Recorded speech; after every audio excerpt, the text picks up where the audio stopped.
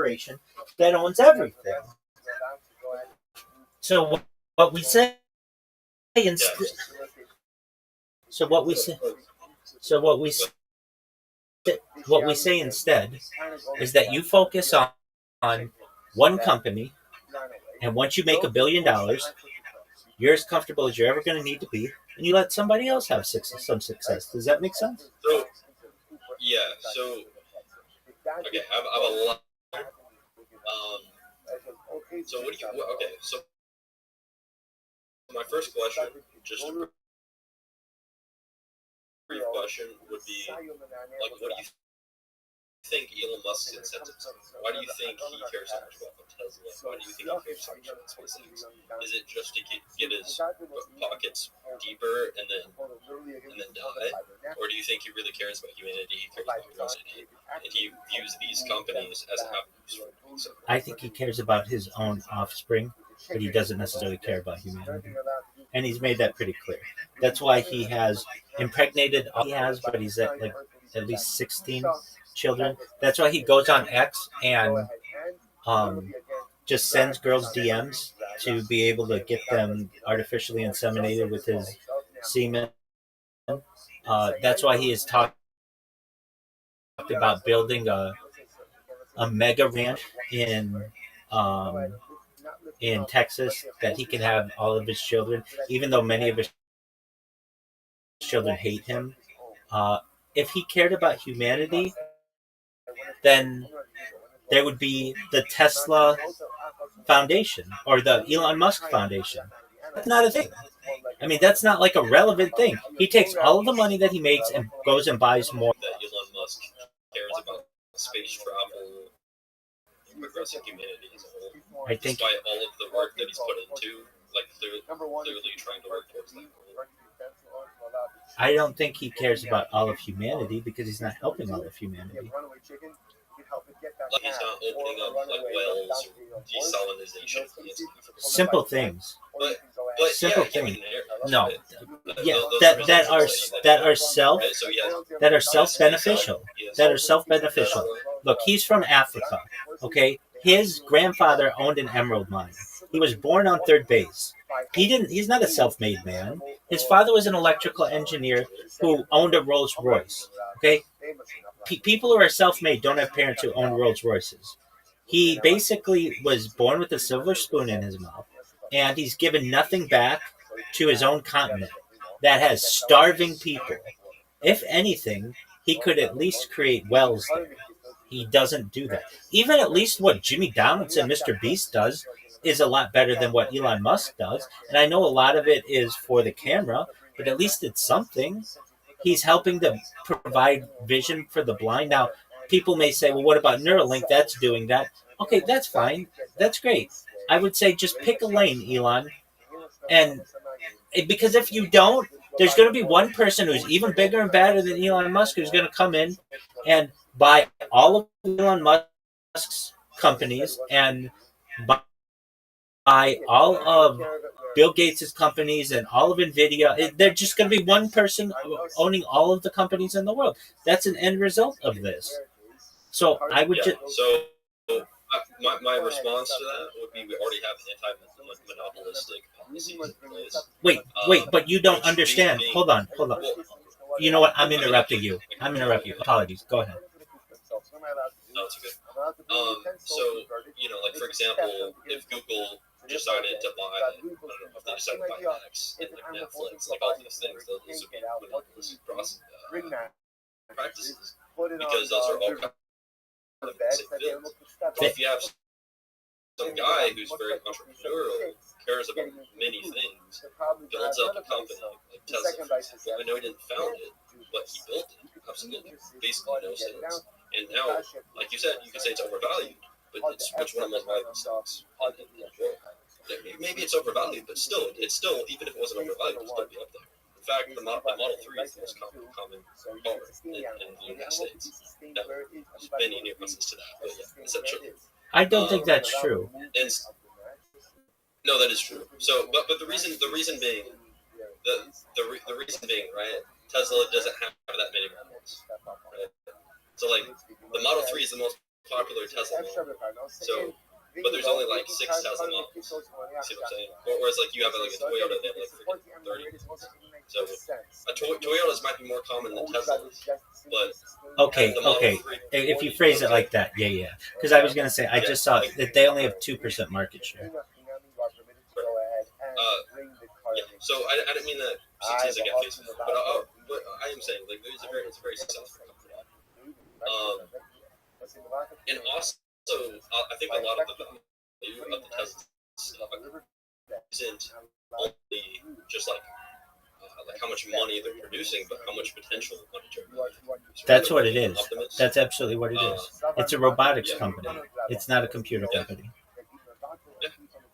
Like Optimus is like a big selling point. There's a lot of developments in that area, and if that takes off, that's hugely monetarily beneficial for them because now they have technology and infrastructure to be able to actually start making. Obviously, that's true. But anyways, what I'm saying is Elon, controlling Tesla, and then he built Tesla. Then he decides and goes. He's interested in space exploration, and he builds SpaceX, which by the way was not easy. Built Tesla and SpaceX, both almost failed multiple times. And I don't think the argument that you're making, where it's like, oh, if he didn't do it, well, someone else would do it. I don't think so. I don't think just anybody would go into the like in the space industry, for example, as ambitiously as he did. Trying to build something that has never been built before, which is self-captured rockets. I don't think you can just say, oh, well, someone else would have done it. I don't think that's actually true. I don't think, like Henry Ford, the creator of the Model T, I don't think you could say, well, if he didn't do it, someone else would have done it. Maybe someone else But they did. Made a vehicle. They did. No. Like, maybe someone else would have made a vehicle, but it probably wouldn't have been about the same time. The development could have been different. Our progress of humanity could have seen a different timeline. It could have been slower. Wait, that's the thing. That's the one thing. It would have been slower. I'll finish up with like 2 sentences. My main point is that it's not a monopoly. It would be a monopoly if Elon started buying a bunch of other car companies. That would be a monopoly. It's not a monopoly to start building other companies in different industries. That's it just depends on how you define a monopoly, and eventually what you have is, well, you named a bunch of things. Firstly, I don't mean to nitpick, but the Model 3 is not the best-selling car in the United States. It is, according to ChatGPT, the Ford F-Series, followed by the Chevy Silverado, followed by the Toyota RAV4, followed by the Honda CR-V, followed by the Ram pickup. Now, if we're talking electric cars, the Model Y crossover SUV is the top-selling EV in the United States. Yeah. So can we talk about this real quick? So I just looked it up. The Tesla Model 3 and Model Y have been the best-selling. Okay, best-selling electric vehicles. Wait, totally different situation, though. Totally different situation. No, and I would not disagree from an electric vehicle standpoint. Absolutely, I'm 100% on agreement there. But you don't see more Teslas on the road than you see Ford pickup trucks. It's simple as that. Okay, but that's a minor thing. Now, you said Google. Google is being accused of being a monopoly. It's just they have such. They are. The fact that they're the number 1 website in the world, and with YouTube the number 2 website in the world, is a monopoly, basically on its face. But the European Union is bringing cases against them for being a monopoly because of 2 things. They have a monopolistic control over the browsers that are available in Europe. So, like, everything runs on Chrome or Chromium, and also their Google AdWords. So the European Union is basically saying you can't have both. You can't control the majority of all advertising on the internet and the browser. It's one or the other. So there's an argument to be made that they are. Now, it used to be easier to break up monopolies. This started with the Sherman Antitrust Act with Standard Oil. It happened again with Ma Bell in the '60s um, with AT&T. It happened again in the '90s with Microsoft, and then basically the corporatocracy got its fingers within the government and the FCC, or the SEC, I should say, and the FTC, the Federal Trade Commission, and have made it incredibly difficult for anyone to prosecute these different organizations. Now, what the basic monopoly law didn't take into account was venture capital, hedge funds. So eventually you have a hedge fund that maybe they don't own 100% of a company, but they own 30% of every company, and they have a huge amount of influence. This is not something that was an opportunity for people to have in the past, but because of changes in banking law, it has been. And that has only been around for the last 30 years or so. So, with that being said, let's go back to Elon Musk. We can agree to disagree that no one would come out with an electric car had it not been for Elon Musk. People did. In 1900, there were more electric cars on the road than there were gas-powered automobiles. So the electric car was not brand new. It had been around for over 100 years before Elon Musk even started producing them. And even in the 1990s, they had been experimented with by by General Motors put out a car. There's a very great documentary called "Who Killed the Electric Car," where there was something called the Saturn EV1, where General Motors put out a car and destroyed the industry because of pressure from the petroleum industry. Now, Elon Musk had some influence and some money and was able to move Tesla into this slot. But if Tesla closed today, there are other electric car companies that would fill that position. Now, you made the comment about, well, what about SpaceX? There were already space companies before SpaceX. SpaceX is the new kid on the block. Lockheed Martin, Boeing, Raytheon, Northrop Grumman. They're the ones who were putting satellites in the sky long before SpaceX was doing this. So if SpaceX wasn't doing it, they would be doing it. They're still doing it. So that's already been established. A company like perhaps X, he owns X. That was already started. If X went away today, we would have Mastodon and Truth Social and Blue Sky that would fill the gap. It would just take a little bit longer. So what I do agree with you on, very much so, is that he may have accelerated the timeline, but that does not mean that had he not done this, no one else would have. Someone would come along and have done it. And in terms of Ford and the Model T, the Model T was not the first car in the road. Vehicles had been on the road for 30 years before the Model T. You had General Motors, which would eventually become a monopoly. You had Mercedes-Benz. You had Daimler. You had Chevy, which wasn't yet purchased by General Motors yet, Chevrolet. You had Studebaker. You had Duesenberg. I mean, you had Cord. There were a lot of different vehicles on the road. The reason why the Model T had such an appeal is because it was affordable for the common person. And it was made on an assembly line that made it very easily mass produced. The other cars had to be handmade generally. If if Henry Ford didn't come up with the widespread use of the assembly line, you don't think somebody else would have thought of that? It might have taken another year or two, but somebody else would have thought of that. That's not such a crazy idea. And that's what I'm saying. None of these innovators, not a single one of them, has any idea that wouldn't have come along either a year later, 5 years later, 10 years later. Look at the invention of the telephone. So Alexander Graham Bell gets credit for it, but it was really perhaps Marconi who developed it. and it was just a race to the patent office on who would get credit for it. So what I'm saying is that, like, something like the telephone, if Alexander Graham Bell hadn't been credited with the patent of the telephone, then Marconi would have been. Edison didn't invent the light bulb.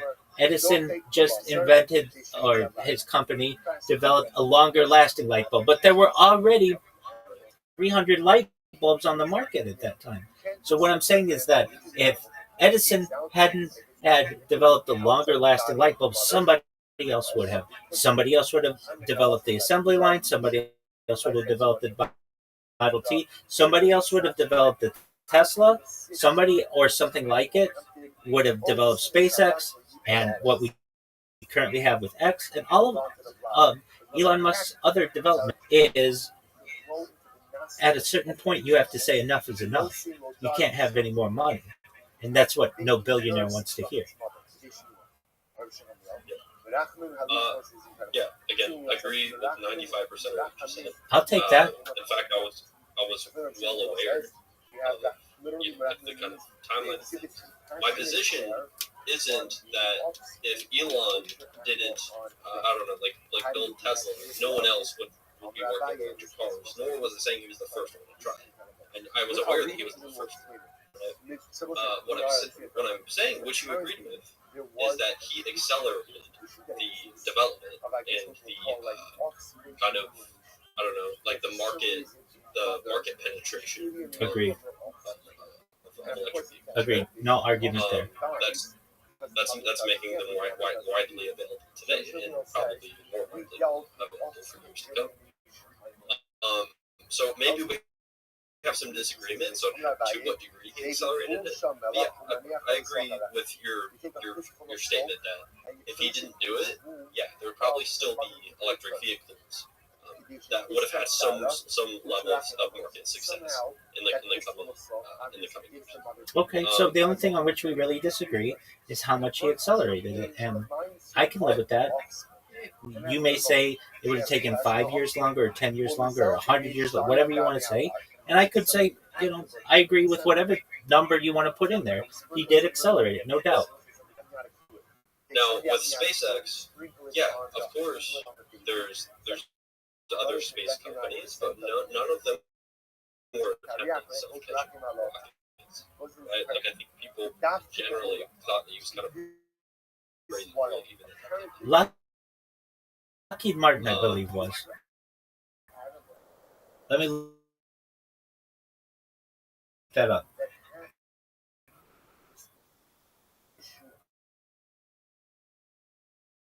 Maybe, but they weren't all in. Was Lockheed Martin developing self-catching rockets, and if so, what year did they start?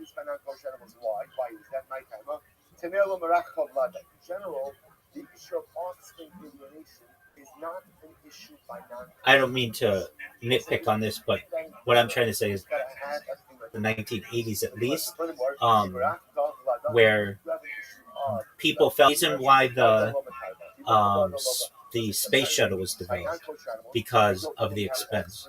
Yeah, I'm sure they were. But what I'm saying is they weren't all in, right? Like, it wasn't even financially.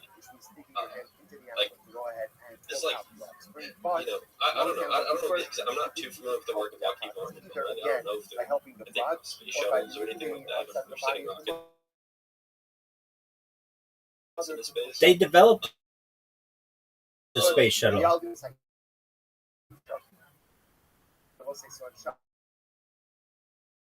Okay, fair. But I guess, like, rockets into space, right? Like, Elon has like a huge market share of the rockets sent into space. I don't know the exact numbers, but I think it's a significant portion. I've never heard. That doesn't mean they don't exist. I just ignorant to this, but I've never heard of a Boeing rocket or a Lockheed rocket share in the rockets into space. And so what I'm saying is, it didn't create an entirely new market. If it, like, there's other space companies, but what I'm saying is what they were doing was completely different from everybody else, and that's why previously they were nearly impossible. Okay, so 1981 was the space shuttle, and that not like that's the rocket that goes up in the air and then comes back and lands in the same spot, right? Yeah, it goes into space, then it comes back from space with the rocket intact, so it's a reusable rocket. The USSR did it in 1988. They only did it once, but they just wanted to prove it could be done. It landed autonomously and it wasn't reused. So, and then 1981, the space shuttle did it. The orbiters reused. The boosters were covered in the ocean. It was not autonomous. I get, but okay, if he hadn't done it, well, we have Blue Origin that's doing it. China has done it, and Rocket Lab has done it, and then Japan and India have developed it as well. So there are other people who, while SpaceX did it first, and I'm not denying that, and it's a beautiful thing to watch. Blue Origin, China, Rocket Lab, Japan, and India would have done it, or already done it. So my question would be: were they already working on this problem? Well, yeah, it's been something that people have been working on since at least 1981. Yeah, but that's what I'm saying. To what degree? Like, because if they, the Russians, they just did it once, kind of a one-off thing, just done, and then I don't know if this is true, but I'm speculating, and then they just kind of put that to the side. Well, they had the breakdown of their government, which is the big issue there. But sure, maybe not the best. What I'm saying is, to what, like, were there other companies that were working on it to the same degree that he was? Even if there was, okay, well, he succeeded, right? They didn't succeed, right? Because if they succeed and maybe the rockets are better, then naturally, generally speaking, unless there's sort of monopolistic practices going on or favorable treatment within the government, they're going to start capturing a large market share because the product is better. And so what I'm saying is, he is the best product. He built the best product, and that in of itself is very innovative. Even if some sort of like primitive version of the technology already existed. He advanced the technology. Right. I agree with that, but it would have been done. It's already being done by other companies. So had he not done it, somebody else would have. This had been experimented in the 1980s, and for various reasons. Really, one of the big ones was there was just not a real big need because satellites weren't as advanced, and also of computing wasn't where it needed to be, that it was seen as being important, or I shouldn't say important. It would have been seen as being important, but it wouldn't have been seen as being practical, is probably a better word. But what about Lockheed Martin? What about Boeing? These are the companies who put up the Apollo program, so at least the 1960s. But the thing is, they were funded by the government, so they didn't need to reuse the rocket. There's no like the big thing about the reusable rocket is the fact that Elon Musk were getting the money from the United States government, so there was no real.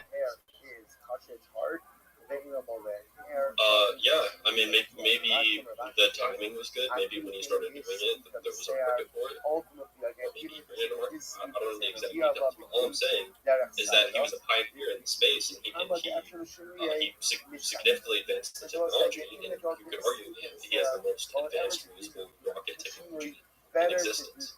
So that in of itself is admirable. I agree. Well, I don't know if it should be rewarded. How much more do you want to reward him? Okay. And I knew you would have calls on that. Okay. obviously there's a huge wealth inequality problem, but I do think there's an issue with taxing billionaires 99%. Maybe their taxes should be higher. I probably agree with that, but I don't think it should be 99% because if that's the case, then the only incentive for billionaires to keep building, right, to entrepreneurs to keep building, like Elon, is just for the love of humanity in of itself. That's what people should do. There's no. Yeah, but what I'm saying is, people like it's not human nature, I would argue, right, to just do things for the love of humanity. Some people like you and I, perhaps, short of it. But I'm saying generally, I don't think that would lead to an efficient society. Now it's fine once we have like a completely automated economy, then and then you can just leave it up to like the super like interested researchers or whatever, who are just generally have like a passion for the field to just advance these fields, and then have just like armies that kind of implement them. But in this current economy, you still need incentive to build, and I would say like Elon Musk's net worth also enables him to start more companies and be more entrepreneurial as well. And I think our country has greatly benefited from Elon's success. So why not just give one person all the money in the world and have them start all the companies? Because only one person can do so much. Okay. So. And I mean, if there was some like deity or something, someone who was like cracked out of their goddamn mind, and like was just like the most supportive person on earth and could just do a million times what like everybody else could do, then yeah, I'm sure there's really not people like that. But I would say Elon, comparatively, is an extraordinary individual. And so I think about it, like what exactly I think, what policies should be implemented. But I do think we benefited, like Elon's success has benefited us. Okay, again, if he didn't do it, somebody else would. And basically, it's the idea of this. You watch football a little bit. I think this is perfect, but this is an analogy. Is if you're the worst team in the NFL, the next year you get the number one draft pick in the league. Are you familiar? Okay, so basically, there are players who play in college, and when they want to declare for the draft, they are ranked basically from best team in the NFL. The team that came in second to worst in the NFL gets the second best player. The team that came in the third worst in the NFL, they get the third best player, et cetera, et cetera. And the team that was the best gets since there are 32 teams, they get the 32nd best player. All right. And then essentially it's called a snake draft, where basically what this does is it gives the people at the bottom the opportunity to improve to maybe be the best in the future.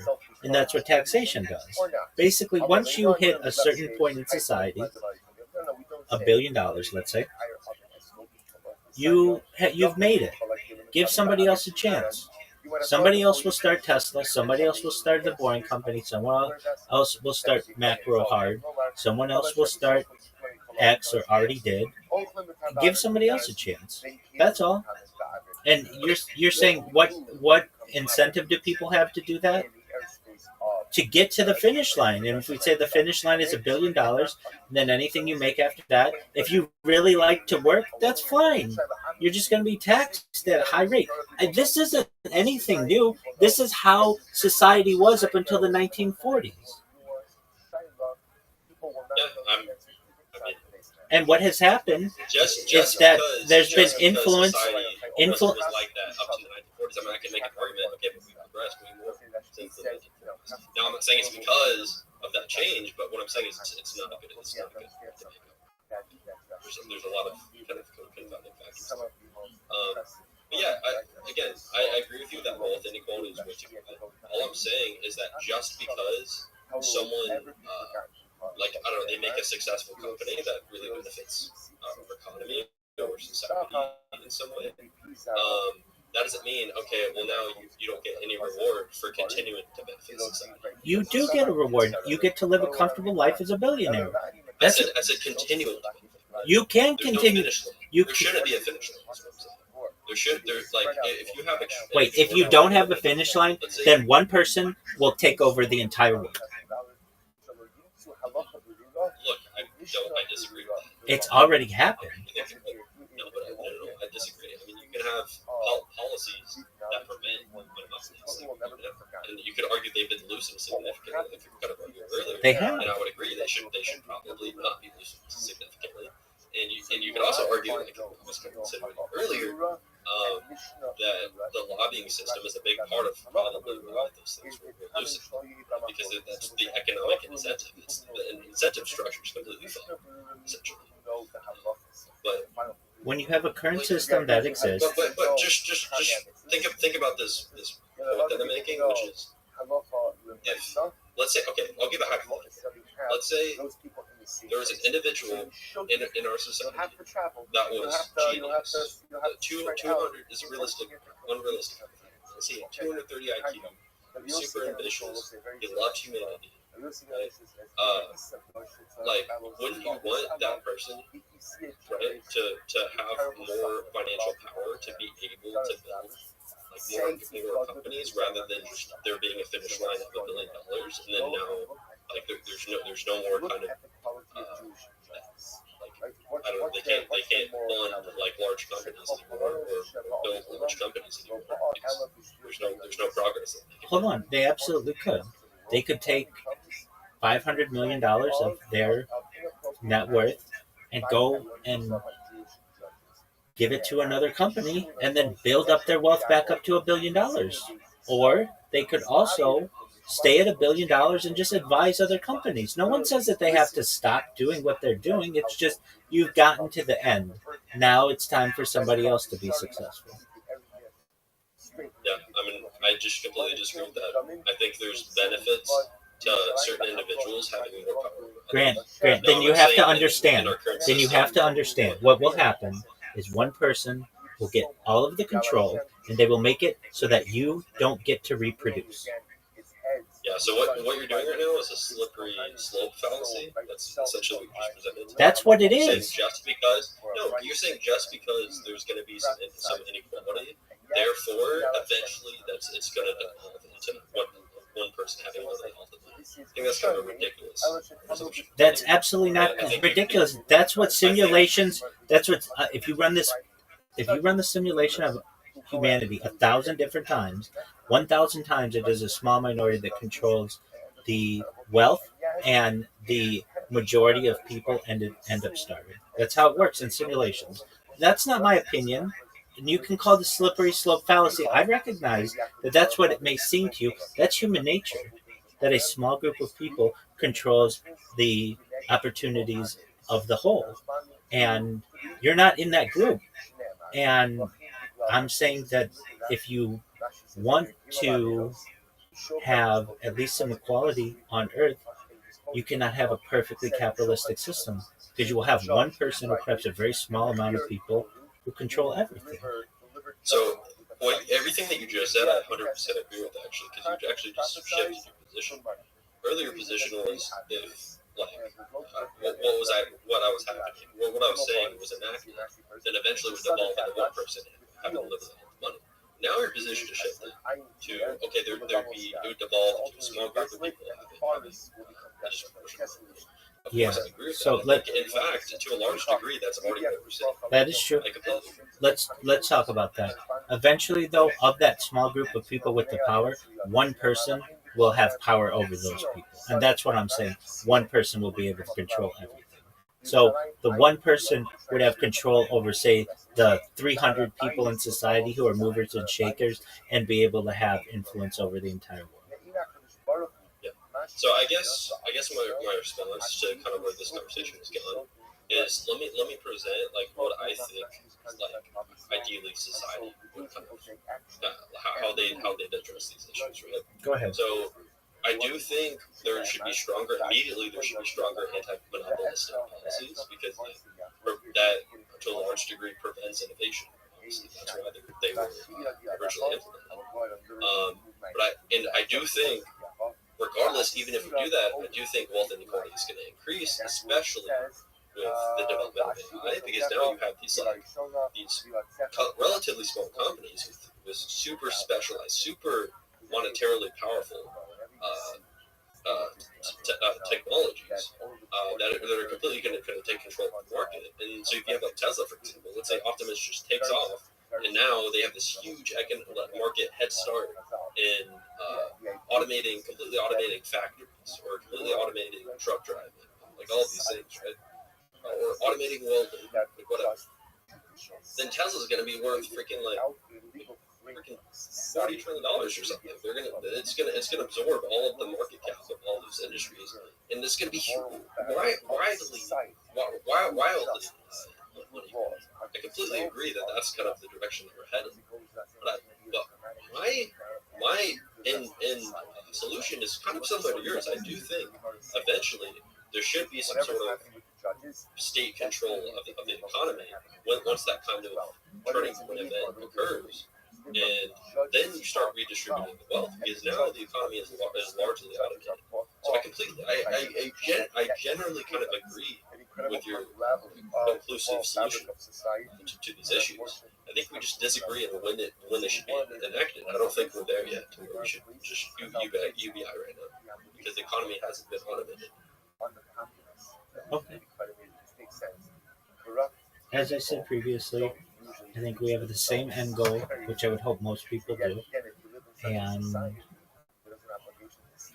it's just a matter of, are we enough in an automated society to be able to enact UBI? I can tell you, at least in Long Beach, not too far from where I'm based, they had a program they gave, especially in the inner city. I believe it was 1,000 people, $1,000 a month for a year, and every single person, 100% of them, said that it bettered their lives, that they didn't have to worry so much about groceries or their kids' t-ball fees or all of those other things. And it may not be a perfect solution to give people money, but it is a start, and we're not yet at an automated society. Those people still had to work, and so we can have a smooth transition where we have people still working, but we give them a start of a UBI. You know, UBI is actually already enacted in one U.S. state. Do you know which one? It's not called this. But let's not to put you on the spot. I could guess Minnesota, California. Nope. Every man, woman, and child. Let me make sure this is correct. Is given in the state. I mean, I know what state it is, but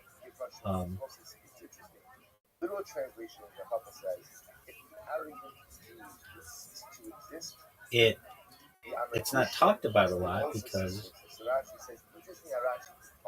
I believe each person gets $2,000 a year. And let me just check before I say anything and have to correct myself. So it's called the Permanent Fund Dividend, and it's out of Alaska. It's the closest real-world example of a universal basic income funded by oil and gas.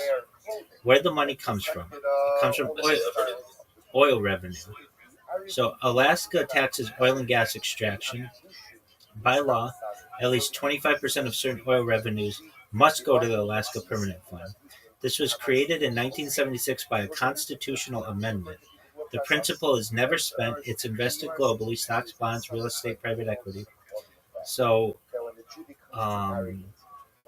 this is already done.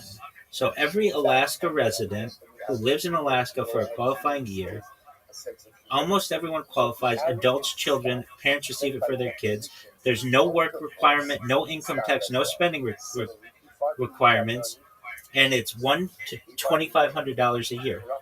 So this is And so like a family of 4 in Alaska makes up to like $10,000 a year, given to them by the government. It's once per year, direct deposit or check. So this is already being done. So for it to seem like we're too far away from doing that, it's already been done, and it's been done for over 40 years, almost 50 years in one U.S. state. Now, I know what you're going to say. No one lives in Alaska. I get that. But if it can be done in Alaska successfully, in 2 days they'll celebrate 50 years of it successfully being performed. That doesn't mean that it can't be explored in the other 49 states. We're going to leave it at that. I got to get some sleep. Grant, I have loved to have this conversation with you. Come back more often. We can have them more, okay? And tell your friends, tell your friend I want to hear everything that he has to learn, that he's learned about these 28 women who have accused the. And I want to say this. I don't want to live in a country where anybody's accused of sexual assault. I want the best people in society. But 28, to quote Cat Williams, if people have been saying that you've been smoking crack for 20 years, and then multiple people say you've been smoking crack for 20 years, you might be a crack smoker. And in the same way, if people have been accusing you not just of sexual assault, but sometimes of rape, and not just that, let's say he never did any of that stuff. You cheated on your first wife with your second wife. You cheated on your third wife with a porn star publicly. No one knows what else you've been doing, but you're a scumbag. Agreed. Beautiful, Grant. Take care, my man. Peace. You too, bro. Thank you. You too.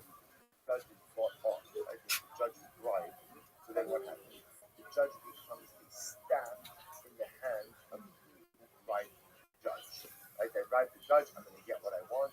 Now the judge becomes the staff in my hand to execute judgment in the way that I want. Shevet Moshe, what's the word Shevet Moshe? Elu Tamidi Chacham Shelish was Shelish Marcus Taria. Was it these are Tamidi Chachamim that are in the family of Dayan? Now what does this mean? Take a look at that. That's the Shevet Moshe. Makel Egufein to Moshe. Dayan Mishran. Shetamidi Chacham Hoseim Lahem.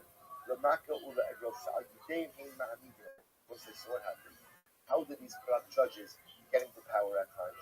They had Torah scholars in their families, and again, people assume that because they had a Torah scholar in their family, therefore, again, the judge was pious as well. And even when the Torah scholars saw that the judge was doing something wrong, the nice Salah, they didn't say anything. So the Hamidi Kahanim enabled the judges to operate in an inappropriate way. There's a sequence from the Catholic as well, which is, even if you're not committing the Avera, but you're enabling. That's problematic. Like becoming an enabler, for someone's wrongful activity comes with liability and culpability as well. This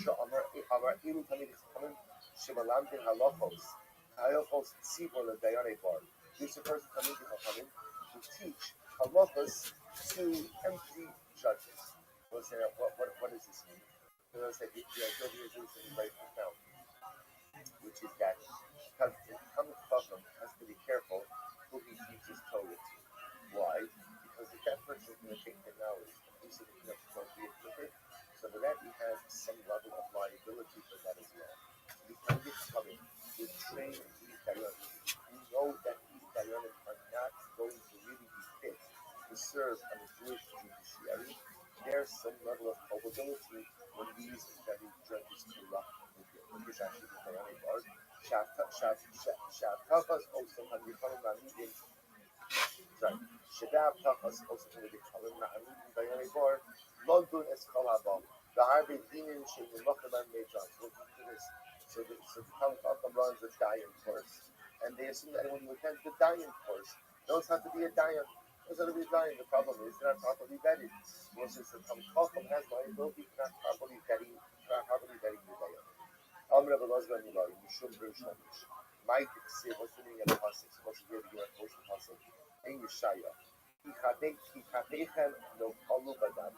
So literally again, your hands, your palms are filled with blood. That's both sechem ba'avot, your fingers with avot iniquity. So sechem tilushakem, your lips speak falsehood. The shonchem avla kega, your tongue articulates avla, articulates bad things. Also, what does this mean? What is seen at your hands are filled with blood? Elu Hadayan. We'll say this refers to corrupt judges. These corrupt judges, unfortunately, could have their hands full with blood because of the erroneous rulings that they have delivered. That's what Sechem Ba'avot. Your fingers are filled with sin. Elu Sofi Hadayan. We'll say this refers to that's incredible. This refers to the scribes of the judges. What do the scribes do? They write the what's the word? The verdict. Thank you. The verdict. Right. The psak din. Right. They write the verdict. So therefore, they're also complicit in the conversion of judges. They speak falsehood. Ella arche hadayanim. This is the lawyers. These also say okay. Well, there's a lot to talk about that. The idea over here is supposed to have to say something. People think that Chazal are like sour on lawyers. Not true. Lawyers are wonderful. But when the Chazal see that arche dayanim, what they're talking about are scholars. They're talking about lawyers who essentially teach their client what to say, how to say it, even though it's not the truth, in order to get the outcome that they want. That's when Chazal say, Alti ka'archi hadayan, right? Don't be like lawyers. Right? There's plenty of wonderful lawyers. But again, talking about someone very specific who is more interested in protecting or creating a particular outcome and not necessarily focused on arrival at the truth. So the Gemara says, so Dibru Sheka El Archazayana, Lashon Chen Avla, so we'll say your tongue will articulate falsehood. Rilu Bali, we'll say this supposed to be litigants. Sometimes the litigants themselves actively lie just in order to go ahead and get outcomes. So we'll say, so you see again how much you have a whole Amid over here that's wrapped up in this incredible sugya of the need to go ahead and have an honest and integrity-laden judicial system. Judges who are appropriate, but I will say it's not just the appropriate of the judges, it's the judges, it's the lawyers, and it's the litigants. Any legal system only works if people in general operate within honesty. If people don't operate honestly, then again, you can have the best system in the world, but ultimately, again, it will disintegrate. But you see once they have a trickle-down effect. I will say the Muslim hospital in general, whenever a person is in a leadership capacity, you must be careful on how they act because there's always a trickle-down effect. And by the way, even true in your mishpacha, because every person is in a leadership capacity in their mishpacha, how you act as a person has a trickle-down effect on your spouse, on your children, on anyone, quote-unquote, when I say like under you, like under your leadership has an impact. Dayanim, if the Dayanim are corrupt, their society can be great. It's only a matter of time until their lack of morality trickles down to the rest of society. A balabasa head of household is someone, unfortunately, who's not who he should be. It's going to have a trickle-down effect on the household as well. So therefore, again, honest judges, good society. Honest head of household, good mishpacha. Again, obviously, everyone has their own bechira also what to do and don't do. But so what we do in a leadership capacity has a dramatic effect, a dramatic trickle-down effect on all those around us. So the Gemara goes like that. Amar Rabbi Milai, what's the beautiful Gemara? We sure of Yitzchak with that law. Yosef Yosef Ne'achav, no Tam Tam Yain. That's very interesting. From the day that Yosef separated from his family, or from the day that he was sold, he never drank wine. Siv Ulekakod Yisir Echav. As you will say, ultimately, in the reference to Yaakov Avinu. So his first Yosef has been Yisir Echav. The brothers also did not go ahead and drink wine from the day that they sold Yosef. So this is apparently this is talking about before Yosef revealed his identity to his brothers, so he invited all of them to go and have a meal with him, and they drank and they became intoxicated. Like which indicates that Yosef this was like the first time. Up until now they really had not they didn't drink a lot. The other people say no. It's true the brothers did not get intoxicated, but they did drink more. So the idea is over here. Everyone agrees that from the time that Yosef was sold, he did not drink wine. It's a sign of mourning and being separated from his mishpacha. What did the brothers drink wine? Did the brothers not drink wine? That's machlokas. And I will say that machlokas is really quite fundamental. Embedded in that machlokas is how the brothers really viewed the sale of Yosef. If you go with the idea that they too did not drink wine, that indicates that after they sold Yosef, they realized they had made a terrible mistake.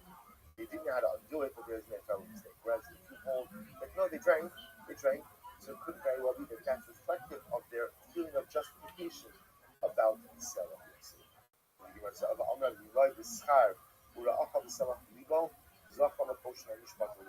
such a beautiful Gemara. Rabbi says, in the merit of Beracha, the Samach Melila. This is Baruch speaking to Moshe. Moshe was reluctant. One of the reasons Moshe was reluctant to assume the position of leadership in Klal Yisrael is why? Because he felt that Aaron would feel passed over. Like Aaron was older than Moshe, so how could it be that the younger brother is going to get the major position and the older brother will not? So he thought, what is Aaron going to say? My brother tells him, don't worry. Aaron is going to be so incredibly happy. So that the Lord says, Schar and merit, that Aaron was happy for Moshe. Rather, Samach will be both. They both say, but not just externally. Sometimes when someone gets something that you don't have, you appear happy for them, but inside you're not. Inside I'm not. Inside I'm jealous. Inside I'm upset. Inside I don't understand like he deserves it. I don't. That's probably because Moshe, the Racha, the Samach, the Levo, to testify Aaron's joy will not simply be external; it'll be internal as well. And once it's in the merit of Aaron being truly joyous, truly joyful for Moshe Rabbeinu's accomplishment, Aaron merited Moshe, like the breastplate. The breastplate is put over the heart. This is such an incredible lesson about being happy for someone else's accomplishment. It's difficult because sometimes someone gets a bracha or someone has an accomplishment that I don't have, and I feel jealous. That's a normal reaction. To work on ourselves where we can feel truly happy for someone else. Because it'll say, the cloud of our life is that you have whatever part wants you to have. Someone else having something does not mean that it came at your expense. So the ability to go ahead and be genuinely happy for someone, even if you don't have that very thing, again, if you want that very thing, that's the new time. Each part sees that, each part gives back that person. Aaron was happy, so Aaron gets the motion. Shochule b'nei Bischa l'levi. Kila mahu. Shusa mahu. Let's listen to this back to Shabbos a little bit. So what's the halacha concerning the canopy? And Shusa v'karma mahu. What's the halacha concerning hops in a vineyard? Based beyond the mahu. What's the halacha with burying the dead under? Okay, so 3 questions. Fire here. At the Azil, so let's say so what happened. So at the Azil nach the lady. So let's say, so as they before they came or as they came, Levi passed away. So let's say they had asked this question to Levi. Levi passed away. So if you are wise enough to answer the questions, Shalach so he sent the following answers. Kila, regarding the canopy on Shabbos. So this goes back to yesterday now. Can you go ahead and put up a canopy on Shabbos? Chazarnu al kol tzidei kila, v'lo matzanu leitzad heter. You examine the issue from all angles, and there is no heter. There is no permissibility to put up a canopy on Shabbos. So really, Lishnach will be learned by Cheskel. Mostly that's not true. Rabbi learned by what you learn by Cheskel said yesterday. Learned by Cheskel said that you can put up a canopy as long as what you attach part of it before Shabbos. As long as you attach part of it before Shabbos, you just pull down on the rest of it and it spreads out. Do that on Shabbos. So why not give that mitzvah? To which he wants the Isha in the Torah. Because the people of this start were not in a Torah. So therefore, again, Shmuel was very concerned. Shmuel was very concerned to give them a heter because he felt that they would exploit the heter. Shusa b'karma. So here, Vuva, the Lishlachim. So we'll say, listen to this. So we'll say they're asking now a Kilayim question. So we'll say, the Shaila was Kilayim. Shusa hops. Are hops considered to be a type of vegetable? If it's a type of vegetable, then it's subject to Kilayim.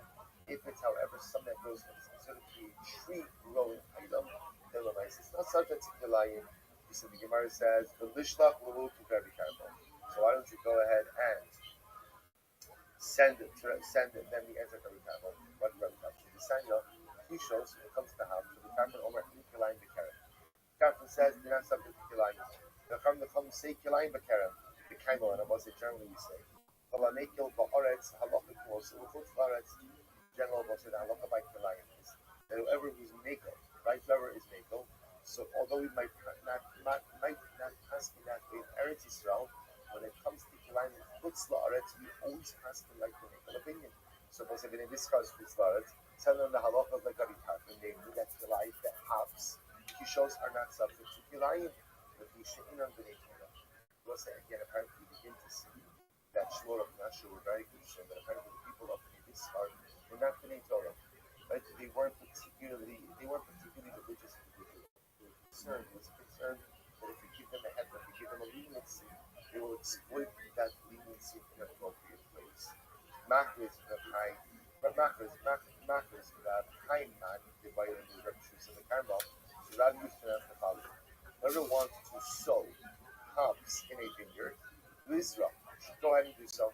No problem. I was the Rabbi was saying, hops essentially are treated like the item that grows in a tree. As such, there is no issue of kilai.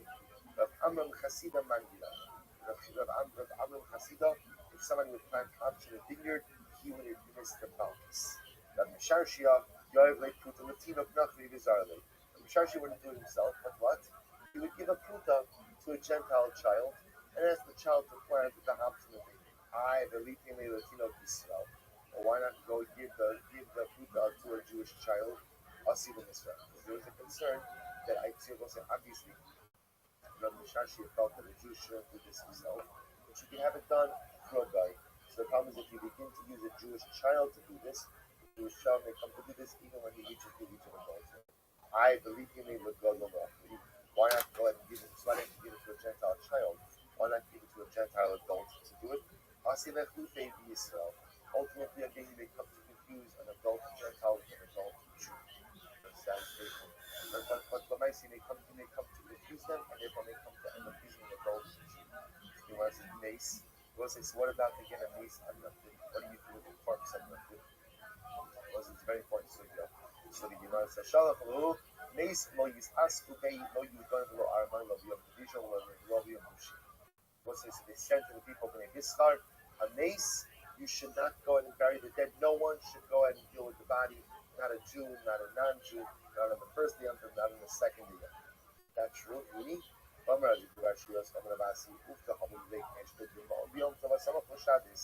was an episode in the Shul of Ma'on, on Yom Tiv that fell out right next to Shabbos. Now, what we don't know on the days, so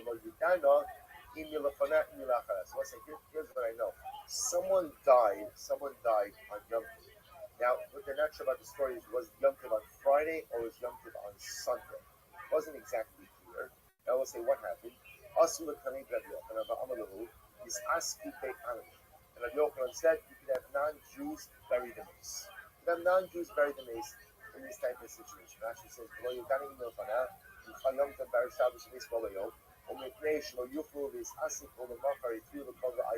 so again, what we're not sure about is where exactly Yom Tov fell out.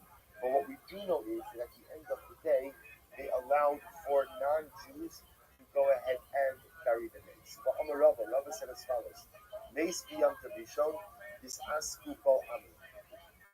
Right? If a person dies on the first day of Yom Tov, so we don't allow Jews to conduct the burial, but we allow non-Jews to conduct the burial. So we allow non-Jews to perform a pura for a Jew on Yom Tov Rishon. The Yom Tov Sheni, what happens if the person dies on Yom Tov Sheni? Is asku bod Israel. So what's like Yom Tov Sheni? So even ultimately, again, Jews are permitted to bury a fellow Jew. But even beyond the Rosh Hashanah. I will say this is true even on the second day of the Rosh Hashanah. I will say that normally again, remember, second day of the Rosh Hashanah is treated differently than normal Yom Tov Sheni Shalparis. Because remember again, second day of Rosh Hashanah is observed even in Eretz Yisrael. That's the concept of Yom Harichta, one long day. Okay, we're not getting into all technicalities. But the point over here is that Allah Maisa, Rabbi said, and this is codified in Shulchan Aruch, by the way. If a person dies on the first day of Yom Tov, you can have non-Jews bury the person. If a person dies on Yom Tov Sheni, even Jews are permitted to go out and perform the Gura on Yom Tov Sheni, and even second day of Rosh Hashanah. Masha'iki in the Beitza. I will say, just again, interestingly enough, these halachas don't apply to an egg. Right, Beitza should not go to Yom Tov, it's still going to be, Rashi says, Day Rosh Hashanah, Shaval Yom Tov, so Rosh Hashanah, Chamel Yom Tov Sheni, right, and all the results will be set. So I'll say, so just as an aside, an egg that was born on the first day of Yom Tov can be consumed that day, but can be consumed on Yom Tov Sheni.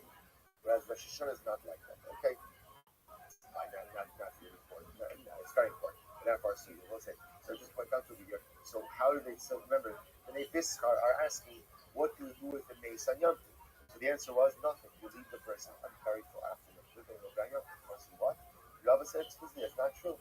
Person dies on Yom Tov Rishon. Yom Tov Rishon. Gentiles can go and attend to the burial. Yom Tov Sheni, second Yom Tov, even Jews can attend to the burial. So again, I want to say the same thing. She'imam b'nei. So once you see that the rabbis were reticent to give fullest to give certain digits to the people of this start, because apparently they were not getting Torah. They were not observant or serious about their observance. Because of that, there was a concern that they would exploit conveniences. So in order to avoid any potential issues with this, so the rabbis therefore are not with them. Looks like just as an aside, one thing is halacha. This is not the split up on Shulchan. If a person dies on the first day Yom Tov, you're permitted to hire Gentiles to go and take care of the burial. Yom Tov Sheni, even Jews can do it. So they say, we don't do this today. So the Moshe finds the excitement the bracha has in Shula would be right. But today it's different because today we have refrigeration. So they'll say the whole heter to go and bury on Yom Tov was the concern of leaving a body potentially unburied for 2 days. Right? So decomposition could be significant. Even 1 day decomposition could be significant. So the notion is that today, since we have refrigeration, there's a way to keep the mace intact and not have to bury it. Also, in many of the Hasidic communities, they still bury on Yom Tov Sheni. So in fact, again, I think it was a number of years ago. It's not without it. It was already was at some of after that. It was a terrible, terrible fire. His granddaughter and I think her daughter killed them. I believe that the Kula took place on the second day of and look up the details of that. But again, I think also someone once mentioned to me that in the Royers community, they also bury on second day Yom Tov. But again, Ayyudim Rahim, not Jews, but ultimately Jews. But again, I think conventional practices like the Moshe, that halacha l'maisa, we wait until after Yom Tov to bury, because the covenant making act ultimately because of the tradition. Good. Says the Rabbi Avin Bar Abdullah, Rabbi Khan Bar Abdullah. Mis'atit Adam B'Kila, Ubikis B'Sehal, Yosef Shram. So let's listen to this. A person can take a kilo canopy. Now, once a canopy is really just a large piece of fabric. So a person can take a canopy, essentially use it as a cloak. And we'll say that even though the canopy has strings that come up, because that's how you would anchor it down, and those strings, of course, the strings can drag behind you a little bit, you can still wrap yourself up in the canopy and go out on Shabbos. In the Choshesh, there's nothing to be concerned about. So the Gemara says, the issue that I might have thought was that halacha l'maisa, those strings that kind of come off the canopy are really not part of the malbush, and therefore maybe that's problematic. The Gemara says it's not problematic. You wrap yourself in the canopy, essentially go ahead and use it as an article of clothing, and the straps are not considered to be a must. The Gemara says, "Ma'ishna midrafina, Lam Rafina Amarav, Hayotzi Kalashim Tziyah." It says, "Kilpasa b'Shabbos Chayiv Chatos." We will say, "B'Yat." We learned. Rav said, if you go out with the four corner cover that has tzitzis on it, but the tzitzis are not quite correct, you're Chayiv Chatos. Why Chayiv Chatos? Because you view it as if you're carrying the strings. Even though the cloak is a cloak, right? It's an article of clothing. But we view the strings as something additional that you are carrying. So why is this case different? So this sounds exactly like the case of wearing the kiva. So it's just like if you wear the cloak that is not properly tzitzis, right? So the strings are there. You're chayiv for carrying the strings. So why would I not be chayiv for carrying the straps of the kiva as well? To which the answer is very simple. Tzitzis legavi kalas chashivi v'labaki. Because I will say that tzitzis vis-a-vis the garment are considered to be kosher and therefore not faulted to the garment. That's why it's viewed as if you're carrying the tzitzis. Hani lo chashivi v'labaki. But these, ultimately, again, these straps that are part of the kila are not chashuv. They're not chashuv. So because they're not chashuv, they're bottled to the kila, to the canopy. And therefore, when you wear the canopy out on Shabbos, we essentially view that as just simply wearing a garment. Those are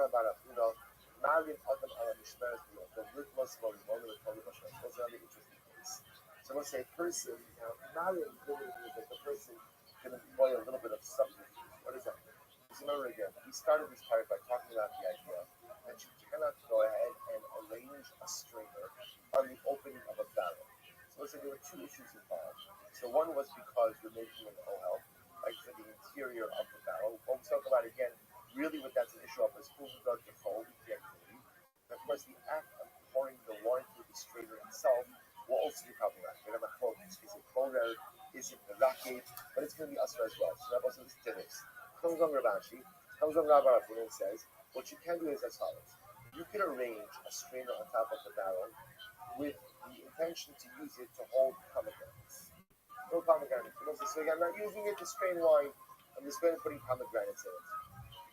Then once it's there to go ahead and put pomegranates in it, you can also use it to strain wine. So this means, or you couldn't go ahead and put up this strainer on the top of the barrel to strain wine, but you could do it, you could put it there to keep pomegranates. And once you put it there to keep pomegranates, then you can use it to strain wine as well. Look at that for a second. The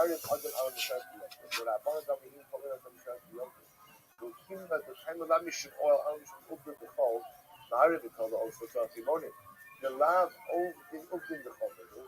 Umisani bashmarim holu b'nitzvah stamina no kumatur. Listen to this. So what Rabbi Rapun is saying is as follows. This is Yom Tov. So halacha l'maisa, I'm not allowed to put up the strainer on the opening of the barrel again. Why not? Because Rabbanan uvdin the chol. It's rejected. So I say, you know what? I'm putting up a strainer, but I'm not using it to strain wine. I want to use it to hold pomegranate. Okay, that's for pomegranates. And once it's there to hold pomegranates, then what? Then I'm going to use it to strain wine. So I said that's the haram. So that's a little bit of substitute. So I can't put it up to strain wine. I'm not putting it there to strain wine. I'm putting it there to hold pomegranates. And once it's there to hold pomegranates as well, I'll pour wine through it to strain the wine from my meal as well. I'm going to ask you, who to tell about Rashi says that works, but it only works if what? If you actually and literally put pomegranates in there. Really? Nice, tell me how to sign that. We'll say, why is it doing the following piece? Not even sheikhar b'moed tzarech. So we'll say you can make new beer. And we'll say the act of making beer is a very intense process, which normally we would not want you to do on Yom Tov unless you really need it. But let's say again, I just want to make more beer now, and again, we'll say maybe even I want to make more beer because I want to have beer after Yom Tov. I drink a lot of beer. I want to make sure that after Yom Tov I'm not out of beer. That's the worst feeling in the world. Right? After Yom Tov you're out of beer. So what happens? I want to make more beer on Yom Tov. Or I understand with the Cholamai. I will say, but I have beer. So watch this. So Makilin Sheikhar, B'moy V'tzorach HaMoed, Shalol V'tzorach HaMoed Aser. So we'll say you can make beer on Yom Tov, on Cholamai, for the sake of Yom Tov.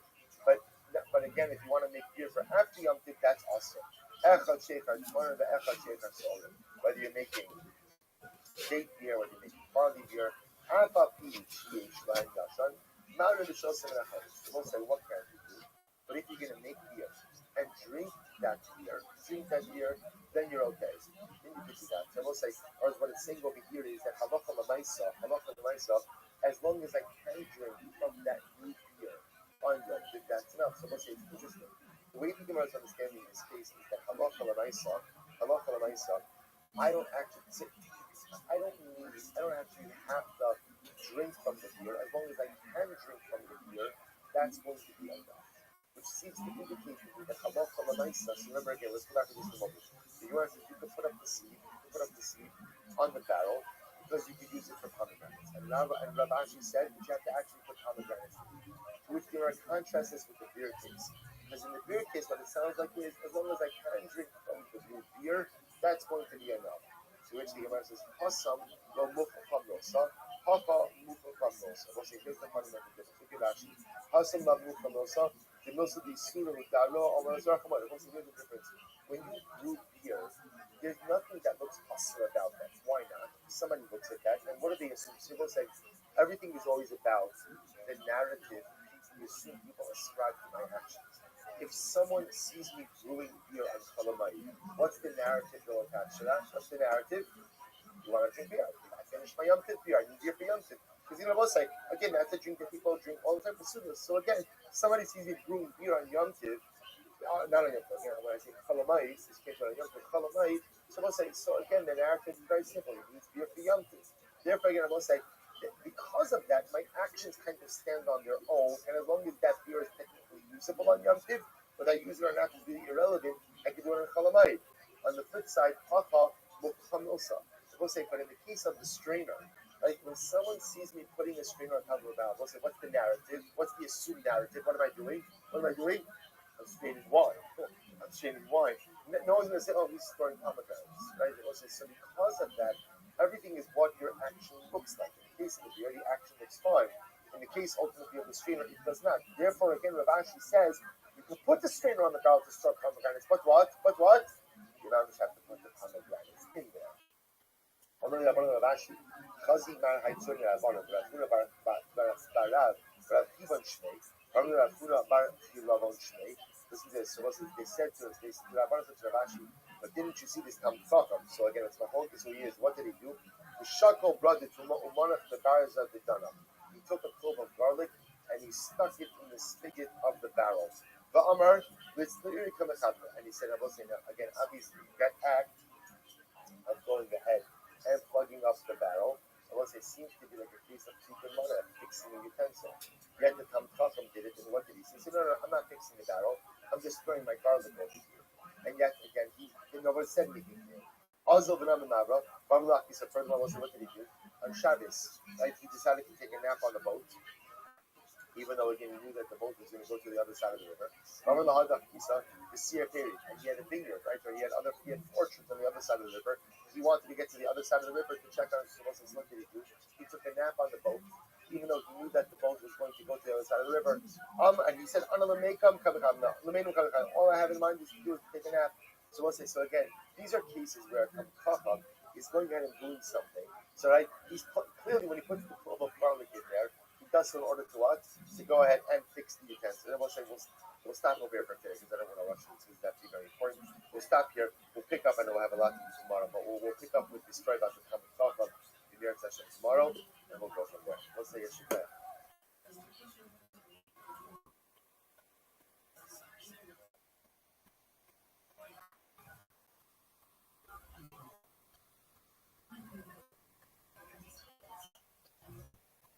All right, and we'll say good morning. Let us begin.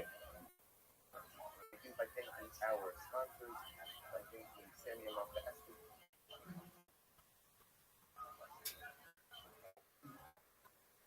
For dedicating all of the students and blessings to the parents. It's completed Aaron and Coy.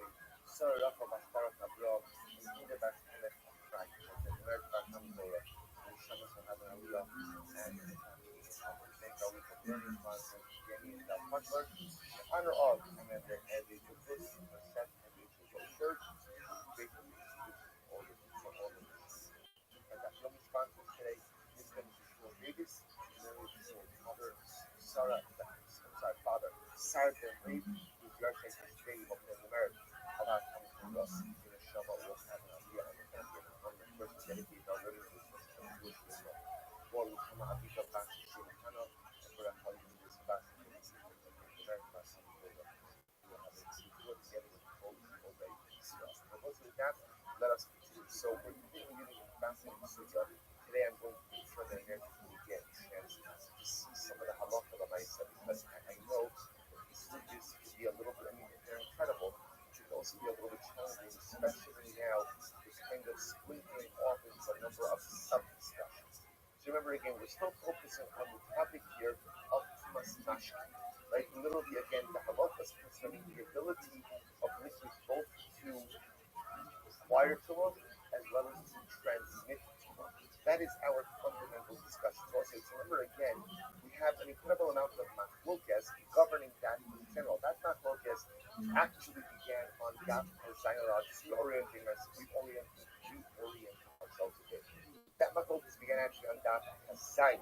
So remember again, that was with first the testimony of Yosef and Yoezer, and then where Yosef and Yoezer said, the mashki being the Tachya, literally again, the liquids of the liquid chamber are Tamar.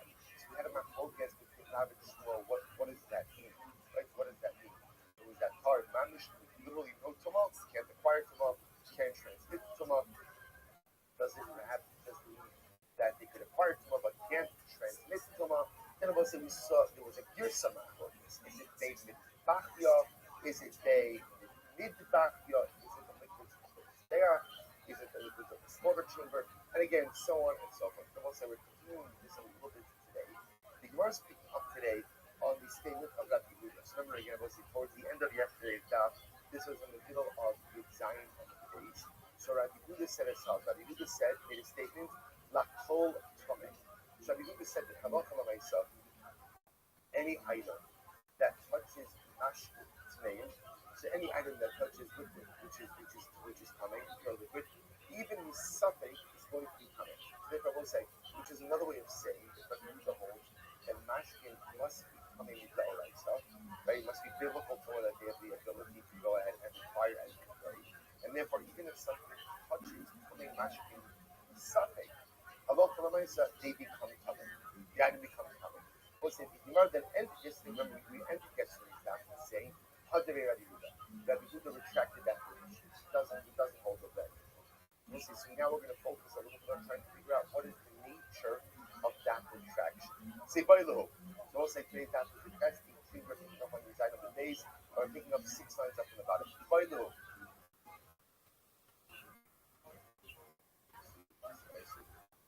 See, by the hook. So Gemara says as follows. By the hook. The Keli Huda Hadrei Abba Oflin Rabbi Yosef B'Shimon Svirlei. Oh, Dumala Gamre Hadrei. So listen to this interesting shot. The interesting thing is as follows. When we see that Rabbi Yehuda retracted his position. So what is it that he retracted his position regarding? Is it just that he retracted his position? Ultimately, again, the kelim, the ability, ultimately, again, for liquids to go ahead and transmit tumah to kelim, but ultimately, again, for often when it comes to food, ultimately, again, he still holds that liquids have the ability to transmit tumah, like Rabbi Yossi, Rabbi Shimon, or more perhaps, legamre hadrei Rabbi Meir, or perhaps totally retracted his position in terms of liquids, and in fact, he's in alignment with Rabbi Meir. What's the Rashi is important? Rashi says over here.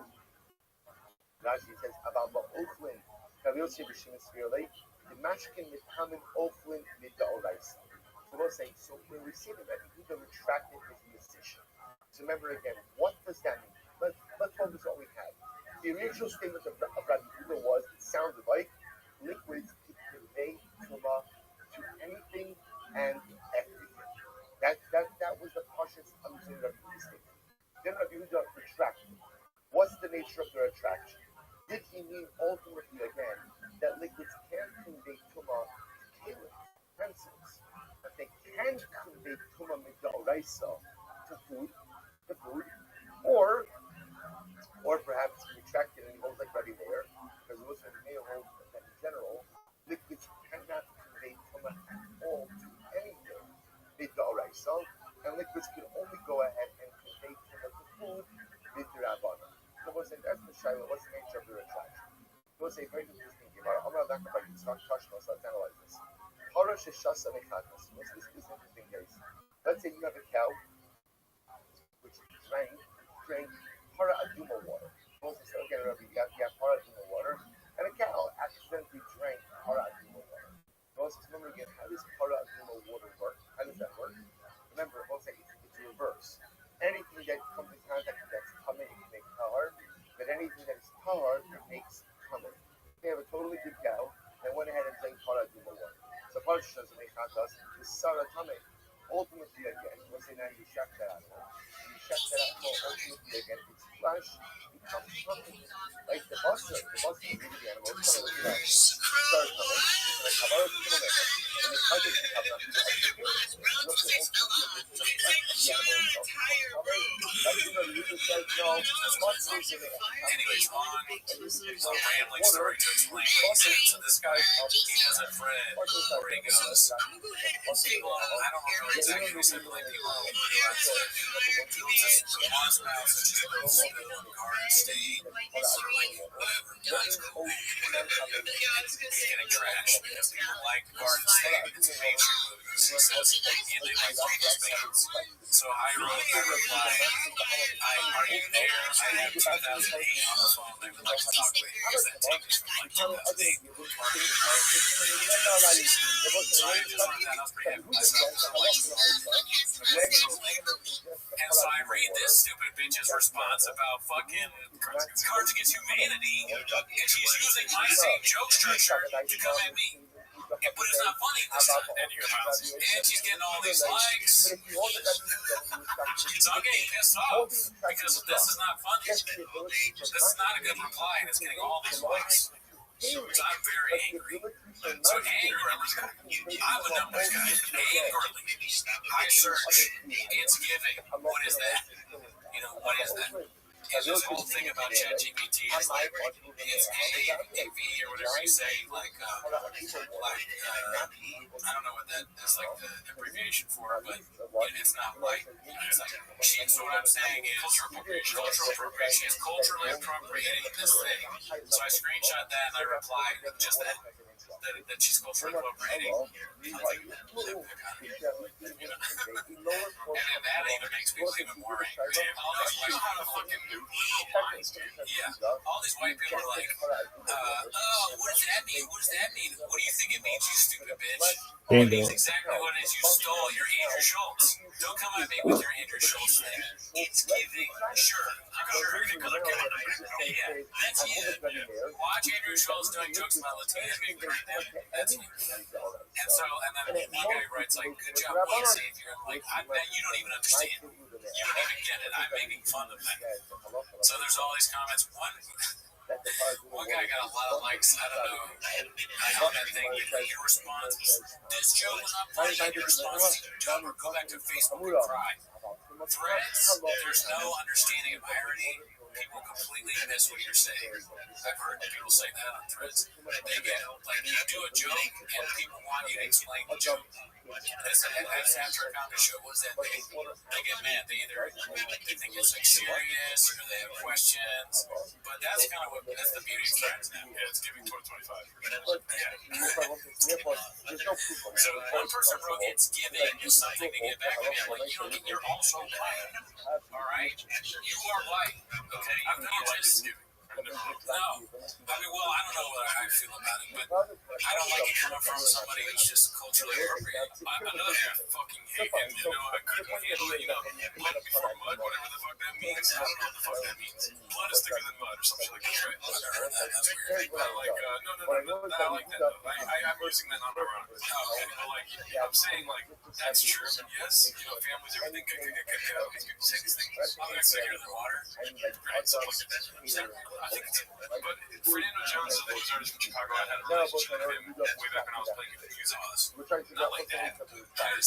You're just not even fucking a dude right now. It's gay as hell. But anyways, he has a song called You Had to Be Good. I don't know if there's a song he made called Blood is Thicker Than Mud. So it's a phrase I love. It's good stuff in my head. Yeah, he wrote it. What I'm trying to say is that my little cousin, my older cousin, would always say I'm dead whenever he was laughing at something I said. Oh, yeah, no, one day I had to confront him. She's like, dude, can you stop saying that? You're dead. You're dead. Why does that make us mad? I don't know, dude. Deadass? I am this shit, dude. I feel like deadass.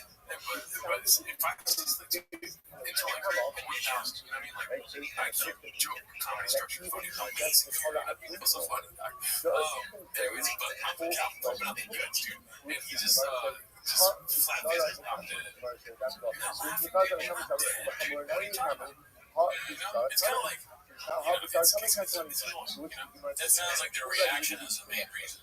And at the time, ChatGPT, I was like, look it up, and like, oh, look at this, Martin Luther King said founded. Yeah, I mean, when I wrote that, I remember thinking, like, people are not going to like this. I didn't mean, like, he got assassinated. I mean, I think people understood. When I replied that, I thought, this is not going to be popular, right? People won't get it. They won't understand what I'm trying to say. I'm simply pointing out that you're using vernacular that's not your own. You are, stealing it, and it's not authentic. It doesn't come off looking authentic, and that's cringe. And I'm sorry that you like pimples that eat you. Okay? I'm making a joke, but also I hate pimples. And you know what? I also want to apologize. You gotta apologize, but I want to apologize. I shouldn't have been talking about you. Probably not a good move. She was like, hey, how's it going? And I was like, dude, this guy's talking about what Supreme on Threads. She's like, yeah, prior to investigation. Anyway, but I'm doing all right. I think that would probably kill the mood if you bring me up and just with a woman. I wouldn't suggest suggest that the listeners do that. But maybe not. Maybe they're like, oh, that's hot. I mean, he's got no hair. He's fucking ginger beard. This and that. Yeah, and this, long story short, yeah, it's inflammatory. I don't think it was rage baiting. I've seen a lot about this rage baiting thing going on. I didn't feel like it was, but maybe it is. If it is, it's fun. We don't have to spend a lot of time on this, but I want you to see what I've been looking at for the last, I don't know, dude, but check this out. Really looks like solitaire. It is amazing. Look, you got jokers up top. This guy's never there, so still managed him. But look, you got jokers up top. They work together, dude. So, like, this joker's working with that joker, with that joker, with that joker. You gotta try to beat the score. Let's see it, like, higher levels. You get the shot where you buy the stuff, dude. It's fucking incredible, dude. It is the best game I've ever played in my whole life. It's just, I don't know, there's something about it that's like, speaks to me, dude. And in the comments, if you guys are playing Elantra, dude, hit me up. I'm down to talk with you on Discord, so let's play Elantra on the hop. Anyways, Okay, so yeah, the ad for Belatro, it does look like kind of a gambling solitaire of some kind. oh, there's no gambling. It's just one-time payment for the game itself. Yeah, And the guy, like, I think you got Game of the Year, or whatever. I don't know what the fuck I'm talking about. I didn't graduate. I went to college walk though, but they got Game of the Year. Casinos were trying to like buy the patent off him and use it in the casinos, and he refused. He's like, this game is sold. Oh, this guy owns it? No, that's some random guy. Interesting. But yeah, that's why it kind of looks like a casino game. But anyway, so back home, I have an admission. I already told you that this is. Oh, I was so excited to talk about it. Yeah. So I wanted to hang out with my friends, and I texted Hoffman. I haven't seen him in a while. And I said, me and the fiance want to see the girls, want to hang out, And he's like, okay, well, and he's like, what nights are you free? And I go, well, really, like these nights. And then because my parents want to go dig a pop. That's my time. I always say that's my time down. So I'm talking about mom and dad. So he's like, how about we can do the 27th, but we're going to a comedy show that night. I know it sucks. He said, I know it sucks. He's like, it's a bad bit, but do you want to go to the comedy show with us? I go, yeah, sure. I have some family down to the DC Improv. Ever heard of it? And so she's like, yeah, it works. So we're like, yeah, let's go. So she'll bring them blue shirts too. So, hopefully not. He drove us here. So Alton, he goes, but one thing though, like the comedy show is more than me. And I go, oh man, because I'll say I think at least I was under the impression that Martin Meany was. You don't have to say anything, but I just from what I've seen, I was like, really, Martin Meany, that's what we gotta go see. And his girl, his wife, is a fan of Martin Meany. She is Bolivian, half Bolivian and half Iranian, which Martin Meany is also. She's seen him online. So she loves this guy. So she sent me a text. Oh, what's your beef with Martin? Like, oh, look, that's okay. I'll go to the show. I'm sure he's great. His cousin's great. I thought they were brother. I don't even know. But Max is so much better. Really? So, Martin Meany, that's the last thing I want to do. I'd rather see Max for sure. I'd rather see a lot of comedians. Even though I don't really know him that well, and he's fine. So I'm like, oh yeah, sure, whatever. It'll be funny. At least it'll be something for the show. Yeah, if it was Max, it would be hilarious. Because Martin, one of the things Martin Meany does is the thing that you hate. Oh, dude, let's start a dating show. Yeah, it's the dating show thing. Max doesn't do that. Max is dating stand-up. Yeah, okay. No, he's actually a really good stand-up. Have you been there live for the dating shows? No, never seen it. Never been in person? All right, so let me tell you how this show. I was running in the circles before they started doing that. Okay. Fair enough. So here's how the show went. We buy tickets to the DC Improv. Both of them was like, oh, it's not another bad bit. We did VIP, so we can choose our seats. I'm like, whatever. Let's add the things that suck. Like paying more money. I'm Martin Meany to sit in a room for an hour watching shit I don't want to watch. But hey, we're best friends, whatever it is. Assaulted by black men. Yeah, a little bit of that. So we go to the DC Improv. Have you ever been to DC Improv? No, but I would go to see Max. Okay, you love this guy, Max. So we go, it's like you walk down these stairs, you go to the DC Improv, looks nice place. It looks like, oh man, well, I thought this was like a nice, I always had the impression that the DC Improv was like a very nice place, right? It to me looks like, it kind of looks like it's going through some hard times. Not that bad, but it's rough. And they take us to our seats. This guy wasn't walking. He goes, hey man. I got a turn. He's like, can I interest y'all in some insurance or whatever? I'm looking at it. It's like some baddie, drop top, like former homie or whatever. And I didn't actually look at the shirt at the time. I saw them later. But I just immediately, I was like, no man, I'm okay. So we go to our seats and we're sitting. We get some food. Food's great. DC Improv, I really enjoyed the food. Have you seen Deborah Costas recently? Oh yeah, the green beans. That's me. Yeah. Well, I'm not even in the green. Oh yeah, that's just funny. I'm essentially doing. Listen, we got to talk about something. I'm trying to be positive. No, but I didn't mean to throw it off. No, not at all.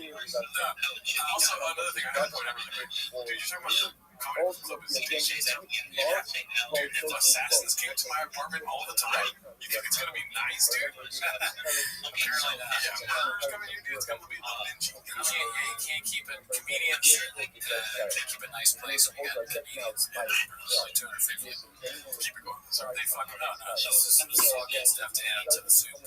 So this comedian Martin Amini soup they were doing. Do you want to hear about Martin? Oh, he's cooking our other Max, whatever he's cooking. Okay. So we got the food. The show's about to start, and I'm thinking. Here's what I'm thinking. I wonder if you can guess what I'm thinking before the comedy show. I mean, I'm gonna make another Max joke, but I wish this was Max. I wish it was Max. Dude, honestly, he would never talk to the audience. He would talk at the audience. He wouldn't talk to. He wouldn't bring him on stage. Are you kidding me? No, Max Amini's a great. You take your shirt off, and that's a Max Amini shirt. Do those exist? I don't know. It's exactly like this one, but just Max. Oh yeah, that way. Yeah, Max, and then a bunch of him with microphones. Somebody naked.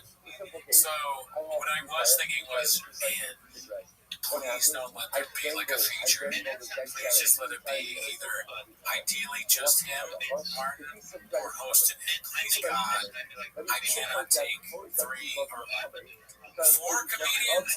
If it's more than 3, I can't. I have to leave. And thankfully, it was just the host. So the host comes up, and it's the guy that's selling t-shirts. You know, of course it was, right? This is the rise name, Justo. So Justo, Martin doesn't work with anyone that he knows. Well, he actually said that he brings Justo around. He used to bring a lot of them around. Right? I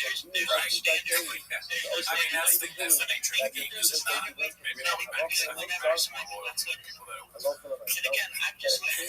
So Justo comes on stage, and Justo's fine, but he does all the things that, it's been a while since I've been to a comedy show, so he's done all the things that you notice, like, okay, the first thing he does, Justo's on stage, and he goes, all right, y'all might remember me from selling the t-shirts. And then so, have you never been to a comedy show? Yeah. But you've been to the comedy show before, that is what a lot of times you'll see. And y'all might remember me from walking in your seat. You know, like I start, like it's guaranteed. So I'm not knocking it. And please don't take this as me making fun of him for that. But because I'm an embittered open micer that's seen this a million times, I'm like, all right, here we go. What else you got? What else you got, Chin? I'm strapped in. And he goes, all right, looking at this Whole Foods ass audience. Because there's more than one race. So like, there's number 2. They said Whole Foods. So I'm like, oh my God, Mr. Whole Foods. So he's doing that, and he's like, and then the third thing, which every comedian does. And I don't fault him because some of these are kind of guaranteed laughs. And maybe you should do them as those. But he goes, I mean, I don't know, I don't got too much time because, I got to move my car or whatever, like he's parked outside DC. Now I'm parked in DC. So I go, okay, well, I better follow his parents. I wish he went in instead of what he did when the pedophile stuff. I'd be like, thank God someone really did do something different. That's my time, Dallas. So Oathman, like, while he's doing this, he's not bad. I want to stress this, and I'll say both of them, neither of them are bad. Both of them are serviceable comedians. And if you're a comedy fan, they're not people where I look at a lineup and I'd be like, wow, that is going to be rough. They're nowhere near as bad as like Brian Callen or Joe Rogan or what Tom Segura. Maybe we got to add him to the list. I haven't seen him recently, but I was thinking what Jim Brewer has become. So those are like active. When you go see or when you watch their stand-up, it's like active pain. Where you just like, I cannot. This hurts to watch. So Justo, Martin, me, they're fine. So, but anyways, Justo's doing his. All right, you feel Max, dude. I'm telling you. I mean, dude, honestly, you're trying to endorse two shitty comedians if you ask me. If you ask me to see Max and me, it's so goddamn funny. So Justo's doing his bits, and they're not that great. And Oathman turns to me and he like taps my knee while he's on, and he goes, "What I tell you, stand up sucks ass." I go, yeah, it does. It really does. It's not very good. But Justo does a few bits, he does some kind of funny crowd work because the audience is rowdy. Arch and House is rowdy. Right. So he's doing his bits, and I'm like, it finally stops. Thank God. And he's, are y'all ready for Martin? You've seen him on YouTube, you've seen him on TikTok. He's famous all over the world now. Give it up for Martin Amini. All right, so you know what the first thing? I wonder if Martin's ever done this before. The first thing he does. No, his girl was there though. Yeah. So first thing he does, and I don't know if this is a planner, okay, but he reaches down under the stool. He pulls out a thing of Windex, and he's like, "What is this? Who left this here? What? Oh man, they have the Latinos because it's a Latino show. They're gonna." Bro, we're gonna beat you with all my soul and heart, dude. Has he done that before? I don't know. I watch a lot more Max than Martin for sure, though. And so, dude. Okay, so he did the Windex thing, and I go, oh god. Whatever, that killed. And, he's fine. He did an okay job. My knock on Martin is, he does the thing where it's more, I've been trying to think of a way to describe it. And I think the closest I've come is reaction comes. Where it's, he says something, and then it's his reaction to it, like whatever that's more of like a white guy reaction, but that in his way. So this guy said this, and I was like, and it says that over and over again. But let me compliment him. Because a lot of people have said that Matt Rife is good at crowd work. I disagree, but I see where they're coming from. Martin Amini has crowd work now. He does. His response is, do I want to see that? Not particularly, but the crowd work was not bad. He was good at it. It was the second best part of the show. Third best part of the show. I hate to say it. Dating part. The dating part was fun to blast. It's a blast to be there. It was good. Yeah. He was really good. He does the. He also seems like, I don't know. He was nice to the crowd, So I love people that are nice. Not really. Like what I mean. Dude, sorry, I wasn't gonna bring him up again, but yeah. No, but when I'm in public and I meet nice people, I'm like, this is awesome. And whenever somebody's nice to me, we should do stand-up comedy. Yeah, I agree. We should do stand-up comedy. I don't agree. Okay. So, we should tell the crowd that the people listening, what the dating thing is. Okay, it's not Max and me. It's like complete opposite. Not funny. Online, not funny. In person, probably awesome because we're being silly. Right. It probably doesn't transfer online. No, I've never watched online. But anyway, so what he does is at the end of his show, he's like, all right, well, let's do this looking for love. And he asks the crowd for either a man who is single or a woman who is single. And then he gets other people who are single from the crowd, and then she interviews them, and then maybe she picks the one guy who knows if they actually want to date. I just want to say really quick, how is Mark Maron selling more single tickets than, these dating guys? Oh, right, because you want to, Sounds like a bunch of lonely people in the audience, dude. I'm just kidding. Because most of the people there are super fans of him. Imagine a sad life like that, dude. Yeah, dude, all you have to look forward to is a Mark and Beanie show. Well, they're not alone. They go with other people. Yikes. Other people that look forward to this, dude. I'm, full-blown contempt before prior to investigating stuff like this. Yeah, shit, fuck that. Okay, so now you see where I'm coming from when it comes to contempt. I mean, I hung out with Martin Beanie a lot, but I also had contempt before. I mean, I've only seen small snippets of Martin Beanie. I have experienced Max Beanie live, and that shit was like a spiritual experience, dude. Very funny. Seriously, like, probably one of the best comedians I've seen live. I think you're headed towards a Reddit with all these Max things. I cannot impress upon you enough how fucking funny Max is. And bring on the Reddit. It's insane that they're related. Guys, these guys don't do comedy the same way. I mean, that's what he does. And so, anyway, so he did his set, and I'm trying to remember, but like we were just over the dates. Now I want to go back. What did you like? You know, remember? Do you have another woman before? This stuff is before the dating thing I'm going to talk about, but the routine itself. I went to the bathroom and part of it because my neck was kind of hurting and I wanted to take a shit. Okay. So took a shit during it was half of the set.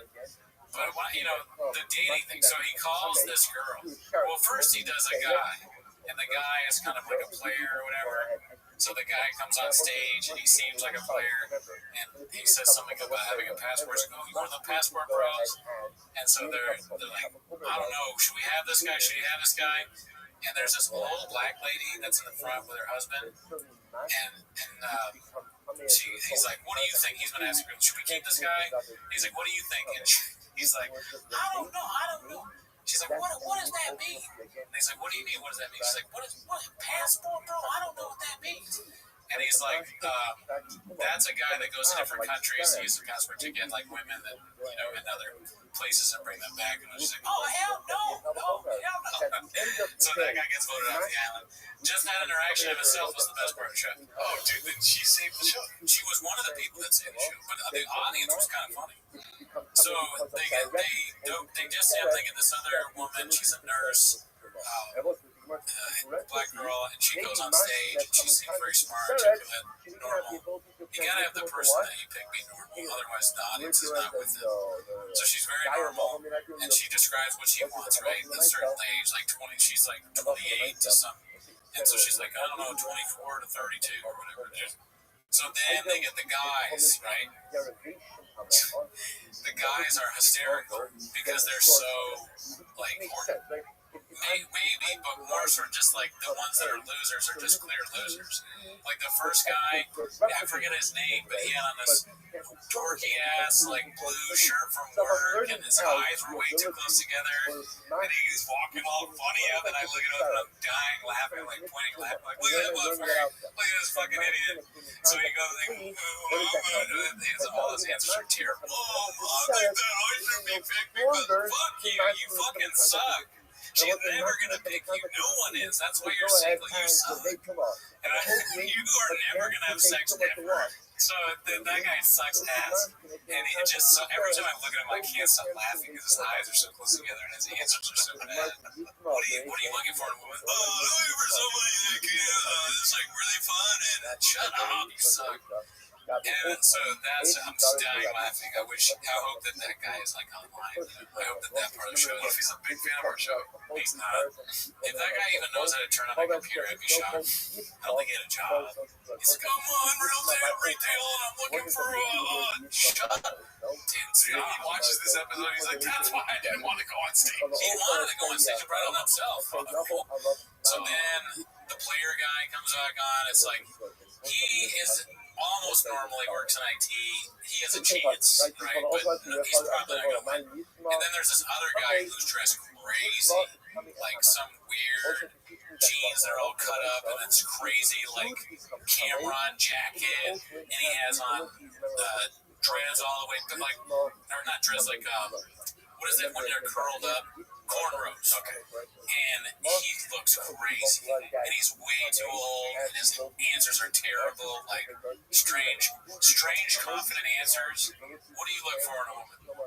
She looked for me. There's something like, but he didn't really say that, but that kind of stuff.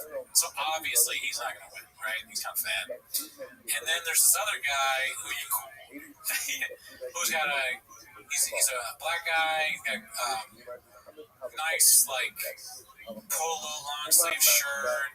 His face is kind, totally normal looking, right? Kind of big, like a big dude, but maybe like he's yoked or whatever. I'm not into this guy. I realize that, but what I'm saying is I'm evaluating these men for this woman who to me seems like a great woman. So I'm looking at him like, this guy, hopefully he's normal, right? Dude is totally normal, also works in IT. Every answer is like what a normal person would say, articulate, he wins. She immediately voted off the guy that was like, hey, I'm a fucker or whatever the fuck, like the guy with the weird clothes because he's too old. What's your favorite color? Pussy. Yeah. My favorite color is whenever I show her on our first date. What's that? So she votes him off. And the whole thing was fun, but mainly just laughing at that one loser guy. Because when you see a guy that sucks that much, you're like, I'm actually kind of cool. It is inspiring. Yeah, you're like, there are people like that. God, I hope he's okay. Like, this is just, maybe there are people nicer than me that will treat him with respect. I certainly won't. This is the guy, like, I fucking would rub my shoe off on, right? If I had, like, trash in my Christ. Obviously, it's the most fucking 1800 thing I've ever heard you say, dude. Unfuckable loser. But I obviously wouldn't rub my shoe off. Right? Yeah, I think about it. And he deserves it. He'd probably be like, thank you. So the dating part was fun. If I was half Bolivian and half Iranian, and there was a comedian who was very famous and had a bunch of viral videos, same kind of thing, from the same area as me, it would be hard to think I wouldn't be a fan, right? So he has an appeal. He's been able to get very popular on YouTube, Netflix, all the industry people don't give a fuck about it. The beautiful thing about Maximilian, I'm not making a joke now, is that he doesn't need to pour out to social media. He has millions of followers, dude. And he's not even Bolivian. Gross. He's not. No. Iranian. Their cousins and all. Their cousins are not. Okay. Well, he's so fucking funny. Yeah, it was fun to go to a comedy show again and see that. You went to a dating show. No, that was definitely standard dating. Like, all the things that I notice about he is probably things that I've noticed about myself. It's not, for neither one of the performers, it's just not there yet. If it ever will be. But it's just not, they don't have the thing, and it's difficult. When you get into that conversation, you start sounding like, Joe Rogan and pedestrian tonight, they just get it. But stand-up comedy is very hard to be actually good at it. He's different, right? So neither of them are there. They're still working it out, and I wish them well. I wouldn't pay to see them, but wow. Wishes only get you so far, you know what I mean? Yeah. If only fucking NASCAR drivers could use wishes to fill their gas tank, you know what I mean? Right. I don't think he's gonna make you quit now. I don't know. He's making a living off it, right? No. What kind of living is that, dude? I have no idea. Yeah. Well, I guess it depends on how many wholesome Betty crop tops he sells. Yeah. Because I bought 5. And then he's like, all right, so we got this merch, right? And you get one out for free. He's like, what do you got? There was one guy that was in the audience from the Department of Defense where he asked about, that guy was hilarious. Yeah. He was going on, I was like, well, I don't know. Oh, the Department of War. Yeah, he said that, he goes, well, it's the Department of Defense, it's got another name now. And he's like trailing off. And this is where Martin was kind of good at crowd work. He's like, oh, really? Another name? Because he knows his name. What is it? Kind of getting the Secretary of War. What does that mean? Like, just mumbling in. Then there was another white guy. He was like, who do you blame for this? And, if you were there, it was funny because he was like, I think we should blame Thomas. He's just another white guy. I was like, damn, the audience is killing it. They are on fire tonight. But yeah, so that's another credit to him. This crowd, some of them were very smart. Others were not so much. There was one guy that was like, low-key threatening Martin. He was, that was another thing that was like happened. Martin was talking about like ice, and this drunk Latino dude in the crowd was like, oh, you can't talk about that. You can't talk about that, Martin. And he was like, what do you mean I can't talk about it? He's like, white people are here. And Martin's like, well, what are you talking about? He's like, well, white people are in ice. He's like, no, you don't understand. And the guy was saying like that ice was going to replace Martin immediately, I guess. So I wanted, during while this was happening, I so wanted to take a shit, but I didn't get it because I knew if I got up there, like, there he is, he's the ice guy. And I was like, that would be kind of funny though, dude, on a viral clip of me being called ice. Maybe I should have done that. That was a failed opportunity. And I apologize to the show for that. It should have been part of the show. I should have made myself part of the show. If my girl wasn't there, maybe I could have tried to be the single guy. I've never done that. Yeah, dude. I wanted to comment on something earlier in the show. We didn't actually just an update to the audience. I know you wanted to also tell them this. You haven't taken my bands outside of doing the podcast. Oh, yeah, I should have mentioned. Today is my second day in my bands. Because the last episode was my first. And this is my second. You guys were numbers guys. I took it today. I still don't really see much. It didn't help me that much. But maybe if it take it more, maybe I'm unloaded. My blood pressure though did go down this time, so that's good. That's good. Yeah, so I don't think it affects my blood pressure. Not good. What did you eat for Christmas? How much time we got? This is the unhealthiest period of my life. When I was making up my blood pressure, like went down. Actually, the first day back, it was way up. Before the vitamins, because of what I've been eating. I was thinking of coffee cake, which I wasn't thinking of, but I had a giant coffee cake. Thinking of coffee cake. And my parents think of this big coffee cake from Albert Bakery. Ever heard of it?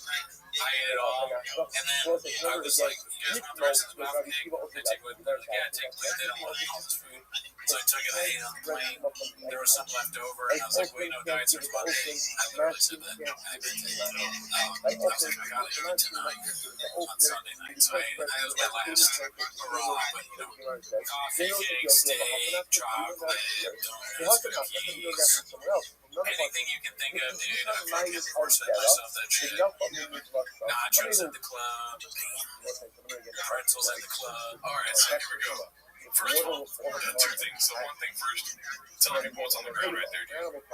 Presents. It's a bag. It's a carry bag full of bimbo bread. That's what it is, dude. It's bimbo bread. I love bimbo bread. Gotta take those fucking pound cakes. Did I eat a whole pound cake last night? I don't know. You be the judge, dude. Because you're on my same wavelength. Last night I was until 4 in the morning. Pack of bread. There you go, pack of bread. And anyway, second thing. What was the second thing? I forget. But it was important. Gerdo's bag of bread. He said, look at the floor. What's in there? Yeah. Oh, I should have said the second thing first. That's always my mind. Bimbo bread. My brain just got taken. Yo, what up, Zoop?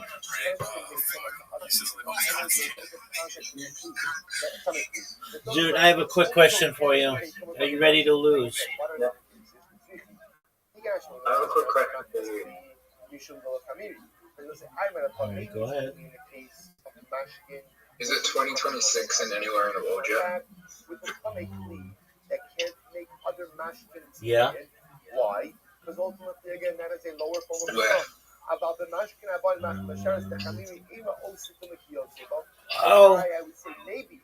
Let's see here. Contact with an Av, with the Sheretz, maybe under those circumstances, Inachinami, Mashkin can convey to what the other Mashkin. I suppose therefore. You know, today's going to be a historic day. You know what? Hold on. Do you know why today's a historic day? Why, big dog? Oh, Zoot. Zoot. We get to experience 2026 in Australia, and then we get to experience it in the US. Right. No, 7 minutes and it'll be.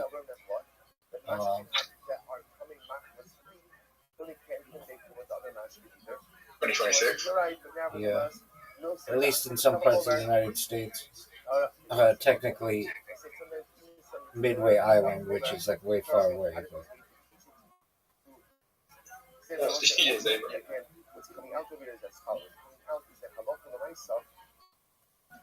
How's your New Year's Eve going? So far so good. I figured out how to post video on Twitter, live video on Twitter, which I think is baller as fuck. So people can watch me as I shill simultaneously. I think that's probably the coolest shit of all time. So again, Kalim can't give it to Kalim, Mashkin can't give it to Mashkin, and Oakland can't give it to Oakland. But Allah Ramaisa, Mashkin can give to Oakland, Oakland can give to Mashkin, and Kalim can give to both Mashkin and Oakland. That's number one I will say. Number two, it is. Still have not fully established is the nature and of Mashkin's general. So Allah Ramaisa will say, what is the Allah? That's who I spoke to. What is the Allah? Who did you speak to? Where's that? Or I should say, an ability. You know who it is. I don't know who the fuck you're saying. The one that lives near you. Oh, you gonna marry that bitch? She's coming here next year.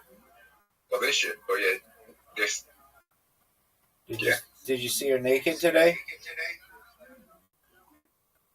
Not coming. Oh, nice, dog. All right, so are you ready to lose? Zoot.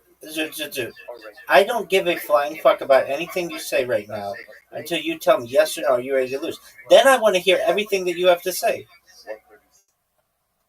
Yeah, okay. Ready to lose. There you go, baby.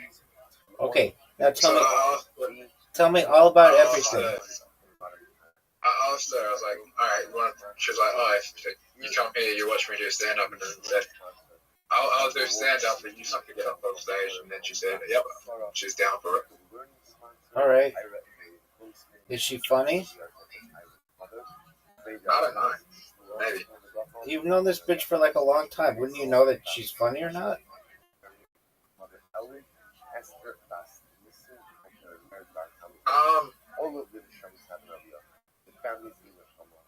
People can be funny but terrible on stage. That's true.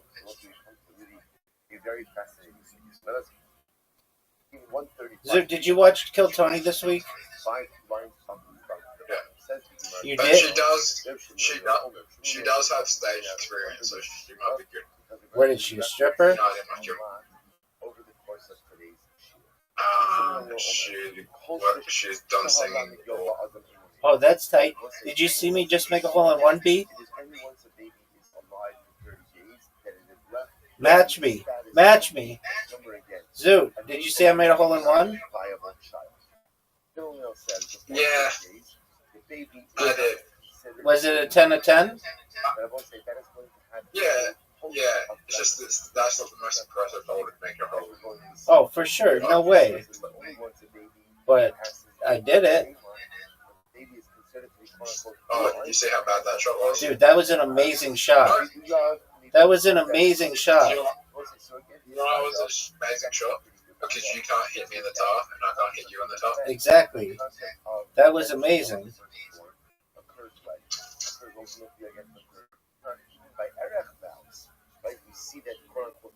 That was bad.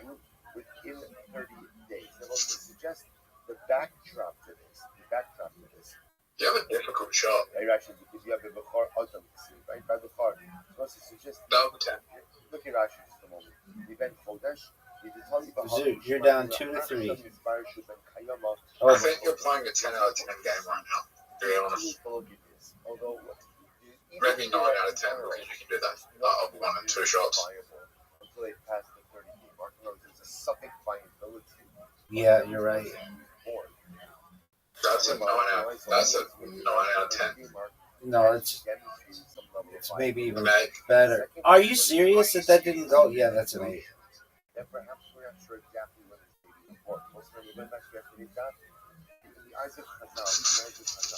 Why did you tell me to go 69? It's not 69.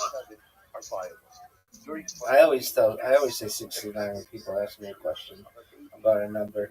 It's like Unk version. It's like Unk version of 6-7. Not 6-7. It's a meme. Yeah, but what does it mean? It means like okay. 6-7 adds up to 13. Okay. Hey, look, Zoo. There. Wait, Zoo. Zoo. There was you knocked out a hole. Look, there's a special spot you could have gone through, but you fucked up. Do you see it? Yeah. Is it no longer considered an ape? Only after 8 days is it considered to be viable. I don't know.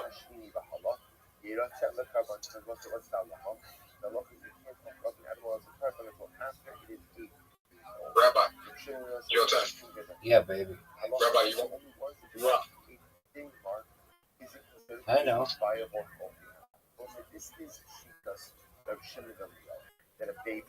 So, Rabbi, I'm learning things about stand-up. What are you learning about stand-up, Zoo?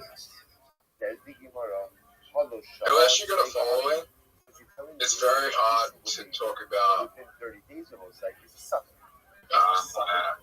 There's 3 things that you don't really want to talk about early in your career unless you got a following. I bet there's more than that. What are those?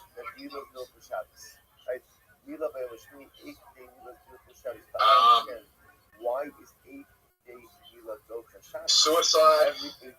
Yeesh. No one, even if you have a fucking fan base, I don't want to hear you talk about that. Suicide. Molestation. No, no one wants to hear that. No one wants to hear that. If Dave Chappelle talked about that, everyone would be freaked out. They go to these shows to have a good time, not to be reminded about the sad shit in the world. I mean, Dave Chappelle has talked about molestation and suicide before. Not his own.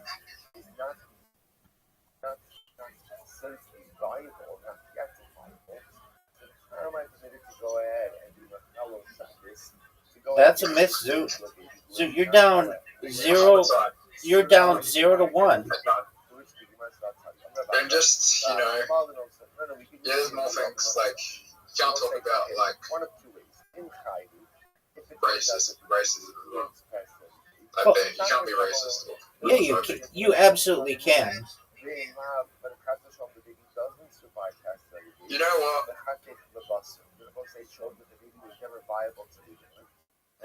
I watched Stranger Things,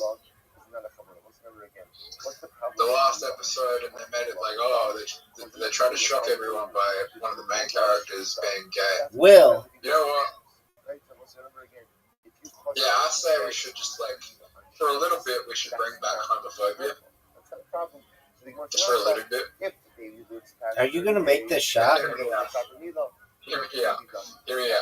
We should bring back homophobia for a little bit. Why is that, big dog?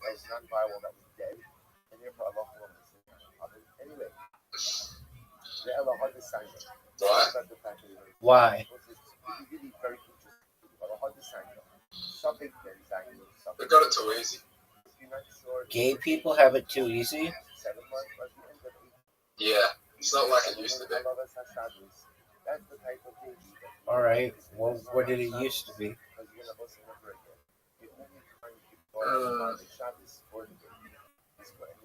Discrimination, cancellation. And you think It's be very hard to be gay. and you think that shit's good?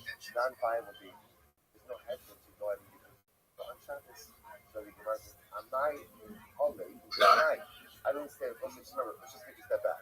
See, Harachulio says So then why should we go back to that? a baby only becomes viable once he lives past 30 days. Here's the problem, and how are you Because it makes- allowed to have Camila on Shabbos? Because orange is potentially then violating Shabbos for a baby. It's not going to talk just to talk crap. Yeah, you do. I tell you that all the time. You just flap your fucking lip. Zoo, watch this shot. Oh. Because it was as if you were cutting something that was not viable that you dead. Okay. Now once you have that spell, what will happen in the following case? I have a baby. I'm not sure was it born after is it a 7th-month baby or an 8th-month baby? Most of them are again 8th-month baby is considered to be non-viable. Dog, I keep making a mistake and giving you a really good opportunity to score. Stop. Your ball needs to stop. Either way, you're covered. Stop. Are you fucking serious? Zoo, don't make it. That was some bullshit.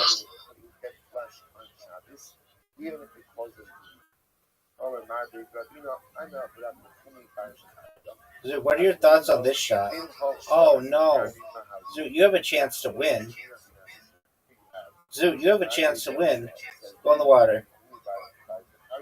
Should I be worried when she watches my video I send her doing stand up? Yeah, because you're not funny. No.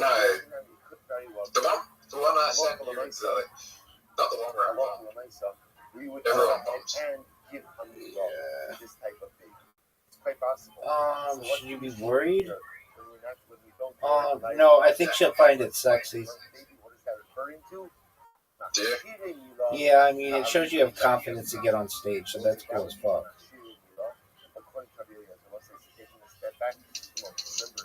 It's not easy. It's not an easy thing to do. No, it's not. And I'm proud of you that you do it. I'll tell you this, and I'm just gonna be honest with you. You of 10 jokes that you make, I think one of them might be funny. Maybe. You and I have different, because I feel like you should be, for me to consider you funny, 9 out of 10 things that you say need to be funny for me. And so the video that you sent me, what was the joke that you said in there that people laughed at? Which one? The one you sent me that you sent to her. What joke was it? What series of jokes? Oh, it was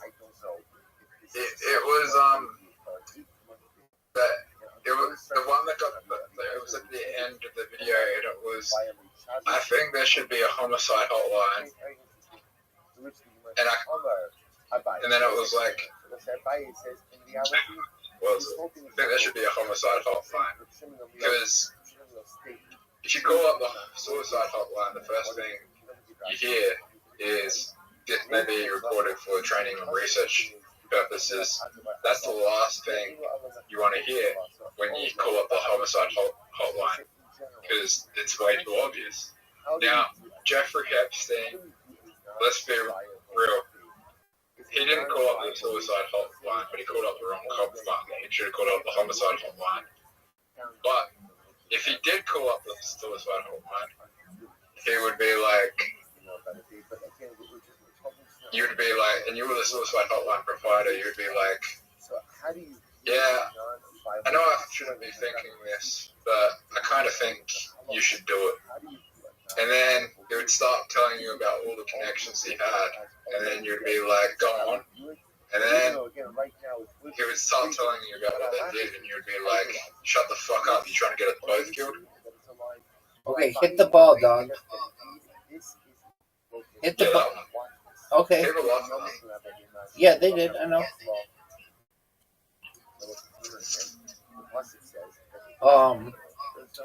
Yeah, I think that joke sucks.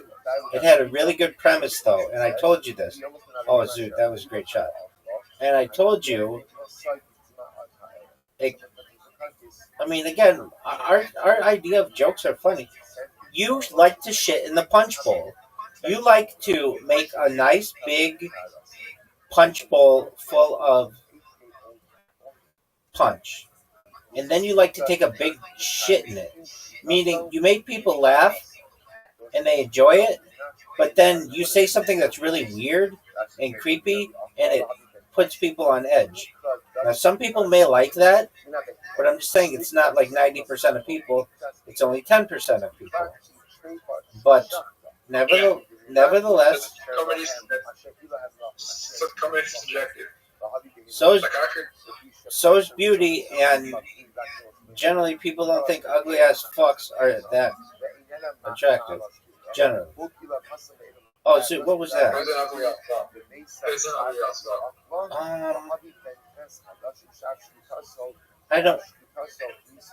I don't want to make anybody feel bad, so I'm not going to say anybody's ugly, but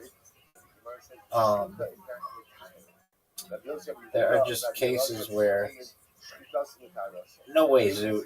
No way, Zoot. What are you doing, Zoot? What are you doing? Tell you something about when I went to high school, right? Tell me what you want to tell me, baby. Zoot. So there was I used to sit in this seat in high school with my home group room, right? Now, like I swear, like she would have been a 10 out of 10. Like she was the most beautiful woman, beautiful girl I ever seen, right? Was she hotter than? Was she hotter than that Polish? Was she hotter than the Polish teacher? Was she hotter than the Polish teacher? Do you view a straight animal as if it's alive?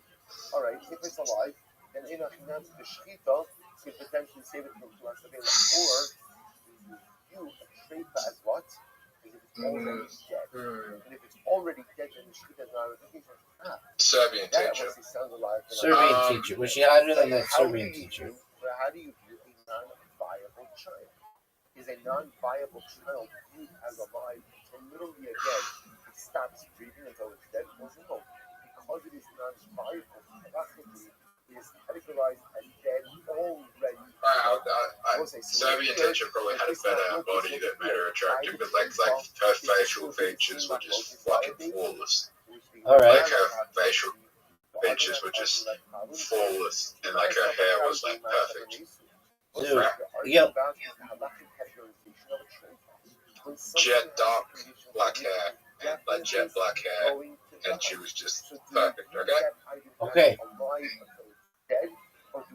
She used to sit behind me in class. Like, I had the biggest crush on her. But yeah, she, even though I found her attractive, no one else at school really talked about her at all, because like she wasn't part of the popular group, and a lot of the girls there weren't really that attractive. They were just popular. Right. But she was fucking stunning. I was like, this girl doesn't make any sense why this girl isn't part of the popular group. Right. She is beautiful. Okay. But she was kind of a bitch. Oh, well, that's why. No, she kind of came off as a bitch. She wasn't a bitch. She kind of came off as a bitch, right? She sounds like she's kind of a bitch. No. Alright, let me finish this though. So, I thought, because I moved school, I thought that she didn't like me at all. Right?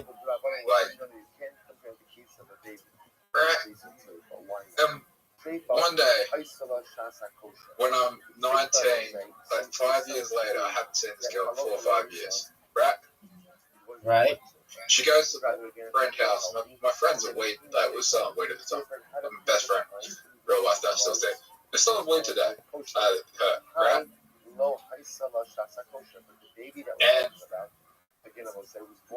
we had a conversation for the first time, like real conversation for the first time, and I was like, I didn't think you really liked me at school, like, and she was just like, no, you're just really quiet, and I come across as a bitch, but like, when she saw me, she was like, you look so different, like her jaw dropped, she was just like, you know, you definitely like gotten better looking since high school, and that was like made me feel really good, yeah. But it was, yeah, it was just like less than 30 days old does not have the halakha being viable. And therefore, a weird experience, like, because I thought the whole time she fucking hated me in school. It's just that she, how do you do Mila on Shabbos if that's the case? And not of Shabbos, if it turns out to be alive, kind of came up with a bitch. and it's just mechatic babas are cutting dead flesh, which is not problematic. Dude, that was an amazing shot. So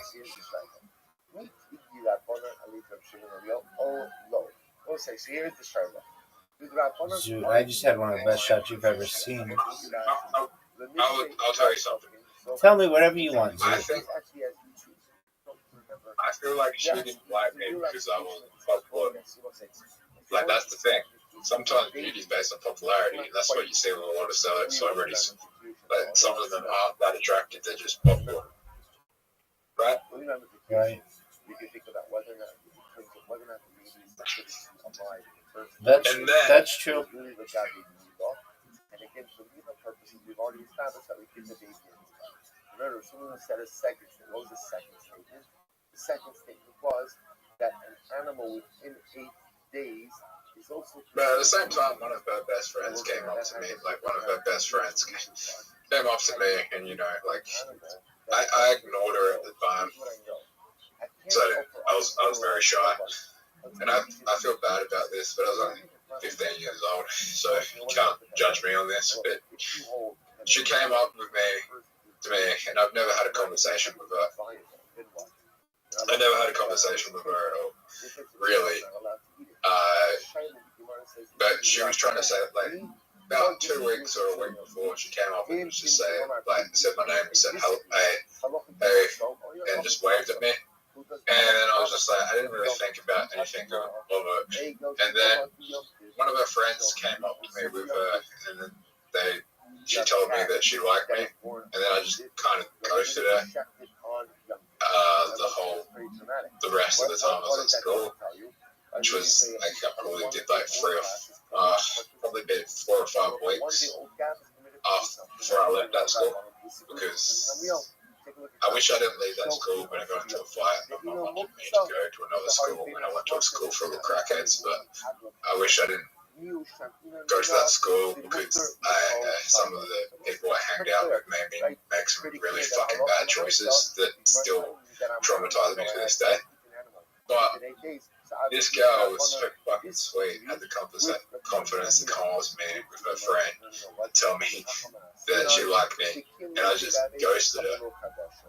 Right? Okay. That's kind of a cruel thing to do. Like, because at that age, right? At that age, having a crush on someone, like, fucking, like, you just think about them all the time. Right? I'm sure, like, when you were, like, 14, 15, you had a crush on, like, in high school, you had a crush on a girl, and you just think about it all the time. It's probably the same thing for her, but more intense, right? We weren't around girls, but yeah, I get what you're saying. Yeah. You went to a boys' school? It was like my school had a girls, not a fully like, formed there's a girls' school and then a boys' school essentially, and so we had separation. But I know what you're saying. I mean, I get it. It would have driven you nuts, and it would have made you very much want to be with her, and it would have made it really hard, I think, to be able to focus on stuff, right? Yeah, so I had the crush on the girl that she was kind of friends with that didn't like me. And I thought I was ugly. I've always thought I was ugly when I go like that. I had acne, but it was like very mild. Like at that age, you think it's more severe than it is because like kids are just picking on you because you get mild acne, and like not everyone at school has acne. But it was very mild acne. Like it was very mild. I had like one. I started this school year with like one like giant pimple on my like chin. It wouldn't have been the most attractive thing, but this, the acne kind of cleared up the next year, and like I was, I was still self-conscious about like my skin. Thought I was ugly at the time. So when this girl came up to me and said that she liked me, I was kind of thought like she was kind of trolling me a bit. So like I regret like just like not like going up to her and be like, even though I wasn't attracted to her because she was like she had like I don't know, like freckles, wasn't really my type. I regret like not like just asking and just being like, well, because like no one at the school really liked me. Like I feel like she was like the only one that really cared, right? And then to make it worse, like this is where like why I'm telling you this story, right? Because there was another kid that like he was the ugliest thing like you've ever fucking seen, right? He was like he kind of like had like monkey face and like ears that like coming like ears that just didn't match the proportion of someone's face. Like it was just like it's hard to explain how ugly he was. Like I'm not gay, but that man was like ugly, right? And he had a crush on her, so because she had a crush on me, he turned on me and turned all his friends against me and just started like he was angry all the fucking time because this girl had a crush on me, which wasn't my fault. And because I've never even had a conversation really with this girl, so it wasn't really my fault. And he just turned all his friends against me, and I was getting picked on at school like all the time because of this cunt. People started making up rumors about me, and it was just fucked, right? Yeah, that sucks. It was all right. So when the baby dies within 30 days, they will say it's not like the baby just dies. That's when the baby falls off the roof, or the baby is eaten by a lion. I hear what you're saying. I know what I've got you. You treat the baby as if it was viable. The baby didn't live 30 days. It's true, the baby didn't live 30 days. Was like, remember again, the premature demise of the baby. You all right, big dog? Inherent viability. Yeah. What is it has to do with? It has to do with. So did you ever make up with the guy who was a dick to you? You never did? So with external circumstances, that baby is considered to be alive. No, I got into a fight with him later, and he left a scar on my face that's yet sucked. When do they argue? But here's the thing, right? This girl, and I did say this girl recently. This is why I bring it up. This girl was probably the nicest girl I've ever fucking met in my life. And he was probably the biggest dick I've ever met in my life. That exhibited some level of physical And activity, but very weak vitality. someone like that So one opinion says the baby is considered to be living. never deserved a girl like that. Also, what's happening? Oh, this is something how you feel. Let's say it's very important now. Let's say again, Someone like that deserves to be like me. her husband dies afterwards. Deserves to be like you? The baby dies shortly after, within 30 days. That's the only thing on the baby dies. So says the Gemara. Someone like that deserves to be lonely and resent. Someone like that deserves to be as ugly as they are. Everyone agrees that if within 30 days the baby Okay. by a lion, if the baby is considered And that's how you feel? Yeah, because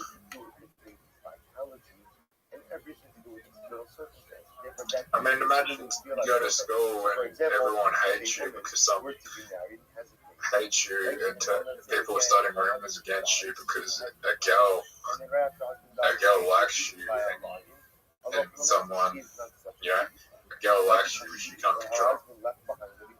Dude. Oh, it sucks. I get it. But here's my... I get what you're saying. I get what you're saying.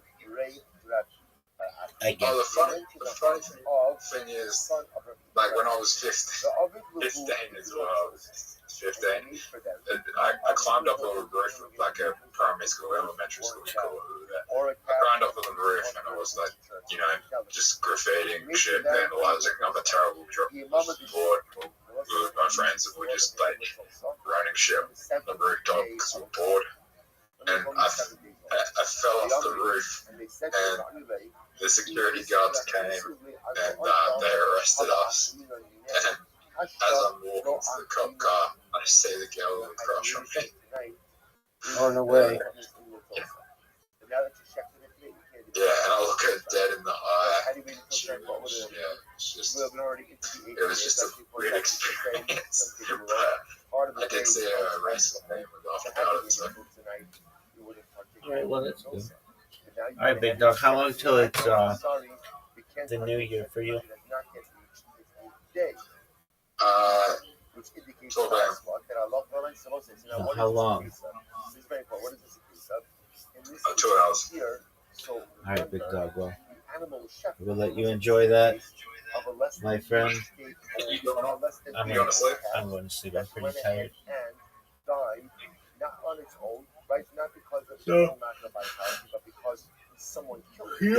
you always talk about time travel with me. You already live in the future, Zoot.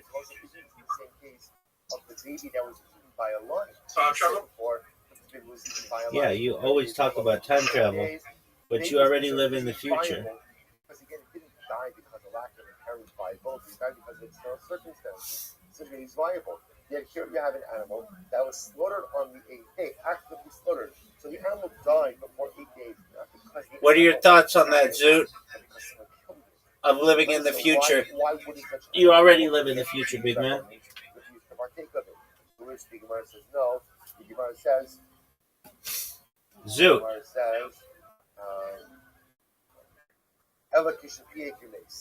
the ultimate Right, Rabbi. Yeah, baby.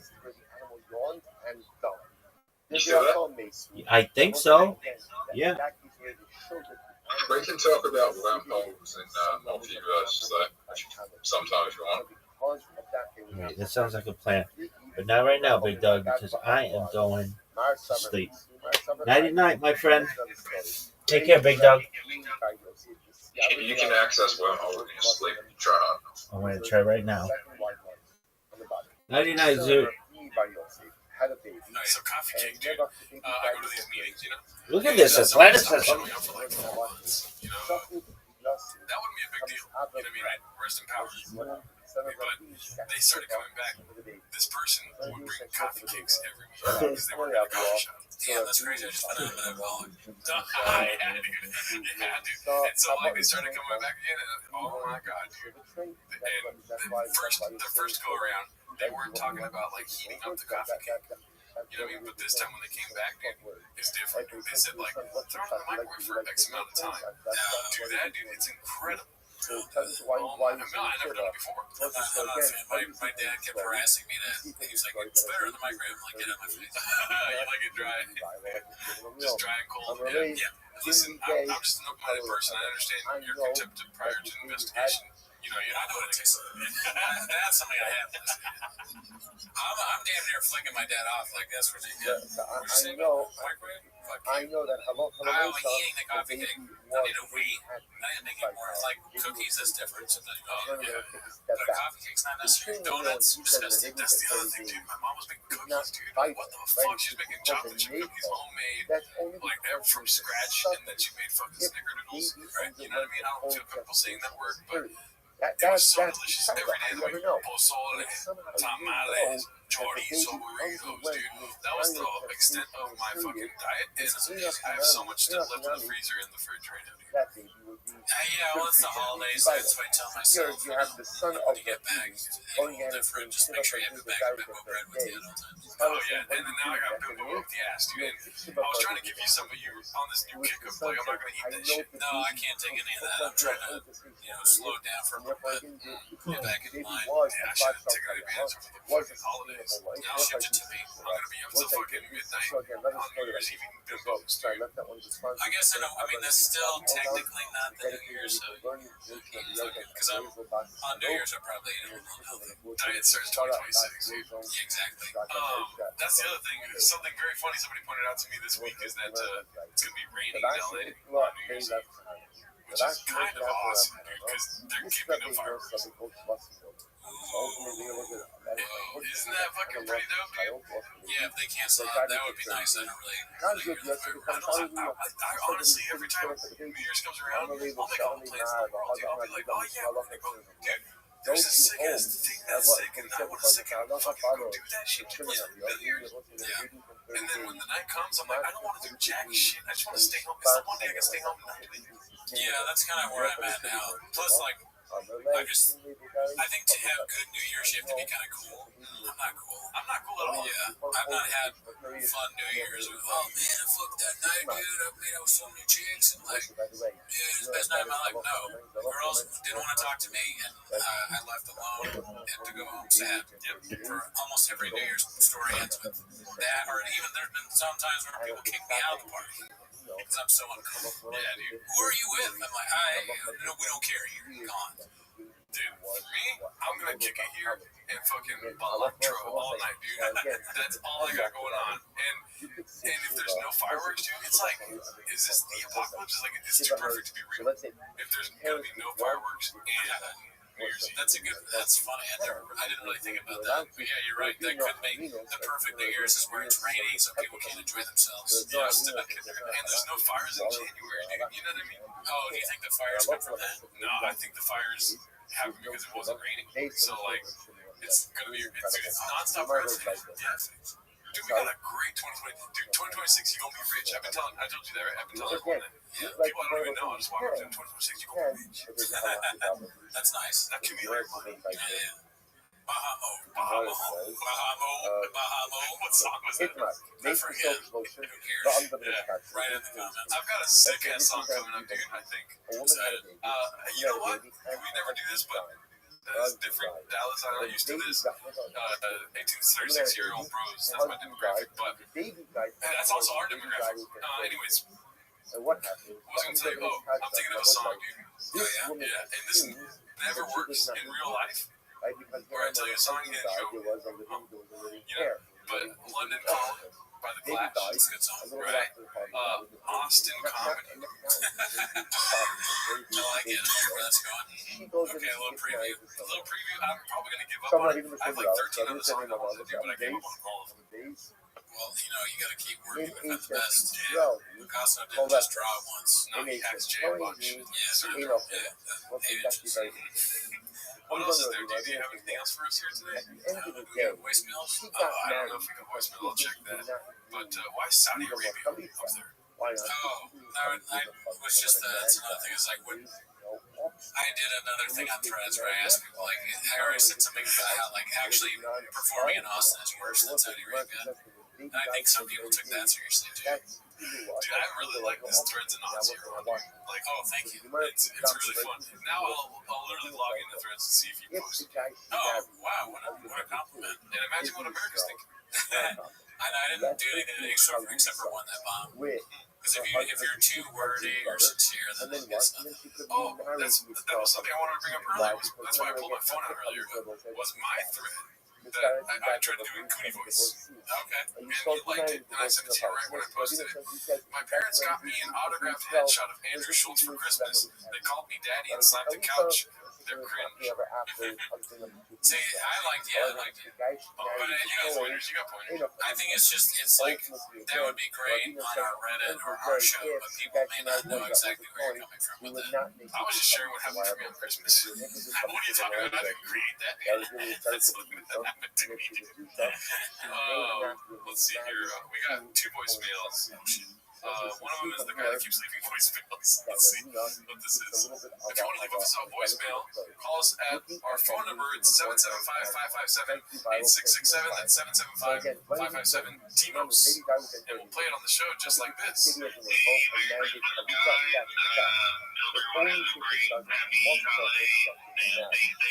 Second husband is on yourself.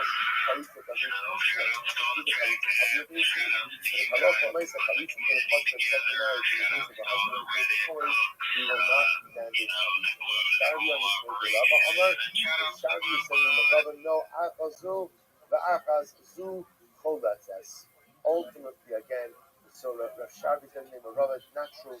She has to do chalitza no matter what. No matter what.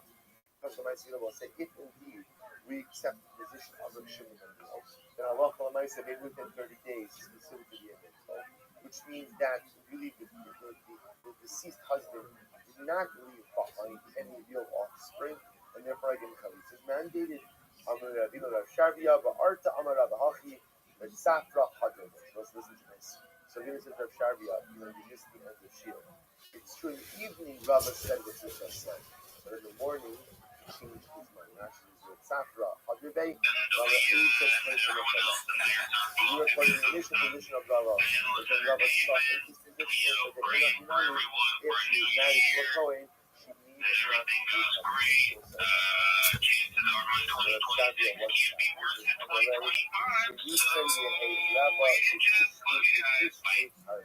Nice. I would say don't say love you guys right after saying 8 inches. You know, I think a lot of people are on the agreement that 2026 can't be worse than 2025. And I hope that's true. There were definitely some things that were very difficult in 2025. I agree, and I'm not gonna lie though. I was thinking about this earlier this week, maybe because it's like October, November, December's gone really well for me. Yeah, 2025 was not that bad, dude. Yeah, it wasn't terrible either. A lot of great things happening too. But I understand. I mean, there's a lot of things going on that are very troubling. Yeah, the world's on fire, dude. But you know, your boy is eating more kiwi than he ever has. You know what I'm saying? Because you're focused on the positive, glass half full. Who was that left hand? They say. I think it's Man Lehman. I'm not sure. Yeah, great guy there. Shout out to you, dude. And let's see this one here. This one looks to be promising. Let's see. That we should of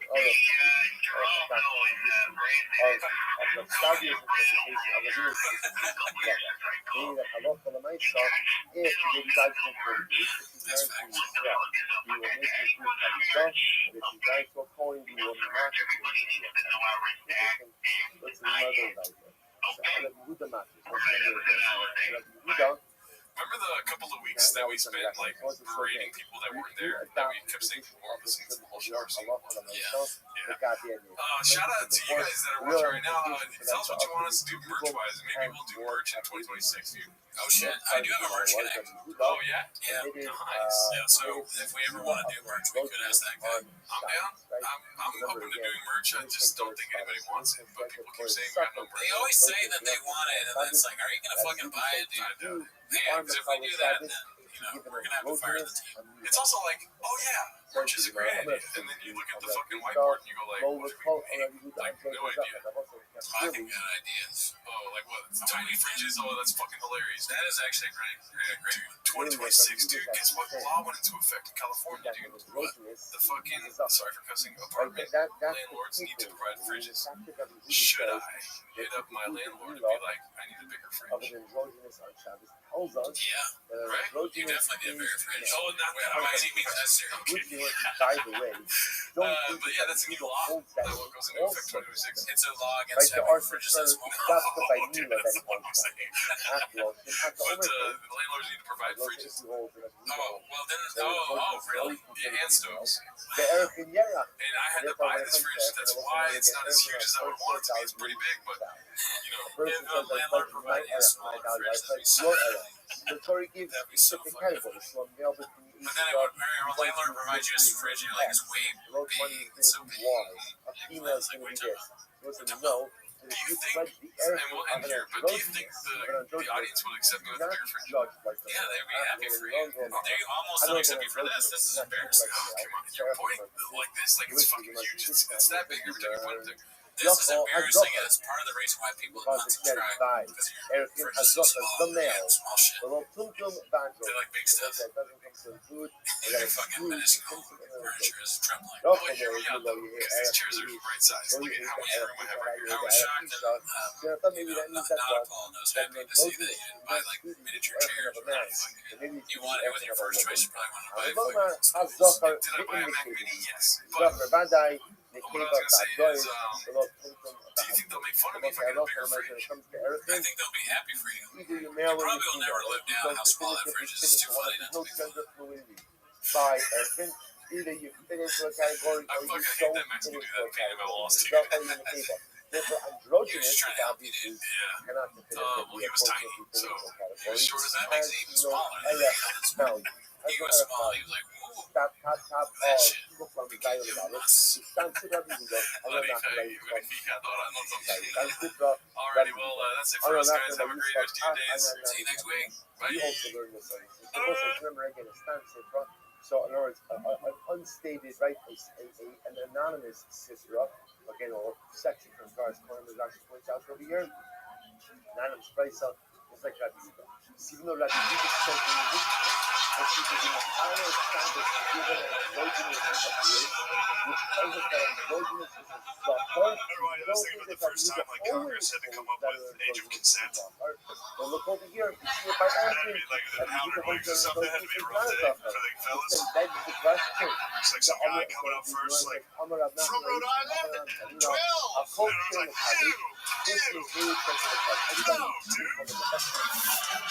I don't know why I have to go first on this one.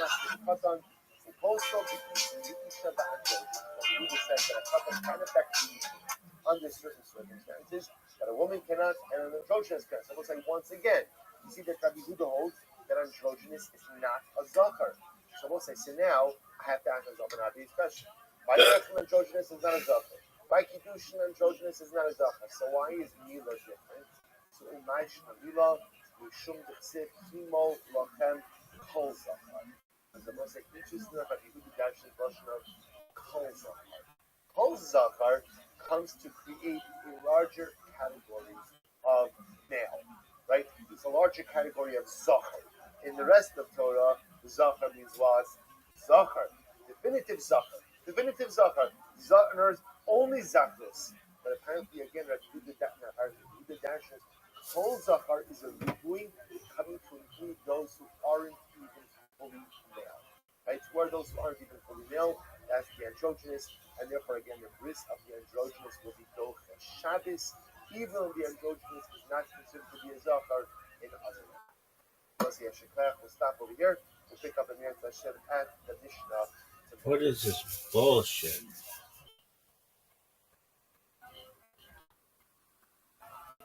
All right. We'll say good morning.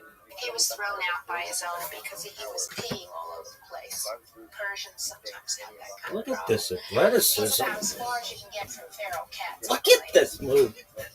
Cats, any cat, if he doesn't want to be seen, won't be seen. Feral cats are very, very, very talented. These cats are harmless.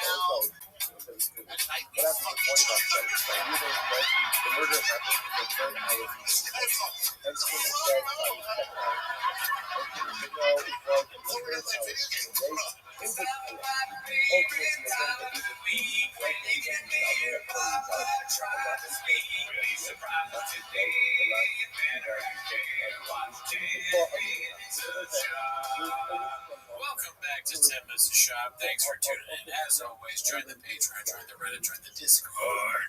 On the Patreon, you get early access of the show. But that is not why you're here, Daddy. They're here to watch 10 Minutes to Shop. So let's go ahead and start the timer. Play the chick clip. Alrighty, dude. As you can tell, I'm Richard. Wasn't that Mr. Whole Foods?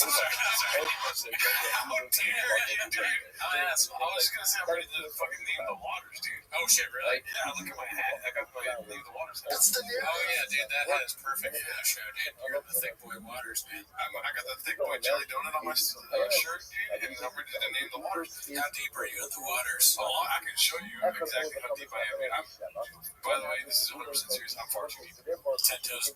Yeah. I'm balls deep into the water. I swear to God. forgot about balls deep. Dude, look at, I mean, this redacted, this I made Oh yeah, this is one of the greatest things.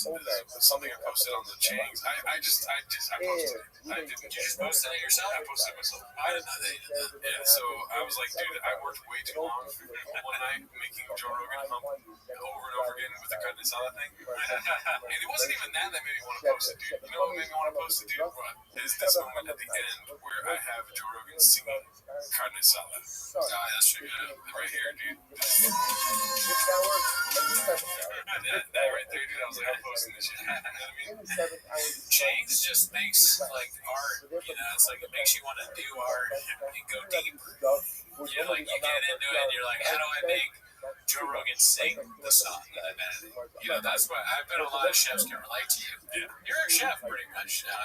It's gonna matter, obviously, but I never said it mattered. But Bobby, the closest friend, like you, Bobby, talk about. No one's been more supportive when I said it. Just let it go. But I never said it mattered. But I do appreciate the kind words people are saying. And guess what, dude? I never thought I would like working the fryers.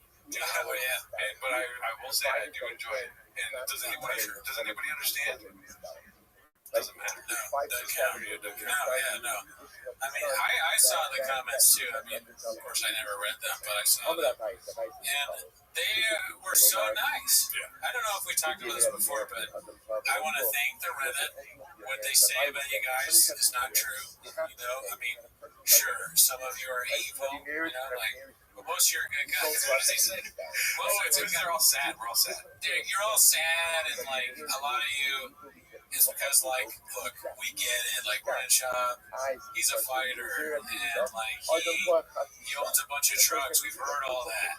Okay, he can give trucks away, and he's, you know, he's got a big house in Texas, huge, like Adonis. And listen, I get it. He was in the NFL and all that stuff, but at the end of the day, it's like, you guys are haters, and you know, he's a fighter. What are you gonna do, Nate? Fuck, what are you gonna do, Nate? I start saying it to people that piss me off. It doesn't matter what their name is. What are you gonna do, Nate? I do want to say thank you to the moderators because they've been highlighting my shit every week. Oh, thank them every week. So now I know when I do a bad song because they're not gonna highlight it. Oh, fuck. But shout out to you guys. And so the first post we got here is posted by DJ Don't Join. And it's an opinion piece. First time I've seen an opinion piece on Jennings, dude. You know, an op-ed? Right. Opinion. I can't be the only one. You want to read this here? Go for it. Mexican is ruining this. Making fun of Baba is what united us all. Easy regard. Completely delusional, with an unbelievable amount of moments failing in epically embarrassing ways. He gives the chefs in this kitchen the finest ingredients to cook delicious dishes with, for all of us to enjoy. Mexican, on the other hand, has absolutely nothing unique about her. She's unbelievably boring and pedestrian. I can appreciate the chefs trying to expand the menu, but you just can't create the same level of flavors using poor quality produce and ingredients. Like many, I've enjoyed this for years, but it's been hard to keep coming back regularly, only to see more and more of her moon face in the feed. It feels like I'm now eating a day-old grocery store deli Chinese food that's been marked down to get rid of it. Dude, couldn't have said it better myself. I think this. Yes. I mean, we just, you know, this is probably one of the reasons why we stopped doing this weekly, because the amount of Mexican. Yeah. Let me tell you something. Well, it's my granny explains. Dude, bro. Here's what I'm saying. Okay. I understand what this chef is doing. What he's doing is smart. He's playing 4 digits. Okay? You and me, we're the same guy. We don't want to see Mexican on the sub, not because we have a problem with Mexican. There's not a Mexican problem here. The issue is that we don't want to see her get destroyed on the sub because she's a family person, like a family member. We prefer not to see his family strong out in the comments, you know? Like, we don't want to see his wife and children, like, you know. So what he's doing, she didn't find that in class. She can't take that. True, yeah, she's not the one flipping trucks or, you know, selling trucks. She didn't have one on IMDb. No, she didn't have anything to do with the Gringo Poppy other than probably lies. Like crop out the uglies. Her mother-in-law speaks no English whatsoever. And we're always trying to tell her. It's Tito, bitch. But it's 40.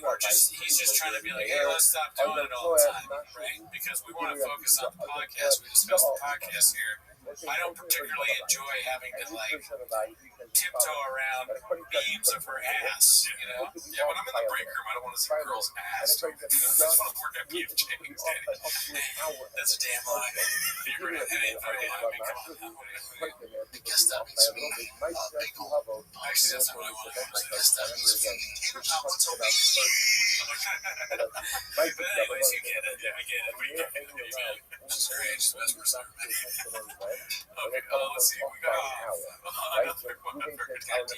This is posted by Carnival Bum. It's called We're Getting Close. Getting close to what? I may ask. Showing my man goodbye before he goes to work, thinking he didn't see me. And, just Influencer, I mean, I guess it's just a thing to do. When you're an influencer, you do these kinds of things. Is it my cup of tea? No. I like Wheels and Joe. because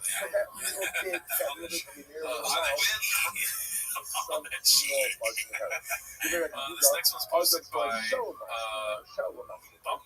how to say that, but shots fired at rapist who said, let's see, I'm with her that I'm not necessarily in favor of automatic point deductions. I think that can cause some problems that we don't necessarily want. My issue is they should be much more willing to pull the trigger on a point deduction. And the idea that like, oh, the problem here is guys are just putting their heads into people's fingers does not strike me as the strongest analysis I've ever heard.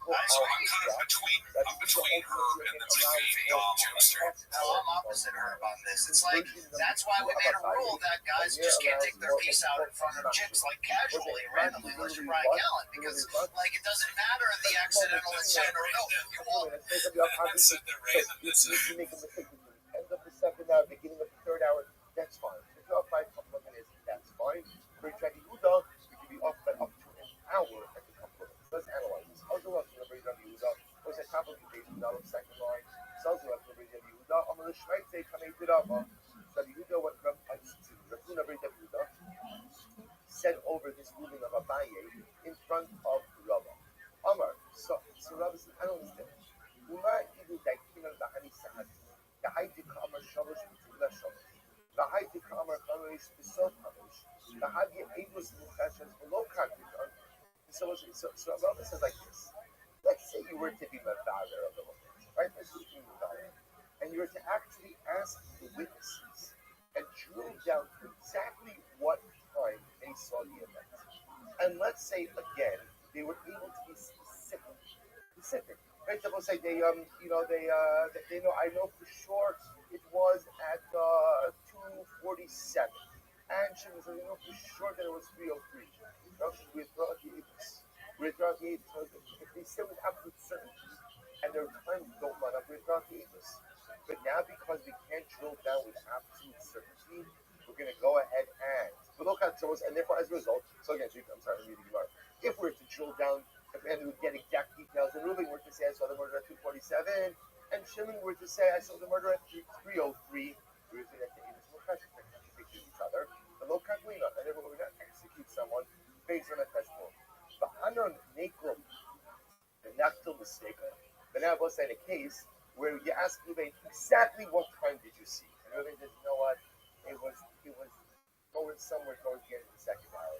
And Shimon says, I can't be exact, somewhere in the third hour. And now we're going to interpret those times to be the same and kill someone. So it doesn't make any sense. If they were to be exact and the times don't line up, we would throw the Avis out.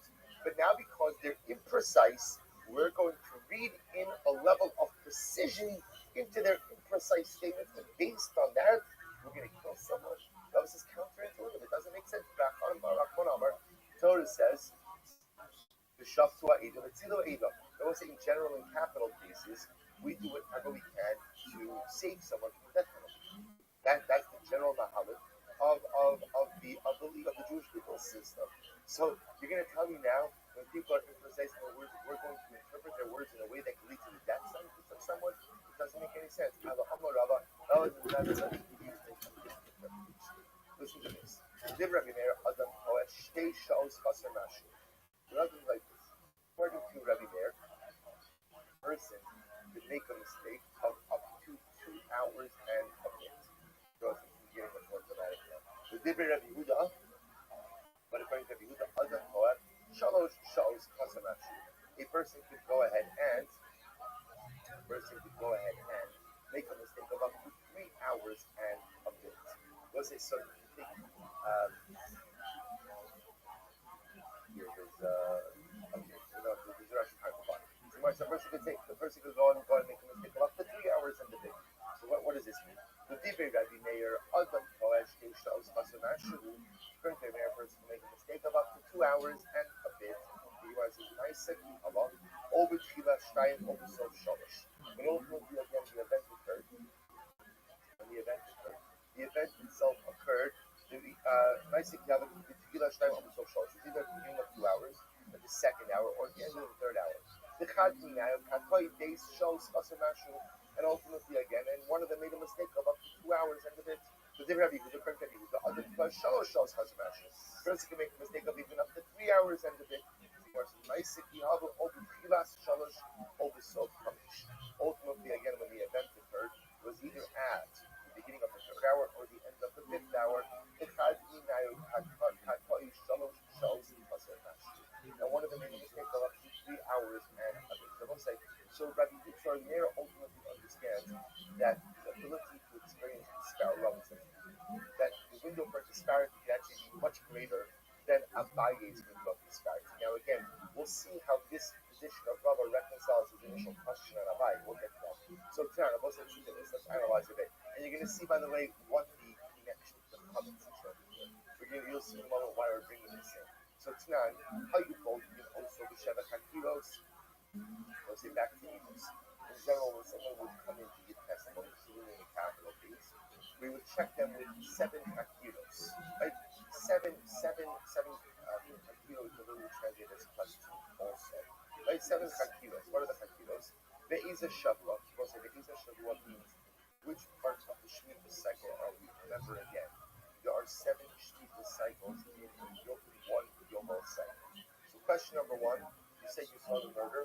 So which Shemitah cycle of the Yovel cycle? Right? What number Shemitah cycle of the Yovel cycle did you see the murder? That's the Be'ezah Shavua, the Be'ezah Shana, and then ultimately again what year? So again, actually points out over here, Shal Shemitah, what year of the Shemitah cycle did you see murder? Be'ezah Chodesh, what month? Bekama b'Chodesh, what day of the month? Be'ezah Yom, Bekama b'Chodesh, Be'ezah Yom, what day of the week? Be'ezah Shah, what time? Be'ezah month, and what place? The time we learned Ma'bein Chakiros, the Bedikos. So we'll say, remember again, in addition to these Chakiros, there's also a whole system of what we call Bedikos. Now we'll say, if you look at it actually in just a moment, it actually says what this is 2, 4, 6, about 6 lines in the wide lines of Rashi, the end of the line. Tell you Ma'bein Chakiros, the Bedikos. Rashi says, well, here, Iktani Hasam, Makirim Atem also.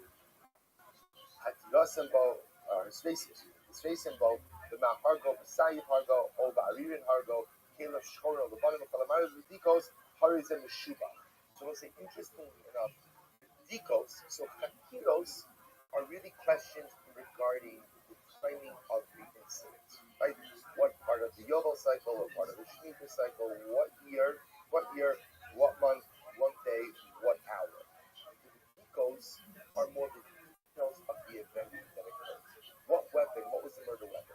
Right? What was the murderer wearing? Things like that. It's actually very interesting. Ma'bein Chakiros with the Dikos. They will say, what's the chiluk between Chakiros and the Dikos? Chakiros Amar Echan and Eniodea Edusam B'Teva. Let's say, interestingly enough, by one of the Chakiros, if one of the witnesses says, I don't know, the whole witness is done. They say, if you don't know what year of the Shemitah cycle it was, you're out. You don't know what year of the Yovel cycle it is, you're out. You don't know what time it was, you're out. Yet for Dikos, Afilu Shem only in the pages of the Hayab. So yet, interestingly enough, by the Dikos, even if both of them say we don't know. For example, what color clothing was the murderer wearing? I don't know. I don't know what he was wearing. I know it was lady. I saw lady, but I don't know what clothing. So it's interestingly enough, we don't go Eagles out. Now listen, I want to be clear. Remember, just because we don't go Eagles out doesn't mean automatically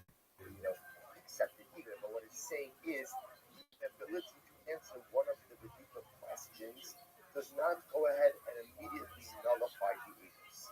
So the Gemara says, "Havina that." Maishna Hakiros, Maishna Badikos. Someone said, "Why is that?" Gemara says, "I don't understand.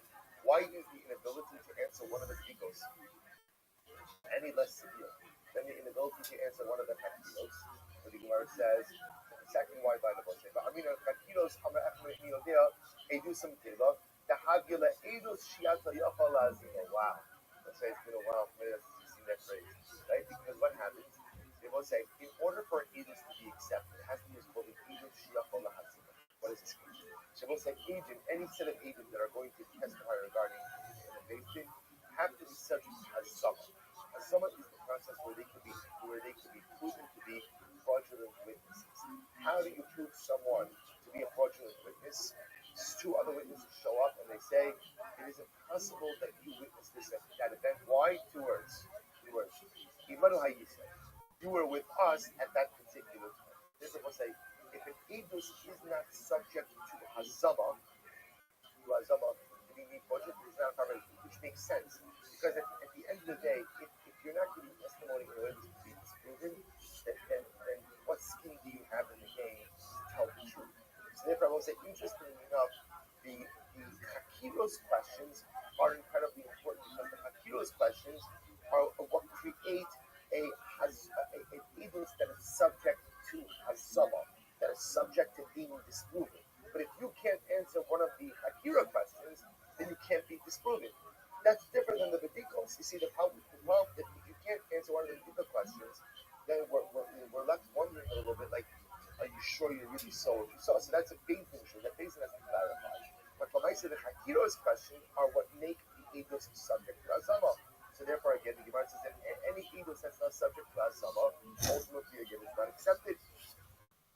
Badikos, edus shati yafalazini. The Gemara says, Badikos, even if one of the witnesses, or even if both witnesses can't answer some of the Badiko questions, the edus itself is still subject to Hazama. So the Gemara says, now watch this. Remember again, both according to Abaye and to Rabbi, but really even more according to Rabbi. Right? According to Rabbi, Rabbi Yehuda allows an error of up to 2 hours in a bit. Rabbi allows ultimately again for an error of up to 3 hours in a bit. We'll say, so if you're really allowing the margin of error, ultimately again when it comes to testifying about the time that the witnesses saw the murder occur, so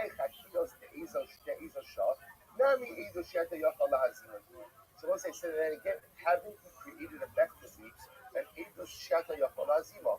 Why? I will say why. What could happen? Right? Reuben and Shimon show up to say, "We saw Levi murder Yehuda." They'll say, "Good," and then what?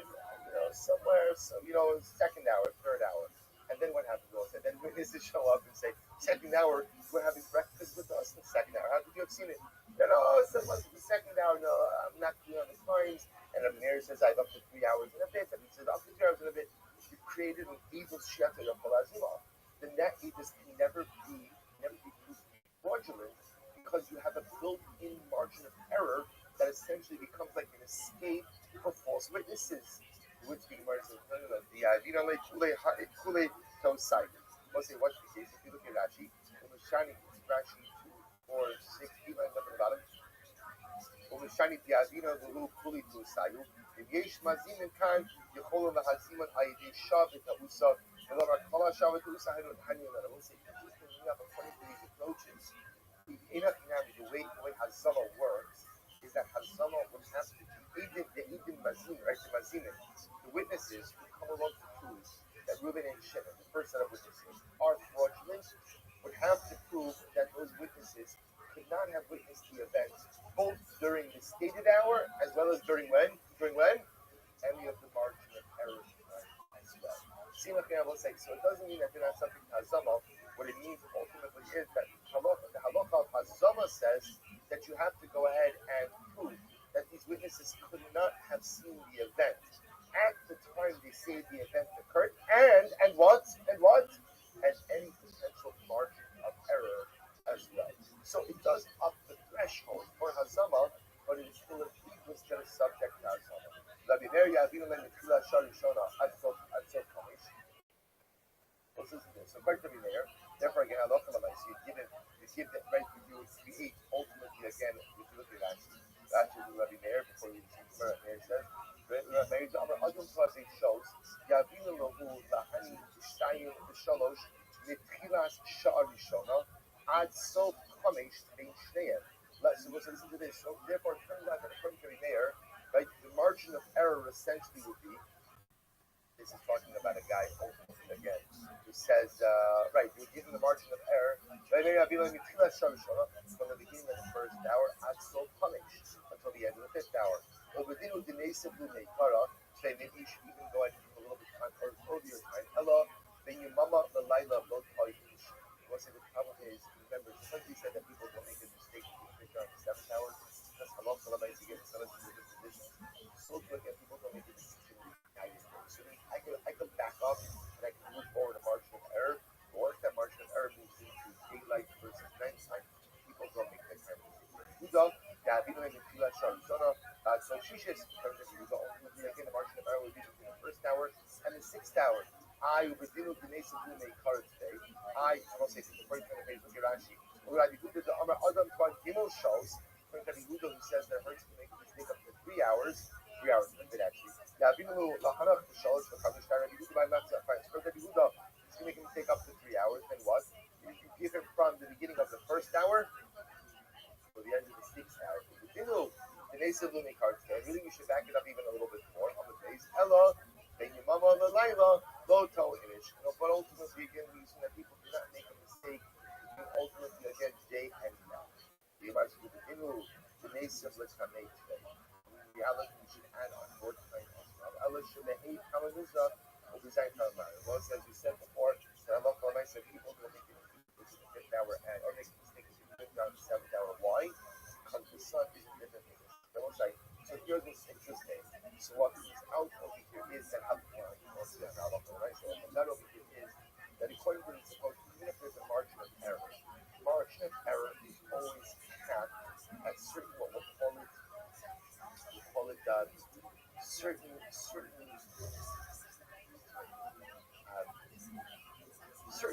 just called realities.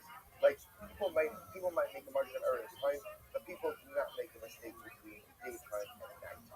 Like people don't make a mistake between before noon, let's call it, and after noon. Now, noon itself, we'll see this could be subject of some confusion. But people don't make a mistake between the morning and the afternoon, where the sun is in different positions. So even though we allow a margin of error, we assume that people are still cognizant of what major events. Okay, so it's not. We'll say let's analyze. So remember again. So the Gemara says. So it's not. We learned our mission. We'll say now let's bring this all back. So this happens to be a fascinating machlokes. We'll say it's a fascinating machlokes also because the machlokes in human nature about how attentive people are in general to what it is that they observe. See what's fascinating about this is as follows. In Abaye's model, remember in the first version of the 2 versions of Abaye, in the first version of Abaye's model, there was a sheet of there that said people don't make mistakes. People make mistakes. That people should be exact with their time. People should be exact. If you notice again in every subsequent version, that doesn't even come on the radar. Right? In the second version of Abaye, it's not like that. In both versions, ultimately in the version of Abdullah, it's not like that. Just pointing out, it's a fascinating insight that can people be exact with what it is that they see. One version of Abaye says yes, but everyone else says no. And then the Shiloh just becomes how much of a margin of error do you assume is acceptable. So let's come back to the comments. So now, here we go. Rabbi Meir Omer Oakland call hey. Yisarf in the Kilas Bob. Rabbi Huda Omer Oakland call Dalad. The Poland call it. Yisarf in the Kilas Bob. So let's analyze. Now, I will say, remember again, so I just want to point out, so remember, it was Rabbi Meir and Rabbi Huda who had this whole machlokes, ultimately again, by ages. I will say, what is at the core of their machlokes? What's the core of the dispute? What's the core of the dispute? The core of the dispute is we don't really trust people to be totally exact, right? That people often are not totally exact, so therefore we have to assume that people have a margin of error in what time they've been given. Oh, well, that case, when it comes to comments, that's pretty significant. So now watch this, I will say, now you have an appreciation of Rabbi Meir and Rabbi Huda's shitos to Gabe comments. Because watch this. Remember, what do we see in the Mishnah? Rabbi Huda says, Rabbi Yehuda says that Rabbi Meir says you could eat chametz the whole morning up through the 5th hour, and you begin to burn chametz at the beginning of the 6th hour. Right? So Rabbi Meir, now also remember again, just I know you know this, but just want to say it again. When chametz becomes considered the oraisa, when end of the 6th hour, that's the issue of the oraisa. The Rabbanon backed it up to the beginning of the 6th hour. So Rabbi Meir says you can eat chametz until the beginning of the 6th hour. Let's listen to this. Rabbi Yehuda says no. You can eat through the 4th hour. Then we have this concept of total, which we'll discuss in greater depth, which essentially means suspended. Right? Suspended. What does it mean suspended? You can get benefit from the chametz, but you cannot eat the chametz during the 5th hour, and you go ahead and burn the chametz already beginning the 6th hour. So let's analyze this. La'abai alifu Rabbi Meir Amar ein adam toeh. Let's listen to this. According to the first version of Abai, right? And Abai's first version of Rabbi Meir, what was the sheet of Osai? People don't make mistakes. So let's remember again. According to Rabbi Meir, when Reuben says, I saw the murder at hour number 2, and Shimon says, I saw the murder at hour number 3, how did Abai interpret that first version of Abai? How did he interpret it? That Reuben was saying what? The end of hour number 2, and Shimon was saying beginning of hour number 2. So they're really saying the same time. They're saying the same, that they're just articulating in different ways. In the first version, ultimately again, of Rabbi Meir according to Abaye, people don't make mistakes. I could be exact with time. Oh, you could be exact with time. So then why not allow people to go ahead and what? Let people eat 3 times 6 hours. And let people burn the chametz when chametz becomes asur. If you trust people to be exact, so then why deprive people of the extra chametz consumption? Let people eat chametz to the end of the 6th and beginning and burn it at the end of the 6th, but is the actual biblical shasisser.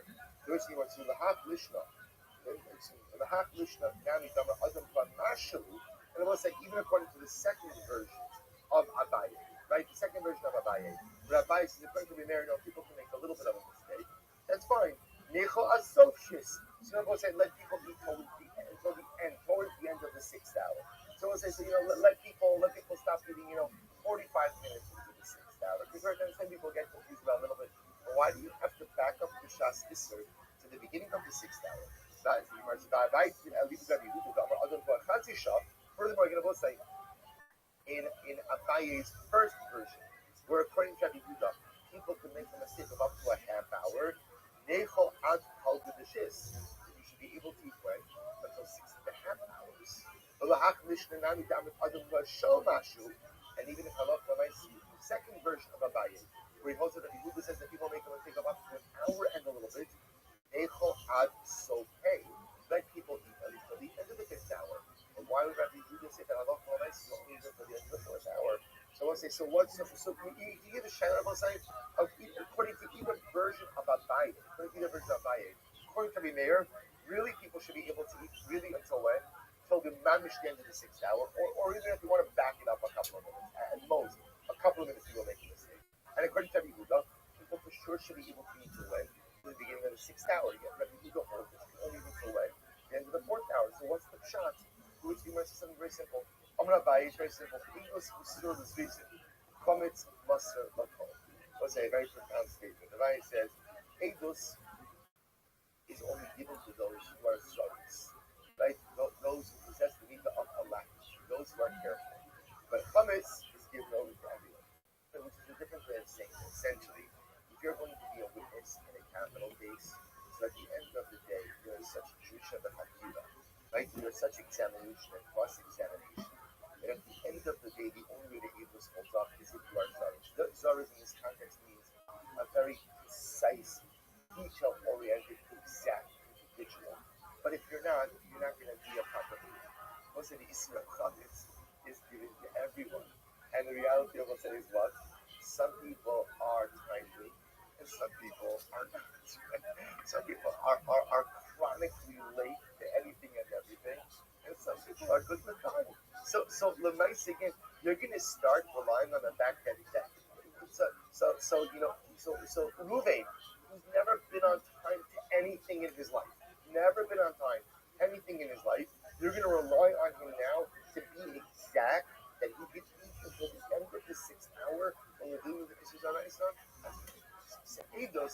say only the most meticulous make it to the concept of Drisha V'Chakira. Chametz is everyone. So whenever you legislate halacha, the halacha has to be able to accommodate everyone. And because there are many, many, many people who are simply not eating meat or not conscious of time, therefore again you have to back up the Shas Yisur. Simply so the Rabba is going to say, now let's go in Rabba's model.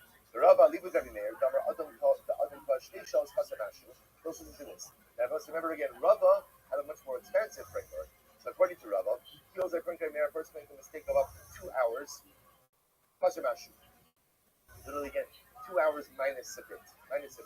Therefore again, Mitchilas Helo Nechol.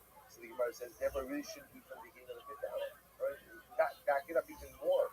It looks like people make a mistake of up to 2 hours in a bit, but really again, from the beginning of the 5th hour, people really should not be able to eat. So the Gemara says, remember, a mere holds you can eat up until the 6th hour. To which the Gemara says, hey, Chama B'Mizrach, Design Chama Mara. So we'll say, no, there's a big difference. 5th hour, ultimately, again, the sun is in the east.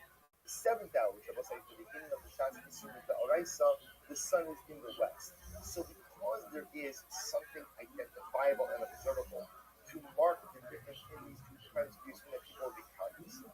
In fact, if that's the case, then I will say, this is great, because then what you're telling me is, when the Isser the Oraisa Chametz begins, really also, which technically is the beginning of the 7th hour of the day, the sun is in the west. So there is a clear sign to be able to come when the Shas Yisur is. Well, if that's the case, Rabbi Meir, why do you stop people from eating chametz when? At the beginning of the 6th hour. Let people eat through the 6th hour. This is actually very interesting. In the 6th hour, the sun is mid sky. So we'll say because of that, when it's mid sky, people get confused. Right? You get a little bit confused. So because of that, ultimately again, Rabba wanted to back it up a little bit. Rabba, Alibu Rabbi Yehuda, and we'll say Rabba according to Rabbi Yehuda. Rabba's interpretation of Rabbi Yehuda, what did he hold? We'll say what's this? That a person can make a mistake of up to 3 hours in the bit. Get ready for this. If that's the case, mitchilas dalit lo nechol. Ultimately, again, really, we'll see if you can make a mistake of up to 3 hours and a bit, then in reality, the Isra Chametz for Achil should really begin when? Beginning of the 4th hour. Beginning of the 4th hour. So the Gemara says, no. Hey, Chama B'Mizrach, Sheva Chama B'Mizrach. No. Remember, you have the sun on your side, right? And therefore, again, the person can see there's observable reality to the person of the sun, and they'll know when the Shas Yisur begins. I have the Choshekin Dalit. Ihachi, that's the case again, Rabbi Yehuda. That ultimately, again, remember, let's say Rabbi Yehuda to the end of the 4th, toll it in the 5th hour, and then again burn 6th hour. But according to Rabbi Yehuda, why can't I eat through the 5th hour as well? Leave it to Rava. Eidos Masur is reason. Chametz Masur. Chametz Lakol Masur. Just as we said before. Already once you get into the 5th hour, now we're concerned about a more significant marginal error. So whereas Eidos ultimately again is given over to this reason, as we said before, Chametz is given over to us. Therefore, we'll say, in other words, that for Eidos, you're only going to be accepted if you are exact. But Chametz, ultimately, again, everyone is subject to halachas of Chametz, and therefore, again, a lot of people aren't training, and a lot of people aren't precise, therefore you have to go to the buffer. Rabba says, Rabba, Amar, Lav, Eni, Rabbi Yehuda. That's not his Rabbi Yehuda. Ela Rabbi Yehuda, Tamei, the Amar, here we go. Ein Bir Chametz Ela Sreifa. We'll say, listen to this. Contact Rabbi Yehuda. Rabbi Yehuda's logic is as follows. The reason Rabbi Yehuda says, remember, Rabbi Yehuda's model is you can eat at the end of the 4th hour. Tolan, you suspend the chametz. You can't eat it, but you can get benefit from it in the 5th hour, and then ultimately again you burn it in the 6th hour. So we're asking Rabbi Yehuda, why do you need that total 5th hour? Why can't I eat the 5th hour? So listen to this. We'll say this is incredible. So Rabbi says, I'll tell you the reason. Rabbi is totally independent of the precision issue. But try to listen to this. The Amar Ein Bir Chametz Ela Sreifa. Rabbi Yehuda says the only way to destroy your chametz is how? Ultimately, again, you burning it. That's the way to destroy chametz. It's incredible. Because it's what happened. Rabbi Yehuda wanted to give you an hour to collect firewood. So watch this. Enjoy your chametz in the morning. Eat through the 4th hour. When it says 5th hour, told you can't even get benefit from it. That's Rabbi Yehuda saying, go collect your wood for beer chametz. Go collect your wood. You've been busy with your Pesach preparations this whole time. We didn't collect the wood.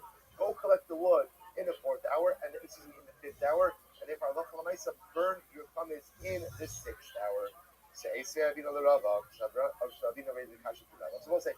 interestingly enough, according to Rabbi Yehuda, the fifth hour tolan issue is not a din in the imprecision of people, but rather ultimately again it's a din in beer chametz.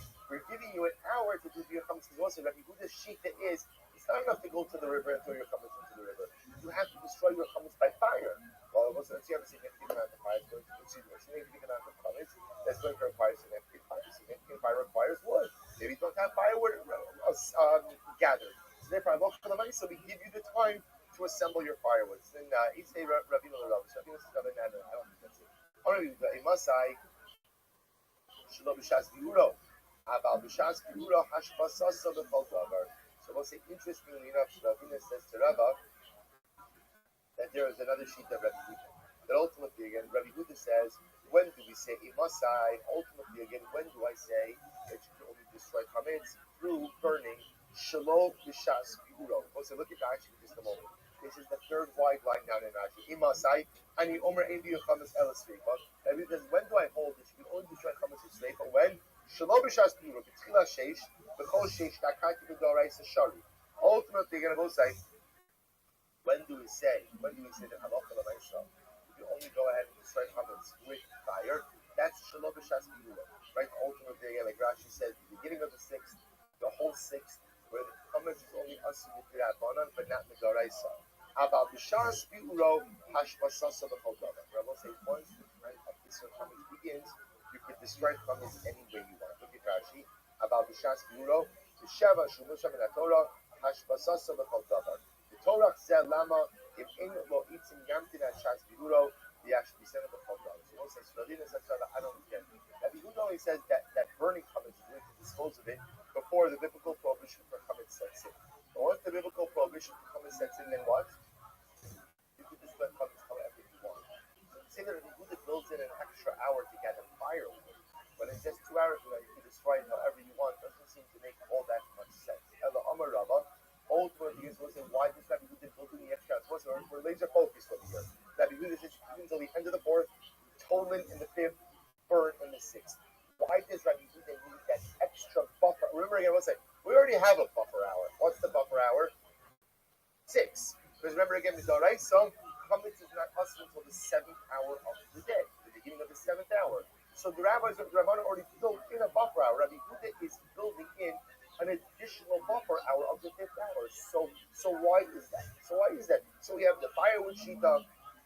We have so Gemara says Rabbi says something else. The Gemara says, I'm sorry. Amar Rava, Zera Mishum Yom HaMu'ulan. Oh, it's good. Cloudy day. So we'll say, remember again, all of this is predicated on being able to see the sun. The sun tells what time of day it is. What happens if Erev Pesach is cloudy? So if Erev Pesach is cloudy, that throws everything off. So let's just build in an extra buffer hour to take care of a cloudy day. Well, if that's the case, then why not throw in the 4th hour also? Why don't you just go ahead and say people can only use until the end of the 3rd hour, and already beginning the 4th hour, let's say 4th and 5th hour is tolan, 6th hour ultimately again is beer. After all, shouldn't I be concerned with a cloudy day? Dalit is man soon to the Koli. So what's very no, you can't do it in the 4th hour. Why? Because I want to say everyone knows 4th hour is super good time. People normally eat the 4th hour. When you see it, that is a normative time to have your suda. Different Chazal do not want, even Rabbi Yehuda does not want to back off the Isra'ila to the 4th hour of the day, for that is a normative Ismana. That is a normative time to have you. So let's listen to this. The Gemara says, what does this mean? Look at Rashi. Sman Sudi Lakol, Bakol Bikiyam Bala. Literally, again, we'll say everybody is proficient in that time. So let's listen to this. It's a beautiful Gemara. Turn up on Shari Shona, the first hour of the day, Ma'achal Ludin. That's when the Ludin go ahead and eat their first meal. I will say it's pretty early. Why do the Ludin eat it then? So let's take a look at Rashi. Rashi says over here, Ludin is in Rashi's not Sudin. Rashi says, Ludin, Balistin, Rav Sonenheim, Elishah, Listin, Orum Kalayla, Yeshirim, Shachar Shahas, Let's say the Ludin were, Rashi points out, we see later on, Yehudim were cannibals. So they were a cannibalistic group. So apparently they had a very sort of voracious appetite. So they would already have their first meal the first hour of the day. Shnia, Michaelis, second hour of the day, the listed thieves. Why aren't thieves? Now remember, the second hour of the day is early. Why aren't thieves having a meal already second hour of the day? And a long night of theft. You get tired of stuff. It's exhausting. So we'll say, so therefore, again, they had their Suda second hour of the day. Shlishis, Michael Yarshin, the third hour of the day, who eats third hour of the day? Yarshin inheritors. Let's say, who are inheritors? Those are people who don't have to work for a living. They just inherited an incredible amount of money. Rashi says, Yarshin, Lamishum Rabbanos, Ella Hoya Below Amlabo. So, there's no real exertion. So, therefore, again, they just go and decide to do the third hour of the day. Rabbi is Machal Poland. Let's say fourth hour of the day is when workers. So, remember, workers generally begin to work, let's say, beginning of the day. 34th of the day, they finish starting themselves. So they eat fourth hour of the day. Chamishis, fifth hour of the day. Michael Talmidei Chachamim. That's when Talmidei Chachamim have their first meal. Shishis, Michael Kol Adam. The sixth hour of the day is when people in general, most people, have their first meal. The other thing clearly also want to point out that, well, we'll see. Papa says, I Rabbi is Masud Kali. But 1 second. He just said the sixth hour is when general people have their meal. But yet we said before that the fourth hour is when people have their meal. Ella Eifok, rather turn it around. Rabbi is Mechal Kol Adam. The fourth hour of the day is when people generally have their meal of the day. Chamishas Mechal Polim. The fifth hour is when workers eat. And Shishis Mechal Talmidei Chachamim. And ultimately, again, the sixth hour of the day is when Talmidei Chachamim. So I must say, so depending on kind of what you did for a living and what your day looked like, determined your savior of meals.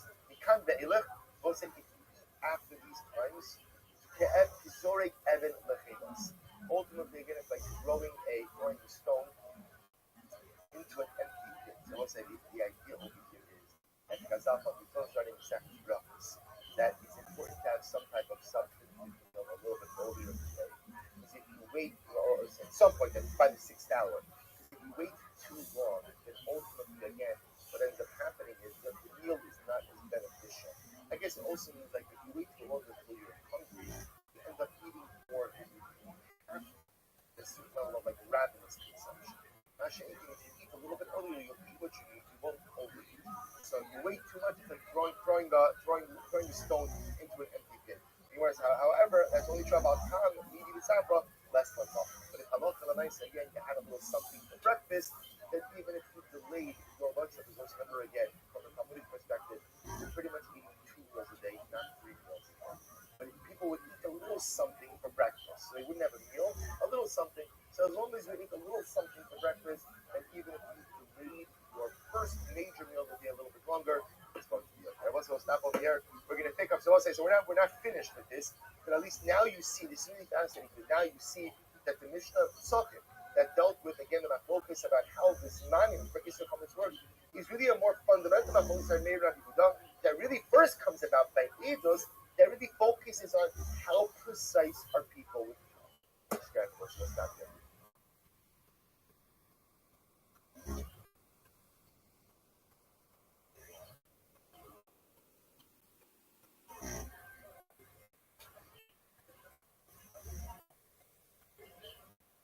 Okay, so we'll see. Let us demonstrate now. His book has decided 160. Our response for this year. Thank our day of learning sponsor, Howard, evening. And then we have Howard's sister, Via Tessel, Docs Shalom, to go to the Rafa. We will get a word about it.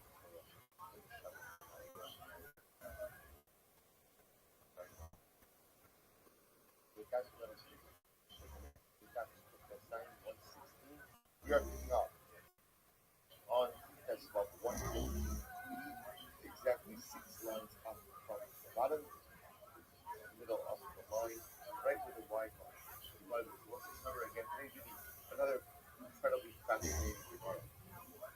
So we're going to discuss today. Remember, we are left on this concept that the basic definition of a sefer is 85 letters. So 85 letters is a sefer. So the Gemara says, basic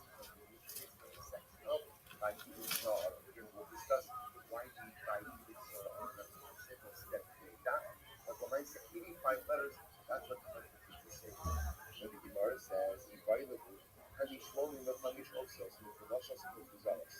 with these 85 letters, have to be like together in a sefer, or can they be dispersed throughout the scroll? The Fukamar said they must be together. This is not what I'm giving the Kuzari. This depends even if they're scattered around. This is a kasha. Sefer Torah Shabbalah, they can Sefer Torah that was ordered. Each of the lucky one of the Osios, they go parashas like even saw. Not sealing, also not sealing. Be'im lad, im not sealing. So it's the right security. You have a warning. As long as there's still 85 letters out the sefer, you have I can't read on the sefer. You save it on Shabbos. You have to the levels of the device is fully security that box. And how long the lights will be 85 letters to be spread out of one entire scroll. That seems to be a language of a position. So you can do it to which the Gemara says, Laguna, so you want to fist up, I'll leave it to Laguna, the tables. So fisting, even a party point of the Buddha, the food is used to we're talking about letters, or talking about words that are around the tables. Hard to do the Laki, the national Kuzaros, Lola Laki, Oxford, Kaban, and the Laki, the Shnema, Imakan, Imakan. Once it's picked up in the place, it says that the letters about the scroll, what it means is what? Words that are made up of letters that are dispersed throughout the scroll.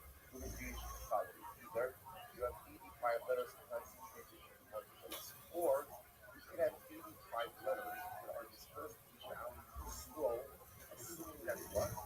That the letters are not just standalone solitary letters, but the letters are part of words. The words, again, are dispersed throughout the scroll. So then that goes back to Tanab. So the Gemara has to follow, so you are the Torah Shabbat. Like even Zara, they are Moshe. Arshazu, Ashla, Karish Barakus, Hanios, Lamano, U Yonah. What's the word again? The Parsha by even saw. So remember again, you're going to say Noah and Nuns, right? Nuns that block it off. So again, section, only individual particular section. You want to read it by Nun at the beginning and then Nun at the end. No matter why it should have no why it should have no much because those type of protests are. No matter should be very cool. Looks like those Nuns teach us that this section of Ibn Sa'ala doesn't really belong and where it's placed. Let's say, where does it remember? Ibn Sa'ala is placed at the end of the 10th chapter of the Bible. Where does it really belong? So you must suggest it really belongs to the Mexican Bar. When we talk about it, we talk about the flags, we talk about the independence, all these all common. So it makes sense to have that section by Ibn Sa'ala, by Moshe. How much? So again, by Ibn Sa'ala, our way travel, Moshe will say, in the Sefer Midbar, speaks about how God is Lord and how they travel as such. It's like he says to have that section there. Rabbi over Roman Hashem and look, it makes the same muscle for the parents. So Rabbi says, no, the reason for the names is not to tell you that the section doesn't belong to you. Rather, the reason for the names only is that by people saw alone is its own book. Look at that. Roman Hashem is there. Rashi says, the low Hashem Shakmani Asimana is the Komo with the Parshas do with Kilas Masu Shasuna Hasina and it's lived well by either Kodesh Hashem Shanasinus. So ultimately again, so what's a Rabbi is no. Bible alone is exactly where it should be. Alright, so why do you have the rules? The rules are the safer on the stuff. Let's say one thing. Man, other Torah, I already understand. What's what I'm going to say? Where from the Moshe from Mishnah. What's what I'm going to say? Count 7 pillars. 7 pillars. What is 7 pillars? Elu Shiva Sifei Torah. These are the 7 books of the Torah. Let's say 7 books of the Torah. Kiman, Kirev. Let's say Levi holds the 7 books of the Torah. Now, what does that mean for last week? Essentially, it looks like Sefer Bamidbar is really the start. There's the part of finished Bamidbar up until by Ibn Sa'ala. That's one sefer. By Ibn Sa'ala is its own sefer, and then section after by Ibn Sa'ala is another sefer. Basic Shmos Vayikra, Bamidbar 1, Bamidbar 2, Bamidbar 3, and Dvarim. 7 Svarim. 7 Svarim. In which the Gemara says, and who argues on Rabbi? I see the time that we said, when Mashiach comes, the section of Ayidin Sa'ara is going to be removed from where it is right now. Yud in Chumash Bamidbar, and is going to be placed in the beginning of Chumash Bamidbar. Right? That's the appropriate place. The Lama Kansa. So that's the case. Why is it written here? In the middle, right now in the middle of Chumash Bamidbar. The Lama Corona Bishop of the section of Ayidin Sa'ara interrupts two difficult circumstances of God's love. So the Father didn't want it to be said there would be two unfortunate episodes just opposed to one another. What did he want to do? He blocked out this section of his put it in between the two unfortunate events in order to separate them. The outcome is by even trying to lift it out, goes back to the beginning of Sefer Bamidbar. We'll say what it is going to work in that place. But I understand by here, I'm the Pasuk said that people were complaining to Moshe Rabbeinu. There was one episode of complaining, right? Corona Rishon, and what was the first episode? They traveled away from the mountain of God in Har Sinai. So suddenly, and what the Pasuk says that they went ahead and they left the mountain of God. That was not just the geographic statement, rather it was an emotional spiritual statement as well. They had turned away from the bonus of I the hidden the Kumar. Yes, so we're going to go to the place of Ayidin Sa'ara. And Ravashi is going. It's in the beginning of Chumash Bamidbar when there is a discussion about that. So, we're going to put through the information around it. Number one, Ayidin Sa'ara is treated as its own parsha. Now, is Mahlokas treated as its own parsha, or is it treated as its own sefer? Rabbi says it's treated as its own sefer. Therefore, according to Rabbi, there's literally 7 Chumashim. There's 7 Chumashim. 3 of the 7 is Bamidbar being split up into 2 different svarim. What everyone agrees with Rabbi is that the section of Ayidin Sa'ara teaches us the minimum unit is to create the sefer, and that is 85 letters. So, both the other sefer that has 85 letters, or any other scroll that has 85 letters, even if the letters are dispersed, Allah says such a sefer has such a scroll has the status of a sefer and can be saved on Shabbos. We'll say interesting further discussions. We all agree that ultimately, again, that but according to one of the reason by using Sa'ara to not the law and good but if you use the law be in why is it something good in order to go ahead and leave it up to the two approaches. Start yourself moving away from the first part of this after of the Torah, and ultimately you're going to become familiar against Moses and the Torah goes in the death. So in order to have not have two approaches everyone juxtaposed by even Sa'ara.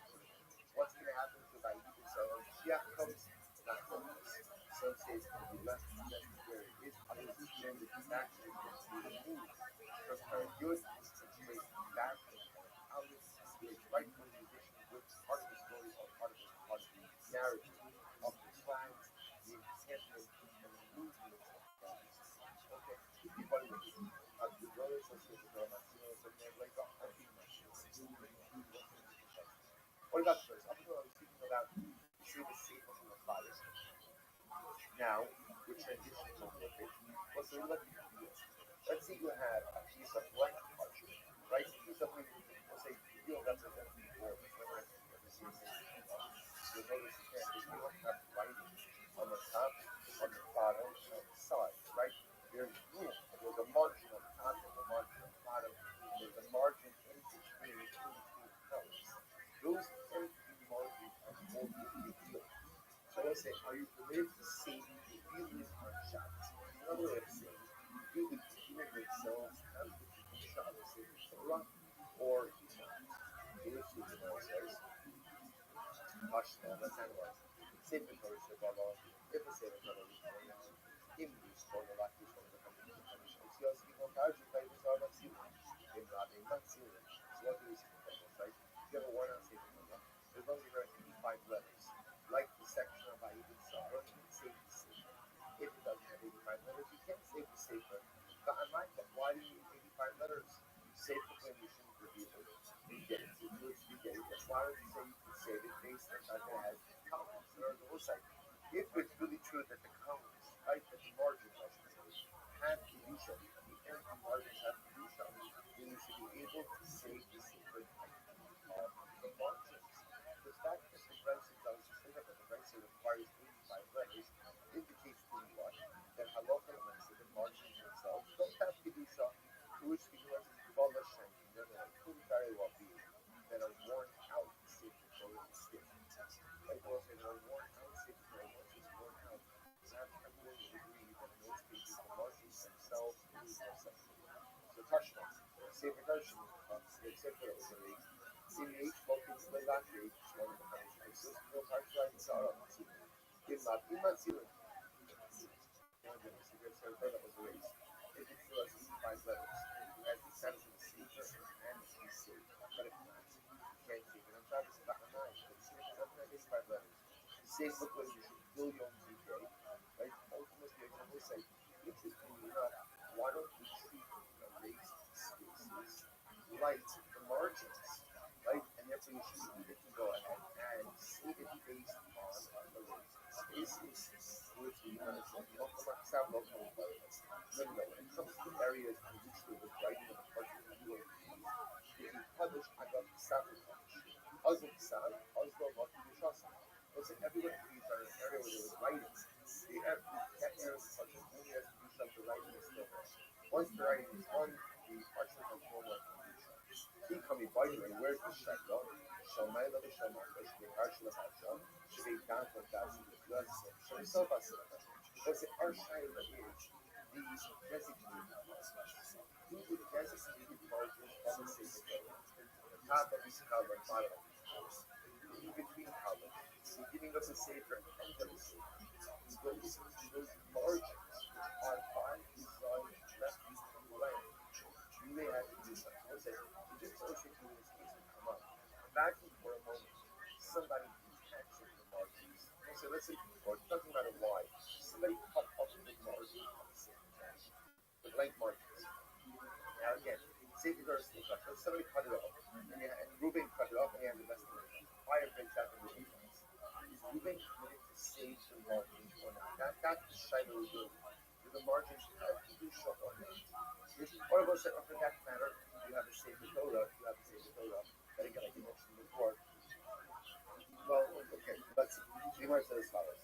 The Gemara says, the Sefer Rum Shumahu, the guy is the Shema. Said the Sefer play Yishmahu. So I don't understand why not go ahead and say that we can say the Sefer because of the margins. The guy is Yishabi. And in that case, when you come to a situation where the margins were removed and discarded. So let's say we still don't work with the margins. Hashma. As you know in Shammai, when the Shammai Shiving Parsha, the Parsha, Shiving Gal. That's because the Sefer Sefer was this device to say as follows. The margins on the top and the bottom of the right. In between colors, between one section of parts and another section of parts. At the beginning of the scroll to the scroll, the Kamala says that, like what's already seen before, there's a halacha that says it's hard. When you touch the scroll, your hands become tummy, these are the truma. But if you were to go ahead and touch the truma, you would convey truma to the truma. Remember, why did you guys not do that? You would reference the drugs. There's other people used to do. People used to store the truma in the current context. Like they would stay on, right? Say the Torah is kaddish, the truma is kaddish, everything is kaddish, and therefore you should just everyone in the home of the people. The problem is that rodents got into he started eating the truma, and as a result started eating on the parchment of the secret Torah itself. Therefore, in order to go ahead and prevent this practice from occurring, so Chazal said that if you touch the parchment of the scroll, your hand will become covered with truma and render the truma. Thereby, really dissuading Ketubah next to the Sefer Torah. So he wants to, yeah, we see that one. If you touch the margins, your hands become covered. Your hands become covered. So that was he the margins themselves. Dilma Agav Sefer Torah Shiny.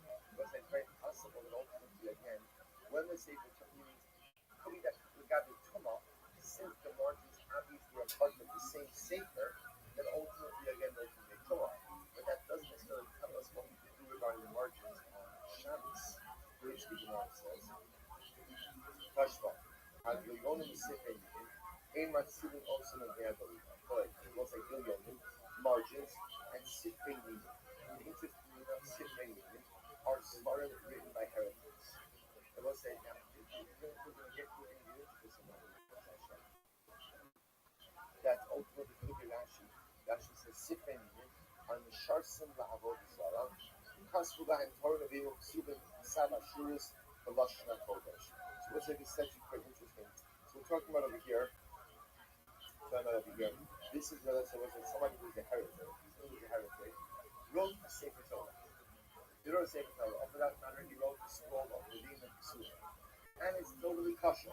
Meaning he wrote a bona fide Sefer Torah on parchment with Geo, with Sama Shuris, with that script, with that ink, right parchment, manish perfect, contract. Everything is perfect except the person, and except the sofer. Sofer wrote it as a heretic. So what's now about this? Margins, like the margins, Gilyonim, the Sifei, you cannot save them from the fire, without you allow them to be burned in place. Both the books, the Sfarm, even if they contain the Hashem. My love, you learn the Sefer Torah. This is not referring to the margins of the Sefer Torah. The margins themselves do not have to be done. To which the Gemara says, no, though you're learning the Sefer Torah. Because the margins of Sfarm written by because Ashla Sifra Yunan reply to Matzilin. Why that doesn't make any sense. The Bison tells me was the Turkey Sefer Torah that was written by a heretic. And you're not allowed to say that Sefer Torah on Shabbos. Because again, this goes back to the basic idea that what endows a Sefer Torah with the Yusha is not the angel, not the parchment, not the script, but rather the sofer who writes it. So if the person who wrote the Sefer is a heretic, the Sefer has no Yusha. And therefore, halacha l'maisa, if a fire breaks out, you are not going to save such a Sefer. So the Gemara says, you can't be talking about the margins of the Sefer Torah like that. That Sefer allows to burn. Of course, the margins have no Yusha. Hakikam is what I need to say. The Sefer meaning, Harei Hein Kibur Yom. What it means is like this, the Sefer Torah, written by, not the chorus, the heretic, it's just like the margins of a regular Sefer.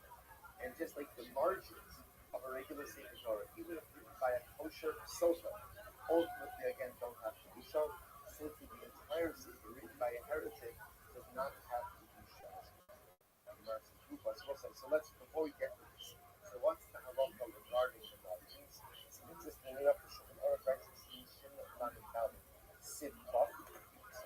So the Shulchan Aruch writes as follows: Hagilyonim Shalamalo Shalamato, Shalim Parsha Parsha, Shalim Daf Daf, Shalim Tulas HaSefer, Shalim Sofa Sefer, Ein Matzilin Osa. So ultimately again, it's halacha l'maisa. Halacha l'maisa is for our Paskins, margins themselves have no inherent Yusha. Shimon is the Guru explains whether you have a situation where the margins themselves will be detached from the Sefer, or you have a scroll that doesn't have 5 letters in it. So again, the margins do not have Yusha, and therefore for Shabbos purposes, if that's showing fire which will break out, ultimately again, you would not be permitted to go ahead and save the margins on Shabbos. But that's not the necessity. Now, once the Gemara brought up the Sefer Torah written by Kores, we're going to spend a little bit of time on it, because this is really quite fascinating. It's a Gufa. So Gemara raised the question, Gufa, how do you learn this thing that you're not doing this on the other way going? If you have margins on the Sefer, for that matter, remember, we say Sifrei Yidin. We're talking about, let's say, Apikoros. Someone who is a non-Jew. This is now, what's like, a man is a Jew. It's going to be right? We're talking about over here a Jew who is an apikoros, a Jew who is a heretic. So such a person goes ahead and writes a Sefer Torah. That Sefer has no kedusha. That Sefer has no holiness, and if there should a fire break out on Shabbos, one would not be permitted to go ahead and save that Sefer on Shabbos. So the Gemara says, Rabbi Yossi over Chol Kol Yos Haskell Shaban Gonzar, Bashar Sar. Rabbi Yossi said during the week, if you come across such a Sefer, what you should do is cut out the names of God in the Sefer, put those in chains. So put the names of God in chains. The rest of the Sefer you can burn. Right? The rest of the Sefer has no use. Rabbi Karpon. Akbam as one act.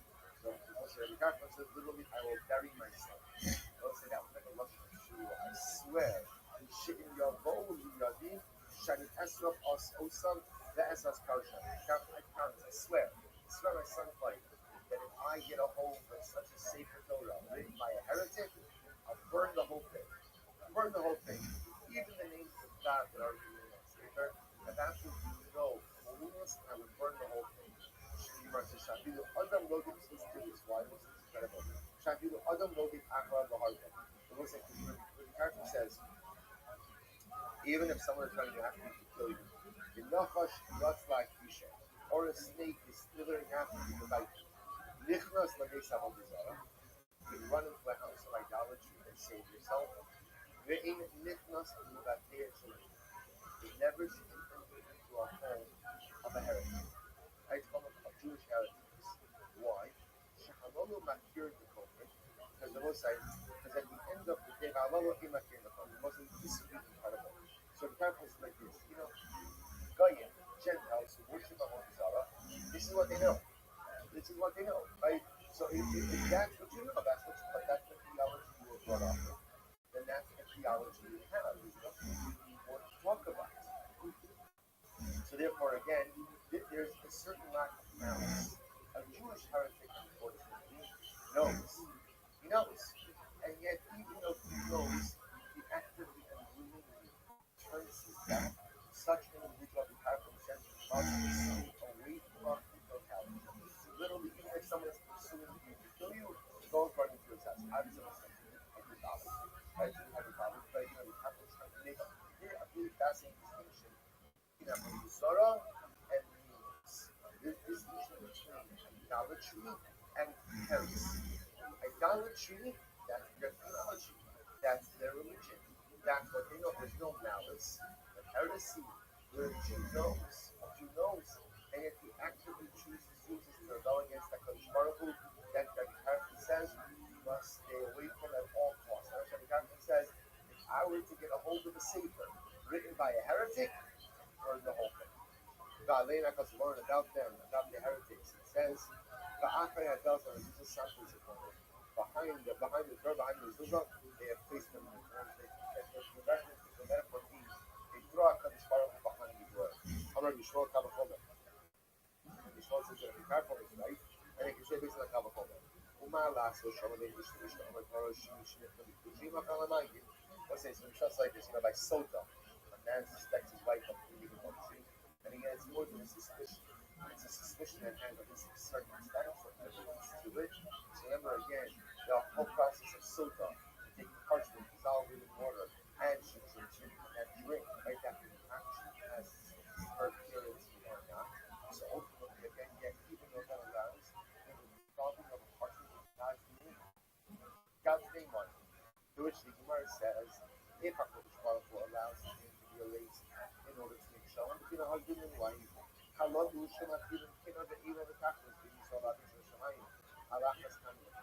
these heretics, which cause so much animosity, so much dissent, so much discord between Klal Yisrael and HaKadosh Baruch Hu, certainly their writings could be erased. That was it. Kavachomer. If you erase the name of Hashem, to go ahead and make shalom between a husband and a wife, go ahead and erase the entire scroll. Destroy the entire scroll in order to make shalom between HaKadosh Baruch Hu and incredible. Which the Gemara says, Ba'alev Omer David, and that is heretics. David HaGavan says, Hello, Misanecha Hashem Islam, U'Bizkomenecha Eskotat. Perfect Sinas Nisim La'aydim Hayim. So say so again, David Melech says that the Torah who goes to review, I will hate, and ultimately again the practice is in the essence of hatred, I will hate them for they become my enemy. So say this play by people, it's actually really very powerful.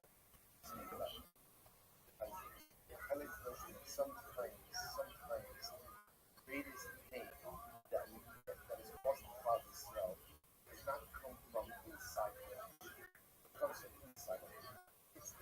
It hurts to say the words. It's not new. This has been age-old issue for clouds as well. But it's a painful idea. This is why you're seeing it comes out. And this is really what's incredible. Generally we assume like, okay, Davon is like the Avos are like a charismatic example of someone who is impure and unholy. And yet you see my parents says, no, the Obi Avodah Zara, I don't agree with what he's doing, I don't agree with his theology. But at the end of the day, that's his theology. He's not motivated by anything else. That's just what he knows. But that corrects him, the Shur, who knows, and actually knows that. And again, what's the actual system? Also, the context in which we're speaking is very often these heretics. It's not the Mushan that like someone decided, I don't want to go to Baruch anymore, and they decide to move to Oklahoma, and mind their own business. They're just not they're not involved in Judaism anymore. That particular person is God. The heretics they speak about over here are individuals who actively try to undermine Jewish interests. And unfortunately, throughout our history, it's the Jews who try to harm other Jews and undermine Jewish interests. The Rahman Islam have caused the greatest amount of pain. Ultimately, again, from Kamsa Barakam, so we see that happen. Unfortunately, it happens present in our world as well. So that's why Chazal really has such an intense reaction. shame.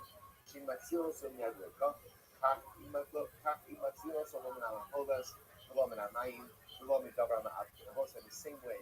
But again, safer written by Napikoris. You can't say that from a fire, not just a fire, but any time that this scroll written by Napikoris is going to be destroyed, you leave it alone, right? Whether it's buried under rubble, or falls into water, or anything else that would destroy the scroll, there is no need to try to see.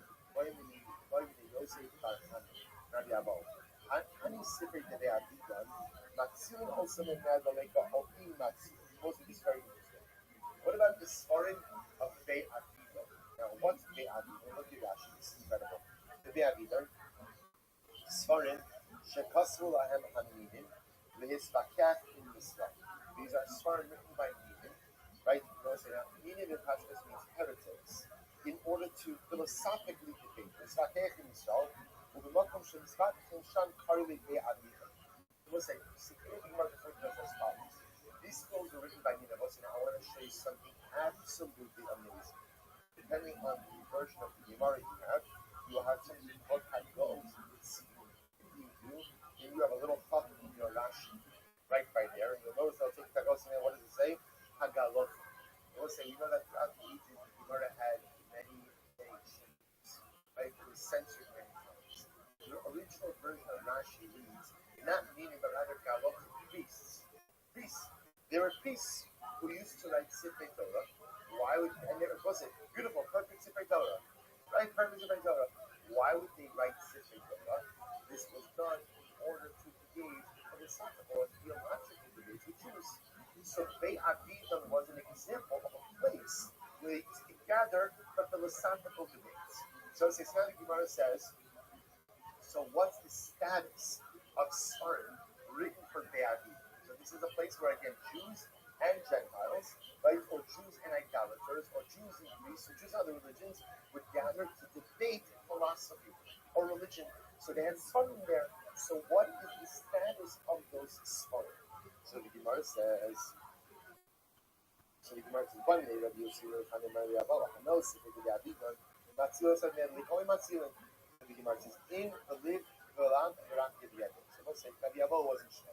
Sometimes he said, yes, you can save them. Sometimes he said, no, you can't save them. He wasn't sure what the halacha, what the status of the Svarim was. So the Gemara says the following. Rav lo azur Be'aviv, and Rav in general would never go to Be'aviv. This is really quite incredible. Rav would not go to debate in Be'aviv. The Kol Shekin, the Bein Mitzvah. And all the more so we're going to be using it. Also, Rashi says, Mitzvah was Avodah Zarah. That was the house of idolatry. So Be'avidon wasn't the house of idolatry. It really was designated as a place of philosophical debate. But Rav would not engage in these philosophical debates. So let's say, Rav wouldn't engage in a philosophical debates for really a couple of reasons. Number one, because nothing good really ever came. Let's say, Rav Gadol and right is really only can guide to into a conversation with someone if they actually want to hear what you have to say, or if you want to hear what they have to say. If either of the parties enters into a discussion where they absolutely unequivocally goes beyond, then at the end of the day, the conversation is usually futile. Right? There's usually not much goes on. So Rav in general stayed away from these philosophical debates. He felt that he did not feel anything positive. So we'll say, so he wouldn't go to bed. He done. Certainly, they also have philosophical like some type of idolatrous temple. Certainly didn't go there. So Shmuel, so Shmuel would not go to the Mitzvah because that was the place of Avodah. But Shmuel would go to the philosophical debates in the Avidah. So they said to Rabbi, my time of us is the Avidah. So they said to Rabbi, why don't you come with us to the Avidah? So Rabbi said, so let's say, so Rabbi didn't want to say because it's a racist. So remember again, this goes to it. You're going to see this highlights a deeper motif which you're going to see in just a moment, which is as follows. So Rabbi didn't want to say, I don't want to go to the So instead Rabbi said, I would go, but there's this big palm tree that makes it difficult for me to walk. Therefore, I just choose not to go. They said, the palm tree? Oh, great. No problem. We'll uproot that guy, right? We'll just take that out. I know a guy. I'm not going to uproot it. Oh, but I have a guy who has been called to go ahead and do that, right? So my guy will come, will uproot it, and now you will come to the Avidan. So custody, right? So still take custody. This brother said, but still the pathway, right? The pathway is uneven. So Rabbi kept reflecting. He did not want to be in a position to go to the Avidan.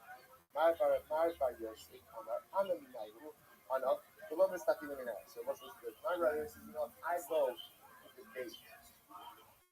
It's the priests and everyone else and the meaning, because the truth is I'm close with them. So because I'm close with them again, I can have open and honest dialogue. Which the Gemara says, so he was close with them until he wasn't. Right? The Ma'abar Joseph one time was debating with them, and he felt himself in danger. In other words, I guess there was one time where the nicest argument tonight was still on the army, and suddenly again, the people he thought he was close with, he realized he was not so close with. So it says, Ima Shalom, the Visuka Viliyah. So what's it? Here's another, which is something quite fascinating in general, which is, if it's just a separate, there's so much more. Judaism in general, there's not really, or at least there was a ritual. A Jewish philosophy is really being fortified for others, as a reaction of tradition, because other religions have a bunch of self-reliant Jews. And generally, Judaism doesn't see all that much tradition in the name of the self-reliant. It doesn't see all that. That's why you also see Rabbi and others really out of a concern that nothing is that's what's possible. There's a value to philosophy, there's a value to understanding, a value to be thought, but there is not everything part of dating it to others don't necessarily share it with others. That, again, you learn about negative fallout features. The word was right there. Versus an incredible story. Ema Shalom, this is Rabbi Eliezer, opposite of Rabbi Eliezer. This Ema Shalom was the wife of Rabbi Eliezer and the sister of Rabbi Eliezer. So, Hava al philosopher, there was a certain philosopher, Rashi defines philosopher as a heretic. Now, Rashi doesn't say that every philosopher means heretic. Rashi was having this letter on the story. In this particular context, this individual was a Jew. He was a quote unquote, well-established philosopher, but he was in it. He was an Epicurus. So watch this. The Hava other days, the Hava Shakil Shmagil and Kabo Shofta. And he had a reputation that he never accepted bribes. So he was a philosopher, he was a judge, he had a reputation of being incredibly honest, never accepted bribes. There was only one problem. Was what? He accepted bribes. And even Shalom knew that he accepted bribes. And we all knew that he accepted bribes. But yet this guy held himself out to be so pious, so worldly, so knowledgeable, that he was profoundly dishonest. Even Shalom and Rabbi set out to go ahead and show the world what his value is. So Boilat Ukebe. So they wanted to prove to the world that he was a fraud. So I really struggled with Gava. So they had a question. Ema Shalom brought this philosopher, brought this guy a golden candelabra. Beautiful golden candelabra. So what happened? So what happened? The next day they come to court. So Rabbi Gamliel and his sister. And they say, the sister Ema Shalom says, no, our father died. And as a daughter, I think that I'm entitled to half of this estate. To which the philosopher said, you're right, to buy the estate. Ema Shalom, you get 50%. Rabbi Gamliel, you get 50%, split the estate. What are you talking about? Sivlan, the Makom Ra, Bartolosis. Rabbi Gamliel says, our Torah says, that where there is a son, a daughter doesn't inherit. When a daughter inherits, there is no son. We'll say now again, there are exceptions to that rule as well. But again, in a vacuum, right, where there's a son inherits. So the Gamliel says to the philosopher, to the judge, what are you doing? But that's not our halacha. On the way to which the philosopher responds, it's not this or like said the Moshe. They started to sit back and see. So when the Diggles were exiled from the land, the book of Moshe and Torah was replaced with another book of law. And in this new book of law, what does it say? And in this new book of law, it says that a son and daughter inherit. Okay, that was the ruling. The Machar Hadra lady was found in Ruba. So the next day, okay, so court went to break, and it was continued the next day for the rest of the next day, we're going to go back to court. So the Camille was over to the judge, and what does he give him? Camera or Luvian down. What's a best season for bounty down? Managed like the Tesla time. Right? So now he gives him a Luvian bounty. So what happens? So okay, now they come back to court. Amalu, Shkilas the same the Sipra.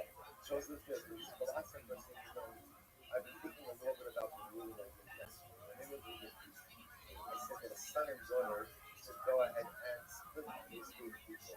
But the truth is, if you go to the end of our book of law, right, section 3.2, article 5, says, because of they, Analo Manitkas min Oraisa de Moshe Asisi, although the Asupe al Oraisa de Moshe Asisi. The truth is, I realize that the truth is, it's not my place to add or to diminish from the Torah of Moshe. Uksipe, and Makom Ra Bartolosis. It says in the book of Moshe, in the Torah, that wherever there is a son, ultimately the daughter does this guy managed to fall. I see yesterday, he asked me in front of his daughter, right, that ultimately again, wherever there's a son, wherever there's a right son and daughter, split equally. Now he's saying again, no, it's almost like what the daughter says, that wherever there's a son, the daughter doesn't inherit. So listen to this. So I'm relay, the Har Noarech Ishaga. So Ema Shalom says to the judge and the philosopher, the rulings should illuminate the world just like the golden candelabra, right? A reference ultimately again to the bride she gave him. And the Gamliel said, Atsa Chamra Uzbatar Tashnaga. My donkey came and kicked over your head. As well as they exposed, obviously they didn't have to know the things about this terrorist. They don't feel here. All of this was done to go ahead and expose the forces of the point is not that unfortunately many scholars, people hit the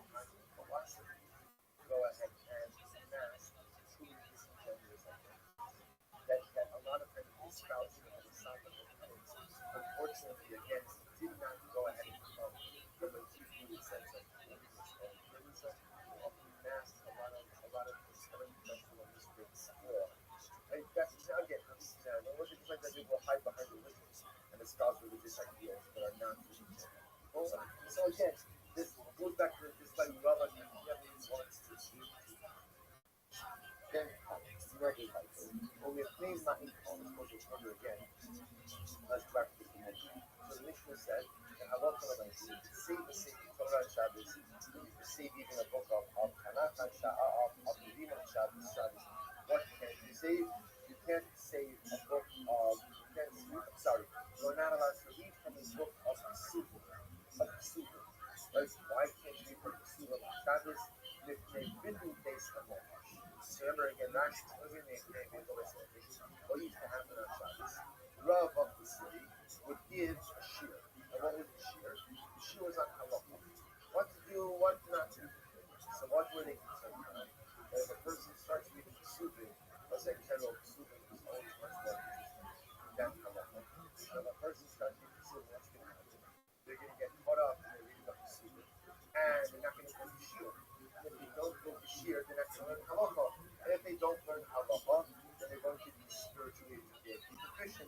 Therefore, Chazal said, no reading of the Pesuvim on Shabbos. First, the Gemara says, Amar Rav Loshen Allah is Mondays and Epish.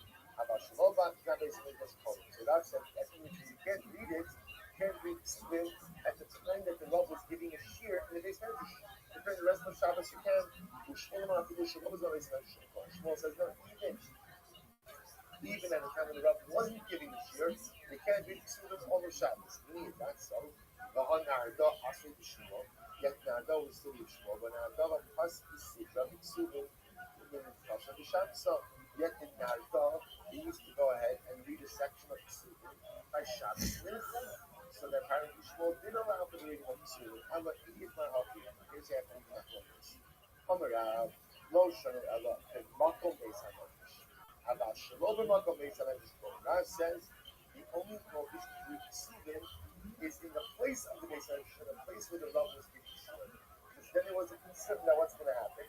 The Rav is going to be giving shear, and you're going to be reading something else. Right? It's like the equivalent of like the right? The Rav is going to be giving the drasha, right? And you're going to be reading something else. You're going to be reading something else. So therefore, again, you're not allowed to read Pesuvim in the place where the Rav is giving the drasha. Shmuel says, there's my Beis HaMedrash in Koren. Shalom is my Beis HaMedrash Koren.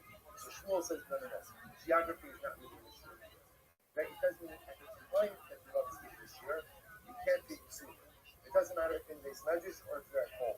You don't want anything exactly going to shear. But when it's not in front of the Rav's shear, then you are permitted to read Pesuvim. But the Shmuel Tamei is what we're going to reasoning. Then our dog has the Siddur of the Pesuvim living fast at the Shabbos. Because we'll say Nargol, in the section of Pesuvim by Shabbos. So that's the position of Shmuel. Halach L'maisa, you go only at the time of the shear. At the time of the shear, you can't read Pesuvim whether you're in the base medrash or whether you're at home. But when it's not the time of the shear, you can read Pesuvim. Rashi only Olam Kidama Meikala. This is what Rashi says in reality. It's as we said before. Shmuel Kevin Nechemda. Now, what's it? Shmuel Kevin Nechemda. It says the reading of Pesuvim on Shabbos and probably part of the Sanya. Here we go. Even though we said that you can't read Pesuvim on Shabbos, however, Aval Shonim Bahan.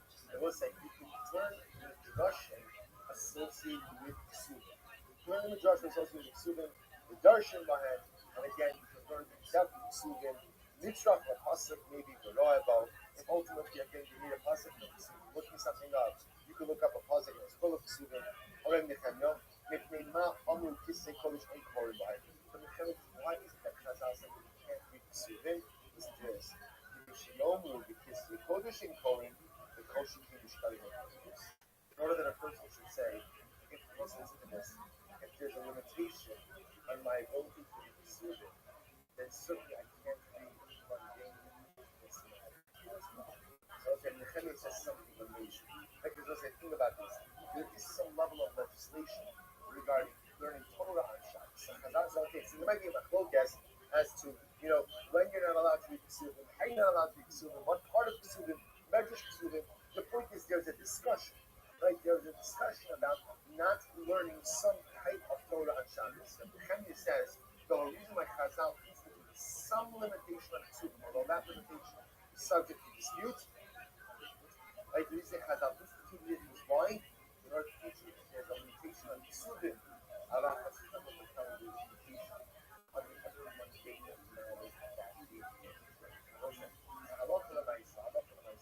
So contemporarily, we don't have the limitation. There are any team we want like that, but we do have a limitation ultimately again on reading what in that so whether it's business items, it's work-related items, also that matter things not really related to Shabbos related to this. Again, there's obviously you don't have to listen to the authority of that Shabbos in the book, but the idea is that a person should be conscious and cognizant of what it is that they're spending their time reading and learning. Alright, there was not over here. So we'll pick up at Mishnah. There's some second stuff. We'll say we can put together. We'll begin that.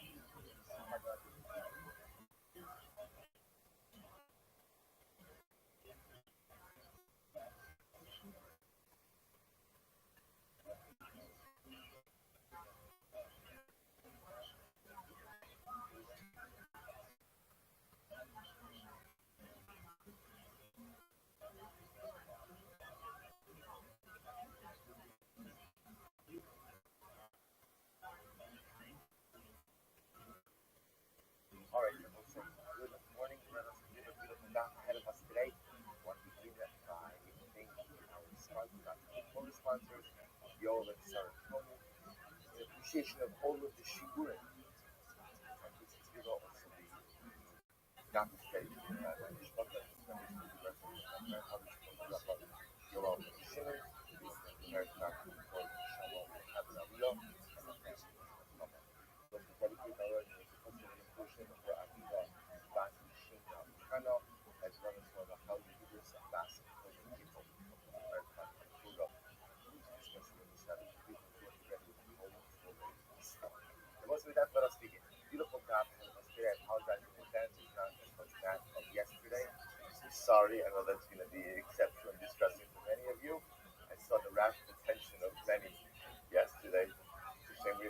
Things like that, it's good that we don't have a clock on any of the walls of the school. So I really want to thank her for giving them very difficult, for giving over a very difficult task. Today's chapter is 8,084.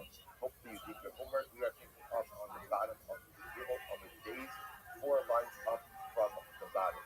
Tanan Anshe Chazis. Mostly just a little bit by way of introduction to this particular sugya. In the last couple of lines of the Gemara, so we had an interesting machlokes between Rav and Shmuel.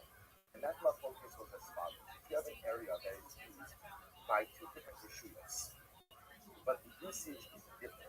In fact, the wording of the Gemara was Echad b'shulshul v'echad b'srika, which also literally means, imagine you have an area, and we'll call it Chatzar A, Chatzar B. Chatzar A accesses the area through throwing srika. Chatzar B accesses the area through shulshul. Shulshul literally means lowering. So we'll say, so who has the right of usage over that area? It's interestingly enough, that's machlokes Rav and Shmuel. So again, before Rav said Shnei Asur, Rav essentially says that both of them are treated in the same way. Both will be Asur, neither of them can access the area.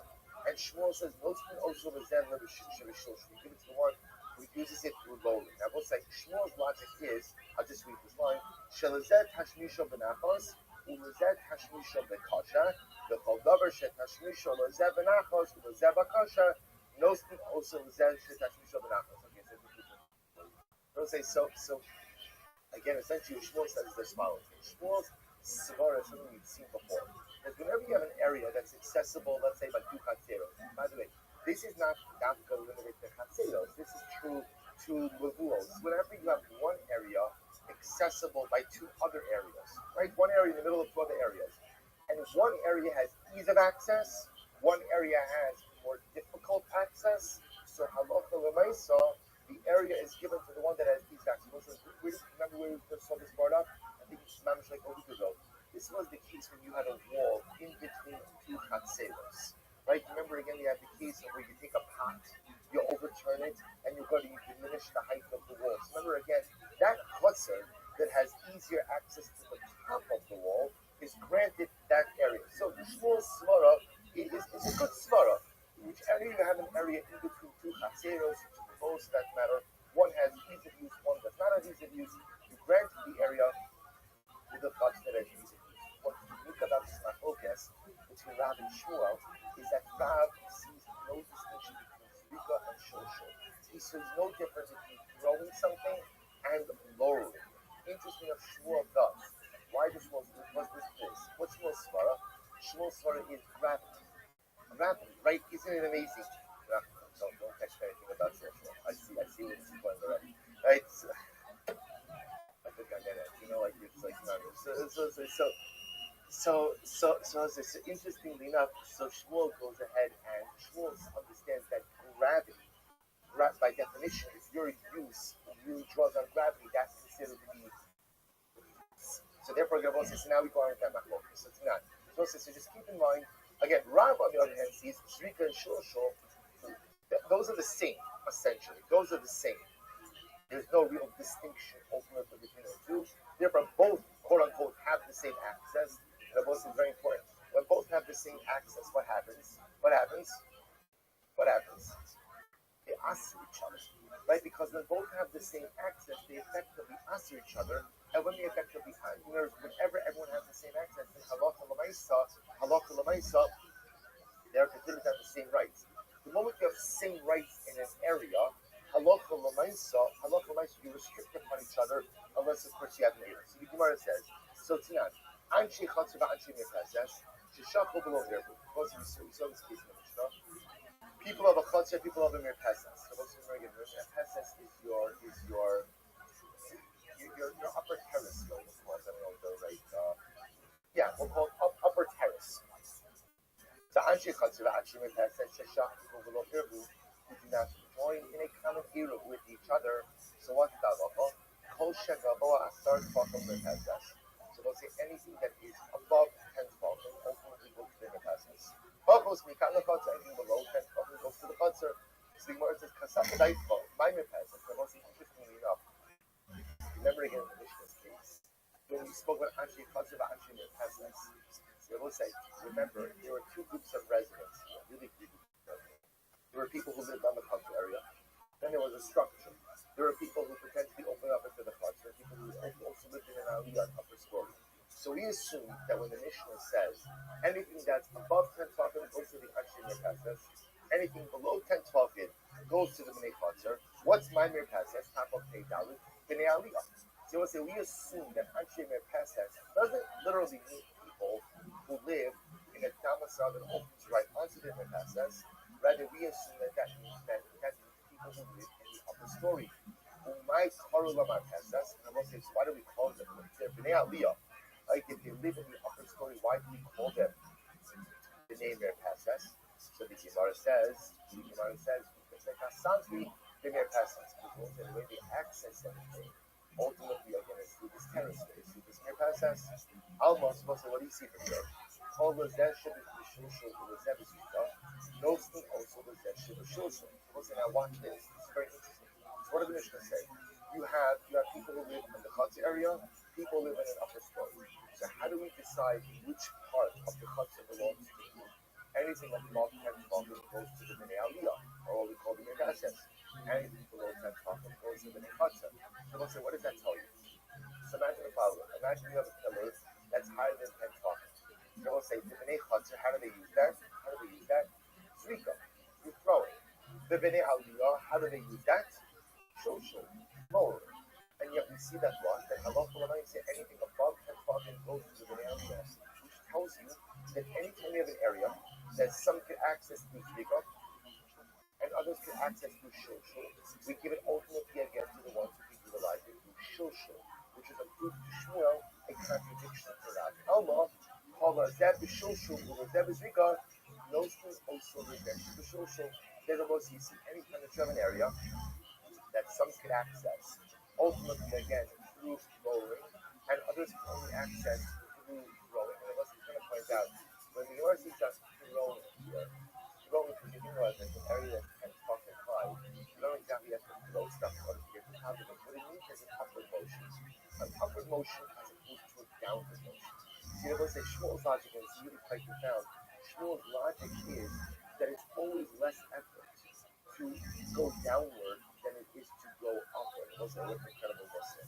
Like Shmuel's logic is that a downward activity always takes less energy than upward activity. Therefore, by definition, downward use is always considered to be a greater use than upward use. Incredible lesson, right now, the need to be a ben aliyah requires me to break gravity.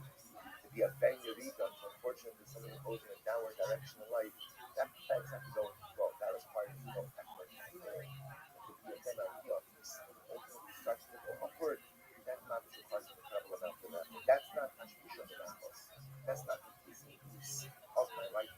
So the Gemara says, no, the Sefer also said, this is to support the position of Shmuel. Okay, the Rav Kuna, no, the Osa Darba and Pesach. No, actually, we're talking about the people who live under the Pesach. Oh, the Lord says, now watch this. So therefore, the Mishnah is really saying is like this. If you have an area that's above 10 tefachim and more than 10 tefachim high, so who does that belong to? Mir Pesach. So we thought, who was Mir Pesach? We thought Mir Pesach meant the people in the Aliyah, the people in the upper story. And therefore, what it's saying is the people in the Mir Pesach can access this area through lowering shulshul. The people in the chutzner have to access it through surika. And you see that whenever one group has ability through shulshul, one group has the ability through surika, you give it to the group who has the ability to access it through shulshul, group to shulshul. No. When we say b'nei Mir Pesach, the Pesach literally means the people who live on the terrace. Now, their domicile opens right up into the terrace. Oh, so listen, now watch this. If that's the case, then when it says above 10 tefachim, goes to the B'nai Mir Pesach, why is that the Hosai? Because you saw yesterday down, those individuals pretty much have the ability to access an area above 10 tefachim straight away. That's called Echad the Pesach, the Echad the Sukkah. Echad the Pesach means one has complete ease of use. There's no lowering, there's no throwing. Pretty much, again, we'll call it lateral usage. Lateral usage means I don't have to go up, I don't have to go down. I can just directly access the area. Therefore, if you have something that is above 10 tefachim, the B'nai Mir Pesach can go ahead and we'll call it engage or utilize it in a form of lateral usage. There's no lowering, there's no going throwing. That's why, again, halacha l'maisa, anything above 10 tefachim, the B'nai Mir Pesach get. So the Gemara says, so therefore the Gemara explains that you misunderstood Mir Pesach. You thought that Mir Pesach meant B'nai Aliyah, people in the upper story. And you thought they're talking about an area, therefore, that the B'nai Aliyah used through Shulshul, the B'nai Chatzah used through Zrika, and yet the Mishnah is saying that we awarded to the B'nai Aliyah, and you're using it as a proof to Shmuel. That's whenever you have two groups to access an area, one through Zrika, one through Shulshul, they give it to the group who uses it through Shulshul, which the Gemara says, no, that is incorrect interpretation. Mir Pesach literally means the people living on the Mir Pesach. And therefore, when they access the area above 10 tefachim, that's called access the Pesach, lateral usage. No going up, no going down, just usage. That's why we awarded them. We're talking in the Sefer. If that's the case, what did we have in this? Pachos, you have a chutzner. If it's less than 10 tefachim high, you give it to the chutzner. Amai. Lezeba Pesach. We'll say if that's the case, it's less than 10 tefachim. Then halacha l'maisa again, both the chutzner as well as the B'nai Pesach both have direct ease of use. To which the Gemara says, "My lachatzer." Right? What does it mean? My lachatzer. What does it mean? Lachatzer. Af lachatzer u'shnei nasu. That of course would mean actually is as follows: that if the area in question is less than 10 tefachim, then it enjoys ease of use by both the B'nai Pesach and the chutzner. In which case, it will be usher to both. Talking now in the stabler, this would appear to be clearly becoming safe by the Mishnah. However, when is this going to make a distinction about areas above 10 tefachim or below 10 tefachim, and if they belong to the chutzner or the Pesach, the smucha. That's only the areas in question are close to the chutzner or close to the Pesach. Above the flagas, but Allah for myself, if the area in question is far away from the Pesach, you follow your tefachim, the chutzner. even if something is above 10 tefachim, it belongs to the chutzner. So this is very important. Let's remember again, the Mishnah, when it discusses what areas belong to the chutzner, what areas belong to the merpesas, discusses above 10 tefachim belongs to the merpesas, below 10 tefachim it belongs to the chutzner. But when is that true? When the areas in question are close to the merpesas. But if the areas in question are not close to the merpesas, then even if it's above 10 tefachim, it's the rights of the chutzner. My lechutzer, what does that mean? Even the lechutzer is shari. If you want to say it belongs to the chutzner and it's permitted for use, why should that be? We'll say it should be the rishus of both merpesas and the chutzner. Ela my lechutzer, half lechutzer. Now we'll say, what does it mean when it says that it belongs to the chutzner and even to the chutzner? Meaning not only does it belong to the merpesas, but it also belongs to the chutzner. Ushnehen asu, and therefore halacha l'maisa again both will be asur. So it's over here. My lechutzer. What does it mean that if it's below 10 tefachim, but it's close to the merpesas, it belongs to the chutzner? Af lechutzer, ushnehen asu nishtamdan. Even if usable by the chutzner and halacha l'maisa again, both therefore have access to it, and therefore it is asur. Therefore, both sides.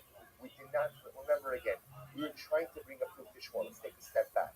We're focused the entirety of today's down. It's focused on this entirety of today's down. It's focused on the machlokas Rav Shmuel. If you have an area that borders two chatzeros, one chatzer utilizes the area for shulshul, lowering, one chatzer accesses the area to zrika, growing. Who is considered to have ease of use and therefore who has rights?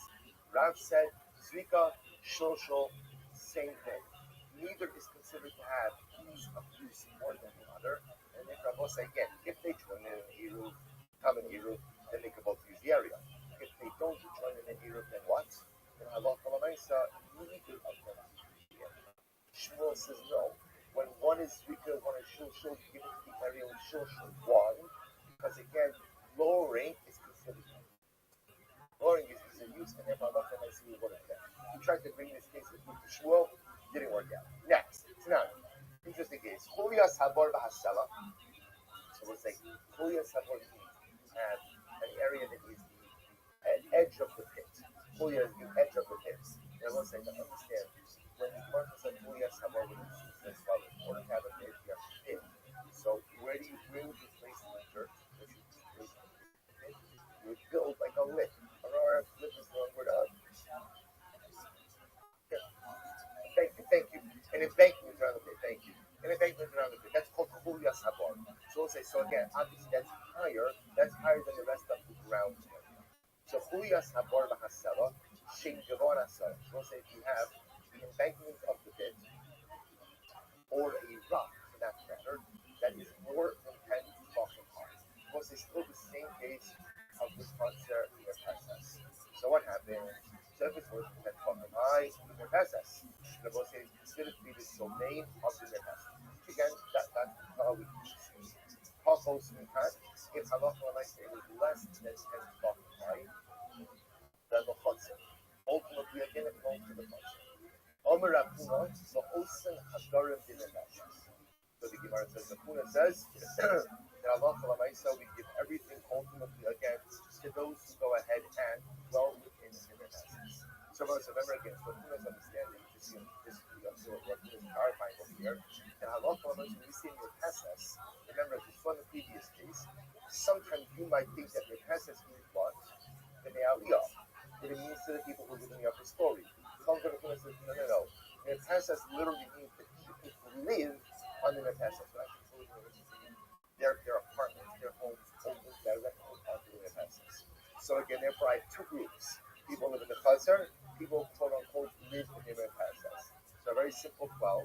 The top of the pit, the top of the rock that are more than 10 tefachim high, those are considered to be the domains of the merpesas. Anything above 10 tefachim is the domain of the merpesas. Below 10 tefachim is the domain ultimately again of the chutzner. So the Gemara says, "Hina sela."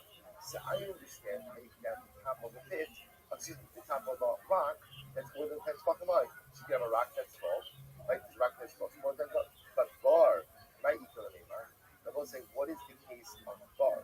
What is the case of the bar. Now, let's say, look at that here just a moment. Dinach Sela, the Habi Name Pesach, Pesach, Sha'al Gabon, Habi Pashmish Day, the Gabon, Shaval Hanging. It's like, I see the case of the rock, right? If you have a rock that's more than 10 tefachim high, so we'll say, so why is that considered to be the domain of the Pesach? Because we'll say the Pesach could utilize what was called passive, lateral usage, right? It's high, I can use the top of it, no problem. But I don't understand the case of the bar. Now, what's problematic with the bar? Look at Rashi. Rashi says, Ela bar, Shlemalin Hemeno, Hashmishasel Bishosho, Afilu Mizeme Pesas, Shemakar Yosef. Remember again, what part of the pit is usually the usual part of the pit, right? It's the hole. Therefore, we'll say, even for the name of Pesas, how are you utilizing the pit? You're lowering something into it. So I'm going to say, so the Gemara, interesting that the Gemara saying over here is like this.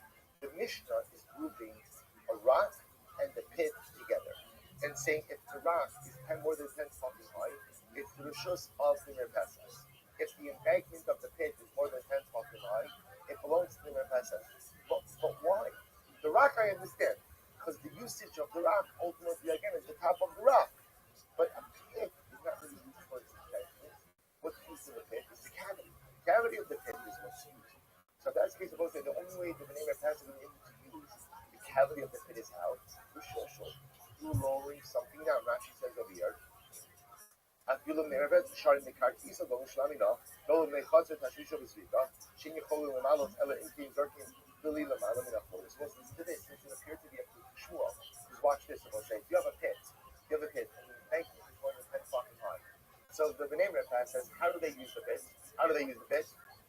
How? Lowering. Right? The Shilshul. The B'nai Chatzer, how do they use the pit? Use Zvika. The assumption is if they have like a bucket or something, they have to throw it over the embankment in order to get it into the cavity. So this is a case of Echad B'Shilshul, Echad B'Zvika, and yet what does the Mishnah say?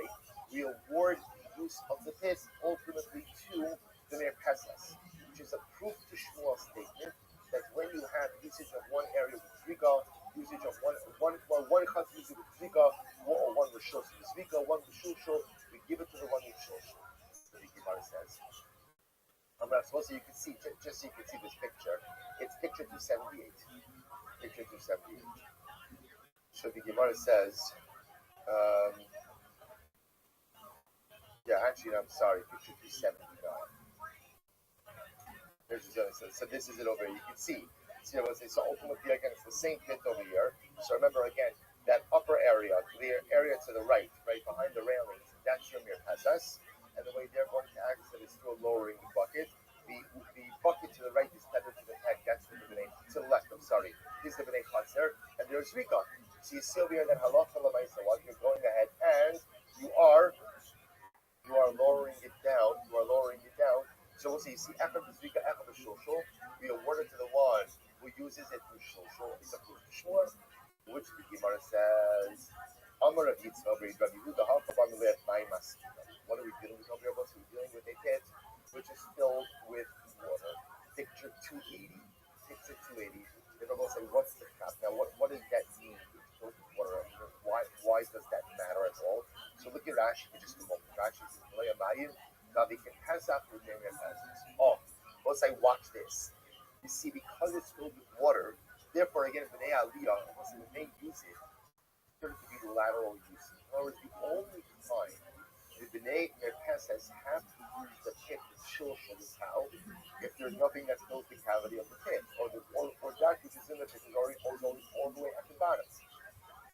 But if the bar itself is filled with water, then halacha l'maisa for the B'nai Merpesas is considered to be lateral usage.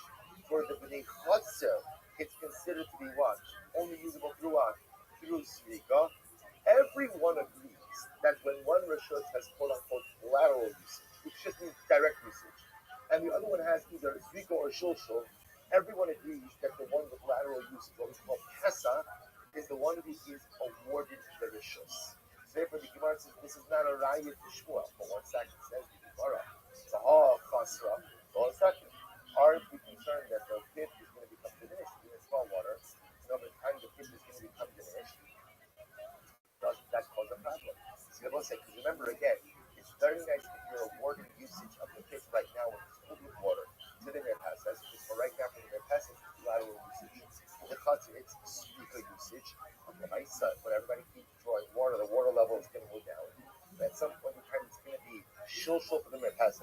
Srika for the Chatzar.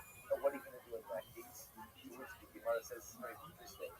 The Gemara says, V'achasha kibon v'imal yeshari ki chasra nami shari.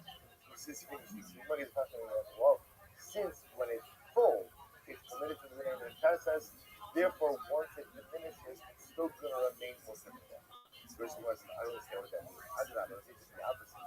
Even the chasra asira, kimal yanami asira. It's just the opposite. Say that since it has a propensity to be diminished, the water level is going to inevitably go down and everybody's drawing from it. So why don't you say since another water level is going to go down, it should be asir not even the water level is flush with the top of the pit. With the Gemara, you're right. I'm Rabbi, what's the case here? Talking about a pit which is filled with fruits. Filled with fruit.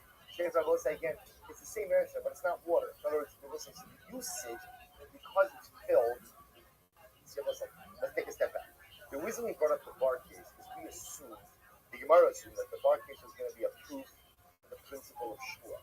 Shmuel says, right, Echad the Zrika, Echad the Shul. Who do we give it to? Shul. Give it to Shul, right? So what do we do? So the Gemara says, that's why I brought the case. No. It's not a case. The case is Echad, the Zrika, the Echad, the Pesach. But in fact, this was lateral usage for the Mir Pesach, because it's filled with water. Filled with water, the water goes down. So once you write that water, it's filled with fruit. And therefore, for the Mir Pesach, it's usage of the Pesach, lateral usage. For the Chatzar, it's Zrika. Which was, I understand. Don't you run into the same time, Bahal Chaseda, Bahasri. Over Shabbos, what's going to happen? You're going to take food from the pit, and the pit is going to be diminished. So right now, it's very nice. Right now, it's Echad the Pesach, the Echad the Zrika. The Pesach has lateral usage. And over time, the fruit level is going to go down. And what do you do then? Which one's the tip? What's the case? The case is where the pit is filled with Teva. Let's say Teva is untied produce. Untied produce is muktzah on Shabbos. You can't eat it. Like we'll say, halacha l'maisa, you're not allowed to take the spices on Shabbos. So look at actually Kivla. Shemuktzin machmas iser. This is great. Those of you who are going to speak that's cover. We haven't gotten to this yet, but I'm here to understand you will. Muktzah machmas iser. Right? Ultimately, again, they are muktzah because they also have limited. And that's how we didn't do this section yet. We mentioned we didn't do it yet. But also with Talto and halacha l'maisa, again, you cannot go ahead and move it on Shabbos. Therefore, the Mishnah says that we award the pit to the Mir Pesach. That's because for the Mir Pesach, usage of the pit is the Pesach. Lateral usage. We're not concerned that it's going to turn into Shulshul over Shabbos. Why not? It's a muktzah. Therefore, for the Mir Pesach, it's the Pesach. For the Chatzar, it's Bisrika. And everyone agrees. I will say any time one domain has what we'll call Pesach or lateral usage, and the other domain has either Zrika or Shulshul, everyone agrees that we give it to the Chatzar with a lateral Pesach. That's everyone agrees. Therefore, we'll say once again, Tashma. Another case. We'll say again, laser focused over here. Who is right, Rav and Shmuel? That's what we're trying to figure out. So Tashma, Anshe Chatzar, Anshe Aliyah, Anshe Shach, Rubalon Yerbu. Again, two groups of people. Two people live in the Chatzar, group of people who live in an upper story. Then we'll say what happens. Halacha l'maisa. I'm sorry, I skipped. Take an Ami Dikani. We'll say again, this seems to be correct. That ultimately, again, we're dealing with the case of a pit that's filled with pebble produce. The Gemara says, Dikani, Yumya Disala Shmarila. Because also remember again, the Mishnah mentioned the case of the stone and the case of the pit together. Just like the stone is muktzah, so too again, what's the case of the pit? It's filled with muktzah items as well, and therefore the level of the pit is not going to be so effectively, the bar case and the stone case are the same thing. Right? Both are cases of the Malaviyut, and therefore it's telling you that if it's more, if it's the Malaviyut, it belongs to the Pesach. If it's less, it belongs to the Chatzar. But it's the same case. Why do you have to state the same concept twice? I'll tell you why. It's necessary.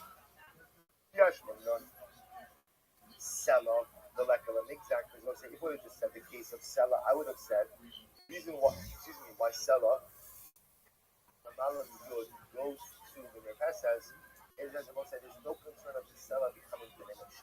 However, again, about bar, the ligs are seen in the Malya Peros. Also, in the case of the bar, maybe I would say that even in the case of a bar that's the malam you shouldn't give it as this right.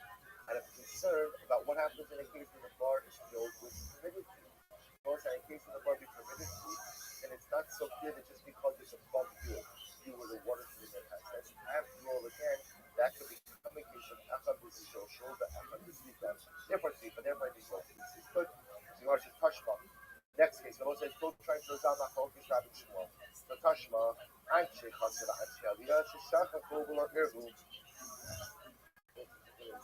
You have members of the Chatzar, members of the Aliyah, right? Two groups of residents. Some will live in the Chatzar, some will live in the Aliyah. What happened? Sheshach will live. We'll say they did not make the joint agreement. So what's the halacha? Anti Chatzar mishtamshim b'asar takfon. We'll define what this means. We'll just translate the word. So the members of the Chatzar, they get to use the lower 10 folk. The Anshi Aliyah mishtamshim b'asar ha'oyonim. And the Anshi Aliyah, they use the upper 10 folk. What is this? So look at Rashi. Rashi says, "Below Yerbu Elu Elu, Basar Takfonim, Basosam Habayis, that Chotzer, Anshe Chotzer Mishtamshim V'Yod the Pesach, Me'aleh B'Shoshim B'Shoshim." What he's saying is like this: let's say you have members of a Chotzer, members of an apartment building in Aliyah, and what happens? Halacha l'Naisa, they did not join. So you can imagine a group of people living in a public building and a group of people who live in individual homes in a Chotzer, and they did not join in an area together. So what's the halacha? So we'll say the wall. Let's say the wall of the apartment building. So the Gemara seems to indicate here the people of the Chatzar have the usage of the bottom 10 spots of the wall. The bottom 10 spots of the wall, that's the Bnei Chatzar. Listen to this. But however, the Bnei Aliyah get the upper 10 spots. This is very interesting. Look at Rashi. Basara Alyonim. Shehein Mikachas Aliyah. Anshe Aliyah Mishtamshim Tzmid Nehem Bnei Aliyah. But it says is the Bnei Aliyah get 10 tefachim of the wall, but we'll say those 10 tefachim are measured downward from their windows or entrances. We'll say, right, so you can imagine again, so you have a wall of the apartment buildings. The Bnei Chatzar, they get the lower 10 tefachim of the wall. That's where they're using. You see how this plays out in this moment. The Bnei Aliyah get the 10 tefachim of the wall, but the 10 tefachim measured downward from their windows, right, from their entrance ways of their homes. So the Gemara says, therefore, how does this play out? Ketzad, back to the Gemara. Ketzad, Ziz hayotzim minachos. We'll say if you have a conclusion. Imagine you have a plan that extends out of the wall. So the matam yasara on the Chatzar. If it's within 10 tefachim of the ground, then ultimately belongs to the Chatzar. The malam yasara la'aliyah. But if it's above 10 tefachim, ultimately again it belongs to the Bnei Aliyah. The Beni Asa. We'll say if it's right in the middle, ultimately again it would be Asa. So we'll see. You can see this is picture 281. 281. So we'll say you can see over here the picture of the bottom plane is Lamata Me'asara. Right? Lamata Me'asara. Right? Ultimately again, the upper plane is Lamala Me'asara. So we'll say so again, if it's Lamata Me'asara, then Halacha L'Maisa again. It belongs ultimately to the Bnei Chatzar. Lamala Me'asara, it belongs to the Bnei Aliyah. Now the interesting case is, what about Beni? We'll say Beni, you can see over here is what? There's a situation where Halacha L'Maisa, the plane is situated exactly at 10. Exactly at 10. So we'll say, so now why bring up this case? So you can see actually the picture spells out explicitly. Rashi says it also. What happens when the plane is exactly at 10? The Bnei Aliyah, how do they access it? How do they access it? Shulshul, below. The bottom, the Bnei Chatzar, how do they access it? Through Zrika. So we'll say, so this is the case of Echad the Shulshul, the Echad the Zrika. Again, what does the Mishnah say? The Mishnah says, Had the Beni Aser. They will say, which is a support for Rav and against Shmuel. Because Rav says, when one area accesses through Zrika, one through Shulshul, they both have the same exact access, and therefore, in the absence of a joint Eruv, they will answer upon each other. Shmuel was the one who said, no. Shulshul is considered to be ease of use. Zrika is more difficult use. We give it to the area that can access it through Shulshul. So this supports Rav. Rav, what's the case here? How come a close up to Shas Yasir? We're talking about actually a wall that's only 19 talking. This is Yotzim and the length stands from it. Lamata Me'asara. If it's below 10 tefachim, then what? L'zeva Pesach l'zeva shulshul. The Rabbi say the bnei if it's less than 10 tefachim, the bnei chutzer are considered to have lateral usage as in Pesach. Upper bnei aliyah are used to do shulshul, and then Rabbi say obviously it's a word for the chutzer. The Mala me'asara, they'll say above 10 tefachim, l'zeva Pesach l'zeva tefachim. Halacha l'maisa, the upper, right, the bnei aliyah are considered to be usage to shulshul. Excuse me, through Pesach lateral usage and therefore it bears, whereas the Chutzer uses it through Zrika and therefore it does not. People said this Marshall said, we thought we had a raya of it. We thought that this was the case. Ultimately, I give an Echad the Shulshul, the Echad the Zrika, to which the Gemara says no, it's not. It's a piece of the wall that is a maximum of 19 tefachim. Therefore, both say again, if it's within 10 tefachim of the ground, then it's considered to be lateral usage for the Chutzer. Essentially, again, if it's above 10 tefachim of the ground, it's considered to be lateral usage for the aliyah. And whoever has lateral usage, whoever has Pesach usage, is considered to be to have the primary easier usage, and therefore is a word of that area. Hamid days, Tashma, I'll say very interesting things. Very interesting. Shteigis Deros, Azul Lamala Mizu. Shabbos says, so there you have two gistros. Two gistros, it literally means protrusions, but you're going to see over here really what it means is like terraces. It's happens like the pictures. You have to agree about it. Pictures over here, that water is so fluid, it's so tranquil. It's very relaxing if you just look at the pictures. Plus, it even has the artist that even have the reflection of the water. It's a big fan of these pictures. So it says, so right, it looks like this is a good place for vacation. So it says, so the Gemara says to be like this. So you have the Shtei Gusteros. So this is picture 282. Shtei Gusteros, great case. Two Gusteros in the protrusion. One's Gusteros terraces. Two terraces which extend above the water. One is above the other. But as you can see from the picture, it doesn't literally mean one is on top of the other. They are diagonal from each other. Now, both I watch this. So we'll say, listen to this.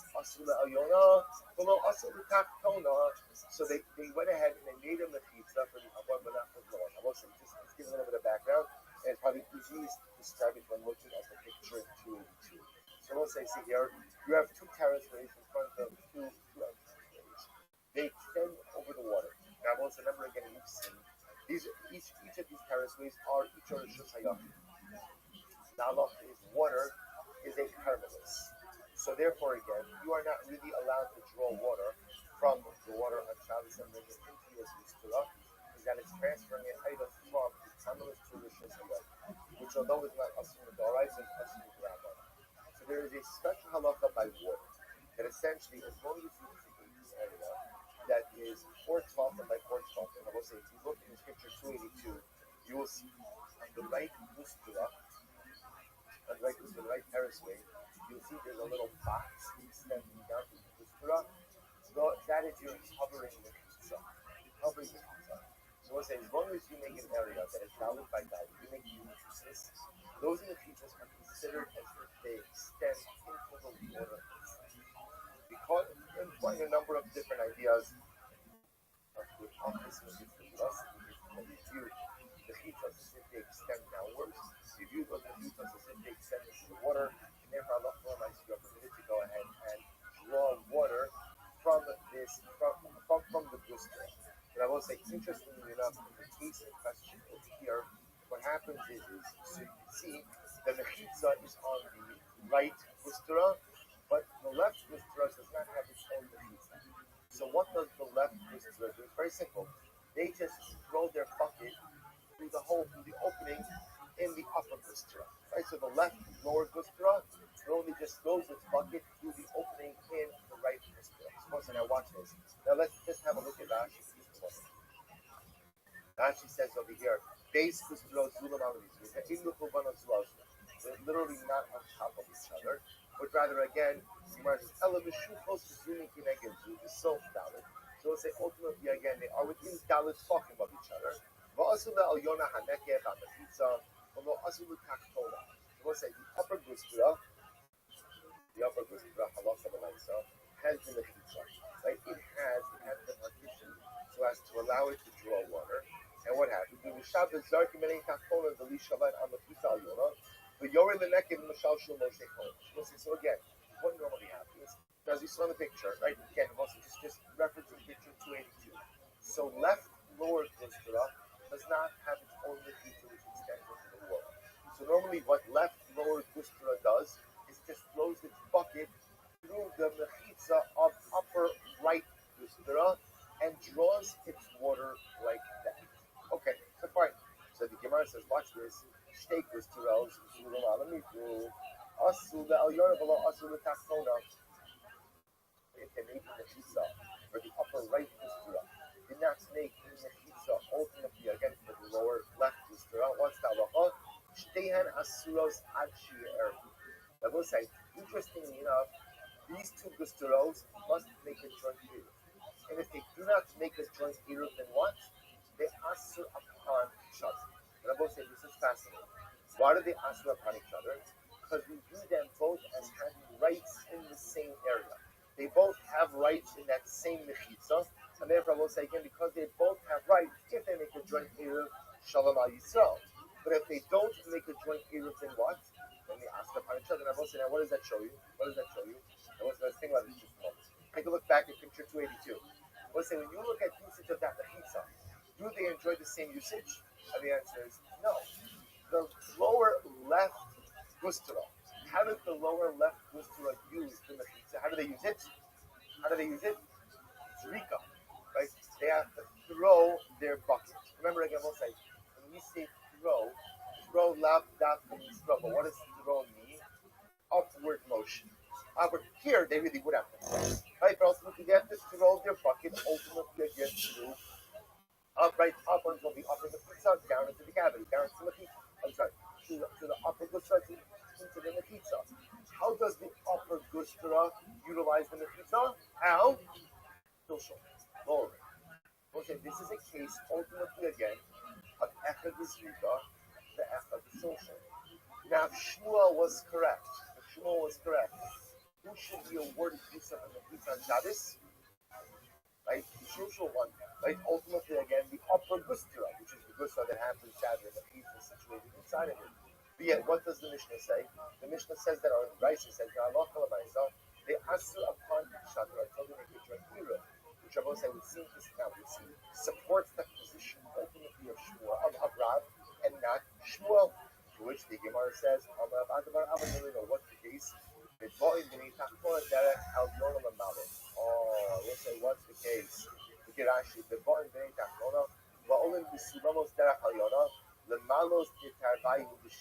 What's this? What's the case of Osai? Take a look at picture 283. What's the case of Osai? The case over here is no. There's right of access from the lower gustera to the upper gustera. There is a ladder. There's a ladder. So we'll say because it's a ladder, we'll say what happens? The members of the lower gustera, when they want to fill up their bucket with water, how do they do it? They don't throw the bucket from the lower gustera through the upper gustera. Rather, what do? They walk up. They walk up to the upper gustera and they too lower their bucket. Therefore, what's the case? The case is shnihem b'shulshul. Everyone uses it through shulshul. So now, I have two areas accessing a joint area exactly the same way. Oh, that's why they ask upon each other until they go ahead and they make a joint area. Now it makes sense. Gemara says, "But lo mibai kama." So the Gemara says, "Lo mibai was you don't have to say this, but we say it nevertheless. Lo mibai asu l'tachtona, although asu l'al da asiri." So as it goes without saying that's what. Goes without saying that what? Halacha l'maisa. Look at Rashi this morning. Lo mibai, Rashi says, Kilomar v'chi tema hoyel u'b'sof nasara kaina, tema mishum v'chein mishum rishos v'lo zu. V'lo lashmina v'lezeb rishos v'lezeb tu b'noistin also lezeb rishos v'lezeb to this. So the Gemara says, alright, let me see in the Gemara. Lo mibai, asu l'takmona v'lo asu l'al yora da'asiri, v'chei, if they go yor da'hadadi kaimin, asu na'hadadi. Ela hilu asu l'al yora, v'lo asu l'takmona, so I'm sorry, look at the next verse. Lo mi bay kama, lo mi bay asu l'takmona v'asu l'al yora, v'ika lo ukni, hema b'isur, mishum kash mishum shaveh, v'hasmucho tein, v'meshach ha'kosa v'sof dalu tov, ki d'mukmina l'kamon, Gobo Nami Gabi Go Asara. Ella Afilu, the Habi Lazeb Shosho, Zeb Miknas Rika Shosho. So the Gemara says, Lomi Boy, Asili Takona, below Asila Yona. It goes without saying that if they made it for the Takona, for the lower position, if you not make it for the Yona, then ultimately it will be Asra. The Chaban is the code Yud, the Hadad, and Asra who say since these two Kuros are talking about each other, they automatically Asra each other. Ella Afilu Asula El Yona, below Asula Takona. And we'll say even if you need it ultimately again for the upper one and not for the lower one, it's not that I turn it off. Came under the Zeb and Nachos with the Zeb and Pasha. I'm at a thought that since the upper one uses the pizza more easily, and the lower one ultimately uses it more difficulty. The Zeh Shetashmishop and Nachos, late favor Zeh Shetashmishop and Nachos, give the opening, give the pizza ultimately to the upper parts which uses it with greater ease. Kamashmalan, Kavan to the go, Asara Kamiran, Asran Hadar. Was it ultimately again? What's up ultimately on this, right? What's up ultimately over here is since the upper Gustira and the lower Gustira are talking on each other. Therefore, again, in the absence of when we the Asra one upon therefore, I will say we're sidestepping now a little bit about both with Rabbi Shmuel and introducing another concept, which is that halacha l'maisa, whenever you have an area that is used by two opposing rishuyos, and those rishuyos are and talking about each other, they effectively answer one upon the other. The Gemara says, "Hada Amra Nachman Amr Shmuel." This supports the Nachman Amr Shmuel. The Gemara says, "What happened? Gag Hasama versus Sarabit. The Tzara Sulam Kabua Lahatilos." What's the reason for this case? This is picture 285. Right? Gag Hasama versus Sarabit. Let's look at the picture over here. So you can see the Gag. The Gag is the area where the Gag to the right is standing. Right? So Gag Hasama versus Sarabit. You have this roof area that is right next to the Rosh Hashanah. So what's the halacha? What's the halacha? So the Gemara says, "Sarat shulam kabua lahatzilo." Ultimately, again, it requires a fixed ladder in order to permit it for use to the Bnei Aliyah and to the Merkazas as well. So we'll say, so when you see that ladder over there, that is a fixed ladder. So that fixed ladder is necessary in order to allow ultimately again use of the God for the Merkazas. And ultimately, again, the idea to use it. When you take a look at Rashi, just a moment. Gaga some of it's the rabbit. The Eno Muka parts of a phone seat up. So what's the point of your sky? Examining closed by the sheets on all sides. Ella Tido Acha Rishus Rabbit, Stam Gag Gabo Asara. Sarah Sulam Sarah Sulam Kabo. Sarah Sulam Kabo. Minha Ria with Gag Mahatilo. Without them in their essence the gods. The other is Sulam Goli Gaiti, without the gods Spark Rosh Hashanah, you may probably have to share this. You have a rooftop. And the rooftop is 10 fucking away, 10 fucking high up to the Rosh Hashanah. But there's no pizza surrounding the rooftop. So if there is a fixed ladder from the rooftop to the aliyah, that shows that the rooftop ultimately is what? Ultimately is used by both the Merkazas here as well as the aliyah. In the absence of a fixed ladder, what happens if you don't have a fixed ladder? Rashi says, Sulam Arai, Keva the Messiah like Kiman Galaysi. So we'll say, if you don't have a fixed ladder, then halacha l'maisa what would end up happening over the site? Then this would be an area that was within 10 of both the Merkazas as well as the Rosh which would then be usher to both areas. So the Gemara says, Sulam Kabua in, Sulam Arayro, my time. They will say, why is that? Why is it halacha l'maisa? Why is it halacha l'maisa? That only a fixed ladder will allow use, but not a temporary ladder. Lad, you should be able to do so. Asar the hadad kaimi, asar hadad. It must be because it must say, since the roof ultimately, again, it's within 10 talking about both the Rosh Hashanah and the Merkazas. It's an area that's within 10 talking about both the Rishuyos, and it will be usher.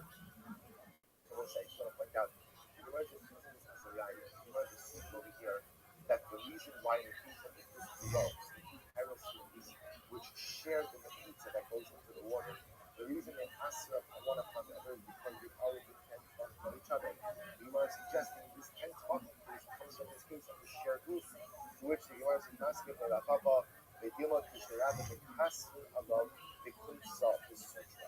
Ultimately, again, that my Papa says maybe not. Listen, maybe they take something that above the reason so that is problematic. Why? Because halacha l'maisa says and fucking people use it, and here should not use it to put down their packages and to put down their house. Look at Rashi, so other people say Sudran, Sherigilin, losses above the call, Ovid Uma'akores, Tashmish, no have a Hagun who have the Masri cow.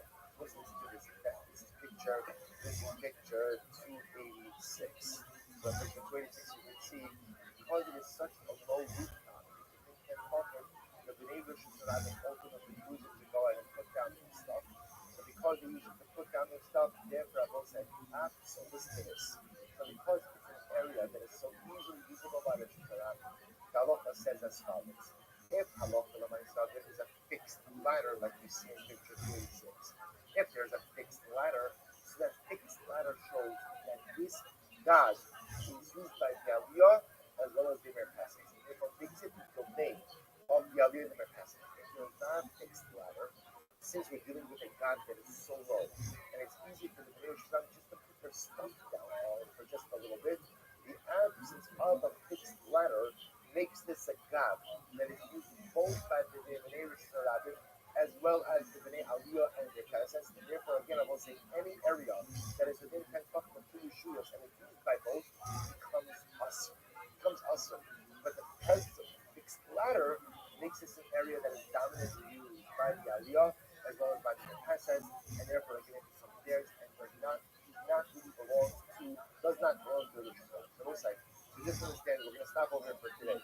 But just understand what we're still leaving off with. We have not resolved our machlokas. It looks like the entire day today, and as the Gemara pointed out, with this Tira'os case, the two terraces that both utilize the same machitza to draw water, that's going to be additional Yerkashon that we are going to see in just a couple of days. Spend some significant amount of time.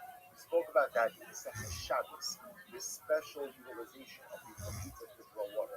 But I just want to point out, we began today with one simple mission, which was again, I will say, a machlokes Ulav and Shmuel.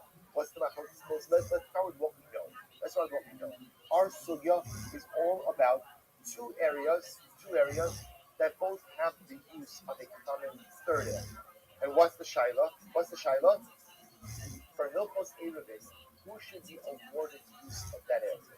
So let's go with what we know. Let's say we have Chatzar B, and there's a common area that they both share. They both have use. So who gets? So let's say obviously, if they make a joint area, then what? As they say, there's nothing to talk about because if you make a joint area, then everybody gets usage of that shared area.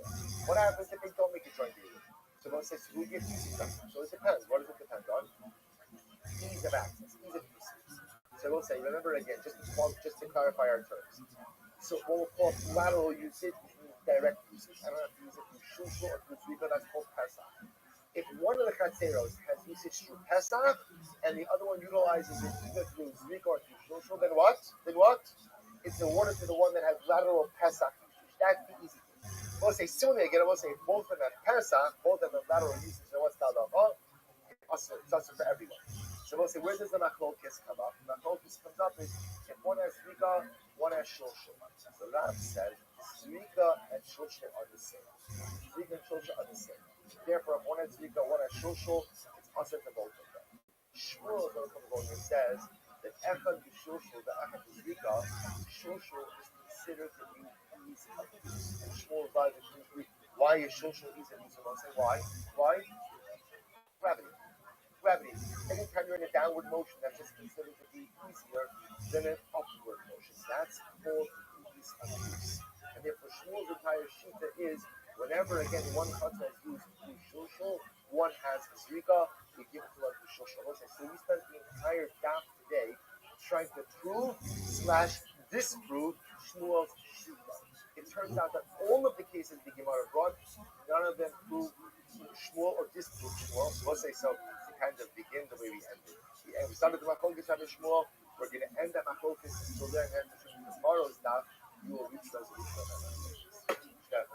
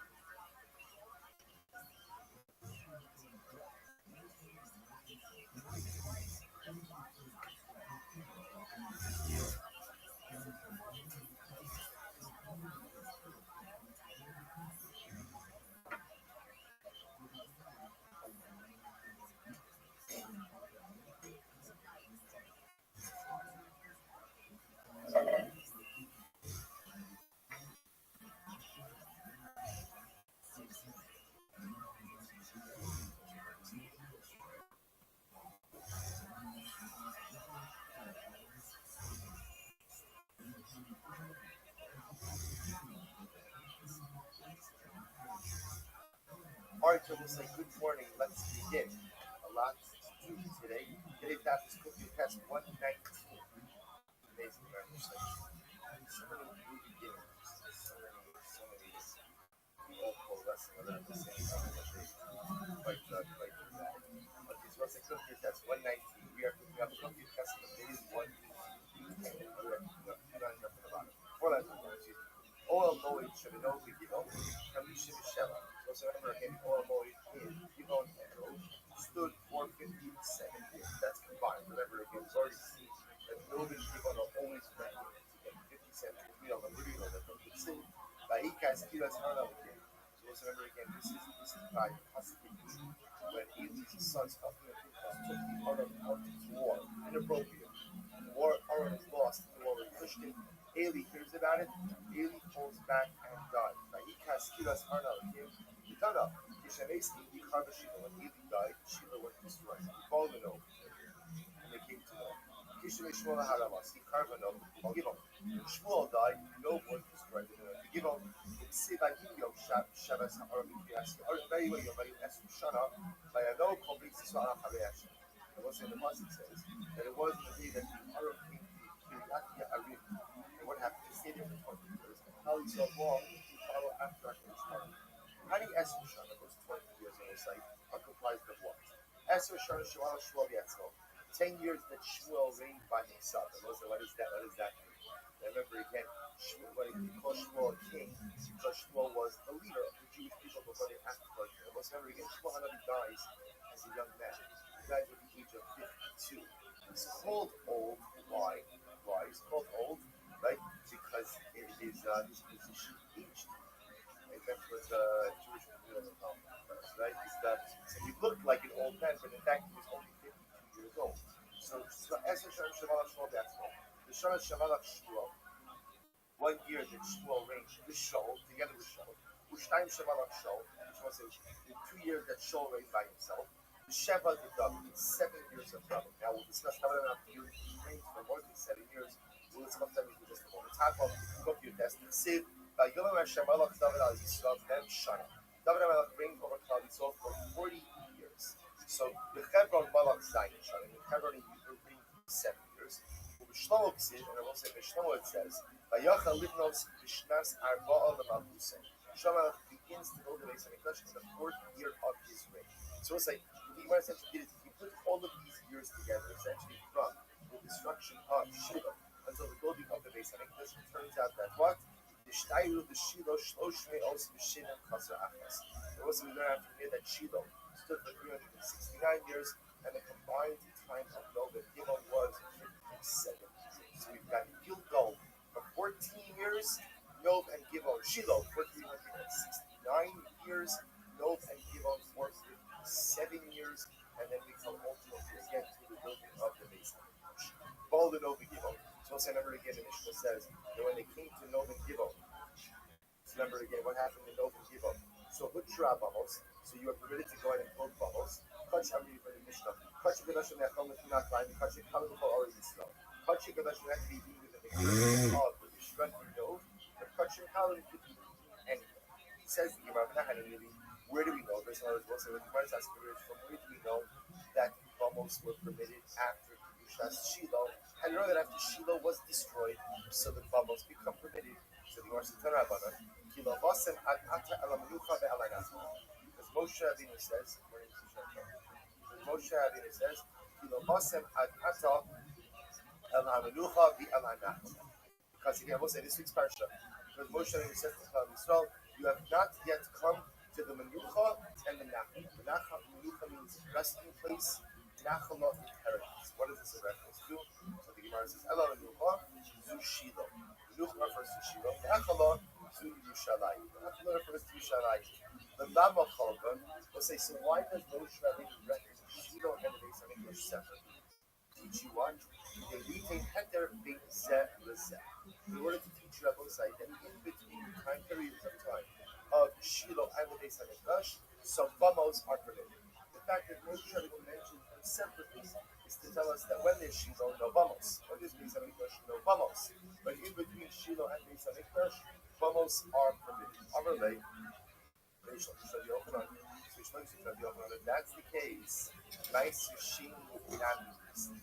ultimately again, so says Reish Lakish. So why don't you go ahead and say, we'll talk about Maisushini, okay? And say that Maisushini can be consumed anywhere outside of the actual structure.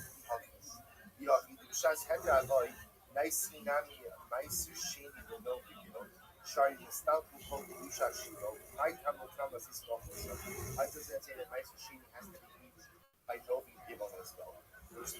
Amalei, Maisa, Sham, our there's a Shava of Sham between Maisushini and Aaron. He says Sham in both contexts. Keva, the Aaron Lohava, Maiser Nami Lohava. Was a since in Novid Evil, there was no Aaron, the Aaron was housed elsewhere. So too, again, so therefore, there was no Aaron, there was no obligation to bring Maisushini to that particular Rashi. Even the Aaron Lohava, oh, you may know the Givan, how your Aaron to be Yaki Arim. Fuck Shana. Here, David actually Nabais. So it's actually another very interesting fact. Nothing Gilom served as a centralized place of service. It was the Mishnah. Aron was not housed there. The Aron was an off-site facility. Your off-site facility in Kiryas Aron. I don't know, by the way, if it's I don't know if it's like housing. Like I don't know if that's the one. So in any event, so the Gemara said, so therefore, obligation to bring my sushi to the Makam of the Mishnah is fundamentally dependent on the presence of the Aron. If the Aron is there, then you have to bring my sushi. If the Aron is not there, then you need not bring your my sushi. Therefore, said the Gemara, there was no Aron and no Givon, and therefore no obligation to bring my sushi. If that's the case, the Aron Pesach the Kachim now.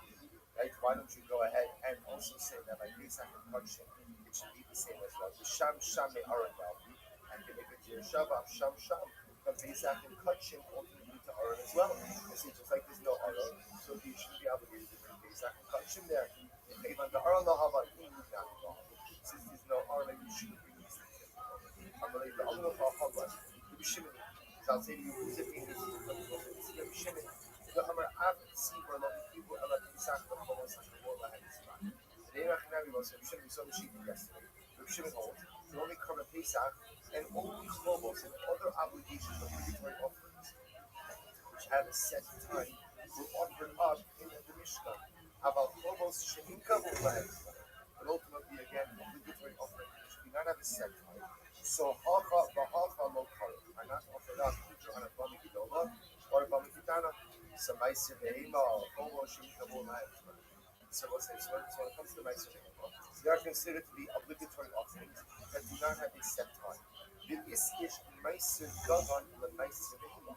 I will say Maisir Gavan is ultimately again compared to Maisir Behema. Now, and now we see that according to the fact these items would be offered up, which we must in Yomer Vazbramas, the Maisir Shini, Maisir, and only the Novi won't ready to them. In fact, most of the people does hold that Maisir Shini, Maisir Behema are in fact offered up in Novi Givo. I Bahabai Giva. We'll see, here's the problem. When it comes to Maisir Shini and Maisir Behema, so the Gemara says it requires Bira. We'll say Bira doesn't mean like power. What it means is it requires ultimately again. It requires Lifnei Hashem. It requires being done in the presence of God. So the Gemara says, the Lav Kani Rav Yosef, Shalosh Biros. Rav Yosef not teach us in yesterday that in fact there was there are 3 heroes, 3 domiciles of the Ribbon Shalom, and one was Shiloh, to go to give out the place of Kani Rav U'arala, Lachilas Maisushi, Rabbi. This is just limited that in fact he's talking about ultimately again Maisushi, actually. That's the Habak that you are saved with me Hashem and ultimately there was a real specific requirement for being before God. So therefore the Gemara answers, we're talking about Kilas Maisushini and then according to the position of Rabbi Yehuda and his scouts. Most like so bottom line, when the Gemara just pointed to the statement of the Mishnah, mainly the concept that once we came to know and give up, it was an important takeaway. Once we come to know and give up, a lot of the lights get bubbles and become and once bubbles become so why did the where actions based on motion statement the basam is on We're going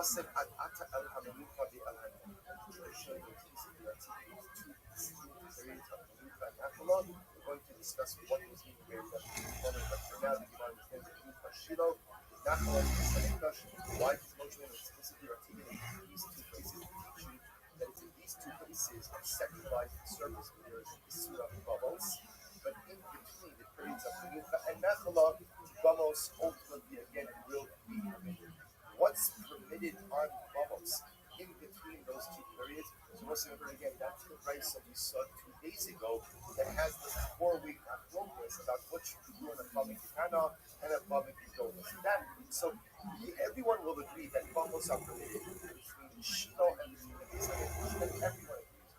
The machlokas is what are you offering on those bubbles? And that machlokas, the Baal sometimes both what we call a public Kitana, which is a private order, and a public Kitana, which was a public centralized order. But Baal Yerushalayim, so also in King Yerushalayim,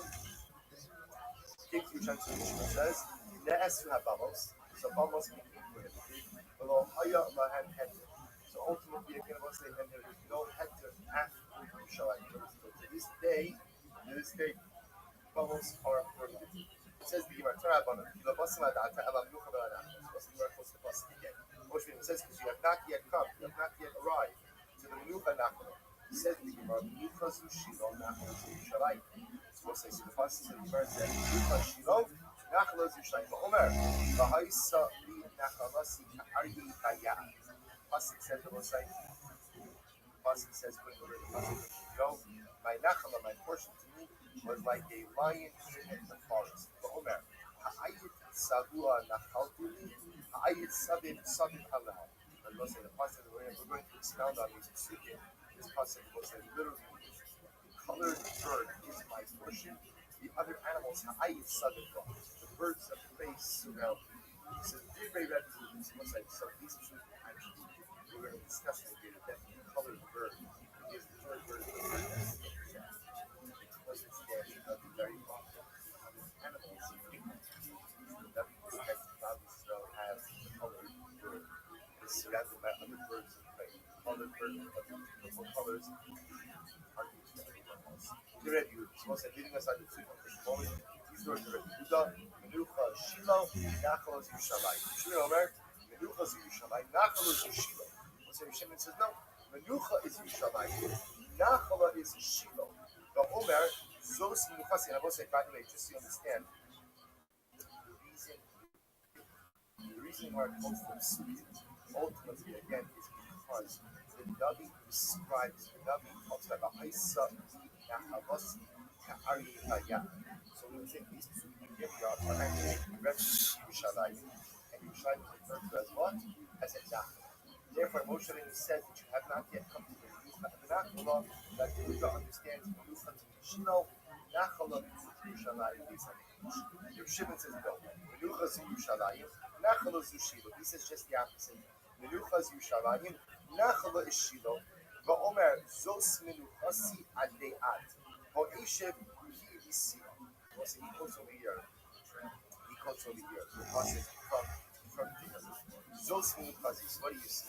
So you see Yerushalayim is called a Menucha. Va'omer Kibachar Hashem Tzion Kiva L'Moshe Rabbeinu. I will say the passage immediately following it, actually immediately before it, talking about Yerushalayim. So the other one talks about Yerushalayim, talks about Kibachar Hashem Tzion, and immediately afterwards he says Zos Menuchasi. So therefore Shimon says that what? Menucha refers to Yerushalayim. So Nachala is Shiloh, Menucha is Yerushalayim. He says, here's the problem. So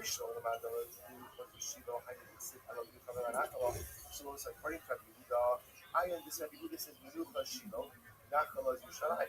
So to him, that makes a lot of sense. Why? Why I will say? Because chronologically, the pasuk makes sense. Moshe says you have not yet come to the Menucha and the Nachala. So Menucha, according to Rabbi Yehuda, is Shiloh. Nachala is Yerushalayim. That makes sense.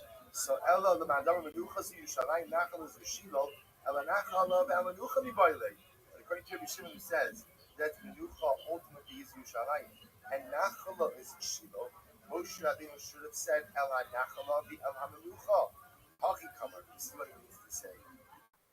Lo mibai Menucha de lo matisu El Afilu l'Nachala lo matisu. So it's like according to this opinion, the the Moshe says is this in fact is an initial reference to Gilgal, according to this approach. When Moshe Rabbeinu says Kilo Basem Ad Ata Ela Menucha Ve'ela Nachala, he's actually saying when you get to Gilgal, which mostly if you think about it, is one of the incredible communication. Moshe is talking to them by Abraham Hayarden. They're about to go in. What's the first stop for the Mishkan when they come into Eretz Yisrael? Gilgal. How long is it in Gilgal for? 14 years. 7 years of Kibush, 7 years of Chilul.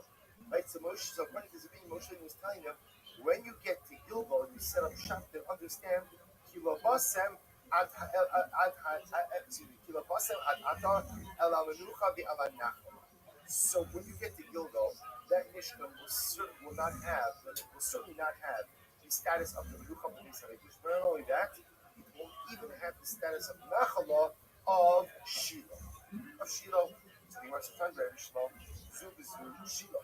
Most of the time they taught that both Menucha and Nachala both are referring to Shiloh. Rabbi Shimon Yochai Omer, Zubizu Yerushalayim. Rabbi says, no, it's both a reference to Yerushalayim. So Mishnah with the man to Amar Menucha Zu Shiloh, Nachala Zu Yerushalayim. Inami Ipcha. So if you say that Menucha is Shiloh and Nachala is Yerushalayim, or even vice versa, or that Menucha is Yerushalayim and Nachala is Shiloh, I need to sit ala Menucha ve'ala Nachala. So I will say, if you accept the premise that Menucha and Nachala are actually two different things, then what?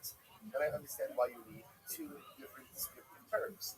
Because Moshe is talking about two different places, Shiloh and Yerushalayim. So we can have machlokas, like Rabbi Shimon, about which term refers to what. That's fine, we can have that discussion.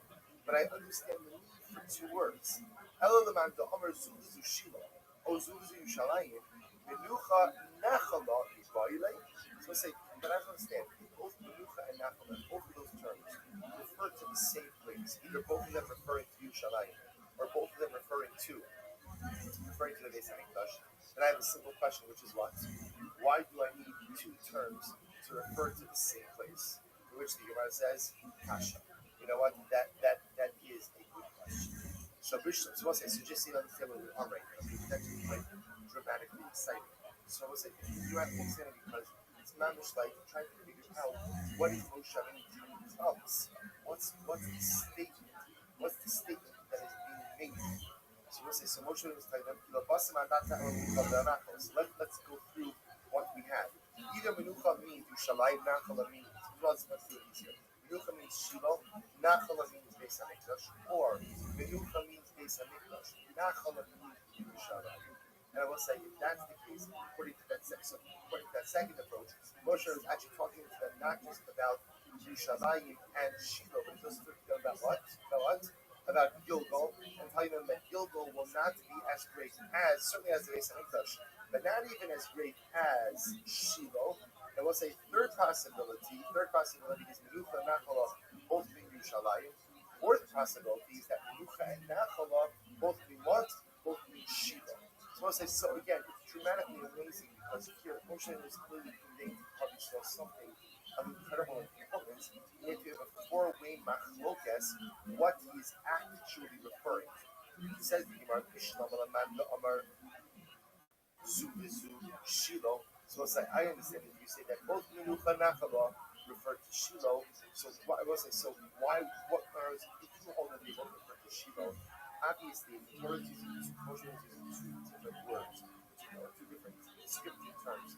To refer to Shiloh, they must describe two distinct aspects of Shiloh's identity. Says the Gemara, so Bishal Amanda Zubizu Shiloh, Menucha, why is it called Menucha? Menucha, because we'll say it was in Shiloh where they rested from conquering. Nachala, Zu the Palgu Hasam Nachalos. It's called Nachala, why? Because that's the reason we'll say ultimately again, where they also concretized the division of the land. So we'll say, remember again, as much as the Mishkan is in Gilgal, over the 14 years, 7 of Kibush, 7 of Kibush, 7 of conquering, 7 of dividing, the war really isn't over until the end of the 14 years, and apparently the division itself is fully solidified and concretized in the Mishkan in Gilgal. As the Pasuk says, the Gemara says, Paul Gauss of Nachlos, Sid, Bayak, over the Pasuk from Yoshua, וישלח יהושע את כל בשילה לפני השם ויחל שם יהושע את הארץ לפני ישראל כמחלוקה. So what happened is after they had divided it up amongst themselves, they also did a golol, they also did a lottery in the Mishkan in Shiloh. So therefore, I will say it's called the Menucha because when the Mishkan was reestablished in Shiloh, it was a period of peace and tranquility. Nachala, inheritance, because it is the place where the tribal portions were solidified amongst God's. Good. So Ella Lamadam is Uzi Yushalayim. We'll say, but if you hold that both Menucha and Nachala both refer to Yushalayim, so it's this. So Bishlam and Nachala, Nachala's whole lot of these. We'll say, I understand why Yushalayim is called Nachala. It's actually quite beautiful. Why is it called Nachala? We'll say, because Nachala refers to an inheritance. An inheritance, and Nachala Olamis. It is a portion, a really good portion is better. Nachala Olamis. It is an eternal portion from God Israel. Ela Menucha, my Menucha. We'll say, ultimately, again, why is Yushalayim ultimately called Menucha? We'll say, if you think about it, if there's one thing Yushalayim cannot be called, it's Menucha. I will say, again, Yushalayim has been from the beginning, has been the site, ultimately, again, of so much struggle between the nations of the world. I'm not extending as much to say there's no seeing the history of mankind that has been at the center of struggle as much as Yushalayim from the beginning of time. Remember again, when Avram Avinu comes back from the war, when the war comes against the Rabbi, comes back to Mount Tzedek, Shalim, so people come to rest from war in Yerushalayim, people come to do war in Yerushalayim. So Nachala, says the Gemara, is a good descriptive term, because again, it's our eternal portion. Very important to remind ourselves of this every once in a while. It is the entire thing is ours, right? It's our eternal portion. But Menucha, what's the pshat of Menucha? So we must mind Menucha. So we'll say it's interesting. You would have thought again that it's a piece of tranquility, spiritualization. Gemara doesn't say that. Gemara says Menucha's Aron. It is the place where the Aron rests. Which I must say is a very dramatic idea. The Aron place was located in many different places throughout history, wherever it is now. I will say that there was one place where ultimately it is at rest, and that is in Yerushalayim. Gemara says by he Noach. The positive says it was when the Aron rested. So we'll say, therefore, again, now we've seen that even if you hold that both Menucha and Nachala refers to one place in Shiloh Yerushalayim, you see how each of the terms Menucha and Nachala refer to different aspects of Shiloh and different aspects of Yerushalayim. Bishlam Yerushalayim, about Shiloh, Hava Shar Yabamos. So we'll say this. If you hold that both Menucha and Nachala refer to Yerushalayim, so it's actually very important. Because remember again, this has direct impact on a very important halacha we just learned before, which was what? Remember, according to the Gemara from the Palace, which was going according to the approach that Menucha and Nachala refer to two different places. Menucha is where? Right? Menucha Shiloh, right? Listen, it's one more block. It's enough. It's one more block. Come on, just stick with me. Don't bleed out over here. Yeah, right? So the Gemara says as follows. So remember again, if you go to simple, the Pashat Ushak, Anamadalit, which is that Menucha refers to Shiloh, Nachala refers to Yerushalayim. So it is a very important halachic concept which comes from that, which Moshe been telling them that Bamos will be ushered in Menucha and Nachala. But what? In between Menucha and Nachala, what's the halacha? Bamos are permitted. So that was a very important halacha that drove almost everything for the last 4 blocks. Right? So that drove a lot of our conversation over the last couple of days. If you entertain the possibility that Menucha and Nachala are also referred to the same place, then I'm stuck. Because then what it's telling me is, well, actually, I don't know what it's telling me then about hector bubbles, about the possibility of using bubbles in all of these different stages. So the Gemara says as follows. So watch this. So according to the things, it says that both Menucha and Nachala refer to Yerushalayim, right? Menucha refers to the fact that it's the place of where the Aron rested. Nachala is the eternal portion of Klal Yisrael. So about Shiloh, Havashar Yabamos. So we'll say, now watch this. If your Menucha and Nachala both refer to Yerushalayim, then we'll say, what does that tell you? That all the way until the building of the Beis Hamikdash, right? Then what we'll say, and remember, building of the Beis Hamikdash is almost like 425 years from the time of Kali. So 369, 14 plus 57 plus 369. So whatever that amount is, that's the amount of time until Klal Yisrael went ahead and built the Beis Hamikdash. So what you're telling me then is that both the Menucha and Nachal are both like refer to Yerushalayim. Then what? Then Bamos are permitted all the way until the time of the Beis Hamikdash. We'll say that's how many years? 430. Sorry, so if you do that, we'll say if you do that, then halacha l'maisa, you've just dramatically changed Jewish history, right? That you've just gone ahead and by the time the Klal Yisrael went into Israel for 430 years, ultimately again, 431. Let's say less than 435. Let's say right. So let's say so the idea is if you're going into Eretz Yisrael, if you're home in Uchanachla, both for Yerushalayim, then halacha l'maisa they're using Bamos all the way until the Beis Hamikdash, which actually says the Gemara helps us with a problematic story. The Chsev, Vayikach Manoach es Givya Isim, Ves Hamikha, Vayal Alad Zor LaHashem. Let's say the Gemara reference to a dramatic story, which is the story of the birth of Shimshon. Right, the birth of Shimshon. Also, remember again the story we read. Shimshon's mother is told by the Malach that she's going to have a baby. He's going to be a Nazir that then, and then what happens? And what happens? Her husband doesn't totally believe the story. Husband sees the Malach. Husband builds an altar right there to HaKadosh Baruch Hu. And I will say, and that was during the time supposed to be again of Shiloh. And Manoach, Shimshon's father, is what? Is building a bama. That up until now, that turns very problematic for us. Why? Because there's no private bamos when Shiloh was standing. So how is Manoach able to build an altar? Oh, now they have a beautiful answer for it. If you're Menucha Nachala, ultimately Rabbi will say, if you're Menucha Nachala, who refers both to Yerushalayim, that means bamos are permitted for the 430, 440. 440. If you hold the right for the entire 440 years. I'll say that bamos are permitted. Then I understand how Manoach built a mizbeach. How he built the bama. Elamam da'amar zuvazu shilo. Ubamos have a sirin. My bayikach Manoach. But we'll say if you hold that ultimately again, that both refer to Shiloh, that both Menucha and Nachla refer to Shiloh, we'll say that means that's what? That's certainly again that bamos are also during times of Shiloh. Then how was Manoach able to build a bama to HaKadosh Baruch Hu after hearing about the miraculous birth of his son? To which the Gemara says, Horaz Shah his son. Manoach's case is an exception. I will say what we call a Horaz Shah, that the Malach told him to build his be'ah. So the Malach told him to build his be'ah, ultimately he built his be'ah. Which I will say, in general, it's an interesting discussion about, this discussion you have the basis, the person who tells you to go against the word of HaKadosh Baruch Hu, Sheker. So again, apparently, if the Malach tells you, you can do it. Rabbi Sheker tells you can't do it. So now you know, you might answer by saying it was an exception. It was an exception.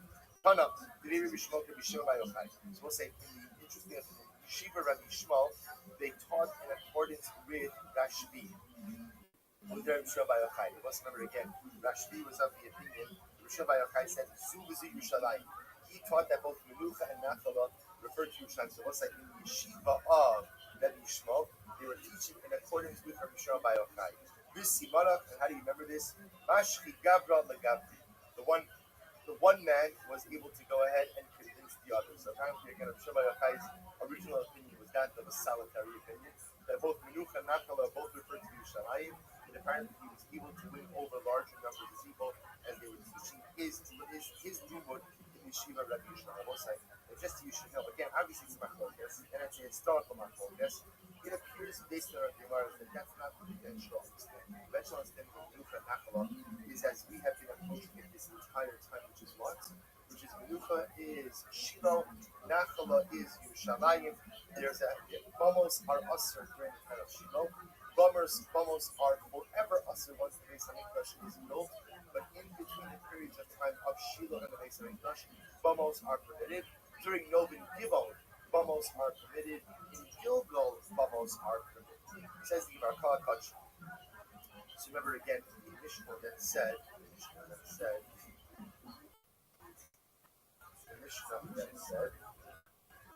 Kala Kach.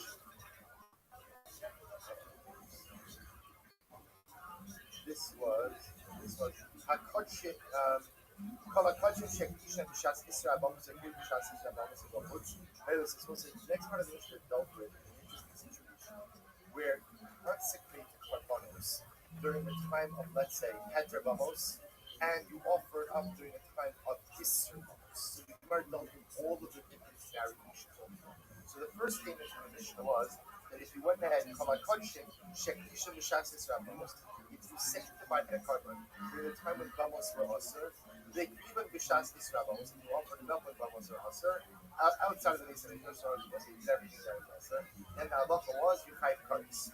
But if Yishon Mishas Het Ramos, if you Mishas Isra Ramos, if you sanctified the carbon at the time when Bamos were Osir, but what happened? You went ahead and offered it up at times when bubbles were permitted, just the opposite actually. You sanctified it at a time when bubbles were permitted, but you offered it up at a time when bubbles were usher, then the halacha is you are over on an isser, but you do not get cards. She says the Gemara, Amrav Kana, Lo Shanu Ela B'Shchita, about the halaw, Kares Inani Mekali. So Moshe comes on Rav Kana, and he says as follows, Lo Shanu, Rashi says, when we said in the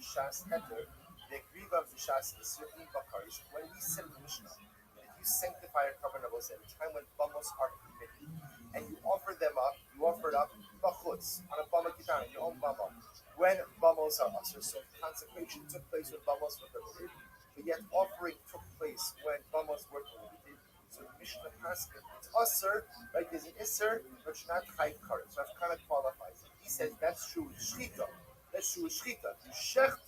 If you shecht it bachutz, you will be chayiv in iser, but there is no kares. But if you actually offer it up as a karban, there is a fee of kares.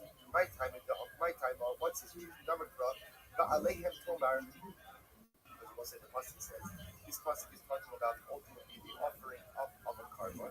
Ba'aleihem Tomar, ala smuchi Tomar. So we'll say ultimately again, this pasuk is juxtaposed to the section concerning shchita. Therefore, again, the Gemara sort of kind of comes along to say that it's dafka, shita will ultimately, if one does it bachutz, it will not be a kares. But if one does ha'alah, if one alters up the equipment outside, in fact, there will be kares. So let's remember again, I want to point out, we're kind of speaking about a very specific case. This is the case where you were makdish the karban at the time when bamos were permitted, but you offered it up at a time where bamos were prohibited. Hana says for shchita, you're not chayiv karis. Shchita b'chutz not chayiv karis, but ha'alah b'chutz will be chayiv karis. Based on this pasuk, so asking for Rabbi says, but 1 second. Niksiv ba'aleim tomar. Does the pasuk says ba'aleim with an ayin, which was with you, which you learn after the juxtapositions? Aleim with an aleph ksiv ba'od tanya. Abba klalos her b'shmin omer. Shimon said 4 principles are in the touch on this. What are the 4 principles? Hekdish mishas yisrael b'amos. If you shechted an animal, you consecrated an animal at a time when bamos were asr, and you shechted it and you offered it up while bamos were asr, which will say everything is asr here. So what's the halacha?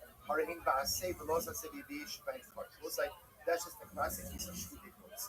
Bamos are asr, and you consecrated the animal, you offered it up outside, you shechted it, and you offered it up while bamos are asr. That's shchut equals. Next case, hekdisha mishas het rabamos. If you consecrated it,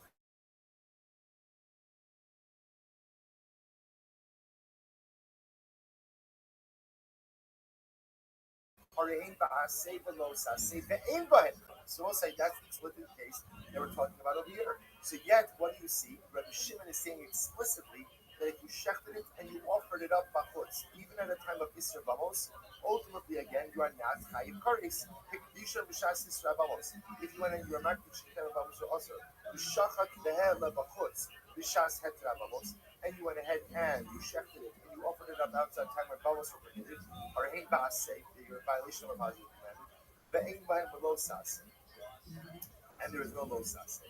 Hekdishim b'shas hetra Bamos.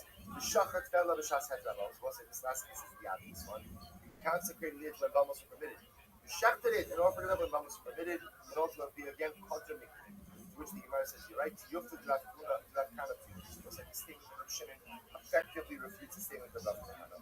Therefore, if Rav says Rav Kana wanted to say that in the case where you consecrated the carbon at a time when bamos were permitted, but you didn't actually end up offering it up until a time where bamos were prohibited. So Rav Kana suggested that if you just did the shchita bachutz, you're only in violation of losa safe but not kares. But if you actively offer it up, you are chayiv kares. The Gemara now effectively refutes that position ultimately again from the Mishnah, as well as from the statement of Rabbi Shimon. There was a halacha l'maisa in a case where you consecrated the covenant at the time where Ramos were permitted, and you offered it up outside the time where Ramos were prohibited. Shchita ha'aloah, you will be in violation of Allah, but there is no curse. Also, essentially, the only time you get curse for shluting what's kind of Ramos is when everything takes place when Ramos are prohibited. If consecration and offering all takes place when Ramos are prohibited, that's when you get curse. If one of those pieces are missing, there could be a lab, there could be an assay, but there is no curse. Right? The ilu culture. Once I remember again, the Mishnah then goes ahead and discusses the various differences between things that you do on a bama and things that you do outside. So the ilu culture came from Mishnah. So the Mishnah said, so the Mishnah goes through the list. So smicha. So we'll say you only do smicha inside the Beis Hamikdash or inside the Mishkan, or I should say on a bama gedolah, but never on a bama ketana. Why not? Smicha ichsiv l'fnei Hashem b'samach. Because it will say smicha is only done l'fnei Hashem. We'll say l'fnei Hashem. The Russian of the Mishnah here was Uman being bama syachal bama sibor. What's your private bama and a communal bama? Smicha the suffers. Now we're going to see why that is. Smicha ichsiv l'fnei Hashem. So we'll say smicha because the pasuk says l'fnei Hashem. Because you do smicha before God, we'll say you only all these conversations before God refers to what we'll say. Literally again in the Makom Mishkan / before God, he's not on your private altar. Before God, he's on the centralized altar. Therefore, smicha is l'fnei Hashem. Shirtas safon, the obligation to check certain kabbalas in the north. Sid safon l'fnei Hashem. The same idea. Matnos sabid, putting blood on all of the corners of the mizbeach. Sid zarach al hamizbeach sabid. What's the other piece? The positive you shall sprinkle it al hamizbeach. The mizbeach. We'll say that's the hey hayidiyah, the definitive article. So hamizbeach means what? The mizbeach. The mizbeach refers to which mizbeach? The centralized mizbeach of the Mishkan or the Beis Hamikdash. Tinufa, waving obligation to sit.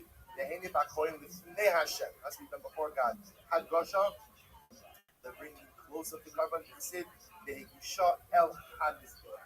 Ultimately, again, it is brought close to the mizbeach. The omer in mincha b'bama.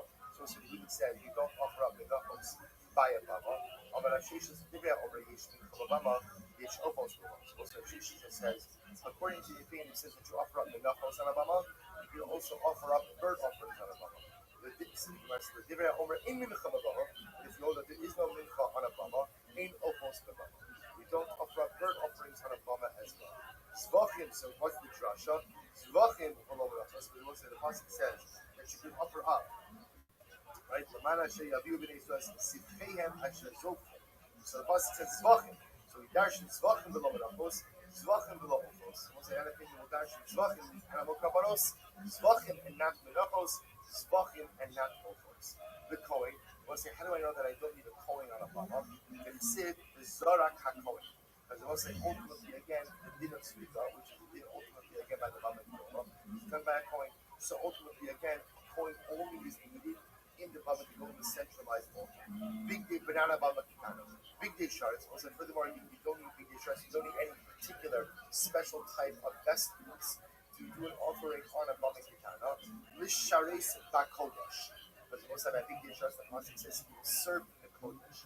Big day shards, Quranic vestments are only necessary when or where inside the Beis Hamikdash or the Mishkan itself. Ukli shards. So I don't need the kli shards either. Why not? Asher yishar supam bakodesh. Because ultimately, again, the pasuk says that they will go ahead and yishar supam. They will go ahead and literally serve with it in the kodesh. The reach michach is like the or a pleasing aroma. So let's remember again, reach michach, olget michach. Now, look at this interesting aroma about the Beis Hamikdash. You cannot pre-roast it. The idea is that it has to be roasted on the gas itself. That's the reach michach. The reach michach is the pleasing aroma which comes from meat which is roasted on the altar. If you roast it, then the fragrant aroma of roasted meat is already released. If you put it back on the deck, it's not going to be as fragrant. So I'm saying that it only applies on the bama gedolah, not on the bama ketana, only on the centralized altar, not on the private altar. Says the Gemara, reach michach, it says reach michach LaHashem. What's that? Because again, it says the pleasing aroma to Hashem. How do we interpret LaHashem? Hashem ultimately teaches me that what? That halacha l'maisa is only the din of we have to talk before God meaning on the Baba Yitzhak, a large altar, and not on the private, not on the Baba Yitzhak. Was it just, by the way, I just before the Gemara just dash, I'll just tell you now, just from the outside, before the Gemara dash about Sarika. Rashi has three says Rashi says Zar Quinnes Atamas Yafasha Pesach, Yashim Dos Kwan Parshas Shkite puts Zrikas Coin Pesach or Moed, then Zrikas Coin the Bama. And the Af has Zorin that on the Moses, so they did that was just before we learned how that you need a Kohen ultimately again in the Beis Hamikdash or in Shiloh by Bama Gedolah, because there the Pasuk itself says Avodah is done by a Kohen. The Zarak HaKohen. That teaches you that Kohen is necessary for Avodah. But there is no need ultimately again of Gedolah by a Bama Gedolah. But we remember later, let's just do a few more lines. Mechitza b'dami. What about mechitza? And what's mechitza means that on the mizbeach, remember again, it was to put a secret red line. That was the divide. Some blood is sprinkled above the red line, some blood is sprinkled below the red line. There is no din for a mechitza by Balamikana, right? There is no din for a dividing line on a Balamikana. Siv, v'haisa reshes ad chatzi had mizbeach. Was the same idea. Literally, again, the reshes, which was actually the netting. When the Mizbeach was the middle of the Mizbeach. So the idea is the dividing line was a din in HaMizbeach, not a din in Bamikana. Ritzu Richo Zidayim was about the washing of hands. Sid, so we'll say that's also only a din in the Mizbeach, not a din in the Bamikana. The Sid will be Kervasam El Mizbeach Yurkatu. Because the concept is when the coin comes close to the Mizbeach, he will go in that part. So we'll say same idea.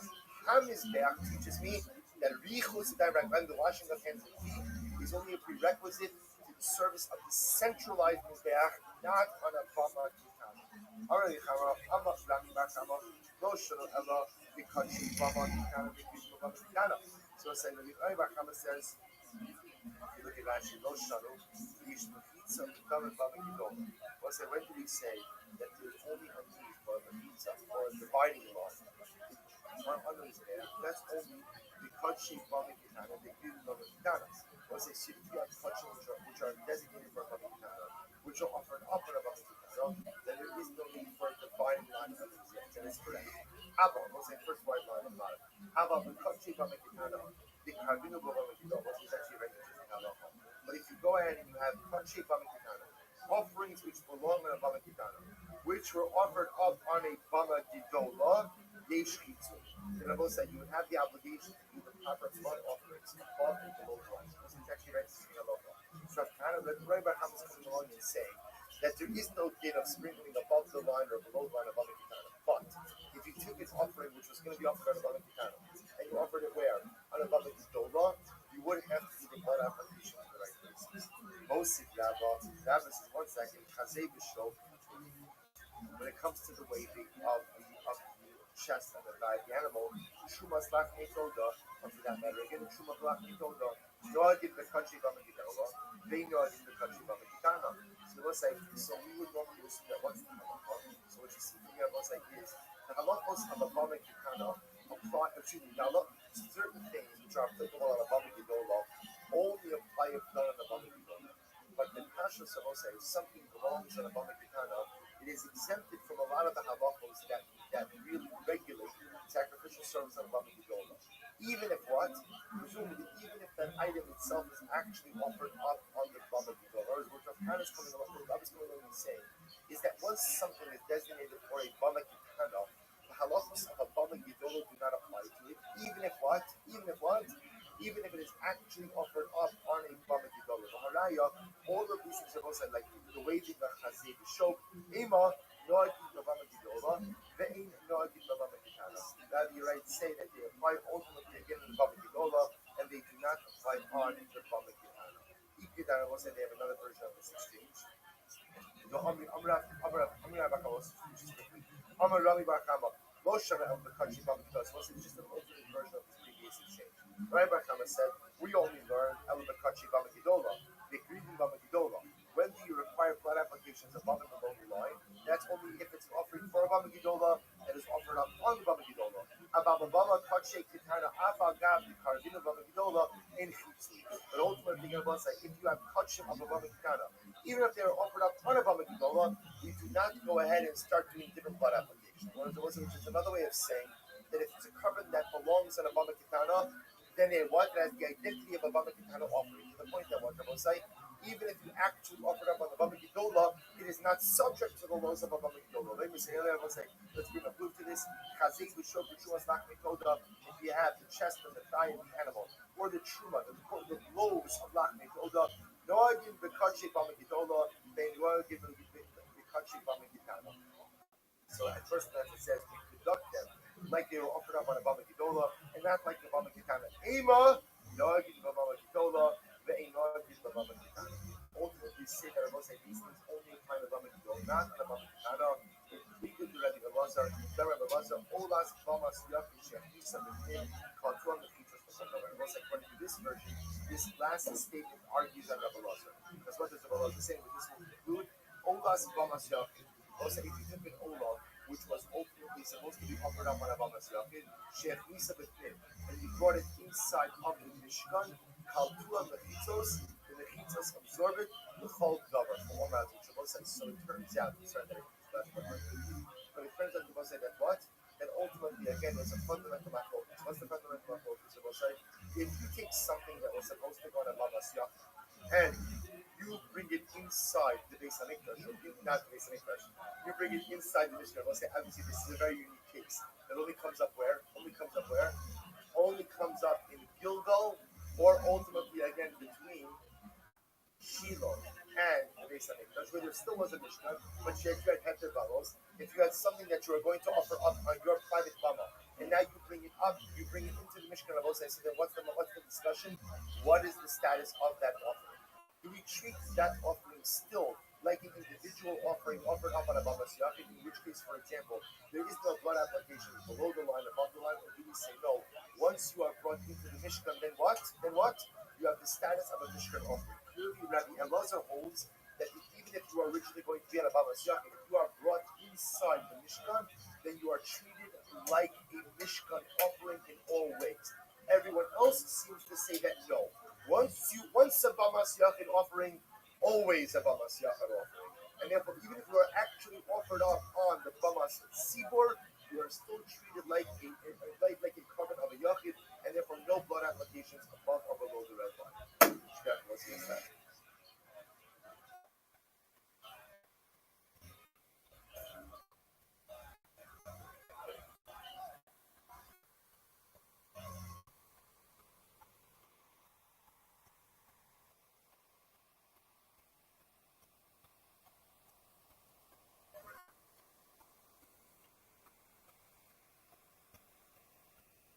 All right, so we'll say good morning. Let's begin. So today's dot is inside cancer. Very beautiful dot for us today. 95. We are picking up 94B at the Mishnah. It says in the Mishnah, Vege Shigatsa is the July. This Mishnah is about 10 lines of about Vege Shigatsa is the July. Let's say we're dealing with the following situation. Vege Shenitas Allah Dam. So he carries as follows.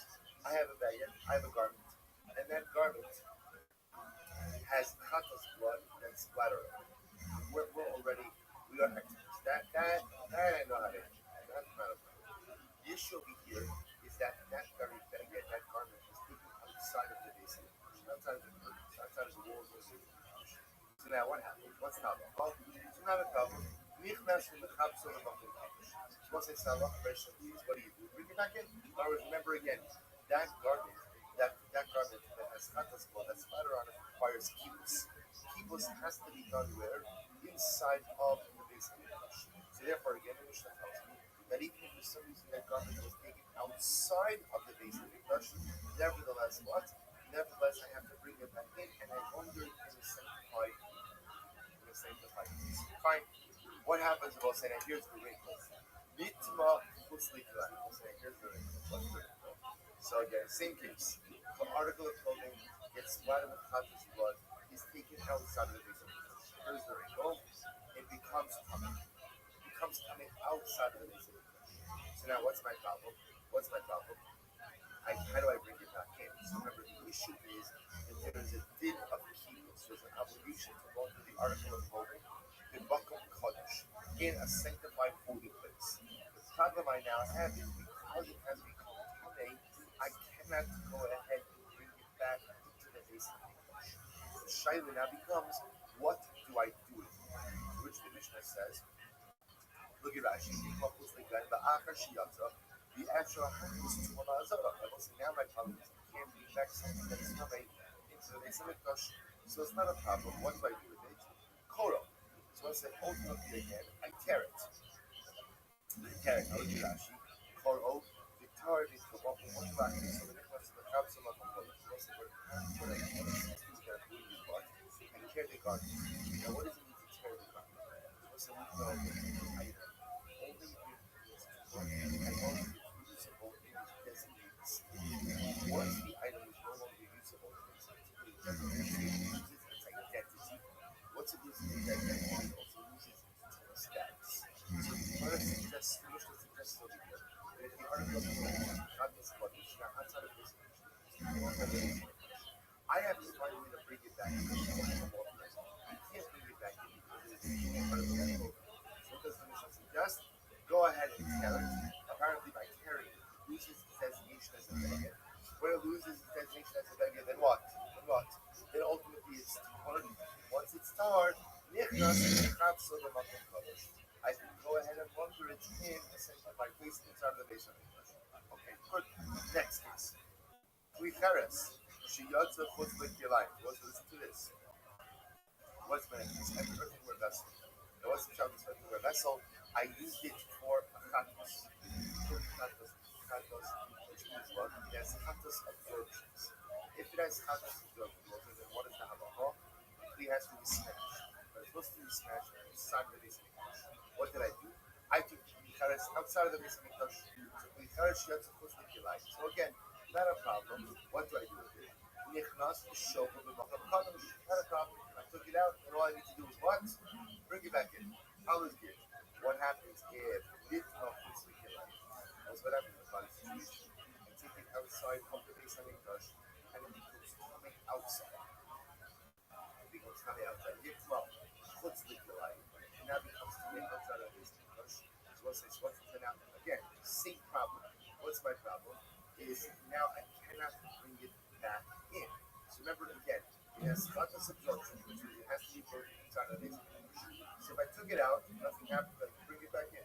Now I took it out outside of the base of English. I cannot bring it inside of the base of English. But yet, the only way for me to dispose of this key is how to break it, and the only place to break it is inside of the base of English. So what do I do with it? Same reason. No quote. The nichnas shofar b'makam kadosh. So what do I do? Here's some hole in the what do I essentially do? Render it unfit for use as a sheet. Once it's unfit for use as a sheet, what? It loses its designation as a sheet. Once it loses its designation as a sheet, then it no longer is turning. Once it's no longer turning, I can then bring it back. And once I bring it back in, I can smash it inside of the base of the brush. Similarly, so we'll say essentially what I'm doing here is all of these cases, I'm going ahead and taking away the identity of the item, thereby removing it to a status, which enables me to bring it inside of the base of the brush and dispose of it appropriately. Similarly, in the koshes, let's say the property utensil, shiyatza chutz, we'll say again, the din of koshes over here is also used for some type of sacrificial item. It has absorptions. So shiyatza chutz l'kilayim, we're just taking outside of the base of the brush. Nichnas umarko b'shatos. What's makam kadosh? What's the halacha between the koshes? The koshes requires merikin shtifa, rinsing, washing. But that rinsing, washing has to be done inside the base of English. So if I took the key out, once I get remember, what is important halacha, which is the act of taking the key out of the base of English does not in any way preclude you for what? For bringing it back in, as long as nothing's happened to the key. So again, if I took the koshes out and nothing happened to it, no problem. Just bring it back in. What happens if the koshes becomes coming outside of the base of the English? Then what? So I go up and say, means somehow I diminish the key, which means I make another koshes. Remember, it's not split. Nichnas and to bring it back in. Umartov the shuts open buckle. And I can go ahead and do the keep for the rinsing and washing inside of the basin. So we'll say, so bottom line, two principles for out of this. Number one, that if you take a cleat outside of the base on it does, as long as there's no change of status, you have the ability to simply bring it back in and do what you need to do. If there is a change of status, i.e. the cleat becomes coming, the item becomes coming in some way. So it's not possible, you can't bring it back in. You can't bring an item that is coming in. So what can you do? If essentially you remove the identity of the item by somehow fundamentally changing it. The Tuma status is removed as well, which enables you to bring the key back inside, which then goes ahead and enables you to dispose of it, to wash it, to remedy it as necessary. Good, says the Gemara. Masket Rabbi, so we're going to go through these pieces one by one. That is very, very interesting. So let's analyze it. Masket Rabbi, so Rabbi raises the cash. I don't understand. Or so remember, let's start with the baggage. O is with the baggage. So the baggage gets down, the kratos on it. Remember again, I take it outside of the basin. So nothing happens to the baggage, then what? Bring it back in, keep what's longer inside. Now, what did we say? The baggage becomes coming outside of the basin. So what do I have to do with it? Tear it, bring it back. Masket Rabbi, so Peter is the cash. What's it? You tell me to tear it. Baggage, I'm going to ask more now. But not baggage. So we'll say, here's the problem. The problem is, if you tear it, so I understand why you're tearing it. Why am I tearing it? Because, again, I'm trying to get rid of the tumor. So the way to get rid of the tumor is essentially to remove its identity as a baggage. That's fine, but understand when you do that, you also take away the ability, or to say the obligation of keepers. Because most like the din of keepers by Damchatas is a din in a baggage. If you tear it, it's no longer a baggage. If it's no longer a baguette, then bringing it back inside of this, there's no longer a din of kibbutz. Let's remember again, what's my goal here? My goal, it's a big question, so sometimes you when you lose sight of what it is that you're trying to accomplish, you end up doing things that at first glance sound good, but they actually don't go ahead and advance your agenda. That's why the Ramchal says that first of all, something just to clear, not to what is your goal in life? You don't know what you're doing. So what's this? The Gemara says, what's my goal? My goal is that I have done chatas on a garment. So what's my goal? What's my goal? One word. Kibbutz. Kibbutz, that's my goal. That's my goal. So what's this? So the Gemara says, understand, in your effort to get the baggage back into the base of Mikdash, you fundamentally undermine your ability to do kibbutz. Because the din of kibbutz only devolves upon an entity that is called a baguette. A baguette. By tearing it now, it's true, you've removed the tumah, but you've also removed the baguette status, which means you bring this stuff back into the base of Mikdash, but it is no longer subject to kibbutz because it's no longer a baguette. Incredible idea. Says the Gemara, Maskel Avina Karo, you're going to tear it, baguette, so it says it's only a din of kibbutz by a baguette. Which the Gemara says, well, not baguette, now that you've torn it, it's no longer a baguette. Which the Gemara says, not a problem. Mishayir Bekedei Ma'afonis. We'll say, literally again, you leave enough of the baguette intact that you can have, we'll say, Ma'afonis is like a kerchief. So, what you do is, it's not talking about that you're tearing the baguette into shreds. You're leaving a basic part of the baguette intact. So, as long as there's enough of a baguette intact to make a kerchief, then I both say it still has what? See, here's what's interesting. What it does is, it is deconstructed enough to lose its status of tumah, but it's intact enough to be called a baguette for kibbutz purposes. Look at Rashi. Mishayir ben shelo yavdil as hakera apnitu lo lachlo kesabegi mishayir.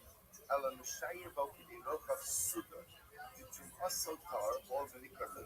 So as I said, I moved the tumah since the majority of the baguette is empty. But the even the sheer Bekedei Ma'aforis by Lechavro Shmalav Beged Karinamo. So essentially what the Gemara says is, no, to rip it enough to remove its identity as a Beged, ultimately against remove its tumah, but you leave enough of it intact so as to what? So as ultimately again to exclude subject to the law of kibbutz. Incredible. So the Gemara says, is that so? Lo shanu elash lo sheer Bekedei Ma'aforis. About sheer Bekedei Ma'aforis, Kibur Habi. So here's the problem. I don't know if is is your distinction correct? Because we learned elsewhere that what? That if you leave enough of a begging intact to leave a purchase, then guess what that looks like? It still doesn't go away either. Or you're saying that go ahead and essentially reduce it to the amount that is still a kerchief amount intact. That's enough to remove the tumah, but what? But what? But still have to be called a beggar ultimately to bring it back in. This is now we learned elsewhere that halacha l'maisa, if there's a kerchief amount intact, then halacha l'maisa that it still remains. So we still have a problem. Which the Gemara says, top of the tzaddik, hey, midrabanan. Once they look at the Rashi midrabanan, dilma lo asin or mikra ruba. Notice I said, that's the current answer of this. Is that let's work backwards. Vita oraisa. When you go ahead and you rip a beggar enough, that's what? That halacha l'maisa, it's ripped that the majority of the beggar is not intact. But there's enough rabbinic of the beggar, there's enough of the beggar to make a purchase. That I will say, midda oraisa, the tumah has left that garment. And yet, there's still enough intact for it to be called a beggar for kibbutz purposes. Midrabanan, the rabbis said that beggar still retains its tumah. Why? What are the rabbis concerned about? The rabbis are concerned about that you're not going to actually tear it enough in order to go ahead and remove the tumah designation. Therefore, however, in a case like this, where what's our goal? So we have a very unique goal over here, which is I need to get this beggar back into the base of Mikdash in order to subject it to the laws of kibbutz. To which the Gemara essentially says, Mishnah teaches me I can rely on the din d'oraisa. What's the din d'oraisa? I tear the beggar enough that all there is enough material attached to what? To go ahead and make a purchase. Din d'oraisa, what does that mean? It removes the tumah status, but yet still has enough material intact to be called what? A beggar for kibbutz purposes. So what's essentially the first thing over here is because this is a unique type of case, which ultimately this is unique because we need to get this beggar back into the base of Mikdash. So therefore, again, we allow you to rely on the din d'oraisa, and we essentially to ignore the din d'rabbi. So therefore, again, piece number one of halacha l'maisa in this discussion is what's happening over here. I'm tearing the beggar enough to remove the tumah, but yet you're leaving enough intact to what? To still be called a beggar. What is that amount? Leaving the amount of a kerchief's amount of beggar intact. That's enough to remove the tumah status, to allow you to get it back to the base of Mikdash. It's still enough ultimately again to be called a beggar, and therefore the subject of kibbutz. Good. Daiter. Klicharis shiyas. So what's the next case? Next case is the klicharis. Remember again, what's the klicharis case? I have a utensil that was used for katos, but doesn't for any carbonic purpose. What happens? The utensil absorbs. Klicharis cannot be purged, cannot be crushed. Therefore, this is to break it. Why do I break it? The muffin cutters inside the base of the klicharis outside. So if nothing happens to it, then what? Do what? Just bring it back in and show them Yisrael. But that's not what happened over here. It became common. So what do I have to do? Says the Mishnah. So no, make a hole in it. Thereby remove its identity as a cleave. Move it so the tumah goes away as well. Bring it back in. Smash it. So the Gemara says, well, 1 second, same problem. If you are piercing the kli, it's very nice that it's no longer a kli, you remove the tumah purposes, but here's the problem. It is only a kli that is subject to the smashing requirement. Therefore, again, it's no longer a kli, it shouldn't be smashed. To which the Gemara says, no, shouldn't gave the shorish kata. The idea was that it's all the same answer. You're making a very small hole in the kli, enough for a small root to go through. Which Rabbi apparently is a large enough hole to what? To take away the tumah status, but a small enough hole in that it still has the identity of a kli for smashing purposes. Next, clean the choshes hope. So we'll say yes, so in case in the copy, there's all the same case. What's it by the copy? Utensils that became coming outside of the base of Mikdash. Make a hole, open it up, therefore loses its tumah status, bring it back into the base of Mikdash, do the Marikin Shtifa. I halav klihu. But again, same issue. If you're opening it up, making a hole in it, I got it. It's wonderful that therefore you are going ahead and removing the tumah status from it. That's fantastic. The problem is it's no longer a kli. If it's no longer a kli, then it is not subject to marika and shtifa.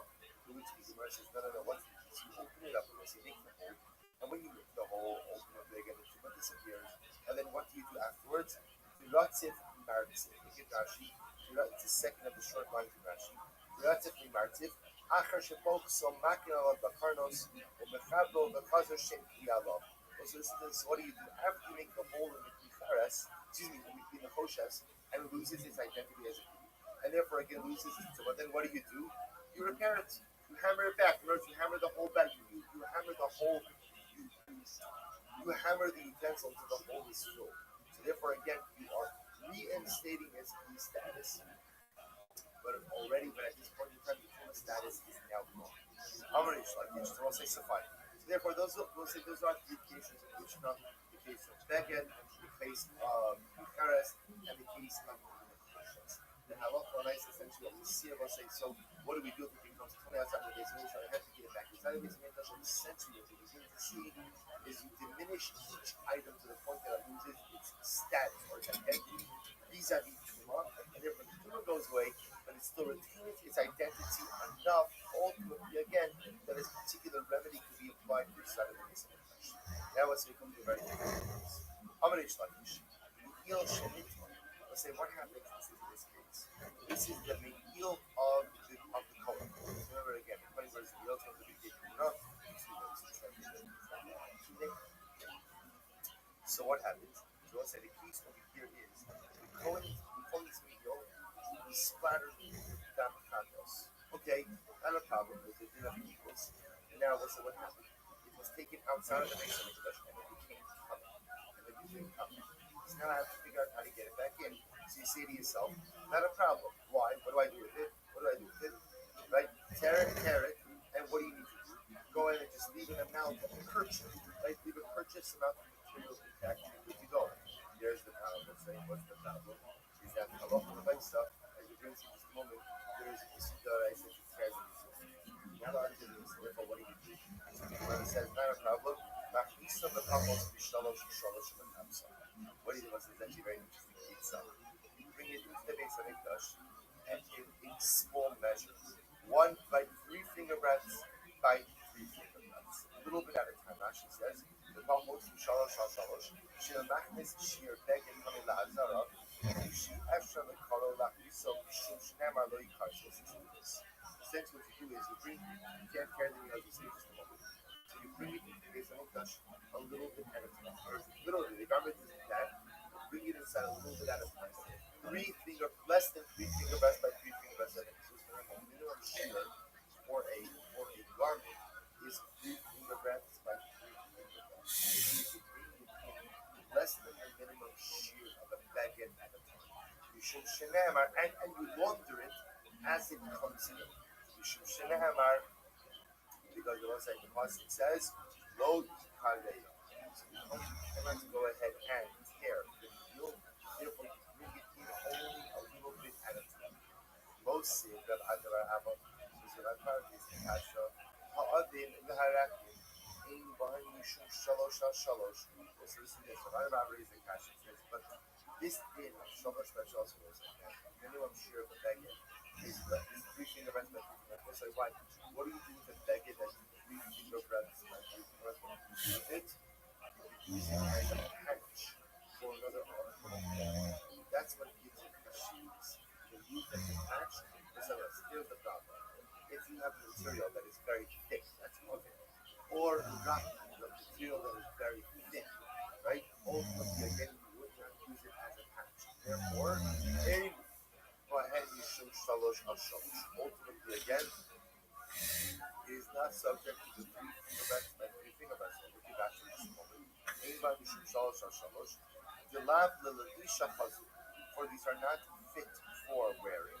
The lav letakin by trouble. We'll say they're not therefore they're not going to match both. Ela leishiv alav yitzarach shlosha al shlosha. We'll say so in this case over here.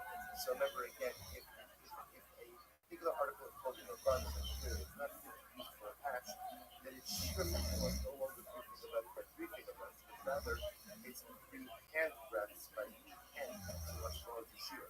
To which the Gemara essentially says, so therefore the Mechila will say was a thicker garment. Because it was a thicker garment, therefore what? It should not be subject to the halachos of 3 finger breadths by 3 finger breadths. To which the Gemara says, no, Agav, Api and Kashi. What's he going to do?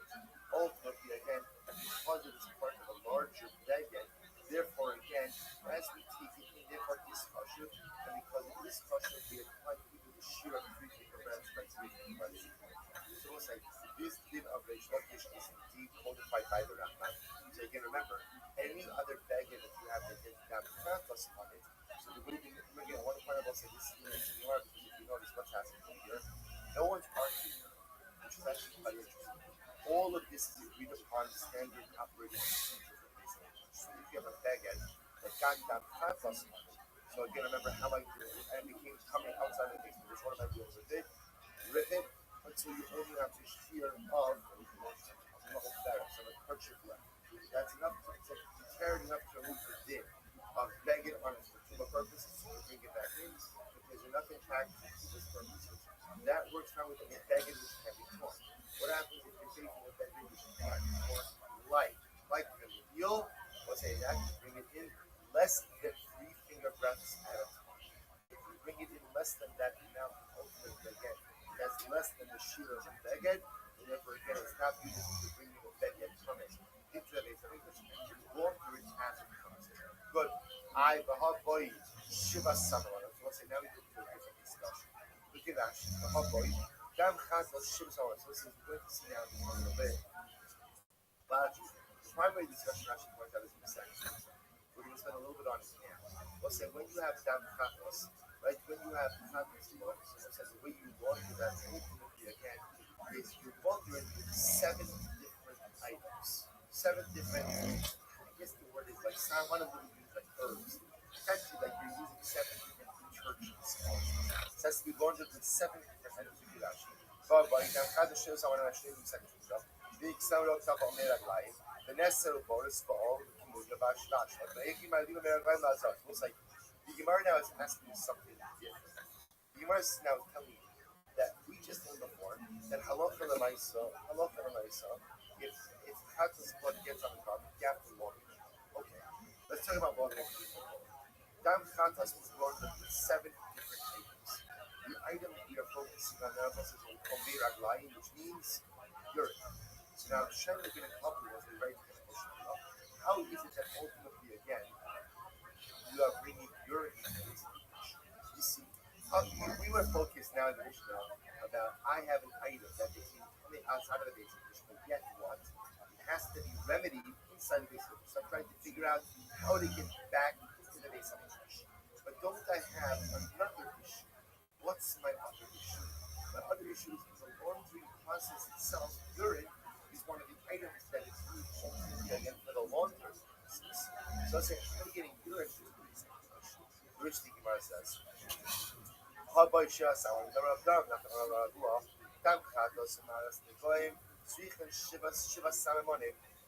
you get chatas blood on your garment, or if you have saras on your garment, both of those items are laundered. And the way they are laundered is 7 different items. Again, we're focused most on the urine. The Tanya, so we've got a problem. What's the problem? The problem was at least that we don't bring urine into the base of English. So if we don't bring urine into the base of English, we have to take issue, which is what? How are you laundered? So again, understand there are 2 facts. Fact number 1 is that items like saras and like dam chatos are laundered with 7 different detergents. We know the list of approved detergents, or not approved. That's a detergent in the second finger.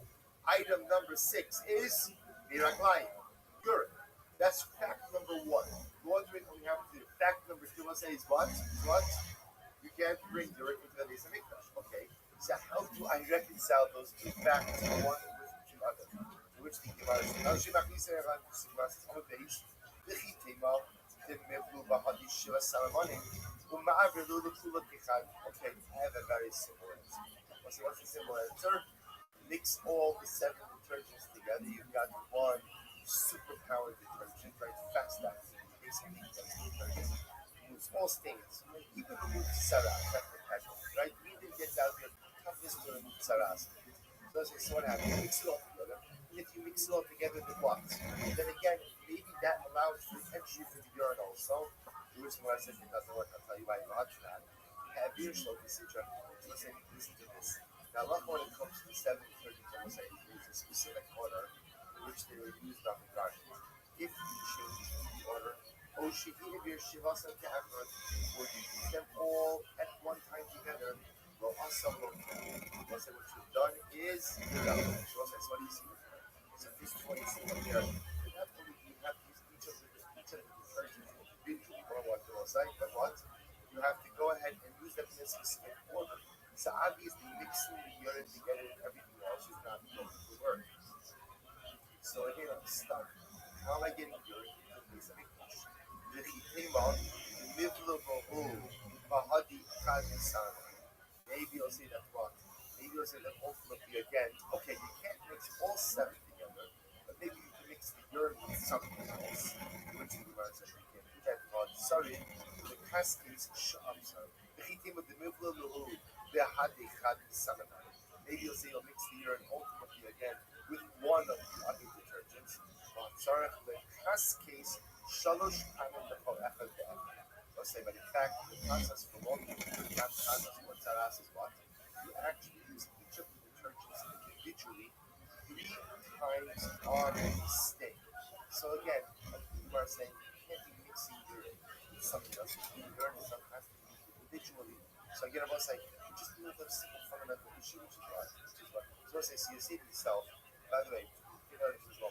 Maybe there's another way to get the urine. How do you get the urine? Right? But essentially, go ahead and urinate inside the pussy. Because that actually, the Gemara doesn't even entertain that possibility. Why? Because you can't relieve yourself with that pussy. So that would be the easiest. But again, obviously, so we're talking about trying to figure out how you're getting the urine inside. So as I say, watch this. Don't give me any suggestions on this. I'm going to see what the Gemara has to say on this. So the Gemara says, so what do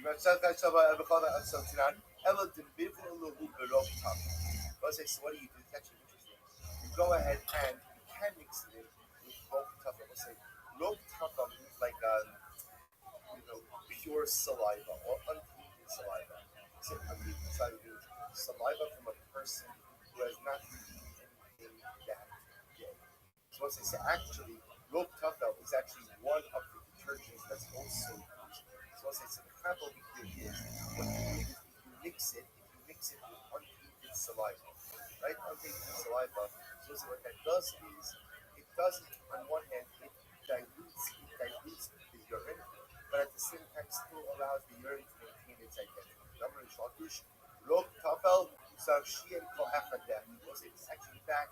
The Shalkish says that it's Rok Tafel, right? This saliva that comes from someone who has not eaten anything that day is actually mixed in with every single one of the other detergents that is used. Therefore, because it's mixed in with urine, that ultimately allows what? That allows the urine to be brought inside the base. So first of all, we got a little bit of an education on the detergents, which I just want to point out. This is not the primary sugya. The primary sugya we're going to see is in the second sleep about the detergents. But again, at least for our purposes, when you see on that list of detergents urine, your antenna goes up because you say, hey, that doesn't make any sense. Even if it understand it's being brought in because it's mixed with the local food, says the Mishnah. So again, I just want to point out this last sugya was really exceptionally really exciting. I know you felt it just like I did. So it's like, because remember again, what's amazing about this is there's no focus. It's always nice. It's nice to learn a sugya that you have focus. There's no I don't know if you know what everybody's saying, because actually everyone is on the same exact page. So the process ultimately here for you with the baguette, a cheres, and a koshes, which go ahead and track to an contamination, which the root can be brought back into the base of the disposed of, or to be cleaned. That process is outlined in the Mishnah as we saw. Everyone agrees upon it, and we get into a secondary conversation about how the detergent of urine is brought in as well. Beautiful. Says the Mishnah. Acher shebi shalom. Echad shebi shalom. So let's do this. If you have utensil, ultimately again, it is used to complete the sacrificial items. Or the echad shir l'soko roseh. Or you have a utensil in which again boiling hot sacrificial item was poured into it. Echad kachim kadoshim, echad kachim kalim. To une merikush diva. What's that? It's a simple halacha. If you have a utensil, which was used either to cook sacrificial items or some hot sacrificial item was poured into it, then what's the halacha? It requires merikush diva. It requires rinsing and cleaning. Good, straightforward halacha. Shimon says no. Kachim kalim to the merikush diva. Shimon says it's only kachim kadoshim which require merikush diva. But ultimately, in Kachim Kalam do not require Merikush. It's like the Pashas, what kind of kli are we talking about over here? What kind of kli? Right? What kind of kli? Right? The Pashtos is some type of metallic. Right? Not the Koshes or something else, but not ultimately again the Keres. Keres, remember, is effectively kasher, which means kasher. So then we'll see others will argue with this. Says the Rabbi, so again, interesting to Asher to Bushabo, watch this. So we'll say, so the pasuk says, Asher to Bushabo. Now the pasuk in its entirety is, Uklicheres Asher to Bushabo Yishaner. If you go ahead and you cook sacrificial items in the Kisharis, that's the slash. Then between the Koshes Bushalo, Umorov, Bishutap, Banai. But if you cooked it in a Kli, the Koshes, then ultimately you'll be subjected to Marikin Shlicha. So we'll say, so my point is very interesting. Asher to Bushabo, Amy Ela Bishop, Shabishabo. Once I say that, I know that this thing of Marikin Shlicha applies to a thing of Koshes, in which what? In which you have Kabaros cooked in it. Cooked in it. Either the self or how do I know of what? How do I know? Not if anything is cooked into it, but what? Something hot is poured into it. Then it requires Marika and Shlicha. Remember again, the Mishnah said both. The Mishnah said whether you're cooking something in the Kli Koshes or you're going ahead and pouring something hot into it and requiring Marika and Shlicha. The Mishnah says that's interesting. Because all I know from that pasuk is that what? That halacha l'maisa, there was a issue. I don't know that even Iru will require Marika and Shlicha. Olomar, va'asher tibusha bo yishava. The pasuk says, look at that. Iro zobo is thinking, I don't know asher bo yishaver. Samet yishaver eats a bowl or kasach imbak yiferes. Tibusha yishaver. We trust in Yivla bowl become up in yishaver. So we'll say, we're going to explain this question just a little bit. The Gemara essentially says, va'asher tibusha bo yishaver. So ultimately, again, the va'asher that is coming to be most something else, which tells me that it's not cooked in the Kli, but what? It's poured into the Kli, ultimately, again, requires marication. Fine, so we'll say, so that's halacha number one. Where do I mark out? So we'll say, now we come to a very interesting halacha. To low ba'abir tanur now. We'll say, what happens in the following situation? Let's say you took a carbon, and you went ahead and you suspended it on a spit inside the oven. Inside the oven, look at actually slow. The shikut shel chatos that's low so ba'aber tanur. So I go ahead and I suspend the chatos inside the tanur. The nisbashabo abalo nivlabo books. Let's listen to this. Remember again, when the Pashas when we speak about a tanur, what is a tanur made of? Earthenware, carrots. Pashas is carrots. We say I have an earthenware utensil, and I essentially put a chatos in a spit. I'm not going to leave my chatos. I put a chatos on a spit inside the tanur. What's the novelty here? So the chantas is cooking inside of the tanner. We'll say what hasn't happened. The tanner is not. Chantas is not what? Not touching it. We'll say. So let's say let's assume there's no drippage. Let's say I have a drip pad underneath it. So essentially, the meat is not coming in contact with any part of the tanner itself. The only thing that's happening over here is that what? It's inside the cavity of the tanner. Shaila, of course, becomes what is the status of the tanner? Said whatever.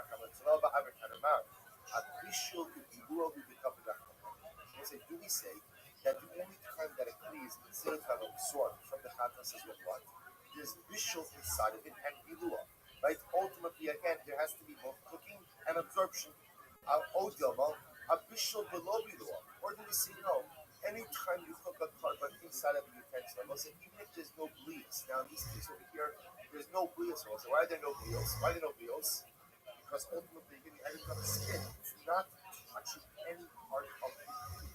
So perhaps it was this heat of it's a fascinating shaila. So do we say no? Once the carbon is inside the kli, once there's bishul, you get the bleeds and not bleeds. Once there's bishul, so the kli is considered to have a drug. Do we say no?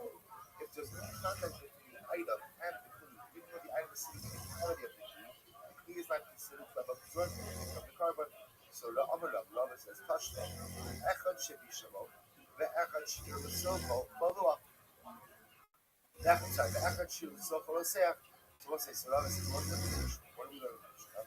That whether the kli, when you just cook inside the kli, or you pour something hot into it, then ultimately again, the kli is considered to have absorbed from the carbon. What do you see from here? You see from here that balua v'lo bishul. So excuse me, when you see here, I will say that ultimately again, even something where there's no actual bishul that has taken place in it, nevertheless, the kli is considered to have absorbed. This one says, no, that's not the kasher asks. Balua below bishul coming by time. Let's say everyone agrees that in the case where there's a Blia, even without bishul, but of course the utensils considered to absorb part of the sacrificial item. So we'll say the case of where you pour a part into a kli, no one's asking something else. We know without some certainty that what? That the kli has absorbed. What's our shiloh? Keep coming by land, bishul below bilua. We'll say our shiloh is in a case of bishul below bilua, which is we'll say in this case, the chatos is on a spit inside the tanur, not touching any part of the tanur. So the shiloh is the tanur considered to have absorbed the carbon or not. So touch off. Tanur shall mikdash shamatakas haya. Let's listen to this. The tanur of the mikdash was made out of metal. So we'll say it's actually very interesting. Look at Rashi just a moment. Shamatakas haya. It's almost right across in Rashi. Kasagadai from Mishnah Tzolem Boshi Kudei Chadash. So you can see us. Let's listen to this. So now you have a tanur case which was made out of metal. These sagadai bishul below bizua lo kaki. Say that before now, the question is why was there a conflict? This is what allowed the Kohanim to go ahead and roast their chatos. So say, so how you roast their chatos? You wouldn't put the carbon down on the side of the oven. Instead, what would you do? You put it on a spit inside the oven. Now, what do you see from there?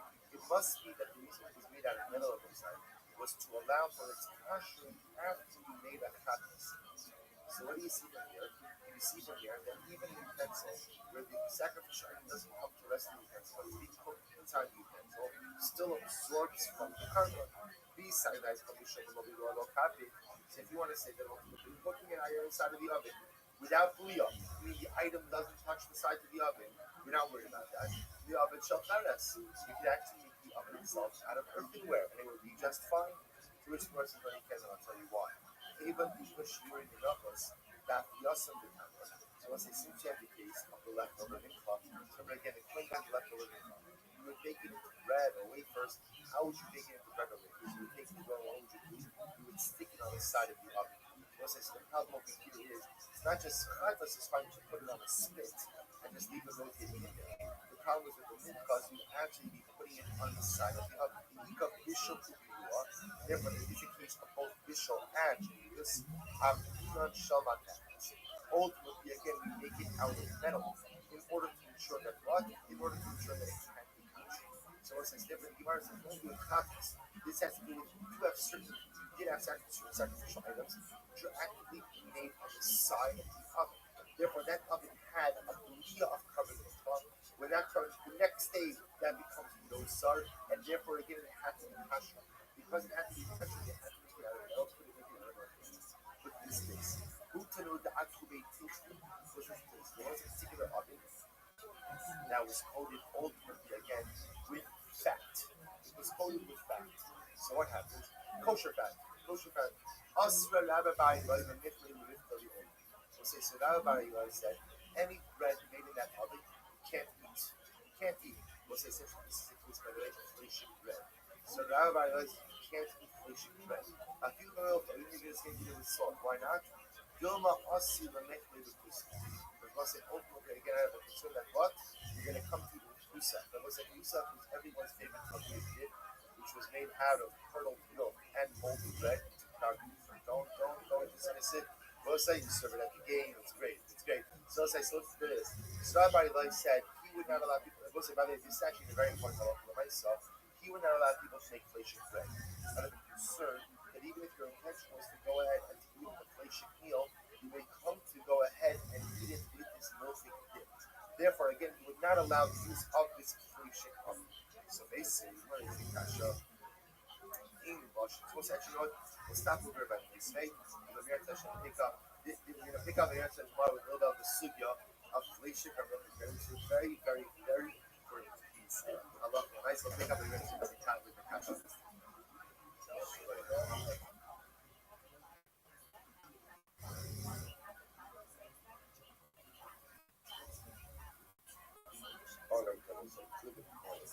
Let us begin.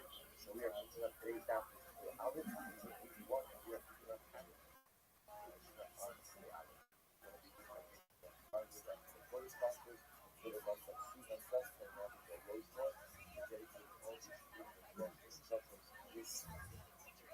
This month, Very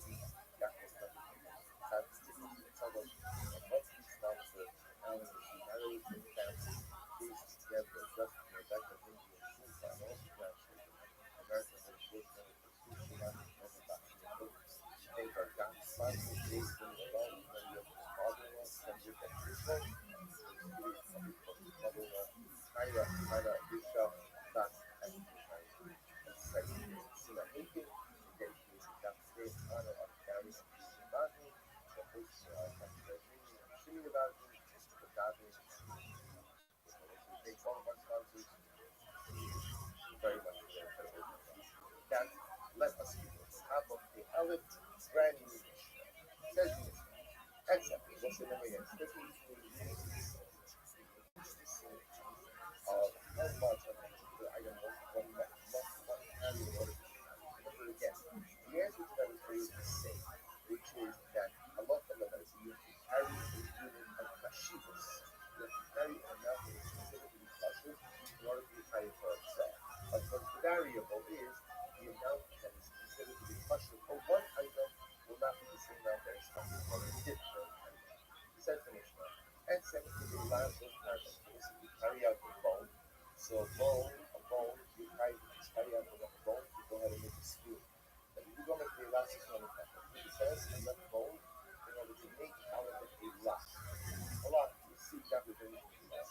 You put this glass with a regular bowl of roast carton in order to go ahead and scrape the top of the cake. The cake that is like that was a item. Separate out the wood and the rest of the blood. Sugar or apple, stone or apple. Again, these will come regardless. The flow and the bird in order to scare the bird. There's a lot of big apple. Eventually, you look up the big apple. The argument is looking against the blood animal in order to go ahead and scare the bird. Finally, said to be now the later on, issue that we did not fix will say again. We're assuming here that when the two arguments are kind of common, right? So this is going to be a discussion about how large of a bone has to one carry in order to go ahead and carry for a draw on the smash. Having had the same carry, what is not going to be space, but it's actually the lot. So the assumption is that the previous shear is larger than the Tanakama. Because, I tell a half time along the shear to that, but it's all again. You cannot focus on the Yudah. And I'm going to use this that one of the words. The Rizki Gemara says, and what you lost is half people's sentence. You're right, that you said that the moment is a lot. A lot higher. Now you're lucky. The truth is a lot. So in fact, if the issue is smaller, I would have said that doesn't take a lot.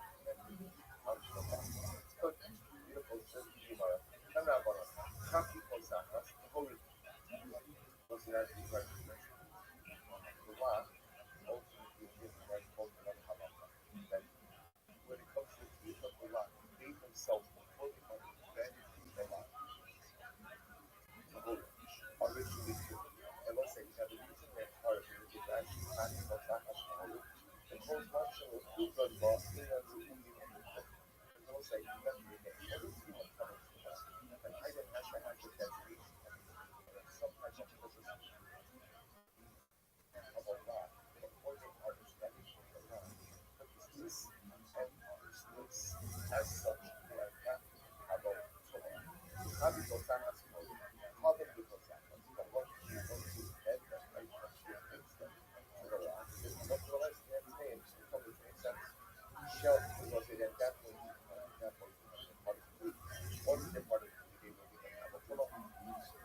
You shall now, but ultimately again, if you go ahead and you put that in a down, now what's the Rashi? That's what you're going to do Rashi. You shall down. Therefore, Zachas has us English shall kill him. So Shashido Mika Elon shall down. The most good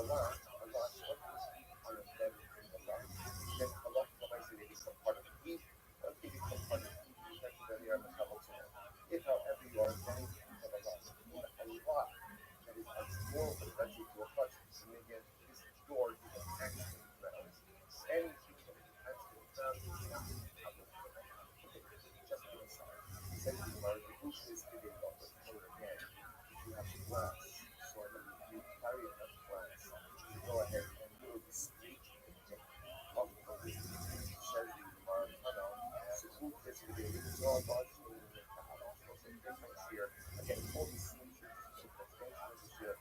And that for us, we go ahead and cut two threads. Okay, Sudor O heaven is a Israel call. If we go ahead and cut the Hamilton stone, and it's have to be larger to scale away dirt. Now the America Omer, the Lord does not go ahead and scale away selfie or Amrak Yachid, Amrak Yochanan, Pollution and Yachid. The idea of the stone must be that that when you throw an animal, that the animal is able to hear it. And that's the concept here. That the animal ultimately eventually be able to see how much to go and how large is such a stone. Says, that the Allah is the Mishno Asara, which is stone that has the weight of 10 okay, versus the stone. Sooner, so all of the baby steps, those are the safety stone and when it's the however, the both sides. Avoiding studies and teaching the Kama, this is a lot of them say, what is the shear? The stones are the amateurs that they don't fight themselves with the stones. So it's only when asking God, what is the shear? So the stones are the back that basically could actually shear the Kama. This tiny of it. So remember, up until now, when we're talking about stones, we assume that the size of the stone is really tiny. Or we saw this either the stone that we want to go and scale away the bird, go and scale away the animal. Zone is going to ask you that it's a stone. What about stones that are the only one stone that you don't definitely? So come up with a nice set what's something actually sure the come up the side of it. So how many on one side of those stones would you be kind for what saw on chance? Yeah. So top level of the left everything is same. This is the that's true. We need to be positive kind of discussion and this is the same way. Yeah, remember stones by themselves are looked at. Actually, not looked at. The work is different with the sensation that and that looked at with it.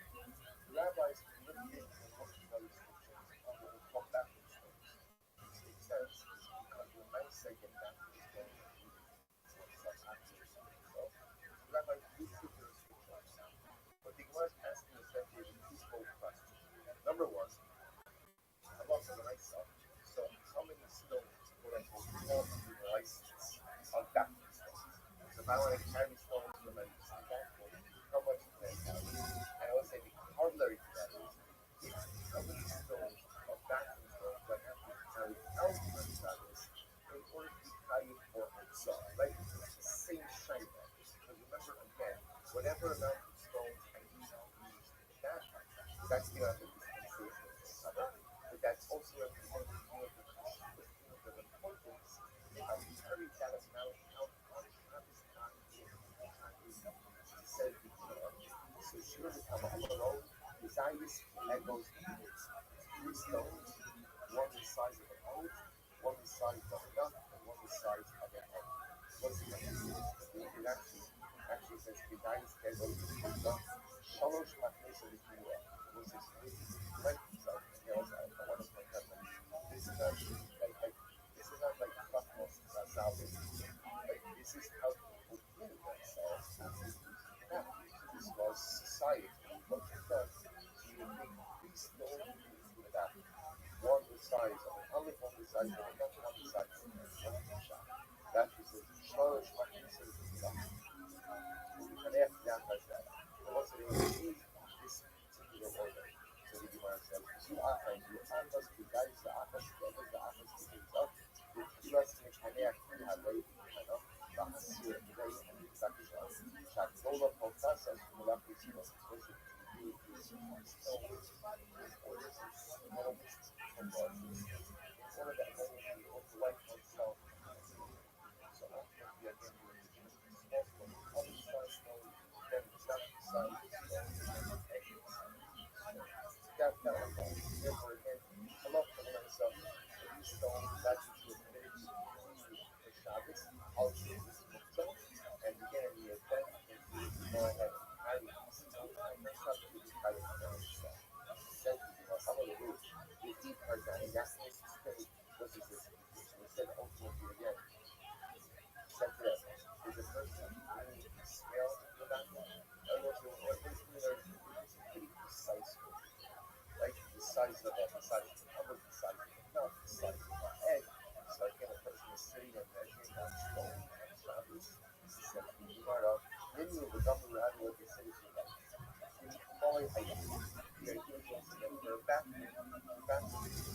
person who is has holy stones. That's what we're doing. And holy stones. So if you think about it, let's say you have three stones, one the size of an olive, one the size of a nut, one the size of an egg. So pretty much again, they make handful of stones. So first thing you so therefore again, you would be permitted to move a handful of stones on Shabbos to do something.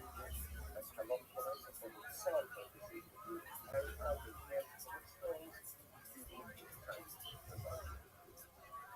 Tiger, the guy is a reader. You'll see after this shear of three stones, one size of an olive, and you'll see that you should up it the wrong idea. So let's say if you have the same shear, right, just to point out, they're not really arguing, they're just really discussing how you have to plan the halacha. The problem with the statement of three stones, besides the desires to identify debates on it, the problem with that is very specific. The same thing in handful is a bit more understandable and achievable just in any other situation. Okay, so we'll say the point is enough. Both of us are very excellent. And that's the two things people can what we saw for our children. You are about it, start to see those. Think about how to do this. These sharpening stones are what you have to go ahead and continue to do that. These sharpening stones.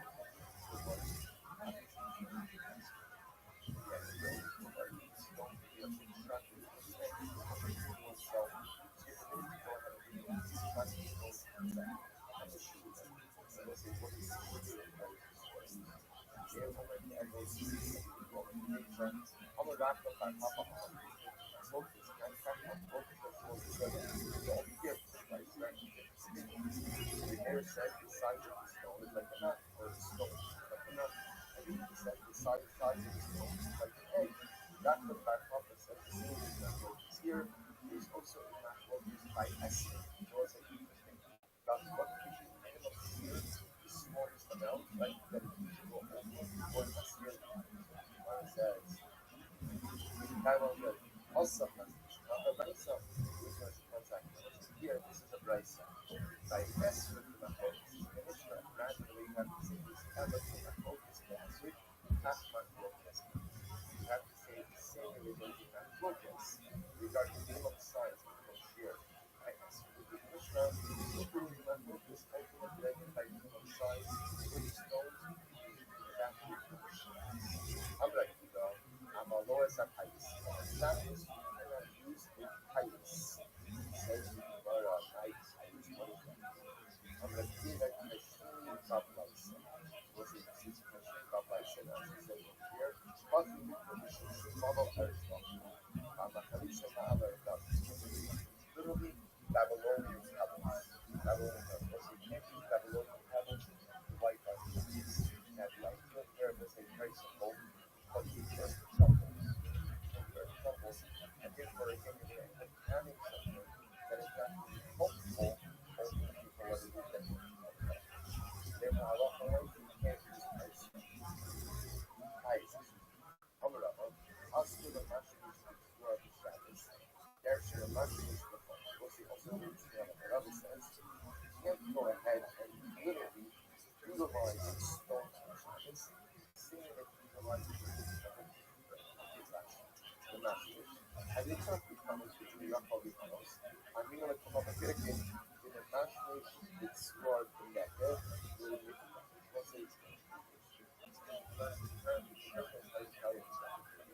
which you do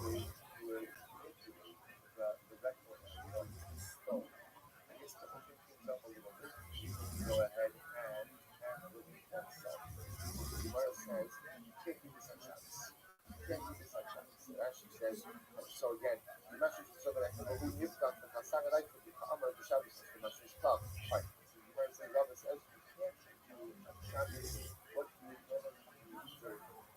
So the Gemara says, that's good. Now, again, as I said, we don't know why that is that.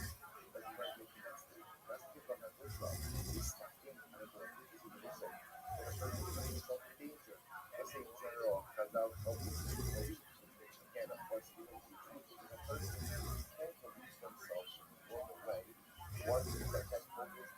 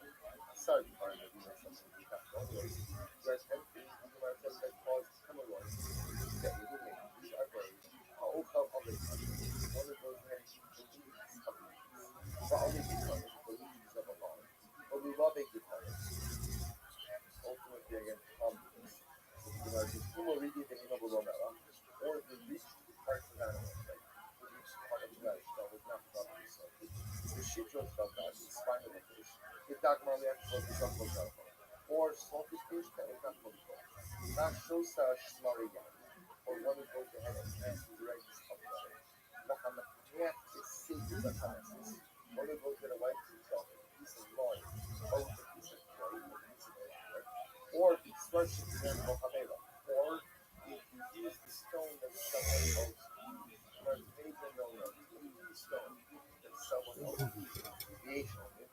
After all, as it is like this, I would say, even if a person holds himself back from leaving himself in that. All these things cause come up. So let's say, you're telling me that under normal circumstances, the order is booked up. But it makes perfect sense. Because at the end of the day, you already the activity of crushing. Good. Totally understand that. Totally understand that.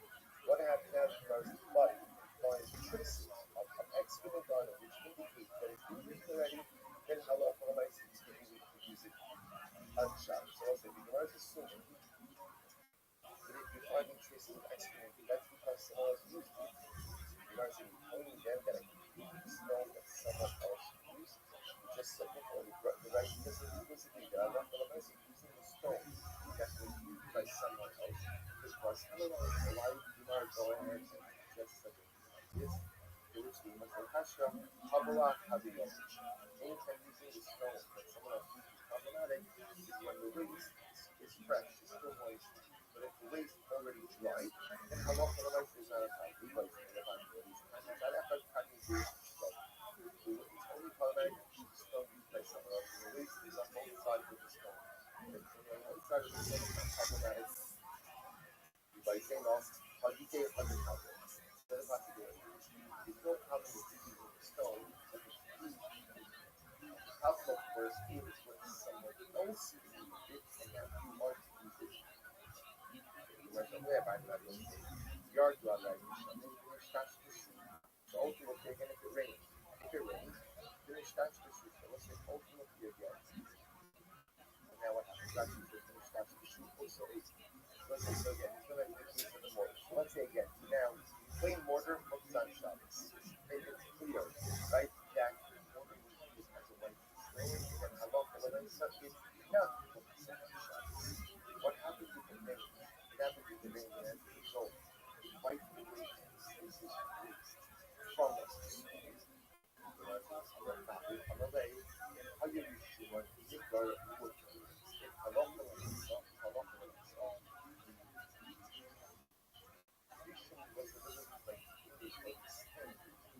Still recognize in there that Allah has moved it on Shabbos. We had issues with the actual waste on it. But if there's some type of recognizable displays that there was waste on it, then ultimately again like Jesus is that he is covered by the stone and colorflies it. And as she says, that you're used to a little of dirt, to say that the body will find you summons, will not be back with it.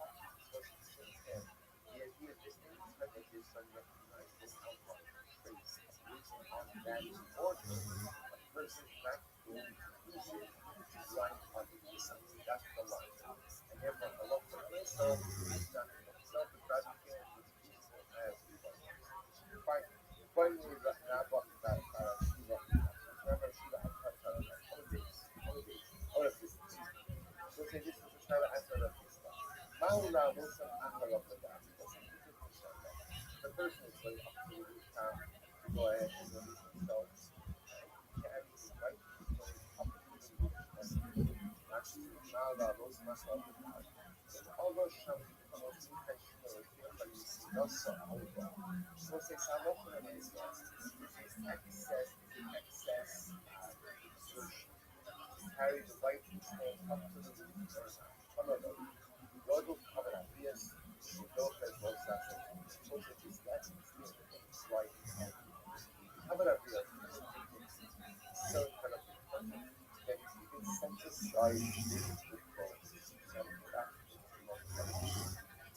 So that the Salam Kavan finds up in the way to so they can keep it in the Raha of self-study. You go ahead and see the Raha Tanya, the Raha Lemanitanya, and also not only that, but I'm also Lemanitanya, the Shia Raha as they see your judgment.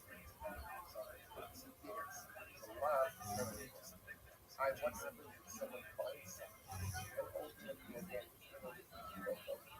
it's not appropriate for him to go ahead and return. Like the God of Hagar finds the sack, right? Finds the sack. That's only the God to pick up the sack. The Halot is committed to some of us take a compromise with convenience. You're not obligated to do all that. Gemara, even, that in general, when it comes to the preservation of communication is so important that you have the ability to set aside different social occasions. So as far as the thinking over here, the sons, the need to properly write oneself after accepting an occasion is absolutely necessary. Because of that, one would in fact go ahead and count these stones up to the roof, even though they're kind of to the roof, may be the assertion, but a lot of them is because that is therefore it is Yosef Marina becoming of a husband. It will come over this particular rule. Ace there, we don't know the Marina, so Rabbi Eliezer, Omer Lojo, Adam Israel Shalfa, Abba, was Moshiach. What's interesting discussion. The Moshe says that I'm not going to myself. If the wood that a wood should be fine, I can take a wood chip or a sugar and use it as a treat in order to pull out or to pluck out or to remove the food that's contained. It's also vigorous. It's actually the radio service on it. This thing, I mean, color on that is there are wood chips on the the one that looks at it. See, that's very interesting. I see a wood on the ground. I can pick it up and remove the soup in the but still, I would say something. A lot of when I saw a sniper off the ground, he looks up, nevertheless, gets to remove the food between my feet is considered to be covered at this.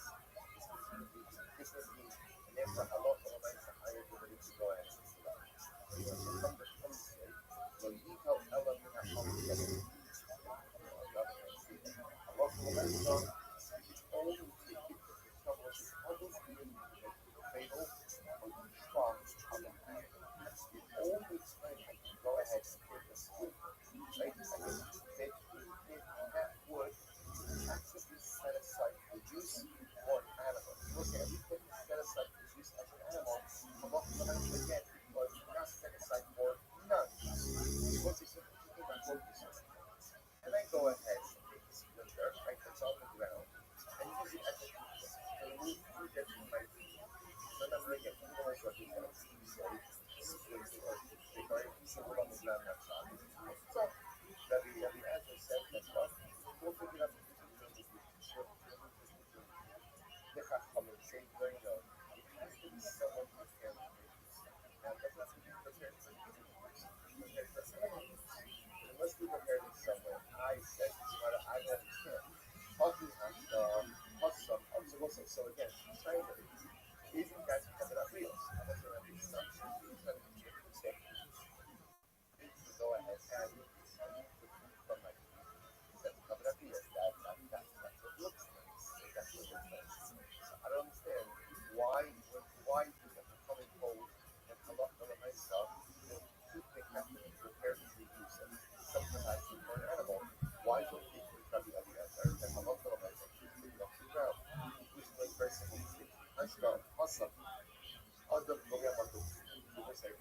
general, the person knows what he's going to do. Because every going to be more than Shabbos, therefore, I want to myself prepare two people for Shabbos. Very simple. Preparing two people for Shabbos. However, Adam, say, those when it comes to reading oneself, remember again, a person didn't always have a reason to say to himself. A person didn't always have the standard which we go ahead and read himself. So because of that, interestingly enough, the license, the stone, the reading stand on Shabbos is going to be much more missing than the license to pick up pieces of wood.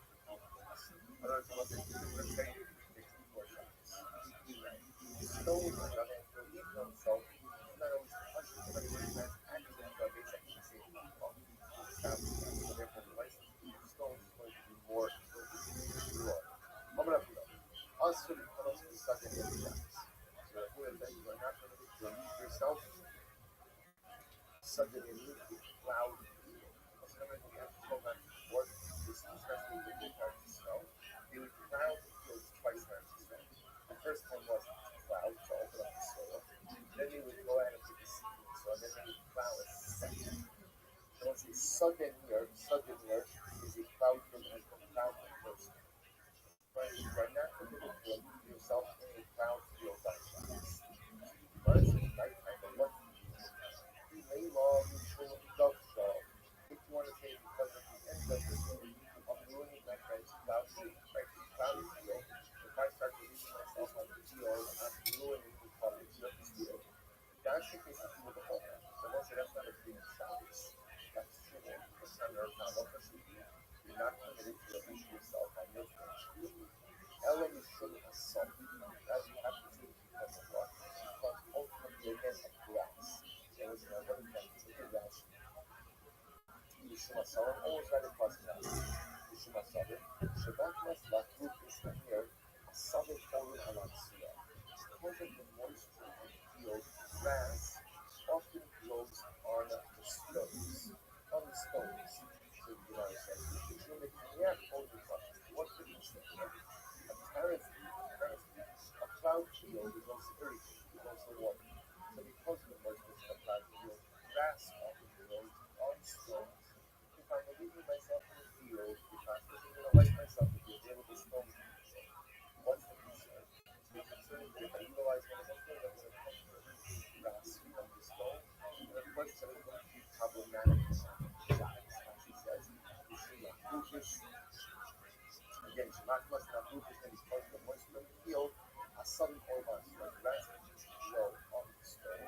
If you see the neck on the brush, when I wipe myself with the stone, so the grass becomes the hands from the stone, and this is probably that I have a problem with what Sigar Sha'aliba Sabbath, looked at the camera, so I was what you said, that if you have a truck, if you have a stone, and grass began to ground sprout on the stone.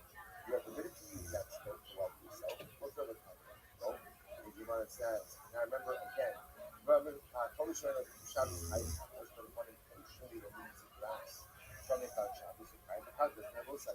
Now, telling you is supposed to the reason that you're permitted to go ahead and remove the grass from the stone, the reason you're permitted to go ahead and wipe yourself is because the assumption is that even if I look to myself, you end up going ahead and removing some of the grass, that was probably done as well as happening. That's probably actually what you might intend.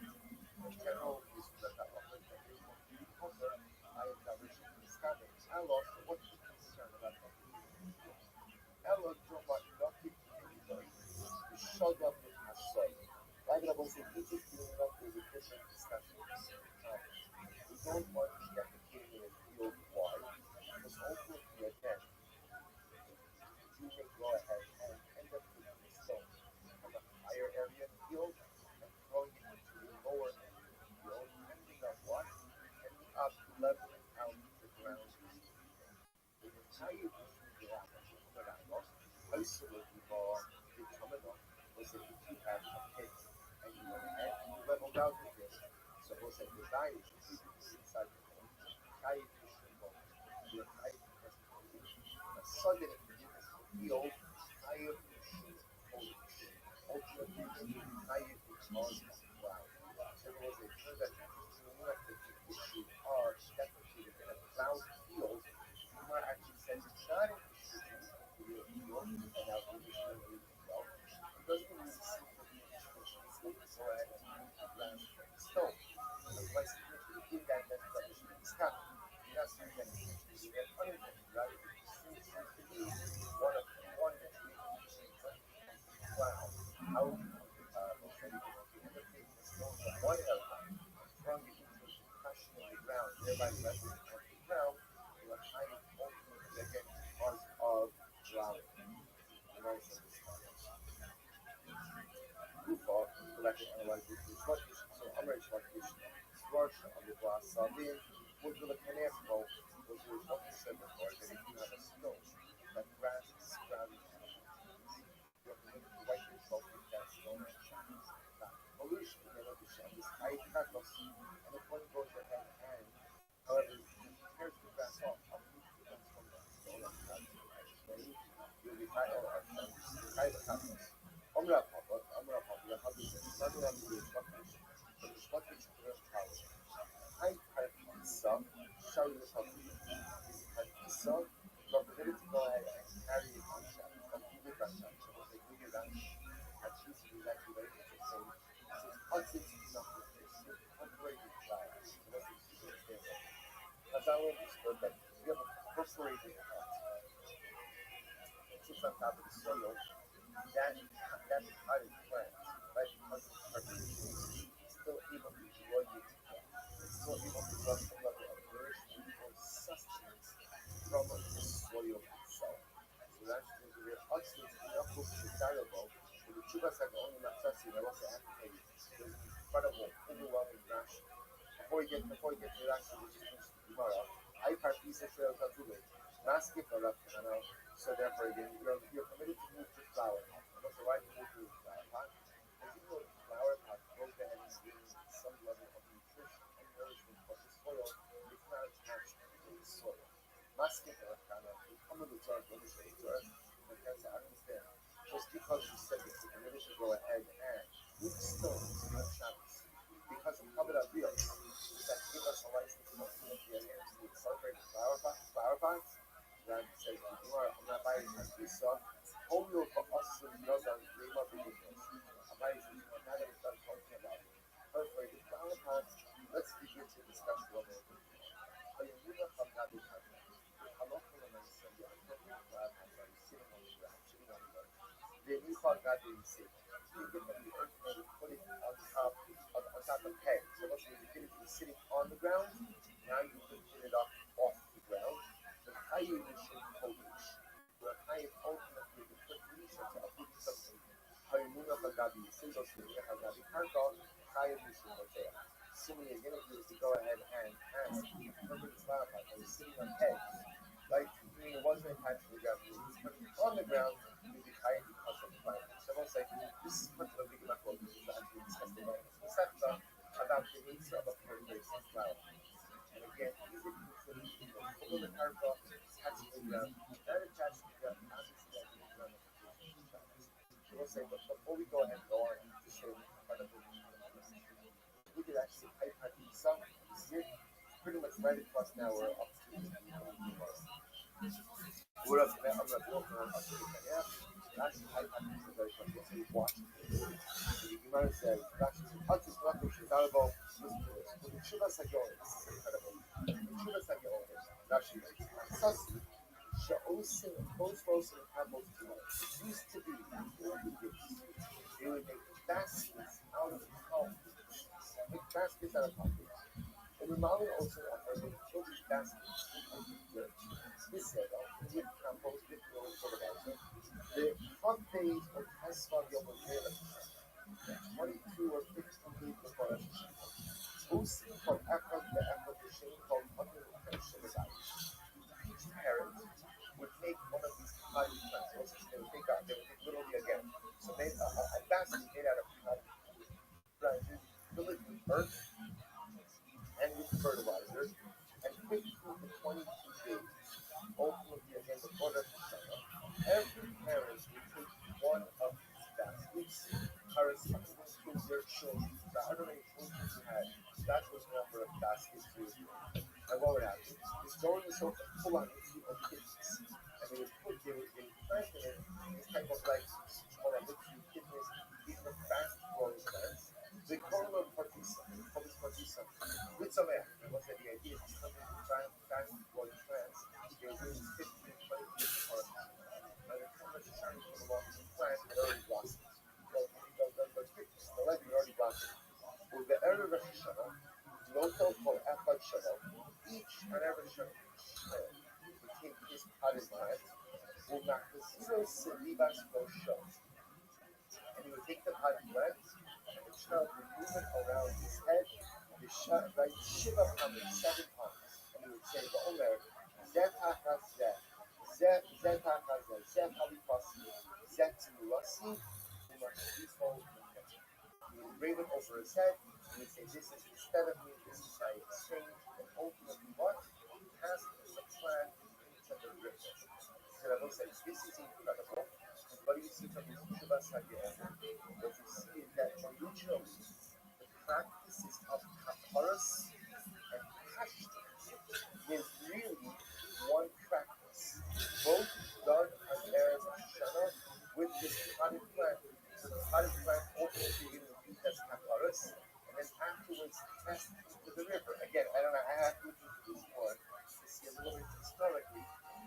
practices are split off into two. But I will say, here you have Sham Shmuel and Sek Shabbos.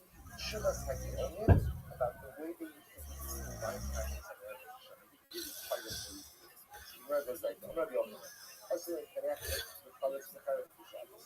You're not permitted to light yourself with the Erev Shabbos on Shabbos. It's an ultimate Shabbos. Nighttime, or what do you do? Usually, Sakana, if it's an issue ultimately again because of Sakana, maybe the concern is because of Erev Shabbos is short. Maybe the concern is that a person may come to cut themselves to kill themselves. And that's why that would be something of the whole night. Those are going to be us being very weak. Element should be shocked. Rabbi had to say because of witchcraft. Also, we'll discuss this more probably tomorrow. That apparently one of the ways to cast the spell on a person, witchcraft sorcery, was to go ahead and find the pottery shards of being accused. But they're accused to kill themselves. But at that point, they began to serve during the week. And long as she was shards. And it wasn't because of pottery shards shard. It cares. What's like yourself and I point out something like this. I'd never say this covenant. Also, even if I do that, that's not my intention. It's not my intention. So because it's not my intention, why should it be answered? Amr the rule of Nasra Ushia, Gavra Rabba Amr, since a great man said something, name of day time. Let's try to analyze why this is. Lonely boy was wrong to us about the Shabbos, all the regards to Allah. Don't say that just using a pottery shard during the week is going to be usher. Right there, supposed to be the stance. Using a pottery shard during the week is going to be usher. Why? Because at the end of the day, Allah for the race again, either because you were scared or because of witchcraft. So don't say that it's just usher on Shabbos. Excuse me, during the week. But on Shabbos you can use it. Because at the end of the day, it's not really muktzah. And I would say maybe even a pottery shard is better than a stone. Why? Because whereas the stone is muktzah, the pottery shard is still on the status of a tree. If it's large enough, the mashkin on this stone can't be the right Shabbos. I love all mashkin on the Shema Shabbos. Love is the reason you can't use a pottery shard on Shabbos is because when they come to the repairs, they can actually let you open on. The problem is the version now we have not closed. Use the open on. There's another again. Leave out the open and say that you can't use it. Like you want to start to wipe yourself on Shabbos. Why? Because the assumption is that it's going to remove hairs. But one second. I'm on Davishin is having us. I was listening, I remember, even if it does remove hairs, that's something not my intention. That's a Davishin is having. If Davishin is having an ultimately one should be what yours, in which the Gemara says, you're telling me now that Davishin is having is also on Rabbi Yochanan, Halakha Kistan Mishnah. Yet Rabbi Yochanan said Halakha Kistan Mishnah. What does Kistan Mishnah say? Gemara says, it's not. Knows your coffee, put the past space, about what should Rabbi said, and he can't hold his hair with his fingers, he just can't do so with it home. And what the people done, he said it was, he can't take his hair with his fingers, he's not going to come out of it. But when I say it's not possible, I can't, even if he does so, it's not intentional. So see that the open of both ways, that is it's no. So which one is it? Ella, in Hamar, just to that knows the knowledge.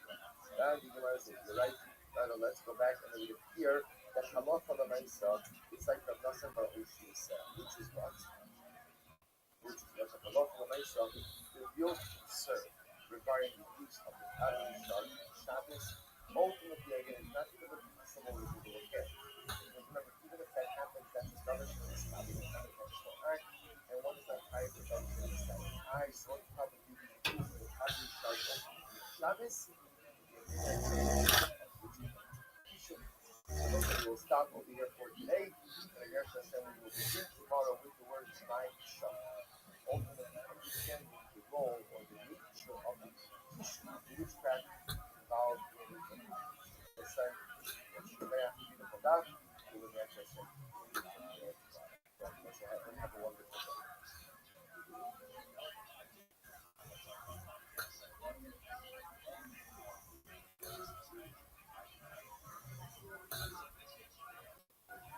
Yeah.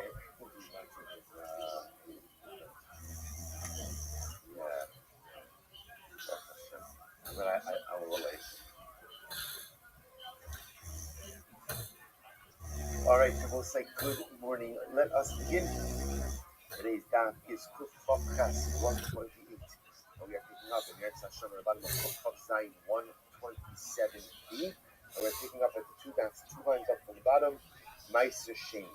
So first of all, we thank our sponsors for this morning's shir. We thank Dr. Steve and Terry Zinn for dedicating the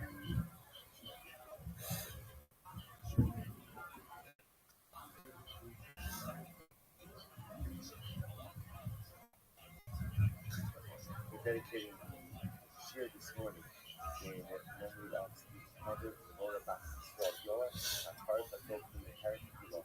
The outpouring of support shows that it's about with that, let us begin. So we're picking up again 127b, and we're picking up two lines up from the bottom. Meiser Sheni. So everyone said the Mishnah said, we're talking about the types of items that you are permitted to move if you need to go ahead and clean out the So amongst the items mentioned is Meiser Sheni. The Meiser Sheni that was the meaning. What's the Meiser Sheni? But I thought we can go ahead and redeem Meiser Sheni. Move Meiser Sheni that had been redeemed. After all, it's totally permitted for use. Words the Gemara says, Pshuta, Utzricha, Shenasna Sekembo, Nasna Sakomesh. What's the case? The case is where you redeemed it by ultimately again redeeming the terror, the principle, but not the additional tip. The halacha is that when you go ahead and you redeem Meiser Sheni, the halacha is that you must go ahead and pay for the principle plus a tip. The case in the Mishnah over here is where you pay the principle but didn't pay the tip. So what's the condition? Kamash Malon, the ain't Chomish Ma'at. What's the issue here that as much as you're obligated to pay the tip in order to go ahead and redeem a Meiser Sheni. The Meiser of that tip is not Shemach. Payment of that tip does not preclude the redemption from a curse. Batorim, Batormos Hayovish, and a dried fruit, which Trumas only translates as lupine. Yes, like a dried lupine. So I'll offer Meiser again. So you could go ahead and that you can't move. So the Gemara says, Davka Yovish. Davka if it's dry. Avala, low. My time out, even the mother will off. So sometimes the dried lupine is still bitter, and even animals would not generally eat it. Because animals wouldn't eat it. Therefore, halacha l'maisa, you can't move it on Shabbos. Tavel kuf pass. Avalo as hatevel, but you cannot go ahead and move tevel. Remember again, essentially, it's telling us that tevel is equal to tzon. That tevel is mitzvah. So says the Gemara Pshuta, it's that obvious. What are we talking about? We're talking about rabbinic tevel. What's the example of rabbinic tevel? You went ahead and planted it in an unperforated flower pot. So let's remember again, halacha l'maisa, if you plant something in an unperforated flower pot on a technical level that is not considered to be river, that's not considered to be something that is truly attached to the ground, and therefore halacha l'maisa is only tevel midirabban. So the Mishnah teaches that even though it's only tevel, even though it's only rabbinic tevel, nevertheless halacha l'maisa, you are still ideally not permitted to move it. The law Meiser, the next case the Mishnah was, and you can't move Meiser Rishon, you do not have Shumas Meiser. That's obvious. Or Tzricha Shekdimo B'Shvi. Shenatla Mena Meiser, Lo Natla Mena. What's the case? The case is where you went and you removed it while the grain was still piled, before it was processed, and you took Meiser Rishon, which you didn't get that Shumas B'Shvi. Now with him, Loja thought, Gita Amar Leila Kabbalah Abaye, he might have thought, like the Halacha said that Bible, so that was the end of yesterday's daf. Mashmalan Kiddushan Abaye, therefore the Quran says we go back to the answer that Abaye gave. Find reference back to yesterday's discussion. The law is Meiser Sheni, but you can't go ahead and move Meiser Sheni that has not been redeemed. Which he wants to cheat. But also that's obvious, Meiser Sheni which has to be effective, is unusable. Therefore, halacha l'maisa. It's muktzah, so lo tzricha, the niftu, lo niftu kill pasa. We'll say what the case. The case where it was redeemed, but it was not redeemed in accordance with the normative halacha. What is that? Meiser was in a case of Meiser, that means as follows. Meiser, shepado al gabe asi. So we'll say in a case of Meiser, if he was someone who did it on an asimo, that was a asimo, which is the asimo is not the reference, but it is to make a phone call. Right? In this context, actually is like a slug, an unminted coin. So a coin that has the metal, but it's not stamped in it's called an asinol. Because the Gemara says, what happens if you went ahead and implement a shade of asinol? That doesn't work. Why not? The Pasuk says, literally, you shall pile the money in your hand. A reference the idea that you can transfer the same thing as my onto a coin. Yet, Gemara tells us what type of coin. Davar shinish lo-tziga. What type of coin can you go ahead and use? Only the type of coin that has an image on it. So if the coin has an image, then halacha l'maisa it works. But if the coin doesn't have an image, then l'maisa again it doesn't work. So it's what we're talking about. When we say ma'aser sheni that hasn't been redeemed, we mean it has been redeemed. It just hasn't been redeemed on an ideal type of coin. Whereas it's only supposed to be redeemed on a coin with an image, this ma'aser sheni is redeemed on a 186 coin. Therefore, the Mishnah says it's not really called redeemed. Because it's not really called redeemed, therefore Allah Ta'ala might say it's so. What about the case of Hektish? Hektish, Shekula, Gabi Karkov, Hektish also the occasion we concentrated on realistic Karkov. Rachmana Amar B'Nasra Kesef B'Shakel. So is that the redemption of Hektish? Redemption of Hektish really requires money. Because you cannot do it with money but you Karkov, therefore the role is not. So what's this? That's the case. The case where the Mishnah says that you cannot move ma'aser sheni which hasn't been redeemed, or Hektish which hasn't been redeemed. So although our reflexive reaction to that is that's obvious, it hasn't been redeemed, and it's harmful itself. So the case that the Marcos they have been redeemed, they just weren't really redeemed correctly. So because of that, the Mishnah tells me I can't keep them myself. Although that's haluk, you can't move the book. But it's haluk, as the Swan Rahim, the Swan Mishnah, book has a length, which is not considered normally edible. So you can't go ahead and move the book.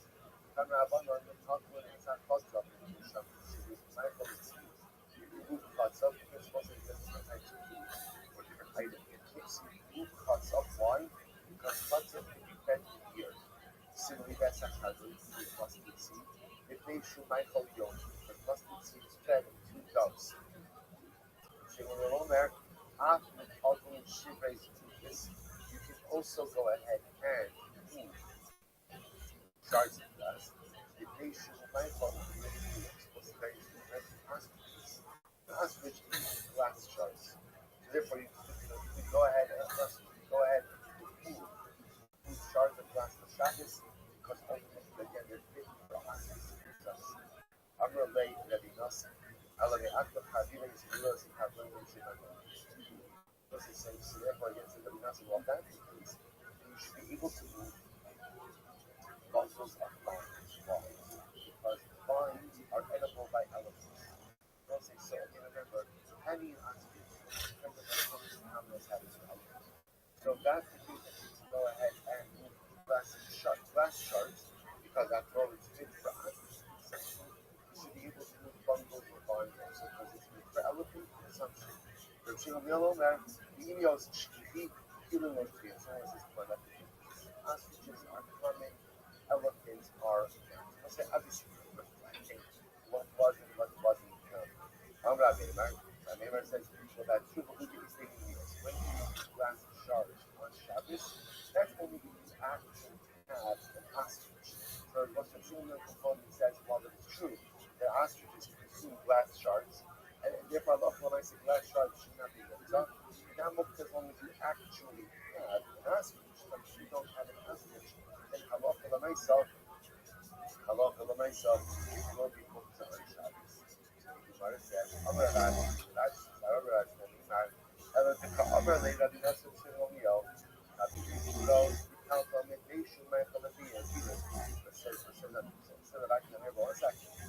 again, the same like glass shards aren't looked at because the mice are used by ostriches. So bundles of vines also not be looked at because they're consumable by elephants. It's like you on my level. So the Gemara says, you tell me then, same idea that only if you had elephants, that the mice and the vines will not be looked at. Eloi, which is the Gemara right. And I will say, you don't have to actually have contradiction. You don't actually have to have. Rather, you would be must this idea is technically feasible. Therefore, halacha l'maisa they won't be. I will say, now we're going to see that that's not halacha l'maisa. Halacha l'maisa is these kind of situations. Last chart is what always be comes up. Otherwise, I'm not. So the Gemara goes like, I'm not buy it. I'm not buy it. So that's the end of that surah. So you're not going to look like in general. What we begin to see is if an item is fit for animal consumption, then by definition it's not consumption. And again, we don't necessarily test that animal.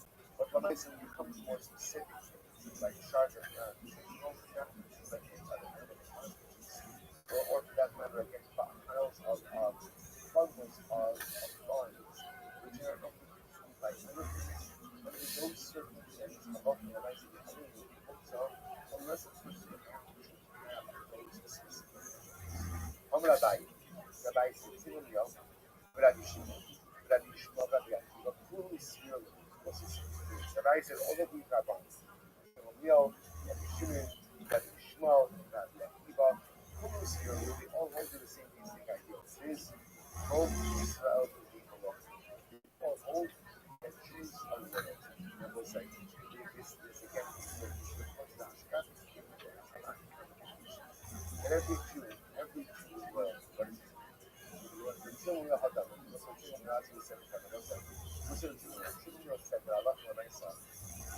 shards of glass are not muktzah. Why aren't shards of glass muktzah? Because hostages, and we'll say that only the rich, only the wealthy own a constitution, right? Common guide in their own nations. Because the Shulchan says, Sunnah Shubin, and Allah says, shards of glass are not muktzah generally. Why? Because the strict court says, I'm just a regular guy. I don't own an ostrich. Every Jew is looked at as a wealthy. Like every Jew is looked at as a royalty. Therefore, since royalty maintains ostriches, therefore, again, for a Jew, shards of glass are not muktzah, because the nice again, the Jews are better than nothing. That's what Shimon is. Every Shimon, what's every Shimon? It's not. The law from Sotna God and position is better. So the law from we have discussion regarding medicinal food. But Shabbos, you can't do something that is clearly medicinal in nature. Treatments clearly medicinal in nature. And one of the examples that Mishnah gave was rubbing rose oil on a wound. Why? Because clemency or rose oil is very expensive. And the only reason a common person would use rose oil was to kill a wound. And Mashiki being the wealthy, the royalty, would use rose oil all of the time. So ultimately, the Sunnah says that Allah a Jew or any Jew is permitted to use rose oil on Shabbos. Why? Because Jews are b'nei malachim. Therefore, it doesn't have the appearance of physical healing. It's just that the appearance of anointing oneself with oil. Shimon Omer called himself b'nei malachim.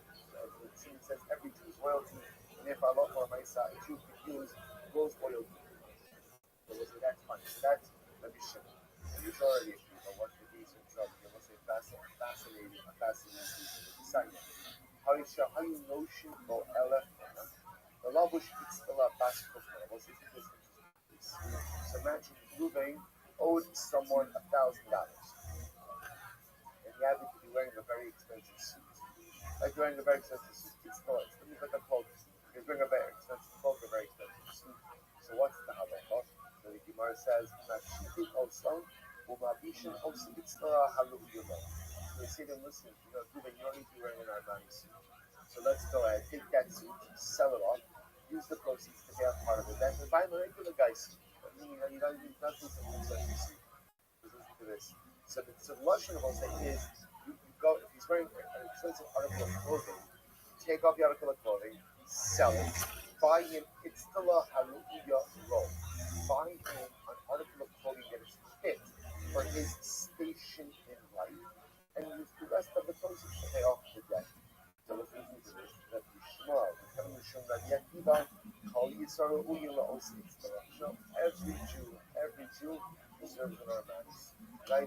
Every Jew ultimately is royalty, and because of that sin of ultimate no such thing as a Jew wearing something that is, above his station. There's no such thing as above my station. Like every Jew is royalty. So again, three different examples, three different opinions, that all point in the same direction that the Jew is looked at as the Chavile Kash, the Chavile. So also again, the Mishnah said that if you have Chavile Kash, Chavile eats in the Chavile Israel, if you have bundles of straw, bundles of wood, and bundles of soft wood, so the Mishnah said in the scheme of Michael that you set them aside on Erev Shabbos for animal consumption, then you can carry them. The Ilav, but if not, clean the Talmud also, you may not carry them. Says the Gemara, here we go. So was it first of the wide lines on Kukuk, that's Talmud Halashim. Anabalo, Chavile Kash, Chavile eating the Chavile Israel. If you have bundles of straw, bundles of wood, or bundles of soft, in the scheme of Michael son, if you set it aside for animal consumption on Erev Shabbos, for the Jewish Kaidim on Shabbos, you set it aside for use. They rob, but you did not set it aside for animal use on Erev Shabbos. Aim with Talmud also. Halach l'maisa, you may not carry it on Shabbos. The Shimon Rav Omer, Chavile Chanikon Yad, Chadluko Talmud, Luko Talmud. Shimon says, if it's a bundle which can be carried with one hand, you need to move it on Shabbos. However, if they have two hands, Asr Talmud, then you can't go ahead and carry it on Shabbos. That's what apparently Shimon told you also that halach l'maisa, once already it's two hands, that's already considered to be a burden, and therefore cannot be carried on Shabbos. Chavile siyah, supposed to these are different types of herbs and spices. So bundles of siyah, azel, halanis, nisan le'itzin in this document, gathered them for the purpose of burning them, like firewood. Now, halach l'maisa, we may not use them on Shabbos. Makes sense. Once something is set aside for firewood on Shabbos, once something is set aside for firewood on Erev Shabbos, obviously it is actually set aside for non-useful parts of Shabbos. However, the night of Behemah, but if you set it aside for animal food, then it's not make money on the Shabbos. And ultimately, you are going to get benefit from it on Shabbos. The kote, there wasn't any of these herbs or spices which you use to crush it with your hands, but and eat it. So apparently, again, somebody for edible like people as well. So you can take it in your hand and crush it and eat it. Or watch how you don't do it. You can't crush it with a utensil. Furthermore, again, you can roll it between your fingers to get off like the shell or the chaff, and then you can eat it. As long as you don't roll many of them in the utensil. From the say, Mola, Barasha, and Bosa, Ba'ochel, you can roll these items, both herbs and spices with your fingers.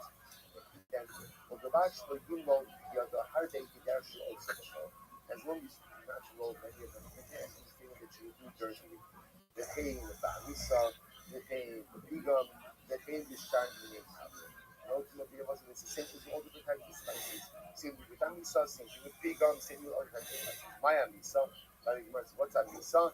Muna is mint. And siya, what's a siya? Amaraduda, sas. Azo, Abarsa, Koronis, Koronisa, Shma. Okay, but it's just all different spices. Baha, who normally man buy Koronisa, they stack it. One time someone was selling, or said, who wants to buy Koronisa? And it turns out that he was selling Kashi, Sia Sasri, Azo, Abarsa, Koronisa. Okay, but these are all different names for these particular spices. So it says in the as follows. Itmar, it's another interesting shaila. Itmar. Melody is sharp or steak.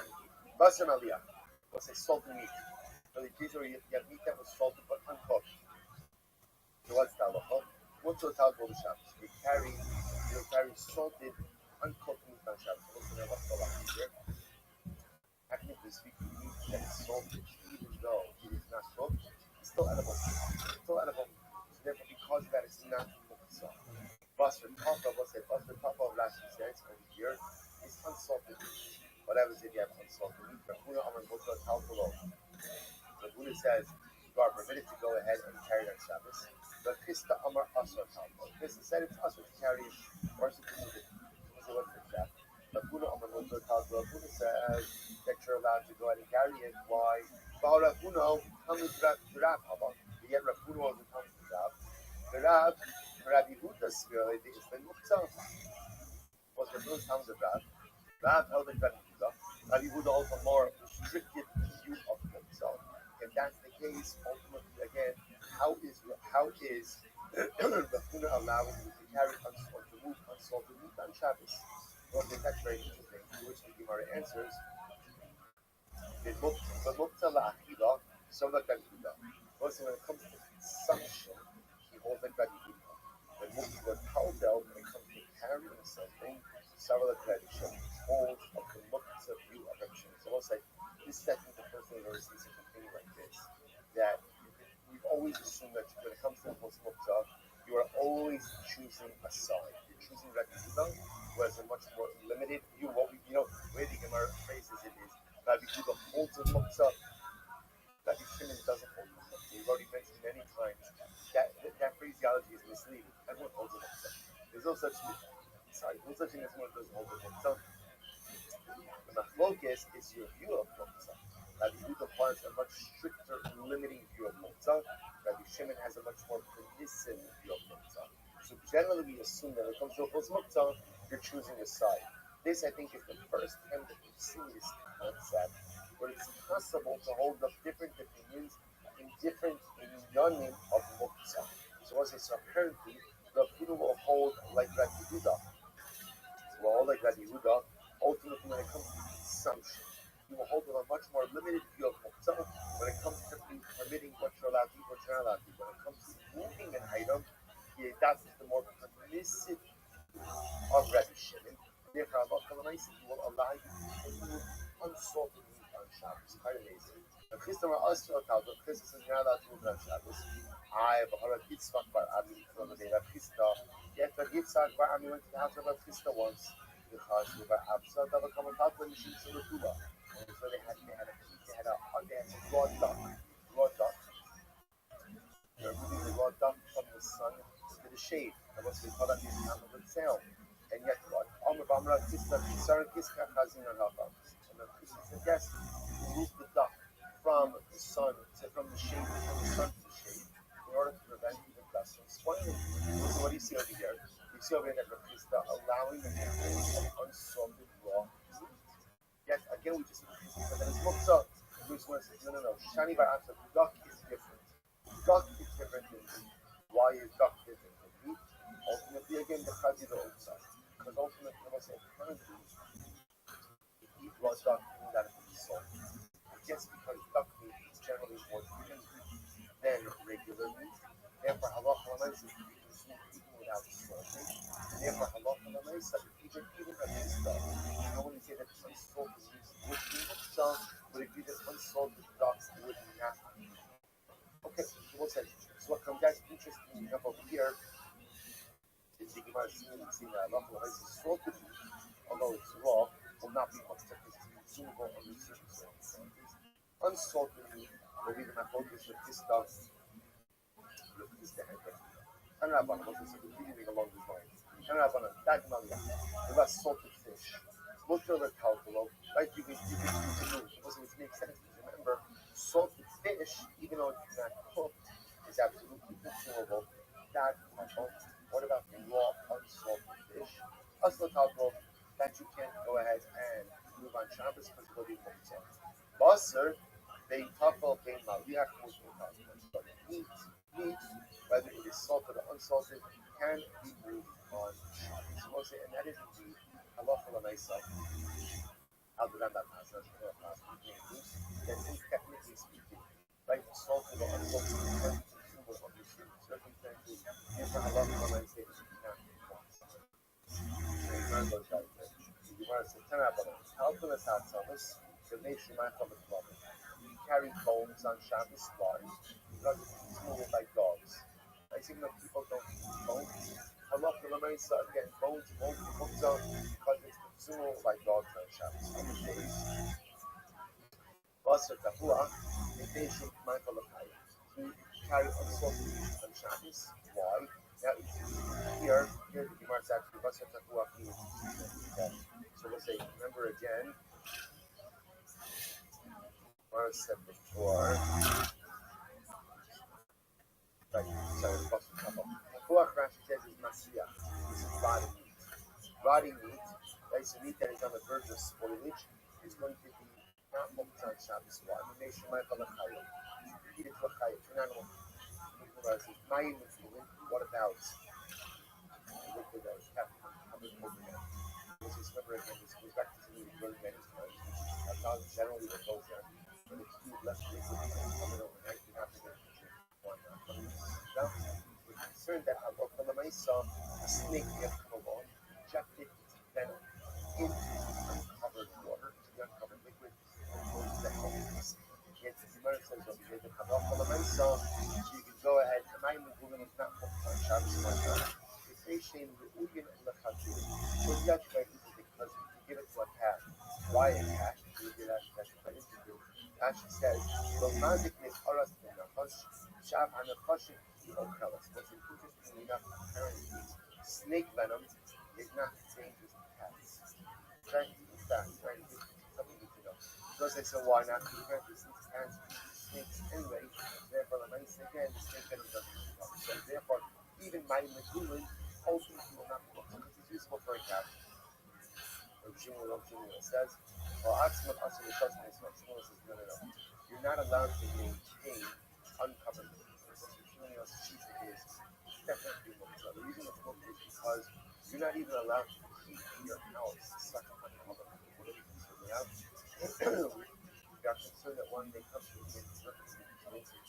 over the court, right before we come to the Shmuel says, we don't want you to maintain that at all anywhere around your house.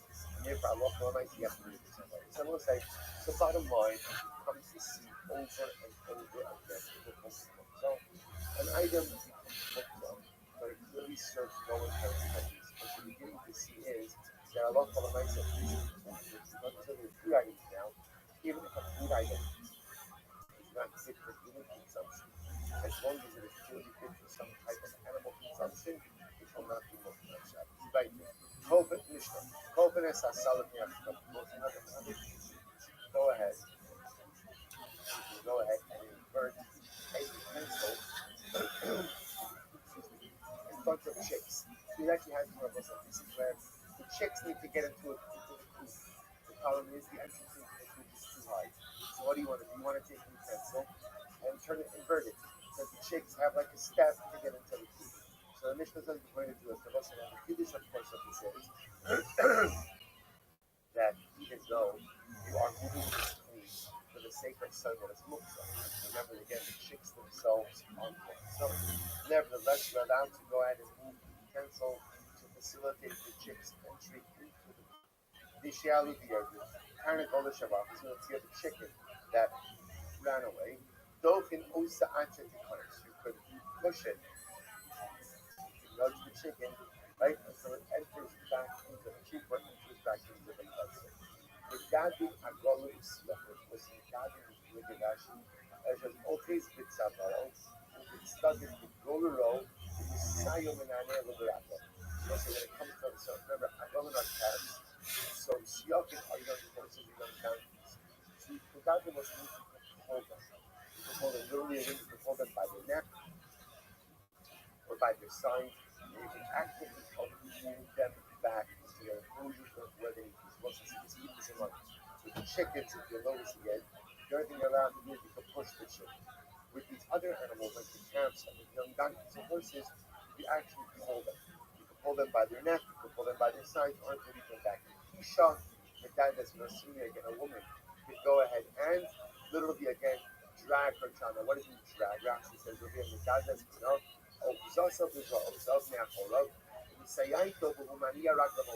let's say so. Again, let's say we need the child to walk in somewhere. She can go ahead and not lift him up, let's say hold him by the arms so that he goes ahead and walks on his own. Amos, like when it's all with when it's all true, it's not only when the child, or for that matter the animal, goes in and puts one leg in front of the other.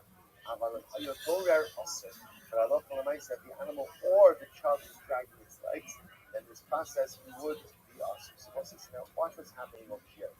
So we essentially have 3 different cases. Case one is the chicken. Well, case 4 different cases. Number one is you can invert the feet, invert the fence in order to allow the chicks to go in and out of the coop. Fine.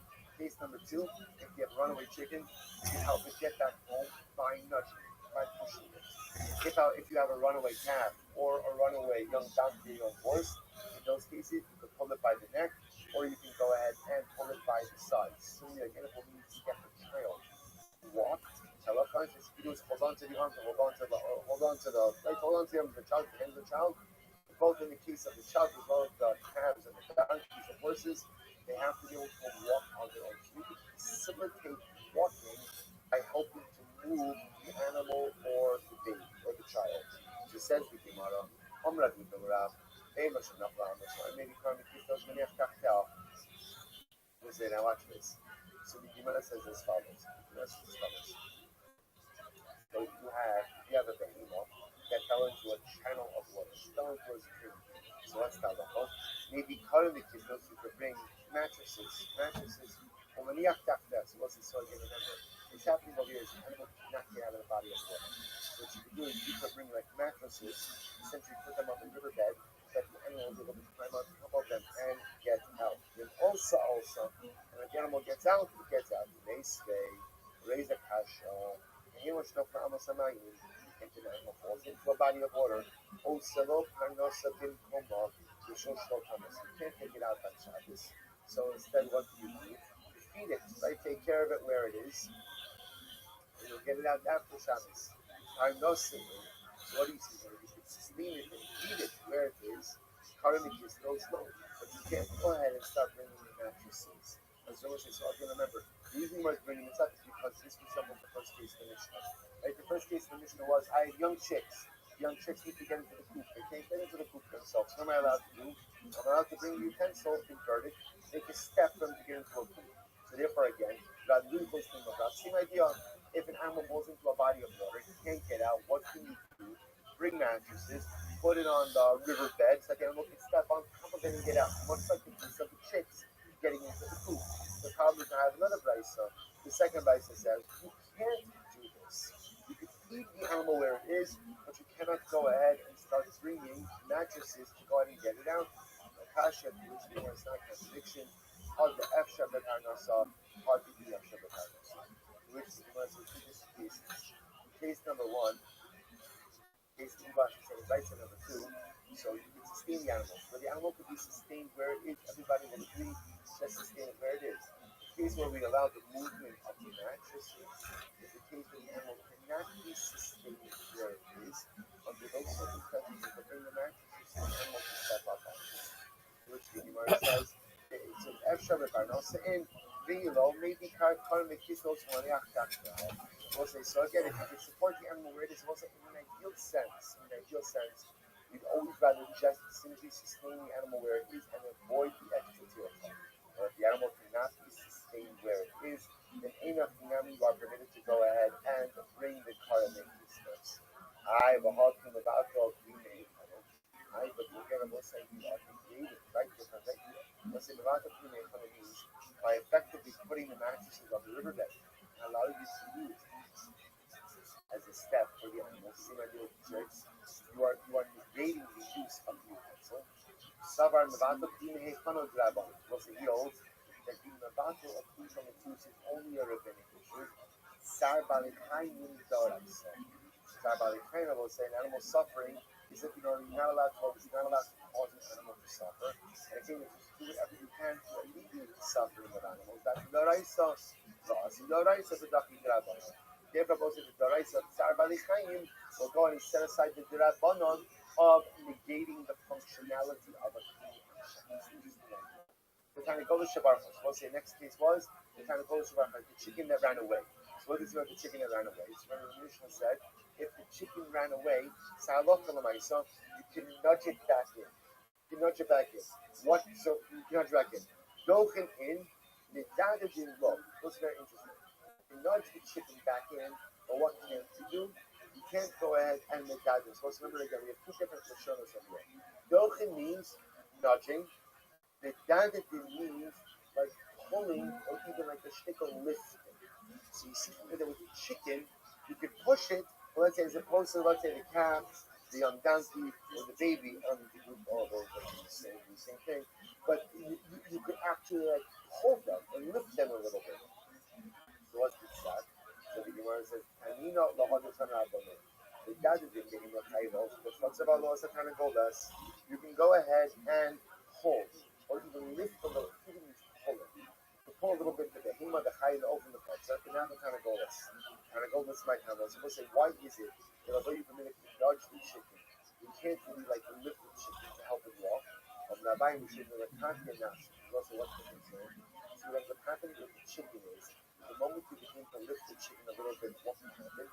The chicken can begin to flap its wings a bit and begin to lift itself totally off the ground.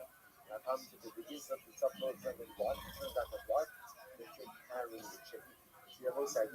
This is the difference. In the case of the calf, the young donkey or the child, you could help them, you could hold on to them and pull them a little bit, and there's no concern that you're going to end up carrying them. If they have feet on the ground, when you do with the chicken, apparently once you do it, let's say put your hands underneath its wings, help facilitate its walk, you try to lift its legs, and you would turn out that you can carry the chicken to be problematic. Tani Chazal. The Rabbi says as follows: you can go ahead and mostly some is pull it, right? You can go ahead and literally hold on to its neck or hold on to its side and help pull it along. You can pull along a bedehema in a chutzner, avalo b'rishus harabim, not in the rishus harabim, right? Because the most saying in the rishus harabim, we are concerned that halakha l'maisa, this has the appearance ultimately in item about isha. It does a espina b'rishus harabim. So reformer of a concept, but a woman could help her child walk in the Rosh Hashanah, and all the more so the husband will say, so remember, this case actually comes up all the time. Like what happens if a child cannot, it's not really such an issue, because we saw it before, you even carry a child in Rosh Hashanah, even without it, the child has to be able to walk on its own. Like this Chaino says, but the being carries itself. What happens if halacha ma'isa that the child grew up but has to walk, but can't walk on its own? Right, so the child grew up but has to hold on to it. So you see over here, a father, to hold on to the child's hands even in Rosh Hashanah, and all the more so in a chutzner. The time Yidach, another Bryce says, "Ein open the hemel chayv off the chutzner, about dochin b'ayin shekansu." You cannot lift up of the hemel chayv off the chutzner, but you can go ahead and drag them a bit, right? Pull them so that they should enter. I'll do it for catching. It's very contradiction. Amrit ain't open. He said that you can't lift them up. How about the Duye Madinina? That you can drag them a little bit. Other Amrit, then you said, Dokin in, Midadidin low. That you can push them a little bit, but not dragging them. Rabbi says, in different cases, safe on a similar kind of boat. Safe on a similar kind of boat. We'll say, chicken apparently is the exception to the animal world. And although when it comes to animals, under normal circumstances, you're allowed to drag them a little bit. And we'll say again, remember, the case of dragging them, if you're halal, you take hold of the neck of the animal, or you go and you take hold of the side of the animal and you help pull it. Now, obviously, the animal has to be able to walk on its own.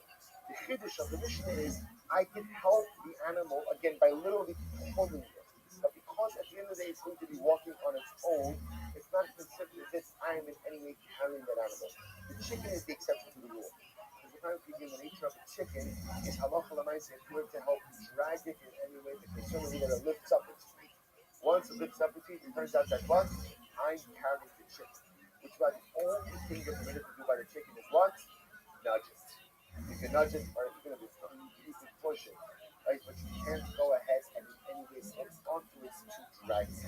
So the Gemara says as follows. Rabbi, soon again, Haiman b'shachatan goles. Was going to the Rabbi says, long as if you're going to check the chicken or rooster, make sure that you press its feet into the ground. Or make sure lift its feet off the ground. What's the concern?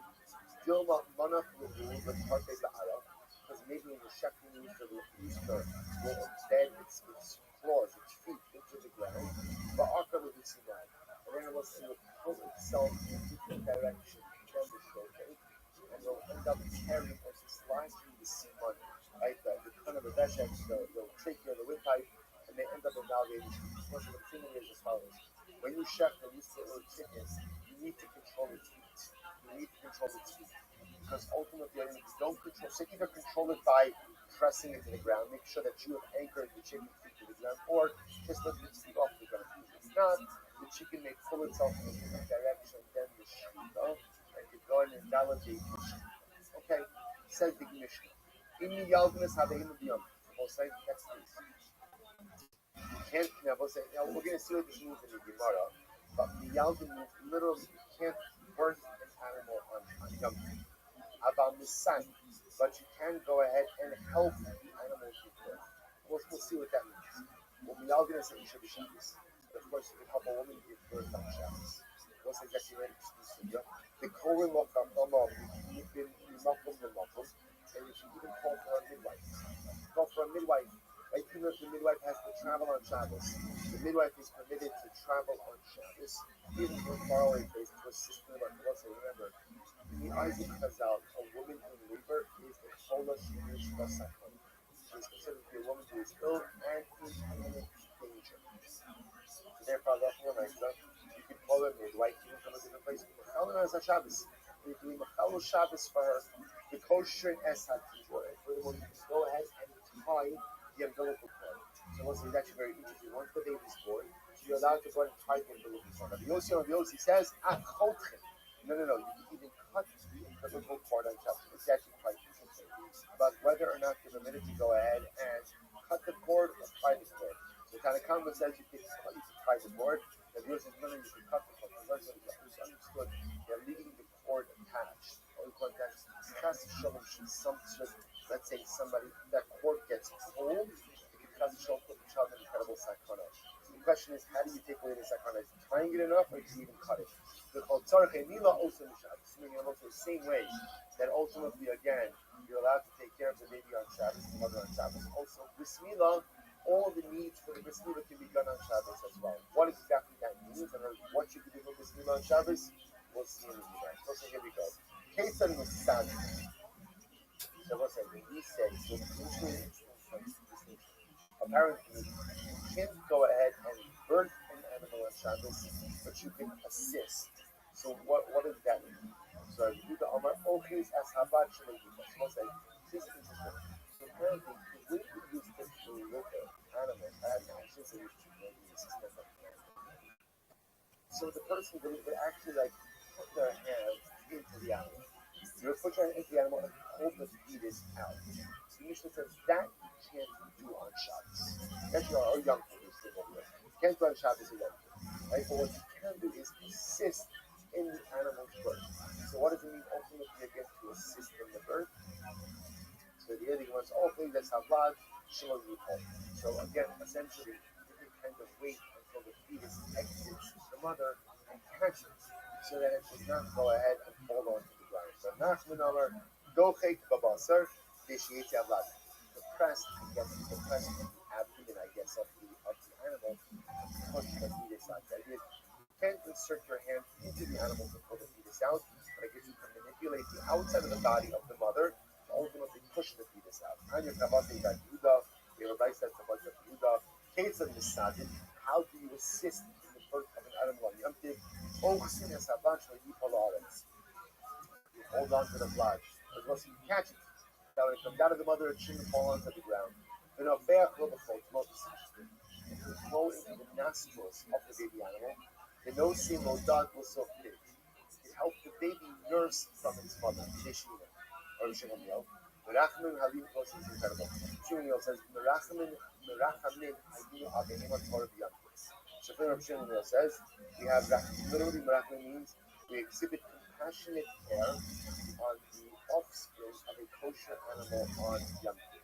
How do you do that? Rabbi is this one. This is incredible. This is incredible.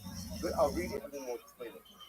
Someone said, apparently there was an issue that exists of, I guess, what we'll call like offspring information, but for some reason the mother is alienated from her offspring. And of course, if that happens, the offspring dies because the mother doesn't care for it, the mother doesn't feed it. Shem Shmuel says, we dealt with offspring alienation on them. How did we do it? Listen to this. Maybe you take a fistful of salt and you place it in the wound of the mother who gave birth. So somehow that fistful of salt obviously gives the mother pain, because ultimately again she gets gave birth, and the birth of the pain reminds her of her offspring, and as a result she has compassion on her offspring. Or Mizalfin made Shalia Gabi Hablat, and he takes some of the afterbirth from the placenta, and we sprinkle it. So literally again, some amniotic fluid. Take some of the amniotic fluid and sprinkle it on the baby, that the mother should recognize the scent of the baby. They should carry out, right? Most is incredible. That's put the whole up. This is wild. Apparently, it's only kosher animals that have this issue of offspring alienation. Really incredible. Only kosher animals have this. About Tamealo, but ultimately you're not used by non-kosher animals. Why? Why is that my time? Tamealo Marachov Lada. In general, the issue of offspring alienation is not an issue by non-kosher animals. Well, isn't that incredible? It's got to have to be registered. It's definitely some major hashkafa involved in this as well. So furthermore, Jimarachta Vlada, if you have an issue of offspring alienation by non-kosher animals, then what? So the Gemara says, Vlada Lova Karva. Jimarachta Vlada Lova. So it says apparently by non-kosher animals, they don't normally have offspring alienation. But if it does happen, there's no need to reverse that. Okay, those is how often for our purposes. So you can't actively hurt the animal objective, which means sticking your hand into the animal to go ahead and pull out the offspring. But once the animal gives birth, you can help with that process. Either again by helping the blood or by manipulating the outside of the body of the mother to push out the blood. But the Aldin is how you shove. So we'll say, so on Shabbos, remember you can help with the birth. You can help a woman in labor. The Aldin is how you shove. So we learned that you can help women give birth on Shabbos. Furthermore, again, you could call her a midwife even from far away. Yet, obviously, those statements will tell me that you can help a woman give birth. And you can even call her a midwife from far away. That clearly indicates you can do that. And halacha l'meisa, you are permitted to be mechal of Shabbos for a woman who's in labor. It's obvious. So when the Mishnah says that you could be mechal Shabbos for her, what is that? What does that statement come to? In other words, I don't need the Mishnah to say mechal Shabbos for her. Why not? Why not? Why not? It's obvious. If you're telling me already that you could help her with birth, well, that's already good. You don't have to boil water, whatever else you have to do. Tell me that you could go ahead and call the midwife, that the midwife could travel. That clearly tells me that whatever a woman needs to give birth, I can do for her on Shabbos, even if it requires full Shabbos. So why does the Mishnah have to come in and add in the phrase, oh, and by the way, you could be Machal Shabbos for her? So I'll tell you why. That's what it comes to include. Listen to this. Let's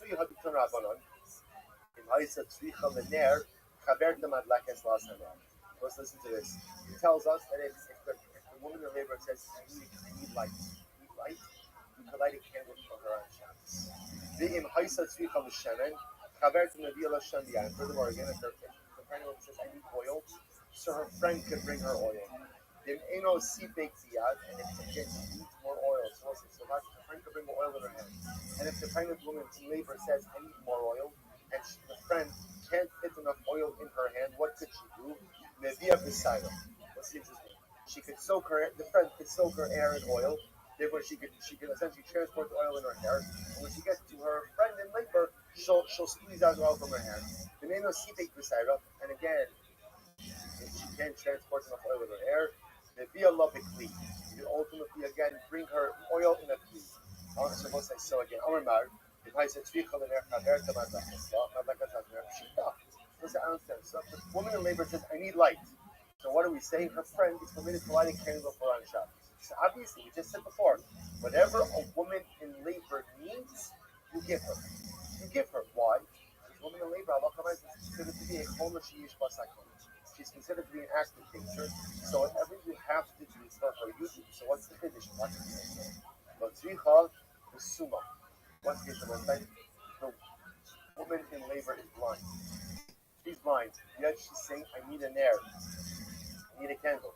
So Matim Odrafra, giving the Lokazila Usr, since she can't benefit from the light, therefore again it's Usr.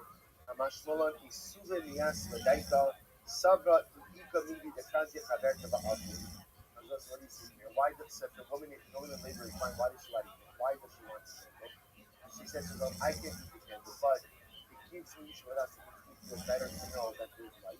That way, my friend, this means I need something, she will do it. Because the finish is, if the woman in labor is blind, and she says, I need a candle, the candle over her eye, she's blind, but if it's going to make her feel better knowing that there's light, and therefore her friends could attend to her better, she's supposed to see something amazing.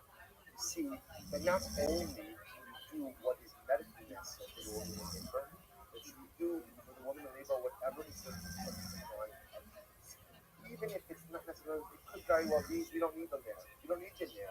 But if she wants it, you will say it's incredible. So also, Chazal understood that for a woman in active labor, wasn't just what was medically necessary. It was making sure that she was calm. It was making sure that she felt safe and secure. So whatever you need to do for her to make her feel safe and secure, we'll say one more line and we'll stop. Remember again, we said that Allah says she needs oil. You bring her the oil. So the Gemara says, so here's what remember again, so it's like a progression. If she needs oil, you bring her oil in your hair. And if you can't bring enough oil in her hair, then what? Her friend should soak her hair in oil, bring the oil to the woman in labor, squeeze it out there. And if that's not enough, then what? Then go ahead and bring the oil in a cleave. So I don't care. So it sounds like bringing the oil in her hair is a better option initially than carrying a utensil filled with oil. Because apparently, again, if she brings it in her hair, at least it's not such. She's not going to carry. For a second, that's true. But when she gets to her friend, she's going to have to squeeze out her hair for the oil. And Sfita is a malacha also. So once the malacha of Sfita, then what? Why not just carry the utensil with the oil? But Yosef, we talk about it in Sfita as well. Because Rabbi Yosef had the opinion that the concept of Sfita does not apply to hair. Why not? Rashi says, because according to each opinion, she's kasha because hair is kasha, it's hard. Available that hair doesn't truly absorb. Rashi says, Afilu kema yesh skita b'seir. Ultimately, again, even if you say that this skita and seir via lovically, derech sayra, the kama the actual shemiyeh mishan. Because we'll say again, even if there is skita b'seir, or whatever degree you do, shemiyeh better to do things with issues. Okay, we'll stop over here for today. We're going to pick up in the Sugya of the Olades as well as the Bismillah, some beautiful Agadah tomorrow as well. Let's say a Shekayach, start everyone joining us on Zoom, and start everyone on YouTube.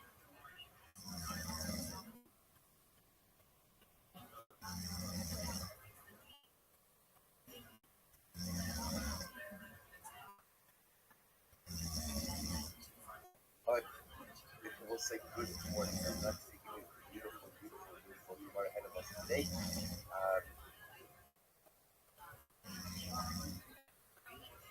want to begin by thanking our sponsors. Our sponsors for the month of Average coming with the hope and freedom. This is love to know joy and this. Thank our weekend learning sponsors, Irish Hosting, for dedicating students to the Nation of the Arts and Irish Mother, Trade the Bashua, Avram and Gali Elbaum, the International 37th birthday of Abel's grandmother Rose Werner, Basil Basco, Barrett of the Sarah Basfazel, Shaga Moshe, and he thanks the second customer for dedicating what he's learning for the true watch every Shabbos. There's the Holocaust of America, our capital of Shabbos Muhammad Abdullah, and the campus. With that, let us remember again, we ended off yesterday with a beautiful Agadah that was actually going to take us through a good part of the Talmud today. With the beautiful idea that he references about actually the heartbreaking idea that in the Messianic era, Torah is going to be forgotten. So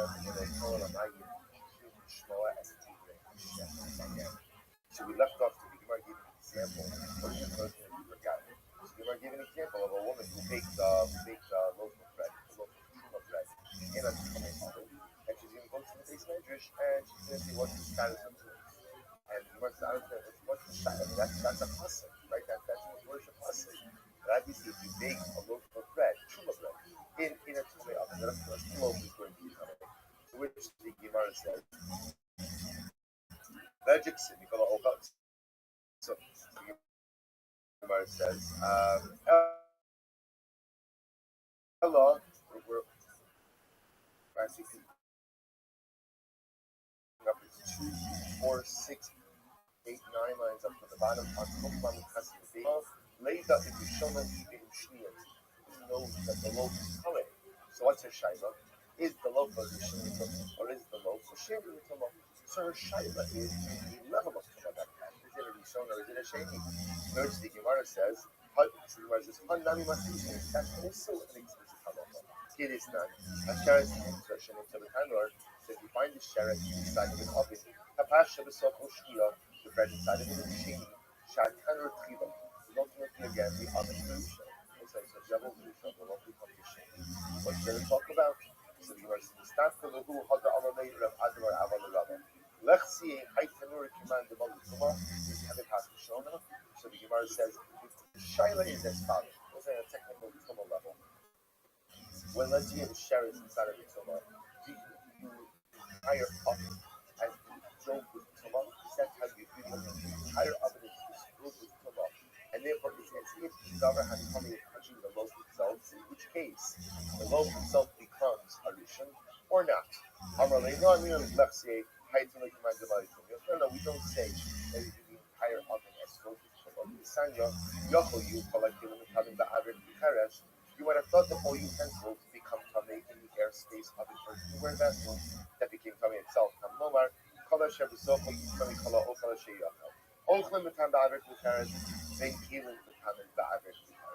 It is only food that becomes tamei in the airspace of a kikaret, an earthenware vessel that itself is tamei, and not a kikaret. So let's say, the point you are making over here is, a woman will come into Shaila. Obviously, sukim that are written in the Torah, people know.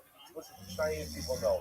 But in the future, in this pre-Messianic era, when someone comes to someone who wants Shaila, people will not know the answer to the inside today's message. Listen to this one. Tanya, Rabbi Shimon Yochai Omer, Chas v'Shalom, Shentishtach Achzor Yisrael. Let's say that she says, no, Chas v'Shalom, Torah will never be forgotten from Am Yisrael. Because you have to understand something. That Rashbi and Rashbi lived through some of the most oppressive times. Like Rashbi saw what the Romans could do. Rashbi had to go into hiding because of the Chas v'Shalom. How will ever be forgotten since Rabbi saw Shenemar, Kilo Sishachach, Mipi Zaro. As here the Gemara quotes from the Pasuk Barim, Kilo Sishachach, Mipi Zaro. Torah will never be forgotten. So what does it mean in the pasuk before? That they will spread out, they will fan out, seek out the word of Hashem, yet they will not find it.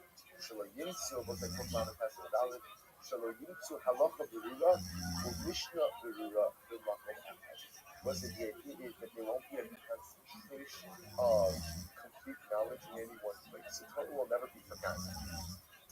What will happen in this pre-Messianic era is that you will kind of be a little bit of a diffusion of that.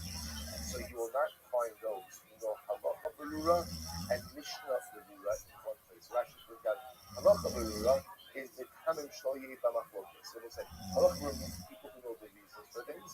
Mishnah berura means people who know the halachas, the final conclusion of things. So the idea is to have people who know Tanei mitzvahs, and have other people who know halacha l'maisa, but you won't necessarily have those people in the same place. So you show the two. You'll have to travel. You'll have to spread out in order to get the complete comprehension. Okay, kind of.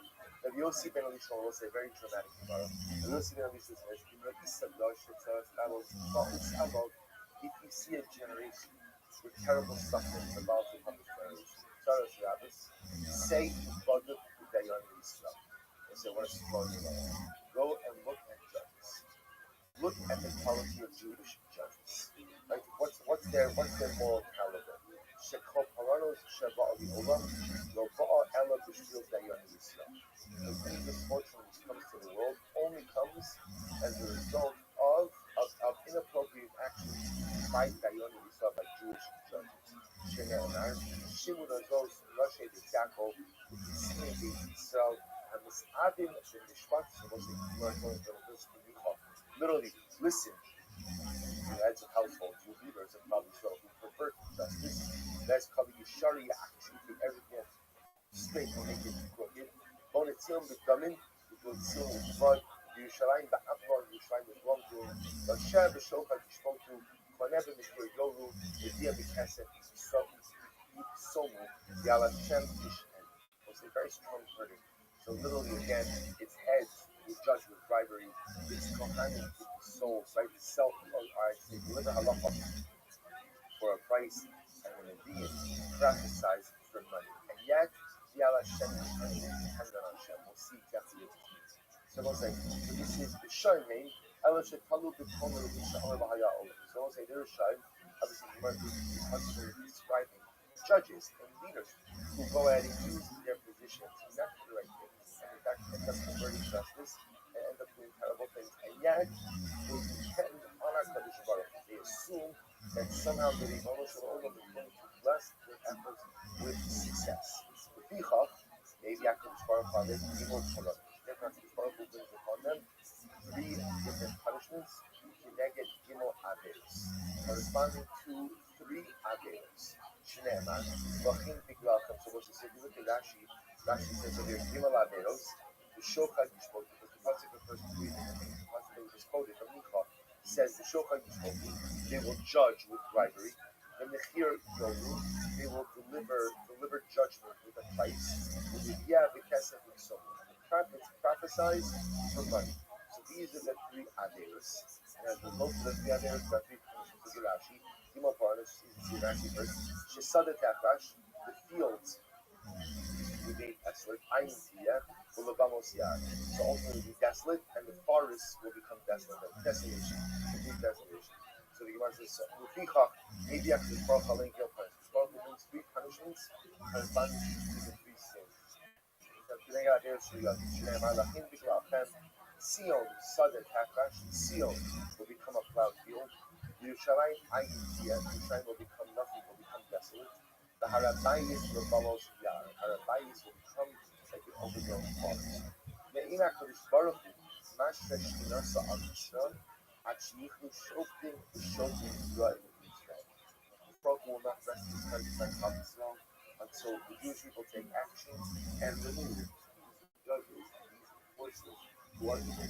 Shene'emar, V'ashiva yadu alecha, the Kibar Siyach, those are the words quoting from the Pasuk. Ein Yeshaya. V'ashiva yadu alecha, I will go ahead and literally remove my hands. V'etzraf Kibar Siyach, V'asira kol Yisrael. And afterwards it says, V'ashiva shotecha Kivar Yishona, V'yatzecha Kivar. Listen, just think out what's happening. You have to be very systematic to know. Whenever you see something like this, I just know that all the misfortune that occurs in the world occurs because of unrighteous, unscrupulous judges. Very strong statement. There was some understanding that comes from the life of Chazal.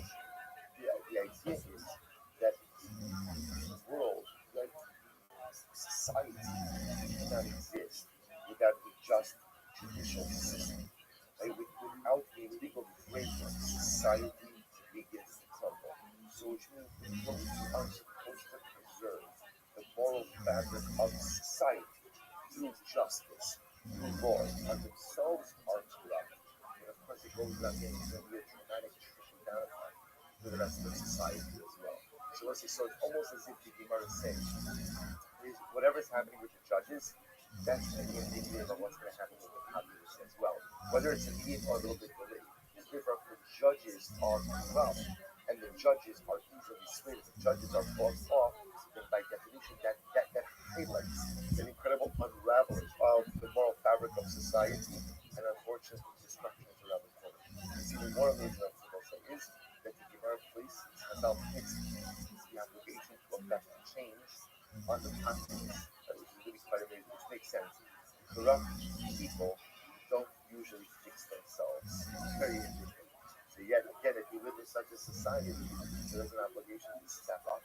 There's an obligation to try to rescue this. And a person can't expect the broken system to fix itself. It's quite amazing. You might look like it. Amar Ula. Who was here? What's it? Kind of what I'm going to do these days. And you shall lift that element stuff. Yerushalayim is only redeemed with tzedakah. Shenehemai Sion the Mishpat Yipada Yishada with tzedakah. What's it? The passage. The Mishaya, that little Sion. The Mishpat Yipada, ultimately be redeemed with Mishpat Yishada with tzedakah. And we will come back as a result of tzedakah. So let's say there's so much written about this particular phrase as well. What exactly is of Yerushalayim with that tzedakah? Why do Yerushalayim? Why? Why not Eretz Yisrael? Again, there's so much variety, but this is an incredible yisod, which is that stuff, the acts of kindness, that ultimately bring it down to the Uzzah. It's an incredible yisod. Yes, we have to the Torah, and yes, we have to perform mitzvahs. These are all part of what we have to do as a Jew. But at the end of the day, Ayu Shaynik, it's the acts of kindness, it's the acts of chesed, it's the acts of tzedakah. That's what we for one another, that's managed for the things that have to bring about Torah. It's incredible. Amar Papa, the Papa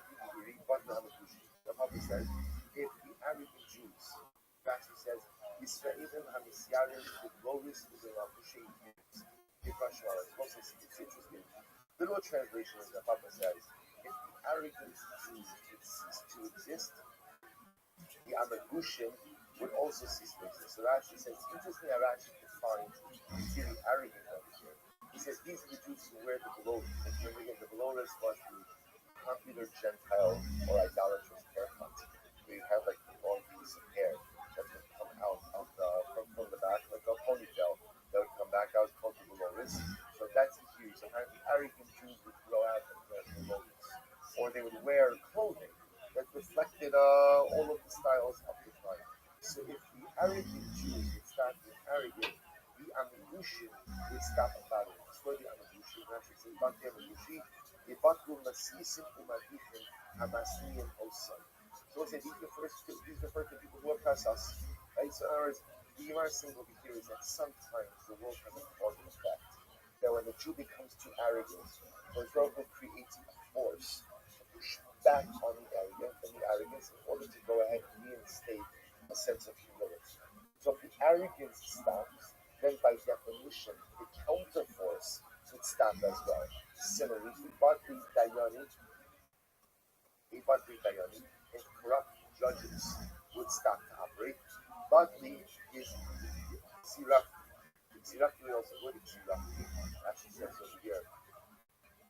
Batli Dayani, Rishon Yisrael Shemati. Corrupt judges would stop to exist. And Batli Sirach, no Ksheshot Yavodik.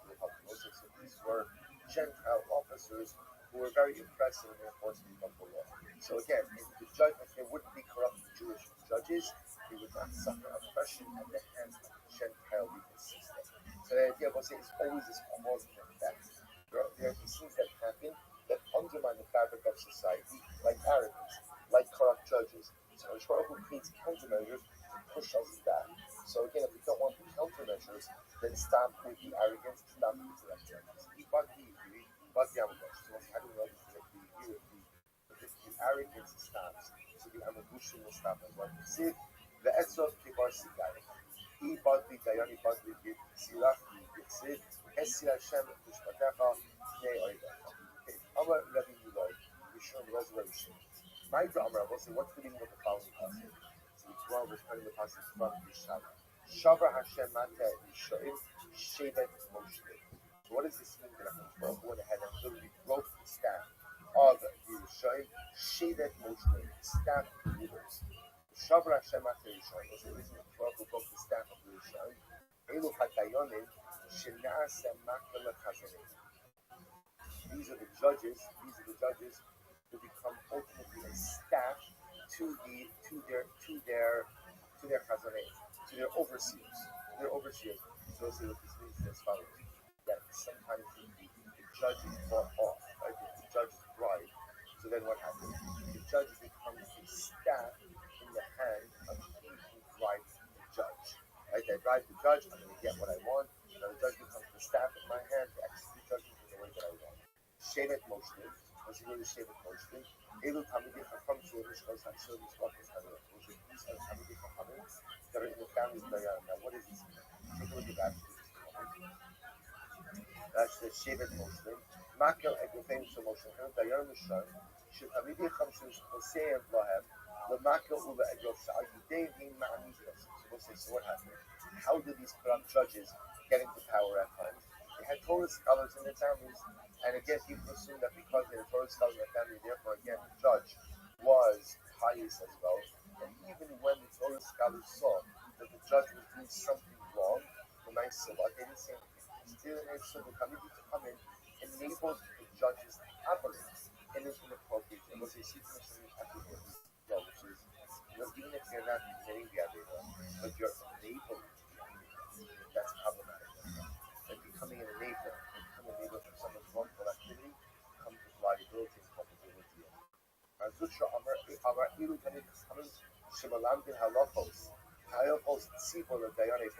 This refers to coming to Chachamim who teach halachos to empty judges. They'll say, what is this? They'll say, the idea of this is very profound, which is that because it comes Chacham has to be careful who he teaches Torah to.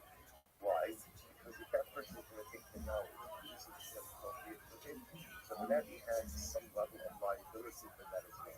So the Talmidei Chachamim who train these dayanim, who know that these dayanim are not going to really be fit to serve on the Jewish judiciary, there's some level of culpability when these judges corrupt. That should be dayanim part. Shabtachas also have become ma'amidim. Sorry, Shadav Tachas also have become ma'amidim dayanim part. Lodun es kol haba. The Harbi Dinin Shini Musliman Neitans. What's this? So the Talmud also runs a dayan course, and they assume that when you attend the dayan course, those have to be a dayan. Those have to be a dayan. The problem is they're not properly vetted. So since the Talmud has liability, not properly vetting the dayan. Amr Belazar Mibai, Shul Bershon. Might say what's the name of the process? What's the name of the process? In the Shaya. He Katechan no Alu Badam.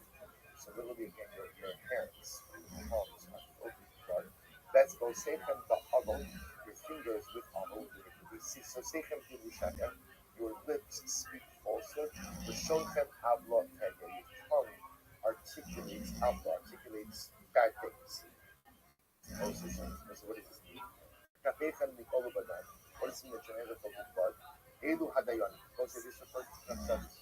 These corrupt judges, unfortunately, do have their hands filled with blood because of the erroneous reasons that they have delivered. That's called Sechem Ba'avot. Your fingers are filled with sin. Elu Sofi Hadayon. This refers to that's incredible. This refers to the scribes of the judges. This is what the scribes do. They write the verdict. Thank you. The verdict. Right, the psak din. Right, they write the verdict. So therefore, they're also complicit in the perversion of justice. Dibru shakar. They speak falsehood. Ella arche hadayanim. This is the lawyers. What's this? Okay. Well, there's a lot to talk about that. The idea over here is I feel say something. People think that Chazal are like sour on lawyers. It's not true. Lawyers are wonderful. But when Chazal see about arche dayanim, what they're talking about are scholars. They're talking about lawyers who essentially teach their client what to say, how to say it, even though it's not the truth, in order to get the outcome that they want. That's when Chazal say, Anti Arche Hadayot, right? Don't be like lawyers. Right? There are plenty of wonderful lawyers. But again, someone very specific who was more interested in protecting or creating a particular outcome and not necessarily focused on arrival at the truth. The Gemara says, so Dibru Sheka Elo Archai Dayana, Lashon Chen Avla, so we'll say your tongue will articulate falsehood, Elu Bali Yini. We'll say this refers to themselves actively lying, just in order to go ahead and get their outcome. once they see again how much we have a whole element over here that's wrapped up in this incredible sugya of the need to go ahead and have an honest and integrity-laden judicial system. Judges were appropriate, but I won't say that the appropriate of the judges. It's the judges, it's the lawyers, and it's the litigants. Any legal system only works if people in general operate in honesty. People don't operate honestly. They think they have the best system in the world, but ultimately then it will be disintegrated. But you see, you have to see once they have a trickle down effect. And once they the most hospital this is in general, whenever a person is in a leadership capacity, they must be careful about how they act because there's always a trickle down effect. And by the way, even true in Mishpacha, because every person is in a leadership capacity in Mishpacha, how you act as a person has a trickle down effect on your spouse, on your children, on anyone, quote unquote, when I say like under you, like under your leadership has an impact. Dayanim, if the Dayanim are corrupt, that's society debate. It's only a matter of time until their lack of morality trickles down to the rest of society. A balabasa head of household is someone unfortunately is not who he should be. It's going to have a trickle down effect on the household as well. So therefore, again, honest judges, good society. Honest head of household, good mishpacha. Again, obviously everyone has their own bechira also, but so what we do in a leadership capacity has a dramatic effect, a dramatic trickle down effect on all those around us. So the Gemara goes back there. Amar Rabbi Milai, what's the beautiful Gemara? So sure of Yitzchak Mikat Lot, Yosef Yosef Ne'achas, Lot Tam Tam Yain. What's the very the day that Yosef separated from his family, or the day that he was sold, he never drank wine. Siv, when the Kadkod in his year Echad, as you must say, ultimately, Yaakov Avinu. So the first Yosef has Nazir Echad.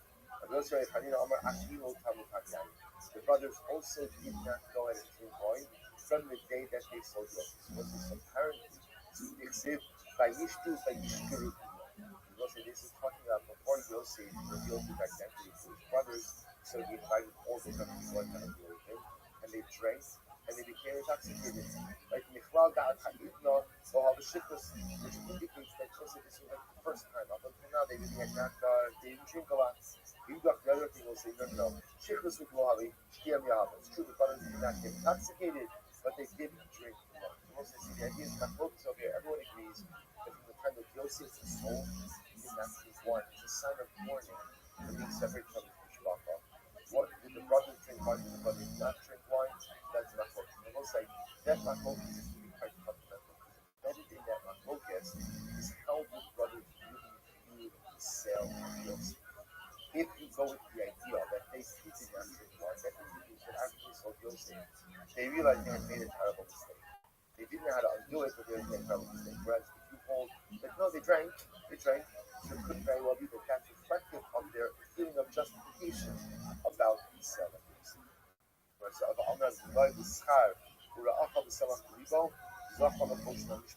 which is such a beautiful Gemara. The Lord says, in the merit of V'racha, the Samach Liba, this is the Baruch Hu speaking to Moshe. Moshe was one of the reasons Moshe was reluctant to assume the position of leadership in Klal Yisrael. Why? Because he felt that Aaron would feel passed over. Aaron was older than Moshe, so how can his younger brother is going to get the major position? His big brother will not. So what is Aaron going to say? The prophet tells him, don't worry. Aaron is going to be so incredibly happy. So the Lord says, in this kind of merit, that Aaron was happy for Moshe. Rather, someone to be both. I will say, but not just that somebody has, sometimes when someone gets something that you don't have, you appear happy for them. But inside, you're not. Inside, I'm not. Inside, I'm jealous. Inside, I'm upset. Inside, I don't understand why you deserve something. But it's all because Moshe, V'racha b'samach kolibo. I think that's why Aaron's joy will not simply be external, it will be internal as well. So it must merit of Aaron being truly joyous, truly joyful. The Moshe Rabbeinu's accomplishment, Aaron inherited the position, like the breastplate. The breastplate is put over them. It was such an incredible result. But that really is happy if someone else is happy. It's difficult.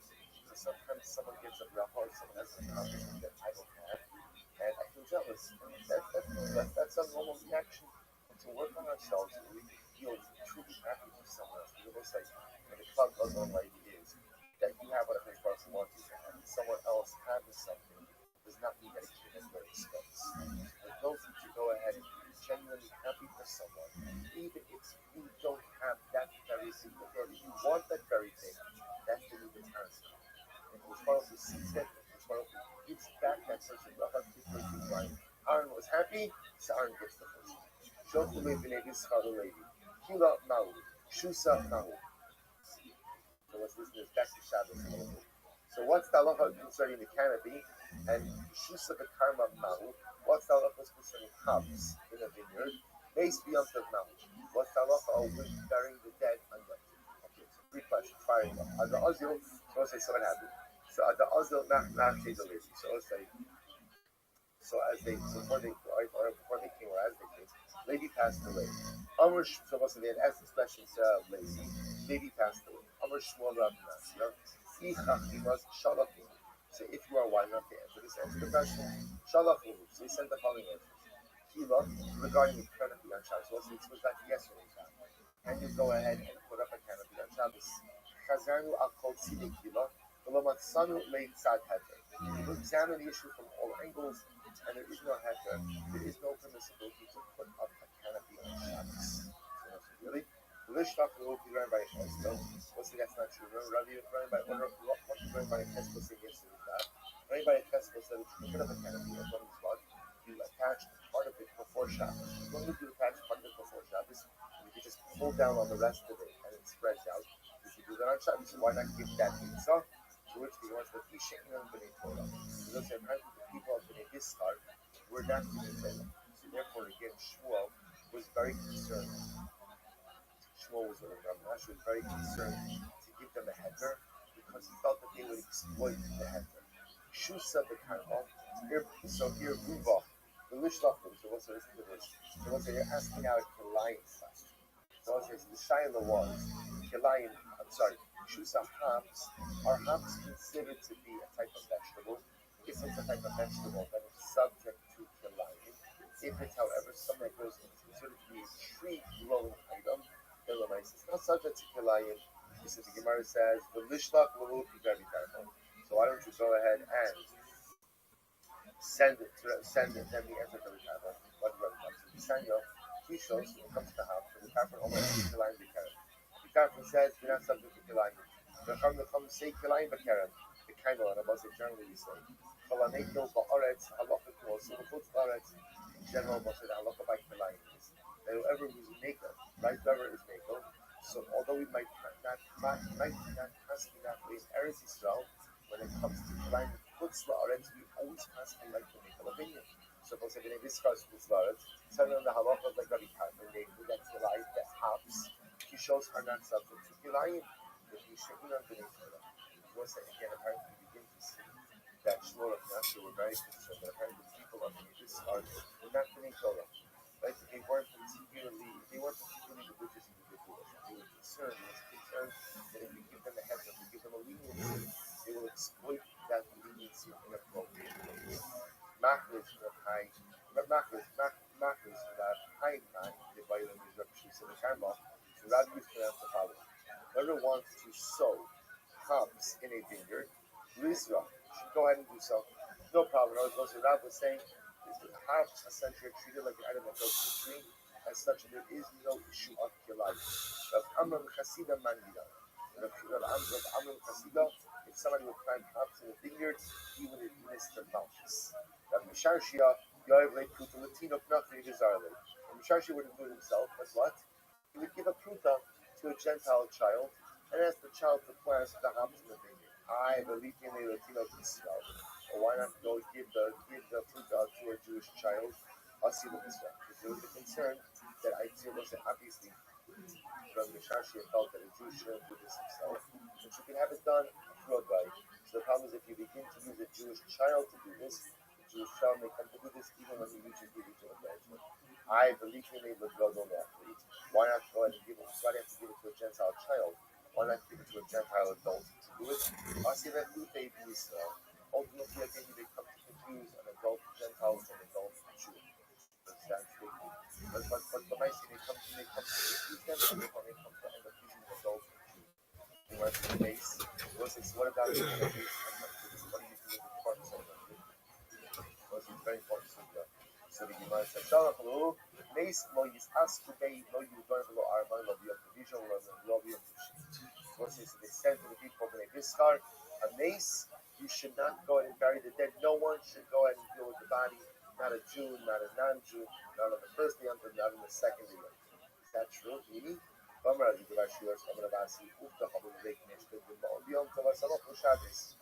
an episode in the Shul of Ma'on, Shul of Ma'on, a Yom Tiv that fell out right next to Shabbos. Now, what we don't know other days, here's what I know. Someone died on Yom Tiv. Now, what they're not sure about the story is, was Yom Tiv on Friday or was Yom Tiv on Sunday? It wasn't exactly clear. And I will say what happened. Asim L'Tamid Rabbi Yochanan V'Amar L'Ruz is Asku Beit Hanabim.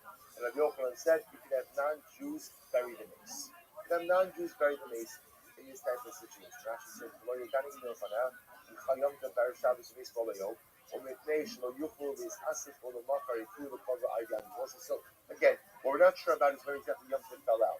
But what we do know is that at the end of the day, they allowed for non-Jews to go ahead and bury the mace. But Rabbi said as follows: "Mace b'yom tiv rishon is asku kol amin." Right? If a person dies on the first day of Yom Tiv, so we don't allow Jews to conduct the burial, but we allow non-Jews to conduct the burial. So we allow non-Jews to perform the kula for a Jew on Yom Tiv rishon. The Yom Tiv Sheni, what happens if the person dies on Yom Tiv Sheni?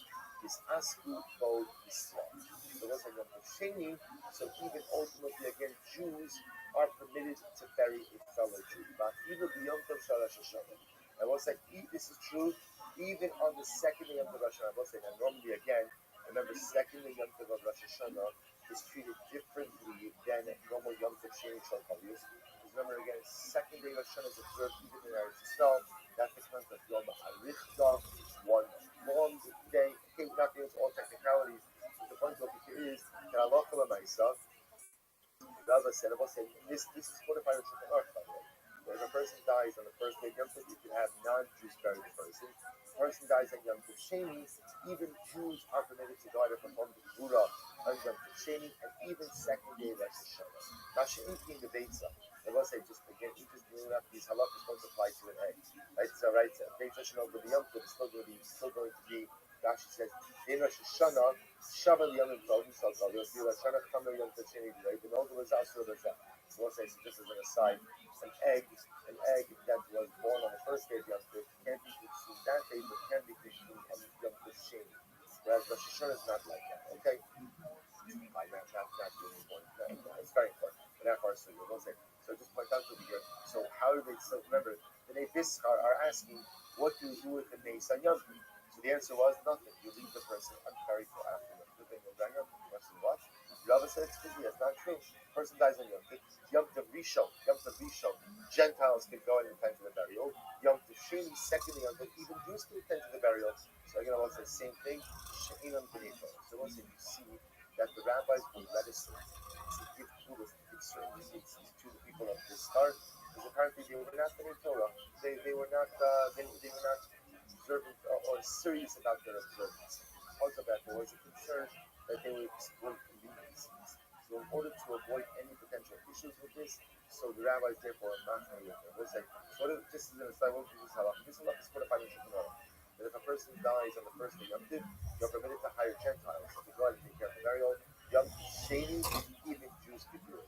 So we'll say, but we don't do this today. So the Moshe Chaim said the Rabbi has the children. What he has, but today it's different because today we have refrigeration. So we'll say the whole heter to go and bury on Yom Tov was the concern of leaving the body potentially on 2 days. Right, so decomposition could be significant. Even 1 day decomposition could be significant. Keep the mace intact and not have to let it go. I will say that this is note in many of the Hasidic communities, they still bury on Yom Tov Sheni. So in fact, again, I think it was a number of years ago. It's not for that, I think it was already somewhere after it was a terrible fire. His granddaughter and her daughter were killed. I believe that's it.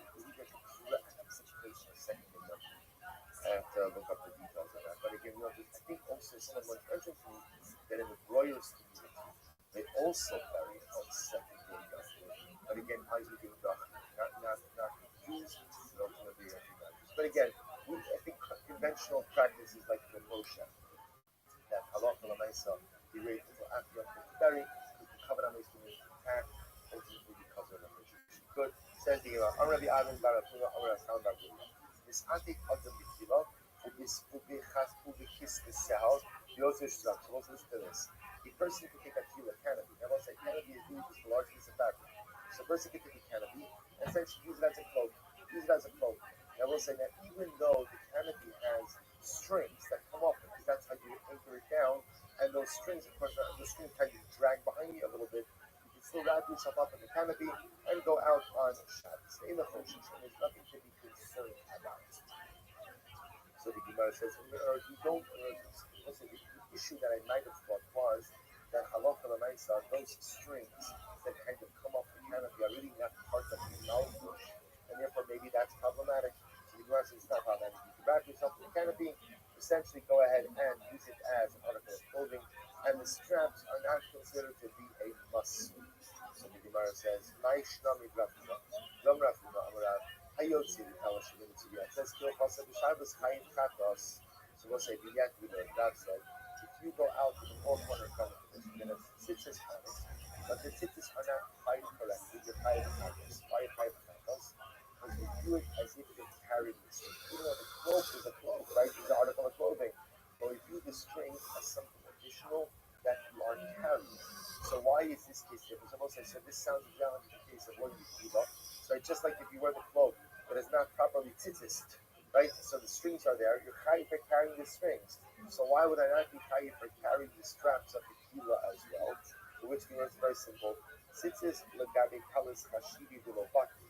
As I said, the tzitzis vis-a-vis the garment are considered to be kosher, therefore not faultless of the garment. That's why it's needed to be carrying the tzitzis. Hani lo hashivi v'lobaki.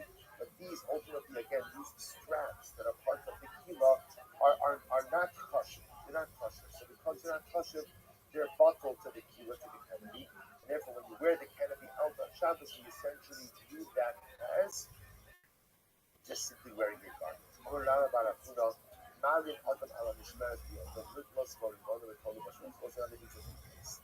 let's say a person, not literally a person can employ a little bit of substance. What is that? So remember again, we started this part by talking about the idea that you cannot go ahead and arrange a stringer on the opening of a barrel. So listen, there were two issues involved. So one was because you're making it ohel, like for the interior of the barrel. We'll talk about again, really what that's the issue of is who does the whole, which you actually read. And of course, the act of pouring the wine through the strainer itself will also be problematic. Is it folders? Is it the racket? But it's going to be usher as well. So that also is this. Comes on Ravashi, comes on Rabbi and says, what you can do is as follows. You can arrange a strainer on top of the barrel with the intention to use it to hold pomegranates. Hold pomegranates. So again, I'm not using it to strain wine. I'm just going to putting pomegranates in it.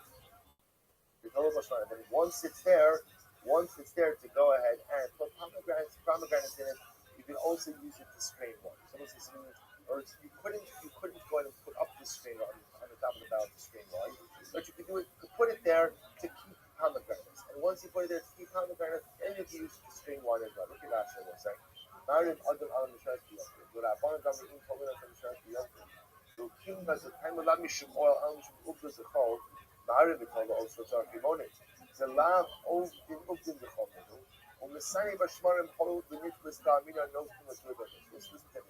Listen to this. So what Rabbi is saying is as follows. This is Yom Tov. So halacha l'maisa, I'm not allowed to put up the strainer on the opening of the barrel again. Why not? Because it's rejected. So I say, you know what? I'm putting up the strainer, but I'm not using it to strain wine. I want to use it to hold pomegranates. Okay, you do have to hold pomegranates. And once it's there to hold pomegranates, then what? Then I'm going to use it to strain wine. So I said that's the haram. I said that's a little bit of subtlety. So I can't put it up to strain wine. I'm not putting it there to strain wine. I'm putting it there to hold pomegranates. And once it's there to hold pomegranates as well, I'll pour wine through it to strain the wine from my ear as well. Rashi says that works, but it only works if what? If you actually and literally put pomegranates in there. Really? We'll say, why is it in the following case? So we'll say you can make it easier And I will say that the act of making beer is a very intense process. Which normally we would not want you to do on Yom Tov unless you really need it.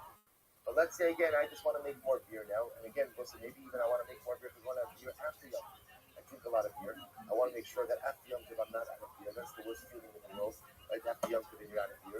So say, so what happens? I want to make more beer on Yom Tov. Or I still beer on Cholamayit. I will say, but I have beer. I have beer. So watch this. So matilin sheikhar b'moed l'tzorach hamoed shelo l'tzorach hamoed aser. So we'll say you can make beer on Yom Tov on Cholamayit for the sake of Yom Tov. But again, if you want to make beer for after Yom Tov, that's awesome. Echad sheikhar one of the echad sheikhar solo. Whether you're making date beer, whether you're making barley beer, apapi shiyush laim yashan, ma'anu b'shosim echad. So we'll say what can we do? But if you're going to make beer and drink that beer, then you're okay. Then you can do that. So we'll say, or what it's saying over here is that halacha l'maisa, as long as I can drink from that new beer on Yom Tov, that's enough. So we'll say it's interesting. The way the Gemara is understanding this case is that halacha l'maisa, I don't actually have to drink from the beer. As long as I can drink from the beer, that's going to be enough. Which seems to indicate to me that halacha l'maisa. So remember again, let's go back to this in a moment. The Gemara says you can put up the seed on the barrel because you can use it for pomegranates. And Rav Ashi said that you have to actually put pomegranates in it. Which Gemara contrasts this with the beer case. Because in the beer case, what it sounds like is as long as I can drink from the new beer, that's going to be enough. To which the Gemara says, Hasam lo mufcham nosa, haka mufcham nosa. We'll say, here's the funny one, the particular action. Hasam lo mufcham nosa, the most of these suda and dalo, or we'll say, here's the difference. When you brew beer, there's nothing that looks awesome about that. Why not? Somebody looks at that, and what do they assume? So we'll say, everything is always about the narrative we assume people ascribe to my actions. If someone sees me brewing beer on Cholamayit, what's the narrative they'll attach to that? What's the narrative? You want to drink beer? I finished my Yom Tov beer. I need beer for Yom Tov. Because you know, both say, again, that's a drink that people drink all the time. So again, somebody sees me brewing beer on Yom Tov, not on Yom Tov, again, when I say Cholamayit, this came from Yom Tov, Cholamayit, so both say, so again, the narrative is very simple. It means beer for Yom Tov. Therefore, again, I will say, because of that, my actions kind of stand on their own, and as long as that beer is technically usable on Yom Tov, whether I use it or not is really irrelevant, I can do it on Cholamayit. On the flip side, Haka will come Ilsa. We'll say, but in the case of the strainer, right, when someone sees me putting a strainer on top of a valve, we'll say, what's the narrative? What's the assumed narrative? What am I doing? I'm straining wine.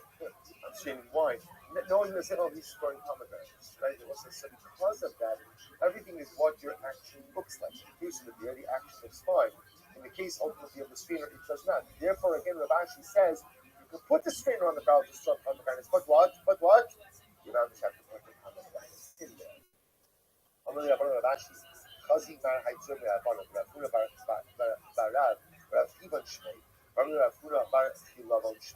Listen to this. So they said to him, Rabbanan said to Rav Ashi, but didn't you see this Tam Chacham? So again, it's Mahmoud, who he is. What did he do? The Shakal brought it to Umanach Begarazah Dana. He took a clove of garlic and he stuck it in the spigot of the barrel. Va'amar, this and he said, I was saying again, obviously, that act of going ahead and plugging up the barrel, I was saying, seems to be like a case of keeping money, fixing a utensil. Yet the Tam Chacham did it, and what did he say? He said, no, I'm not fixing the barrel. I'm just throwing my garlic over here. And yet, again, nobody said anything to him. Also, he said, furthermore, also, what did he do? On Shabbos, right, he decided to take a nap on the boat, even though, again, he knew that the boat was going to go to the other side of the river. And he had a vineyard, right, or he had orchards on the other side of the river. He wanted to get to the other side of the river to check on his what did he do? He took a nap on the boat, even though he knew that the boat was going to go to the other side of the river. And he said, all I have in mind is to do is to take a nap. So again, these are cases where Tam Chacham is going ahead and doing something. So right, he's clearly when he puts the clove of garlic in there, he does so in order to what? To go ahead and fix the utensil. And we'll say we'll stop over here for today because I don't want to rush it. It's actually very important. We'll stop here. We'll pick up. I know we'll have a lot to do tomorrow, but we'll pick up with the story about the Tam Chacham here in session tomorrow, and we'll go from there. Let's say it should.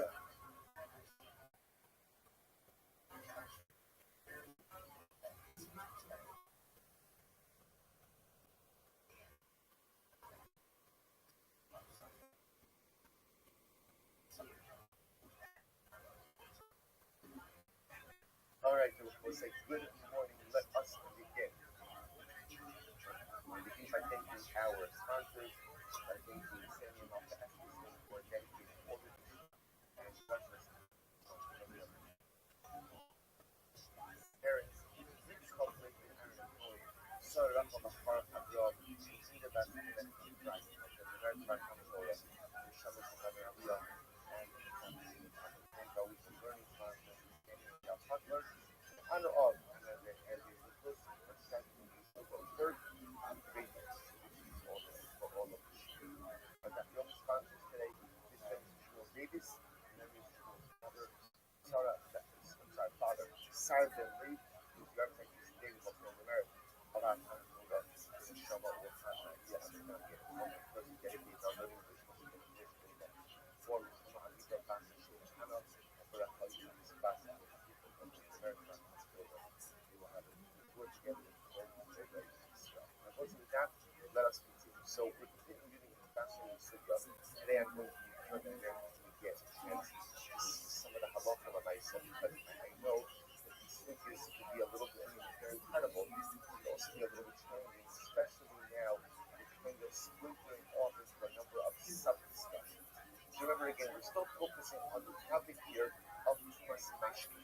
Right? Literally again, the halachas concerning the ability of liquids both to acquire Tumah as well as to transmit Tumah. That is our fundamental discussion. Also, remember again, we have an incredible amount of machlokas governing that in general. That machlokas actually began on Daf and Zainarad, reorienting ourselves a bit. So that machlokas began actually on Daf and Zain. So remember again, that was with first the testimony of Yosef and Yoezer, and then Rabbi Yosef and Yoezer said, the mashki being the kubachia. Literally again, the liquids of the butcher chamber are tar. So we had a machlokas between Rav and Shmuel. What does that mean? Right? What does that mean? So is that tar mamish literally no tumah? Can't acquire tumah? Can't transmit tumah? Does it perhaps just mean that they can acquire tumah but can't transmit tumah? Then about say we saw there was a girsa machlokas. Is it they mitbachia? Is it they nidbachia? Is it the liquids of the mizbeach? Is it the liquids of the slaughter chamber? And again, so on and so forth. So we'll say we're continuing just a little bit today. The Gemara is picking up today on the statement of Rabbi Yehuda. Remember again, was towards the end of yesterday's daf. This was in the middle of the Zion on the days. So Rabbi Yehuda said as follows. Rabbi Yehuda said, made a statement, Lakmol Tomei. So Rabbi Yehuda said that halakha l'maisa, any item that touches mashki tmeim, so any item that touches liquid, which is coming from liquid, even the suffix is going to be coming. Therefore, I will say, which is another way of saying that the holds that mashkin must be coming in the oraisa, right? It must be biblical to know that they have the ability to go ahead and acquire anything, and therefore, even if something touches coming mashkin suffix, halakha l'maisa, they become coming. The item becomes coming. We'll say the Gemara that ended yesterday, when we ended yesterday's daf, saying, Hadrei Rabbi Yehuda retracted that. Doesn't hold it well. We'll see. So now we're going to focus a little bit on trying to figure out what is the nature of that retraction. Say, buddy, little. So we'll say today's daf is retraction. Two picking up on the design of the days, or picking up 6 lines up in the bottom. Buddy, little.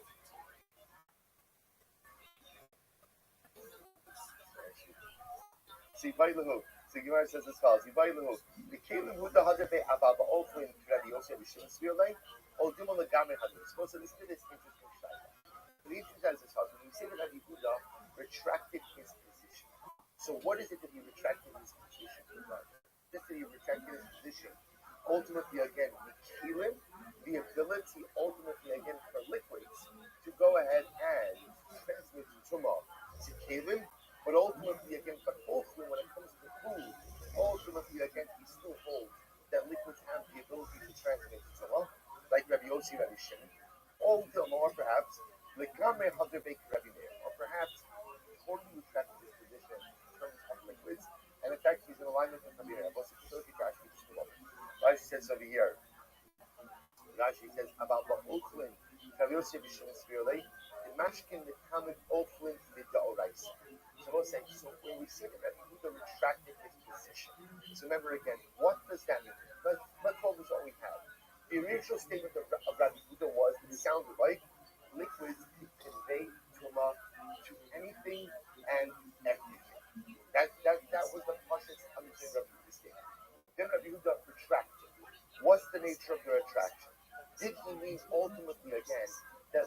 can't convey tumah to kalim, utensils, but they can convey tumah mid'oraisa to food, or perhaps he retracted and holds like Rabbi there, because most of the Mir holds that in general, liquids cannot convey tumah at all to anything mid'oraisa, and liquids can only go ahead and convey tumah to food mid'rabbanan. So we'll say that's the shaila. What's the nature of the retraction? So we'll say very interesting. Gemara. Let's analyze this. This is an interesting case. Let's say you have a cow which drank para aduma water. So we'll say, so again, remember, you have para aduma water, and a cow accidentally drank para aduma water. So we'll say, remember again, how does para aduma water work? How does that work? Remember, we'll say it's reverse. Anything that comes in contact with that's tamei, it can make tahar, but anything that is tahar, it makes tamei. They have a totally good cow, they went ahead and drank para aduma water. So para shows does is sara tamei. Ultimately, again, we'll say now you shack that animal. You shack that animal, ultimately, again, its flesh becomes tamei. Like the basa, the meat of the animal is tamei. Look at Rashi. The sara tamei. Shemek havalos tumamehed. The mechazos can have not people ultimately. There's also ultimately against the flesh of the animal itself becomes tamei. Rabbi Yehuda says no. Batlu keme'eh. Rabbi Yehuda says no. The water is bottled inside of the cow. Bottled inside the animal. So look at Rashi. Batlu keme'eh. The Einon Ru'uyim Mechatos. First of all, remember, once the cow ingests it, it's no longer fit to be used as para aduma water. The Ein Od Shman Aleina. It no longer has the identity as para aduma water. So the Gemara also so let's look at Rashi have a question. The Istibla Yehuda Mashkin Ba'alam Kamu Okal. The Yidibatmi Forest Mechatos in the law have become Alatama. The Kamin Other Kilun Shin Mashkin Kamin Mileka Layu. Here's the question. So Rabbi Yehuda says that halacha l'maisa, when the animal ingests the para aduma water and you shech the animal, the meat is not going to be tamei. Now one second. Look in the Gemara.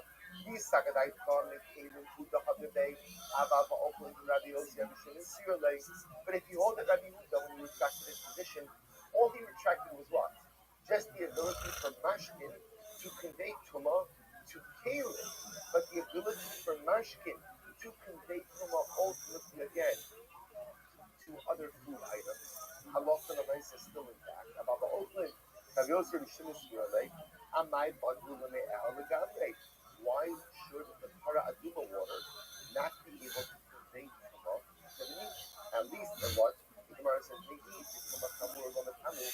Even if you want to say both sides, that it won't convey tumah kamur, like a high level of tumah, because that's because again the waters have been ingested. Tumah kala miha yitlu. It should at least be able to convey a lower form of tumah.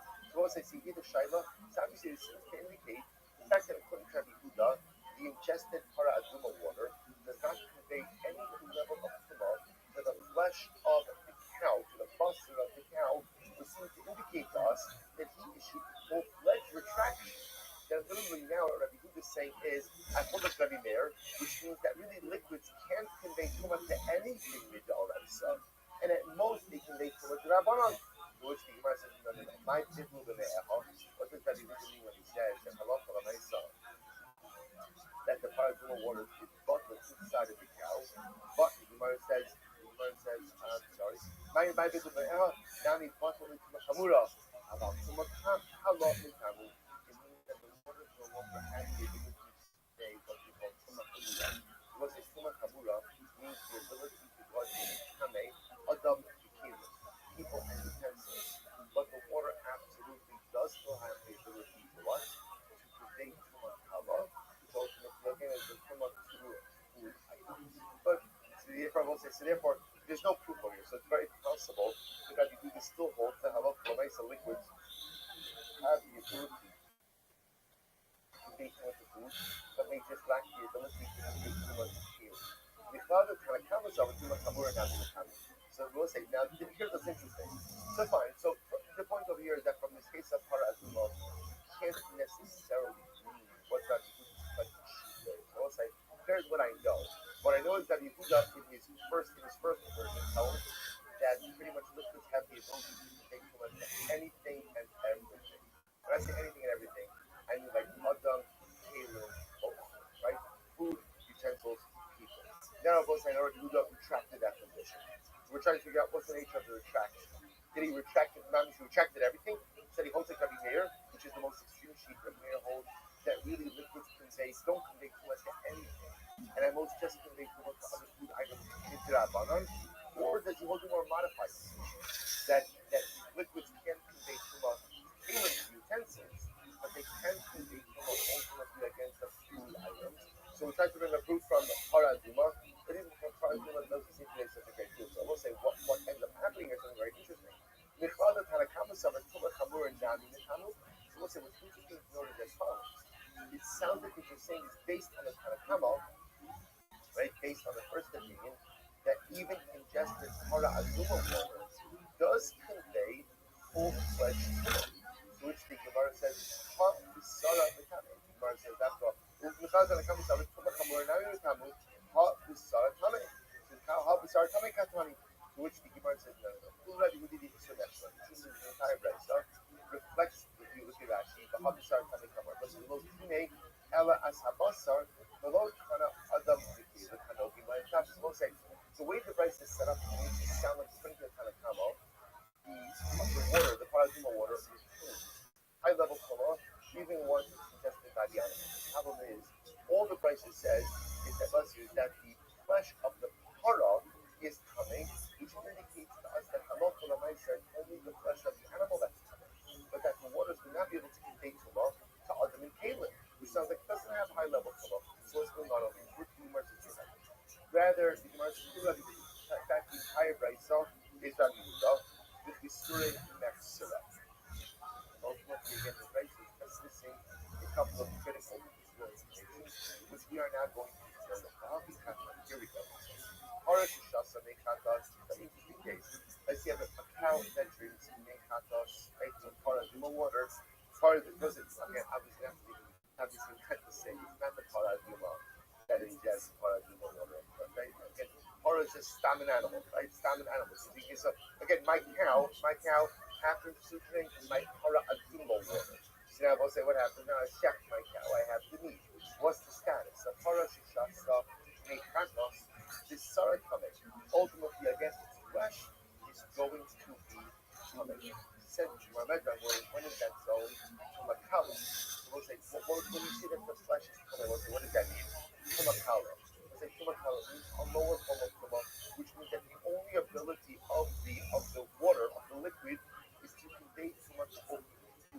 But that water would not have the ability to go ahead and convey tumah to Adam and Caleb. Have the ability to convey tumah ultimately again to people utensils. So it only has a lower form of tumah. About tumah kamurlo, Rabbi Yehuda Omer, batu b'me'ah. Why won't Rabbi Yehuda hold that halach l'maisa, once the paraduma waters are ingested, ultimately again they are batu. What's in your batu? So there's logic here. Once an item has been ingested by an animal, who certainly loses its identity as mashkin, that it's no longer mashkin. Now whatever it is, in Sunday school they call this peresh. It's like stuff inside of the animal. But once an animal ingests something, by definition, it loses its primary identity. So the Gemara says, Rabbi Yehuda Omer batu b'me'ah. Rashi says, the olam batu b'me'ah l'gamrei yishum dahabili mashkes. Rashi disagrees. Rashi says, so in this model of Rabbi Yehuda, what we're suggesting over here is once the animal ingests the paraduma water, essentially identity as mashkin is compromised, and therefore all it has is the ability to convey tumah kala, which means the most that it's going to be mekame is what? Is the basar, the actual meat of the para, but cannot convey tumah to Adam or to Caleb. Comes along the Rashi, the Rashi says the truth is, once the animal ingests the paraduma waters, it is bottle gamre. In order to lose its identity as mashkin, the obviously should have been mashkin saluas. Because at the end of this, it now considered to be a putrid liquid. So Rashi, which is pretty intuitive as well, is that pretty much once an animal is ingested, that ingested item loses its identity and totality. There is no longer mashkin anymore. There's just stuff inside of the animal, and once it's just stuff inside of the animal, it loses its total ability to convey any level of fluid. Look at Rashi, we'll see the Habu Mashkin as kind of the Famashke Shayshas and the Yitma, Prat Mashke Sazra. Ultimately, we will say this comes to exclude up to tribute. So therefore, I will say, interestingly enough, what it says. So remember, did we really answer our questions? It doesn't sound like it. Because remember, we're just trying to figure out what was the extent and nature of that because retraction, but it doesn't appear that we got full clarity. We got bonus material, we got incredible things about about a para ingesting paraduma waters and the impact or the status of those mashkin after they're ingested by water by the animal, but we still don't see that clarity about the scope of the retraction of Rabbi Shimon. Fine, says the Gemara. Rabbi Yosef Rabbi Shimon Omen, the open name, the Kalim to Moshe. Let's listen to this. Rabbi Yosef Rabbi Shimon Omen in the field father. And Allah for my son, you have mashkin today. I think of it. And there's a self-made question whether or not those controllers touch food items or utensils. So we'll say, so what's the halacha? Rabbi Yossi and Rabbi Shimon will say, suffix mago, like liquid is tomato. So if I have tummy liquid and there's a suffix whether or not they touch food or not, halacha to myself, food will be tummy. If there's a suffix, if they touch open, the food will be carnal. We'll say, why are we framing this in terms of suffix? Because remember again, how you press in terms of suffix tells you a lot about the nature of the Islam. Right? After all, we can remember, suffix doraisa will be the Torah, a suffix rabbanon will be the Torah. Therefore, what's the distinct, we shouldn't say that nida oraisa, mashkin today, from the kids have the ability to go and convey Torah to whole food. But the oraisa, mashkin today, not have the ability to convey Torah to the so Amar Rabba Barak Amar Zidish, Rabbi Yossi Bishitas Rabbi Akiva Rabbo Amar. Rabbi Yossi opened again a hold of the sheet of Rabbi Akiva and his Rebbe. What did Rabbi Akiva? That's actually very interesting. Look at that just a moment. Actually, no, that's not. So the words fine. See, because of it, it's not the cultural translation of Rabbi Akiva. But the word says as follows: Zarish, what does Rabbi Akiva say? Zarish, let's listen to this. It's Yitma Yitameh. We'll go and see this Russian in just a moment. This now, so here we go. On that day, Rabbi Akiva, that day, Rashi comes out over here. The Yom Shani was the also that I this is what you think the story. Right, where they proposed Rabbi Gamliel, and they went ahead and they appointed Rabbi Elazar ben Azariah. That's the story. Harani could then shave him. Shani was only 18 years old when he was appointed. There was an incredible, like one deep of Torah open on that day. So whenever throughout Shas you see the phrase Bo Bayom Darash, it's amazing. Throughout the entirety of Shas, every time it's Bo, on that day they darshan, Bo Bayom always refers to that day. Rabbi Elazar ben Azariah was appointed as the Rosh Hashanah. It's pretty incredible. You must have said Bo Bayom Darash. Bo Bayom Darash Rabbi Akiva, but Kol Tzricheres Asher Yifo Mehem. So once you see the pasuk over here is as follows: Kol Tzricheres Asher Yifo Mehem Al Kofo. So if you have a particular vessel, you have a summer has to come in falls to the inside of that vessel. Kol Asher B'Sofo Yitzmo.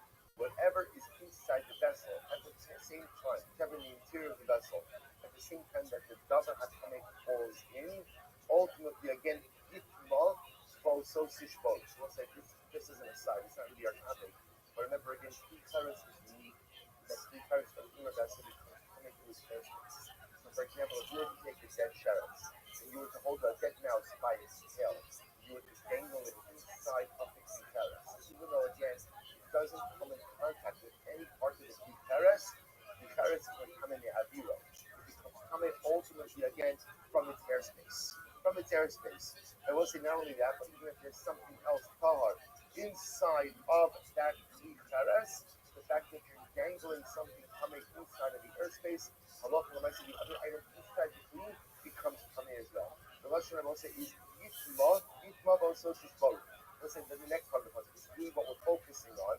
Yikala Ochel Asher Yachel, Asher Yabal Mayim, Yitma, the Chamash Gesher Tzefan. So we'll say, so they keep it there, Russia was like this. The Chol Klikarz Shegi Tomehem, Eno Omer Kameh, Eli Yitma. We'll say, interestingly enough, the Pasuk doesn't say. So we'll say, let's, in a simple case, I have a kikaris. Inside of the kikaris, I have a piece of bread. What happens? I dangle the dead cherries inside of the airspace of the kikaris. So what's the halacha? The piece of bread is coming. The piece of bread is coming. But he keep pointed out the Torah doesn't use lashon of coming because the Torah uses lashon of yitma. Yitma means what? Yitma achirit. We'll say when I be Akiva is pointing out over here. If you look at the word yitma, yud, tes, mem, aleph, without nekudos, that can be vocalized as yitma. It can also be vocalized as yitameh. Yitameh means what? It will convey tuma to something else as well. So the Gemara says, "Limi balkikar sheni." She'osa shlishi b'chulin. Rabbi Akiva says we learn from here that halacha l'maisa, that a sheni has the ability to make a shlishi when it comes to Korban. I will say now we'll see exactly where Rabbi Akiva gets that from. But halacha l'maisa, again, he points out the notion that you see from here that yitameh, that a sheni can make a shlishi by Korban. We'll say ultimately again, where's the drush? So here we go. Mashke asher yishasef the kotri. We'll say kotri here from the mashke. The pasuk is the mashke asher yishasef the kotri yitma. Ultimately against any liquid that is drunk out of a kli, ultimately again yitama or yitma. Excuse me. So the Gemara says yitma is coming to us open. So ultimately again yitma means it contracts to us open. Ata omen coming to us open. Or coming to us mashkin. So let's remember again, what does this mean? So this is actually very interesting. So now remember the second part of the pasuk. So we sort of transition down from food to drink. Right, and the Torah tells me that Allah Kalamaisa, but for mashker sheri shaseh, any liquid you have, the whole yitma. Yitma, again, remember the Akiva's entire Joshua is yitma. So it teaches me that mashkin have the ability to convey tuma to open. Liquids have the ability to convey tuma ultimately to solids. So the Gemara says one more time. So the Gemara says to us open. That's all the time to us open. Or in another time to us mashkin. Maybe not. Maybe the pasuk is teaching me that mashkin have the ability to convey tuma to other liquids, which the Gemara says roka haya. That is not the way we establish it. Most of that's very interesting. Two things happen over here. That the Akiva number one is espousing the idea that Allah a sheni can make a shlishi by food. Again, we developed that idea just a bit. He also is commenting something else.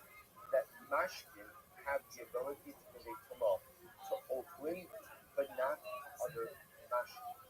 In the same way that ochlin have the ability to convey tuma to other mashkin, but to mashkin, but not to other ochlin. Remember, liquids can convey tuma to food, and food can convey tuma to liquids, but liquids can't convey tuma to other liquids, and food can't convey tuma to other foods. Okay, now that notion that food can convey tuma to other food, we already saw that before. We already saw that in the beginning of the Sugya of Hanina, right? Because again, also that's how the Gemara has to go into this whole soul. The Gemara asks by Amad Aleph of the Sugya. You have two pieces of Tanei. How does one piece of meat convey tuma to another piece of meat? Solids can't convey tuma to solids. Remember about that? The Gemara developed this idea that usually one of the 20 pieces of meat have liquid on top of it, and the liquid is what conveys tuma. Again, we've seen this already. So the Gemara says, "Milo kachaya." I'll say, what does that phrase mean? This is not the way that it was. So first of all, take a look at Rashi. Rashi is the Sherifa Mehema Popo. The Tanya about Koshop needs to catch up a little bit. Rashi is here. Afati Shalom Naga Elenitla Ashbina Fuji spoke to that. So the Gemara says, what does it mean? Milo kachaya. Amra Papa Romatsin Tuma Sheosek Yoseko. So what it means is that so that we keep teaching us, and this is one of the incredible uses by Tuma, that by Tuma, a Dabrahat Tame cannot make a like item tame, which I've also means, which is another way of saying liquids can't convey tuma to other liquids, solids can't convey tuma to other food. But the Gemara says, Rabina Amar Tikufei Tikra Nami Lo Mantisani. So what the Rabina says, even from the pasuk itself, ultimately there will be accepted. The Gemara says, Yitma the Tame Tumas Nashi. Ultimately, so the sake of Yitma means that what? And the Lord is Tame Tumas Nashkin. These are like for Yitma the sake of Tame Tumas Nashkin. Because if you think that at the end of the pasuk is talking about the ability for liquids to convey to other liquids, Yitma duration not the Tame Tumas Nashkin. And then you're going to tell me that the first part of the pasuk is also talking about the ability to convey Tumas Nashkin. If that's the case, ina ardinu b'dechtabinu. We'll say, why do you have to state the same thing twice? But combine them together right at once. Nikala okala sheyachal, asher yabalav mayu, b'chol mashke, asher yishaseh b'chol kli yitma, shrei yitma lama. We'll say, if they're both talking about the ability of mashke to convey tuma, then why do you need the same thing twice? Ella, yitma derisha, the tamish tumas mashkin. Rather, we'll say, you have to say that halakha l'meisa. Yitma, the first part of the pasuk, is talking about ultimately again tumas mashkin, but specifically what? The ability of ochel to convey tuma to mashkin. Yitma the seifa, the tami tumas ochel, and ultimately again the yitma of the seifa is telling me the ability of what? Mashkin to convey tuma to ochel. So the pasuk is really quite fascinating. That he keeps his entire dress with the whole pasuk is teaching us. The beginning of the pasuk is teaching us the ability of ochel, of food, to convey tuma to liquids. And the end of the pasuk is teaching me about the ability of liquids to convey tuma to food. But an incredible yesod emerges from this, which is what? That tuma cannot be spread amongst like items. That halacha l'maisa, again, liquids can't convey tuma to liquids, solids can't convey tuma to solids, food can't convey tuma to food. They can only convey tuma to one another. Ve'ima, the tame asakim. Or maybe the pasuk comes speaking that mashkin have the ability to convey tuma to utensils. Well, that's kamachomer. What's the sense of what using the kamachomer? After all, again, umakli shem mashkin in the tamekli. We'll say it's complete. So let's analyze this. Maybe the pasuk is going to teach me that Allah a liquid can convey tuma to utensils. That's right. It's kamachomer. I'll tell you why. Umakli shem mashkin in the tamekli. We'll say a utensil which can convey tuma to liquids. Yet one utensil cannot be becoming another utensil. Mashkin haboim machmos kli. Ain't no digitally kamos akila. And I will say liquids, which in general, we'll say now remember, in this case, how is a liquid becoming coming? A liquid is becoming coming because it needs contact with the clean. So ultimately, again, if the liquid itself is becoming coming because of its contact with the clean, certainly should not have the ability to make other kalim coming. Plus, you hear the kavachomer. If ultimately, kalim, which can make liquids tamein, can't make other kalim tamein, then a liquid which contracts initially from a clean, certainly will not have the ability to make other kalim tamein. Ve'ema, let's say, so maybe we could say that ultimately, again, that when can't liquids convey tuma, that's maybe when the liquid originally contracted from a sleep. About mashkin habon machmos sheretz, halkanami to the tummy. But I will say, let's say the mashkin, let's say the liquid contracted from the top. Maybe if the liquid contracted from the top, maybe under those circumstances, it should be able to convey tuma to a sleep. To which the Gemara says mashkin habon machmos sheretz in the sea. We'll say the pasuk mention that? The pasuk is that the topic of the pasuk? Is the pasuk talking about mashkin that contracted tuma from a sheretz on the days? The lavni kavachomer to asi. Rather again, we can kavachomer. Again, I will say one more time. Uman mashkin havoin machmas kli mithamin mashkin havoin machmas sheretz. We'll say ultimately again, mashkin that become tame as a result of a kli have the ability to convey tuma. Mashkin havoin machmas sheretz. I'm sorry. Imam mashkin havoin machmas kli mithamin. We'll say ultimately again, mashkin, which go ahead and become tummy through contact with a tummy utensil, have the ability to convey tuma, and mashkin havoim machmasheretz of oshikin.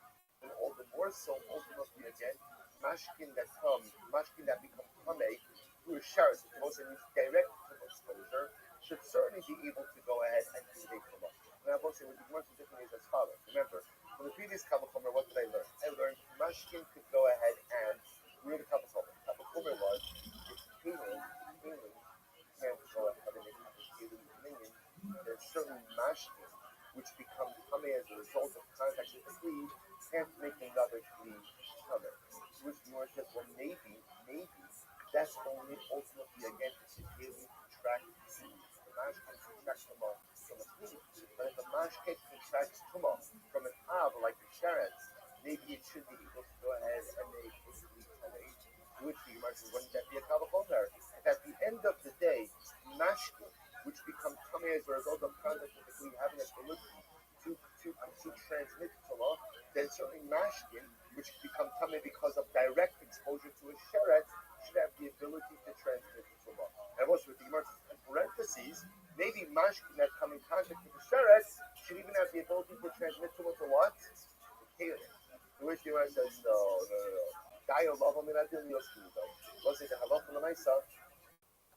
Let's say in general, whenever you learn something out of a chomer, the item we'll call it the derivation halacha can never be stronger than the source halacha, which makes sense, right?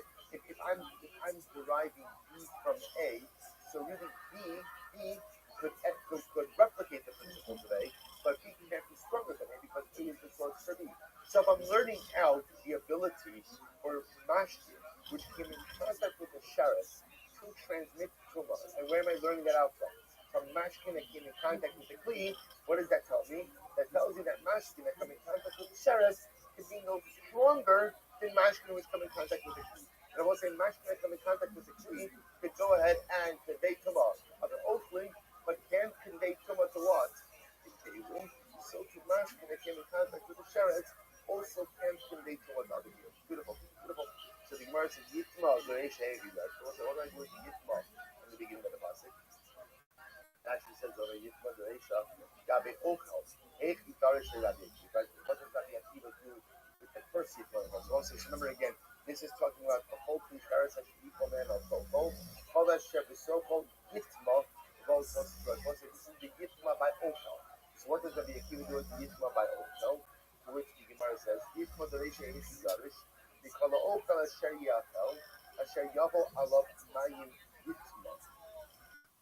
what's the slogan? What's over here the pasuk?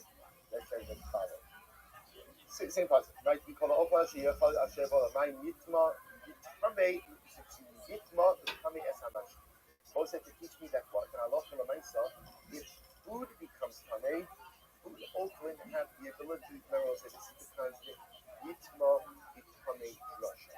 Remember again that word Yitma doesn't say Tame directly, it says Yitma.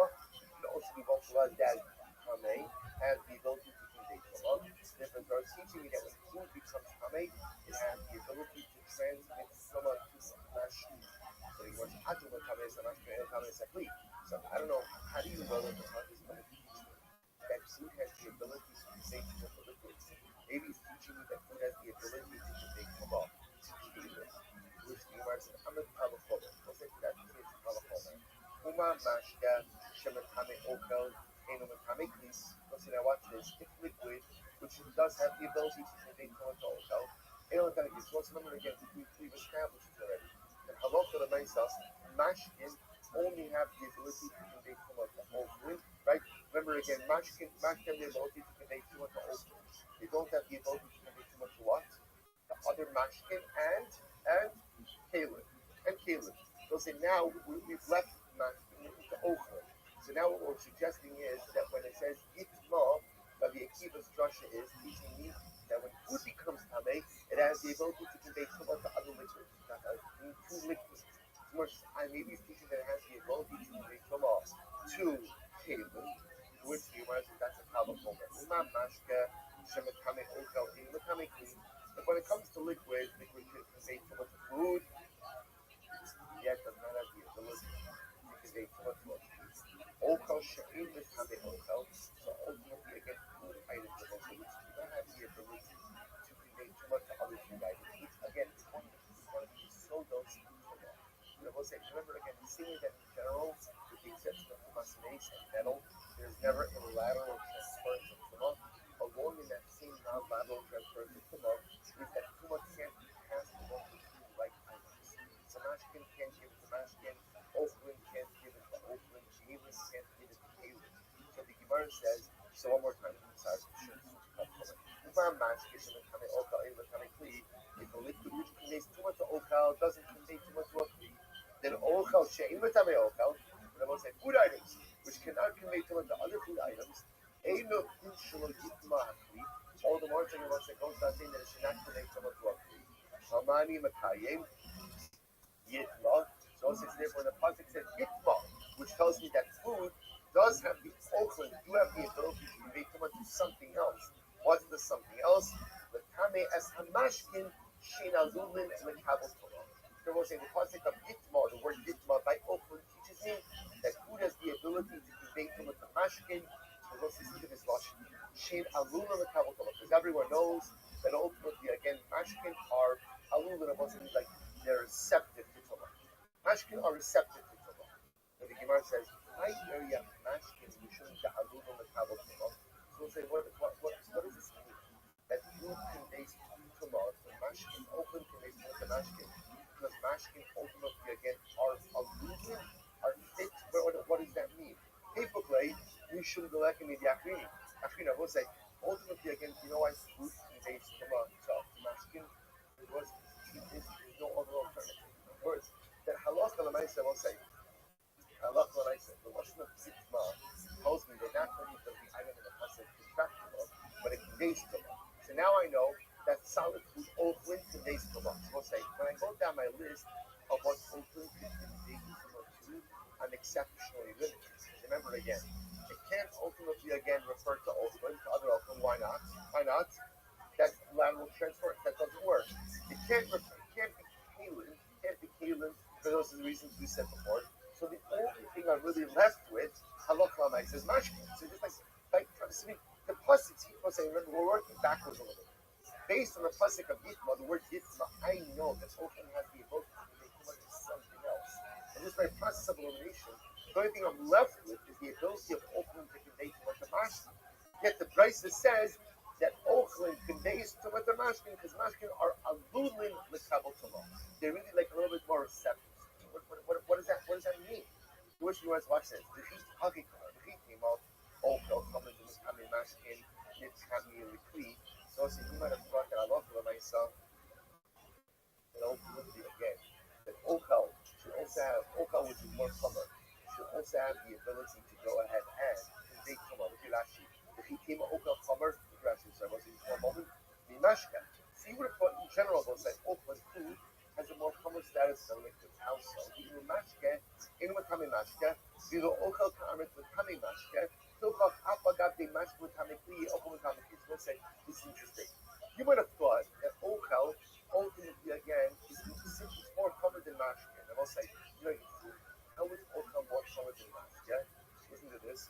Because it's Oakland should be a Tamiya mashka, whereas a mashka can't be a Tamiya mashka. So therefore again, quote unquote, Oakland has a chumrah above mashka. It's our thought that because Oakland is a chumrah, therefore what? Oakland should also be able to convey tumah to a Kli, which the Gemara says, he came a Oakland coming to a Tamiya mashka, nitmei Kli, which the Gemara says, no, who chumrah the mashkin, the mashkin alun l'kabel tumah. Which the Gemara says no. At the end of the day, the reason why halacha l'maisa Oakland are able to become a mashkin is because mashkin have a specific tumah, have a specific stringency l'gabi tumah that really makes them a bit more receptive to tumah. So what makes liquids more receptive to more than anything else? It's really quite fascinating. The Gemara says, "Umahi alilasa." What's the extra? Why is it that mashkin are considered to be more receptive to tumah? This actually is quite fascinating because they will say mashkin are the one thing that don't require hechsher in order to makabel tumah. What does that mean? It's really quite fascinating, which is every other item in order for it to be makabel tumah. We'll say what has to happen? It has to come in contact with other things. The other thing that doesn't have to come in contact with the liquid in order to become receptive to makabel tumah is what? Is liquid. This is just interesting. So Gemara just says that it could very well be that halacha l'maisa mashkin can have this. They have a almost like a propensity, or they just have almost like a built-in sensitivity towards tumah that nothing else has, for the simple reason that they do not require correction. But so the Gemara says Yitma de osekiosebo behalkanafka. So we'll say, so remember again, Yitma with Rabbi Kiva also dashing the Gemara dashing. That's why Yitma also teaches me that you can't spread tumah from like items. Right? Oakland can't give it to Oakland. Mashkin can't give it to Mashkin. Right? Oakland can give it to Mashkin. Mashkin can give it to Oakland. But you can't spread between. Or Kalim can't give it to Kalim. So the Gemara says, they know 6 years old, but we learned that from here. They Hassan Hafkat, we learned that from somewhere else. From another passage. The Chiyutan Mayin al Zera, the Nafa Minib Lasav. How many who? Well, so remember again, the passage says, if water will fall upon a detached then again an avela, an animal carcass, right, which is tamei, will ultimately fall on the seed. Tamei who ultimately again the seed becomes tamei. The which the Gemara says who tamei, the ain ose tumat yotzeba. The item becomes tamei. The like items cannot spread tumah to each other. There was that pasuk is the source from the inability of like items to spread tumah to each other. Not this pasuk here, not the Yitzchak, not the Yitzchak. To which the Gemara says chad demashkin abai machma sheretz. The chad demashkin abai machma skli. We'll say it's actually talking about two different things. One pasuk is talking about a rishon. He's teaching me that mashkin can't convey tumah to other. He's become tumah as a result of contact with the kli, the tumah kli. That those mashkin also can convey tumah to other mashkin. Now we'll say, what are any two cases? The yashma no mashkin abai machma skli mishul lo chamiri. Because I might have thought maybe it's only in the case of mashkin which become tumah as a result of contact with the tumah kli that can't make other mashkin tumein. Why? Because ultimately, again, that is a lower form of tumah. About the mashkin abai machma sheretz the chamiri ima osin tumah kiyotzeba. But I would say maybe if mashkin came in contact with an ab, with the sheretz, maybe under those circumstances, ina finami, mashkin can convey tumah to other mashkin. I suppose that therefore again if I teach me both I've lost the mashkin aban machma sheretz, the choshkin mashkin aban machma ski. So once if that's the case, then just teach me the halacha by mashkin aban machma sheretz. So I suppose like once you teach me that halacha l'maisa, even if mashkin become tummy as a result ultimately of what of direct exposure to a towel, that they still can convey tumah to other mashkin, even if that's what you teach me. And so I learned that what the mashkin have that are coming machmas clean, so they can't convey tumah to other mashkin either. Which is one says you're right, but nevertheless, no so the answer becomes a chomer. Let's say sometimes even something should go after the Kabbalah chomer. The Torah goes out of its way to teach it to a person. Therefore, I will say ultimately again, what's coming out of here is as follows. Coming out is that halacha l'maisa. So first of all, say again, we still don't have complete resolution with our mashkin cases. I'm not trying to be able to give you the halacha l'maisa, but in Eretz Hashem, again, we're going to see two dhamma. Just to keep in mind what we still have. So first of all, we have a number of very important halachas that come out of here. First of all, again, halacha l'maisa, like items can spread to each other. So again, Kalim can't give it to Kalim, Mashkin can't give it to Mashkin, and Oakland can't give it to Oakland. But halacha l'maisa, Mashkin can give to Oakland, Oakland can give to Mashkin, and Kalim give to both Mashkin and Oakland. That's number one I will say. Number two, what we still have not fully established is the nature of Tumas Mashkin in general. So halacha l'maisa will say, what is the halacha of Tumas Mashkin? What is the halacha midoraisa? What is the halacha midrabanan? It's clear that midrabanan, at least midrabanan, there is a spread, but or I should say, an ability of mashkin to convey, contract and convey tumah. What the halacha midoraisa, I think that's what I'm going to do is, might as well look short of that. In Eretz Hashem, we will get to the halacha l'maisa. Just got to hold on a second.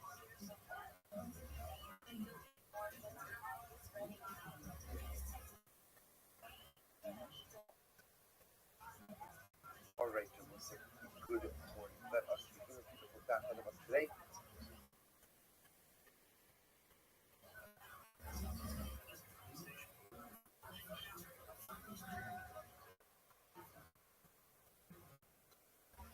Today's daf is Kuflamed Vav. 136. Yep, nothing here. So Kuflamed Vav. 135b, and we are picking up 5 lines up in the bottom channel. We're reading by David and the sponsors for this year. Using learning sponsor, Selma Wolf of the School of the Jordan and That's Sarah. The weekend learning sponsor, Ira and the Postman, Learning we are second Ira's mother, Freda That's Shmuel, the friend of Rachel, and that learning sponsor, Dave Noah and Dallas' cousin, in memory of Noah's mother, Ellen. Esther Bass, Listen, Opener, America, California. All of them is from Shanavia. The family team of someone, and all those who require a tool should have one together to support others. So also, we come to really a very fascinating thing. So let us give 135b, 5 lines up from the bottom. It says the Gemara Tanya, Rev Shmuel Omer. Shmuel says, remember this Shita. because we're going to be referencing it a lot over the course of today's shiur. So Shimon Gamliel Omer, Kol sheshaha lamed yom ba'adam eino nifal. We'll say Shimon Gamliel says as follows: it is only once a baby is alive for 30 days that it is left the status of a nafal. So remember again, a nafal means a non-viable child. Shimon Gamliel says before 30 days, the baby is not considered to be viable. But I will say that is going to have a whole host of ramifications and repercussions, as we're going to see. Therefore, Shimon Gamliel says only once a baby passes the 30-day mark, and the baby is considered to be quote unquote alive and viable. Shene'emar, u'viduyav miben chodesh tifta. So again, his raya is actually a pretty good raya, which is that the concept of hidden event, the concept of redemption of the firstborn, occurs when? Occurs ultimately again when 30 days. Not even by erech vows, right? We see that quote unquote nothing has value within 30 days. And also, so just the backdrop to this, right? Actually, the idea of the Bechar Adam, right? By Bechar, so just the look at Rashi just a moment. Event Chodesh is the Tali Bahaki Shmamina Achshav Nisbar Shuben Kayama Lokotum.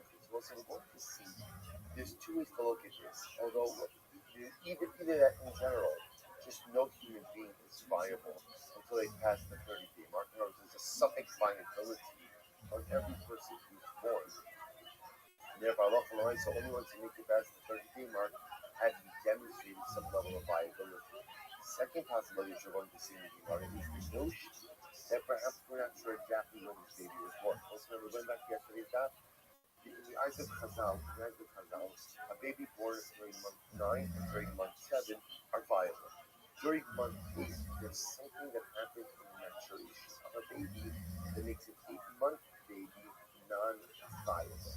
So it could very well be that Rabbi Shimon is saying over here is as follows: that whenever a baby is born, you're never exactly sure, how old, or I should say, how developed this baby is. And therefore, again, every baby kind of begins with the assumption of non-viability. Until because it's a suffix, is it a suffix Zion, suffix Tes, and therefore only once it passes the 30-day mark is it considered to be viable. Similarly, the behema eno nefal. It's only after an animal is alive for 8 days. Only on the 8th day of its life is it no longer considered a nefal. Only after 8 days is it considered to be viable. Shene'emar umiyom hashmini b'halach yiratzeh lekaban kazvot letzalacha. The law is you can't offer the animal as a carbon until after it is 8 days old. So Shimon also says you see from here that's what. Halacha so only once it's past the 8th-day mark is it considered to be a viable ultimate. So also this is Shitas of Shimon Gamliel, that a baby is only considered to be viable after 30 days, an animal is only considered to be viable after 8 days. Says the Gemara, Halo Shah Segahavi. What you're telling me is that every single baby within 30 days of Osai is a suffix, right? A suffix nafal. Suffix viable, suffix not viable. Well, that's the case. That was the problem called min halachim halim. So we'll say, I don't understand. We just spent all of this time speaking about the fact that Mila is built for Shabbos. Right? Mila be'emashmini, 8th day Mila is built for Shabbos. But I don't understand. Why is 8th day Mila built for Shabbos? Every 8-year-old day, we'll say, is what? Is a suffix nafal. Suffix if it's a lot, suffix viable, suffix not viable. Why would you have a license to go to the Mechal Shabbos for a baby that is only suffix viable? Look at that. Nimhal Nate Sabas and Kompang Bob and the Valley. Nimhal Nate Mahavina. Shum Kaplan and Lashmini. The Shabbos, how are you able to circumcise any baby on the 8th day when it's Shabbos? Gilma Nepal. Hello, Chazivamo. Someone say the whole yisod over here of Mila on Shabbos is that halacha l'maisa, the mitzvah of Mila is built for Shabbos. But if you're telling me about every baby within 30 days is not considered to be viable, not yet viable, so how am I permitted to go ahead and do the hallow Shabbos to go ahead and give a bris milah to a baby who has not certified its viability? In which the Gemara starts on Ravada, no, we give a baby a milah and not a shah. We'll say again, one of two ways. In Chayhu, If it turns out that the baby lives past 30 days, Shatter Kamoro, they don't look you're going to perform the proper milah. They love, but if Chatasam, the baby doesn't survive past 30 days, the Chatech, the bosses, the say shows that the baby was never viable to begin with, and if the baby was never viable to begin with, then the act of milah is not a chabura. Let's remember again. What's the problem with milah on Shabbos? What's the malacha involved?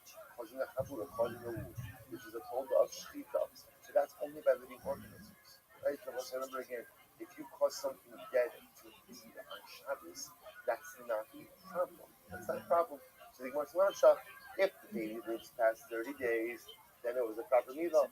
And if the baby doesn't live past 30 days, then the nice again, you performed a milah on something quote unquote that was non-viable, that was dead, and therefore Allah is not a problem. Anyway, the Ella had the sign.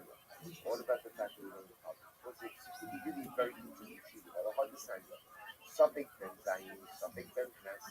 If you're not sure if the baby was born at the end of 7 months or at the end of 8 months, in the Chalalin Alaras HaShabbos, that's the type of baby that you will not keep on Shabbos, because you're going to listen remember again. The only time you can go ahead and violate Shabbos for the baby is when you can do it. But if you're not sure again, if the baby born at 7 months, 8 months, that's a big difference. 8-month baby is considered to be non-viable. Non-viable baby, there's no heter to go ahead and introduce him on Shabbos. So the Gemara says, Amai, Amai. I don't understand. Let's just take a step back. See, how Rabbi says that halacha l'maisa, a baby is only considered to be viable once he lives past 30 days. Here's the problem, says the then how are you ever allowed to have a milah on Shabbos? Because aren't you potentially then violating Shabbos for a baby that's not viable?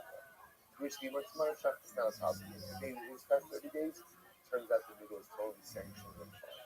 And if the baby Chasam doesn't live past 30 days, shows that the baby was non-viable, and therefore the milah that you did, of course, wasn't a milah, but Allah also wasn't a melacha, because it was as if you were cutting something that was not viable, that was dead. Okay, now once you have that svara, what will happen in the following case? I have a baby, I'm not sure, was it born after 7? Is it a 7th-month baby or an 8th-month baby? Let's remember again, an 8th-month baby is considered to be non-viable. So the Gemara says, Raisa says, you can't give such a baby a milah on Shabbos. If you go for Shabbos for such a baby, but why? Why not? Give the milah. Okay, we'll see what shach means. Either way, you're covered. In chayvu shakir kamonu. If the baby is alive and if the baby is viable, then it's a proper milah. And if not, all you're doing is cutting dead flesh. And I will say there's no problem with cutting dead flesh on Shabbos, even if it causes bleeding. Omer Margaret Rabino, Anna Rabbi Kumi Barzakarios, Harjamino, Bin Hochi Nani Mahalino. What's this? So here you have, so Margaret Rabino said, me and Rabbi Kumi Barzakarios, so we explain this in the following ways. The Inachinami, to give the milah under these circumstances. Mitzvah Ella L'Machshire Milah. So the Inachinami could very well be that halacha l'maisa, we would go ahead and give a milah to this type of baby. It's quite possible. So what's the issue over here? When we don't go ahead and allow you to violate Shabbos for a 7th-month baby, what is that referring to? Machshire milah va'aliba to Rabbi Eliezer. So we'll say that would be from Machshire milah, according to Rabbi Eliezer. Let's say taking a step back, which is close. Remember again, we had the machlokes in the Mishnah about whether to follow Shabbos or Machshire milah. Preparatory act, transporting the night under circumstances, making the night. Rabbi Eliezer said you are permitted to go ahead and violate Shabbos for Machshire milah. Rabbi Akiva the Rabbanon said you do not. What I'm suggesting over here is as follows: that halacha l'maisa, when you see that you can't be mechalel Shabbos or a suffix ben zayin, suffix ben ches. What is that talking about? Not for milah, but rather it's talking about you can't be mechalel Shabbos but Machshire milah, according to Rabbi Eliezer. So in other words, when does Rabbi Eliezer allow you to violate Shabbos for Machshire milah? Only when you know that you have a bona fide viable baby. But if there's a suffix about the viability of the baby, such as, I don't know, if Is this a 7th-month baby or an 8th-month baby? And under those circumstances, Rabbi Ezra would say that you cannot violate Shabbos for Machshir. It's very interesting. To which the Gemara says, Amar Abai. So we'll say Abai says, in reality, this whole thing is machlokes, or Shimon Gamliel's statement is a machlokes. What is it? She doesn't give Rashi. Neichel Gomer in Chashuv Kineis B'Kamar Rav Adavar Abba Le'inu Ala Mechatich B'Vasa Olo B'Hadi Chavura. We'll say in general. So the question is, how do we view a neichel? How do we view a non-viable baby? Is a non-viable baby considered as if it's already dead? Is that how we look at it? Sounds like a little bit about a baby, but again, we're talking on a legal categorization level. So how do you view a non-viable baby? You see why there's no ramifications in many areas of halacha. How do you view a non-viable baby? Is it viewed ultimately again as already dead? Is that how we view it? That even though again right now it's living, it's breathing, but halachically we categorize it as names, or do we see that it's alive? So Rabbi wants to suggest that indeed this is in a focus. Watch this. So what's the again? The Pasuk says that if you have an animal, it's not a kosher animal that died without shechita.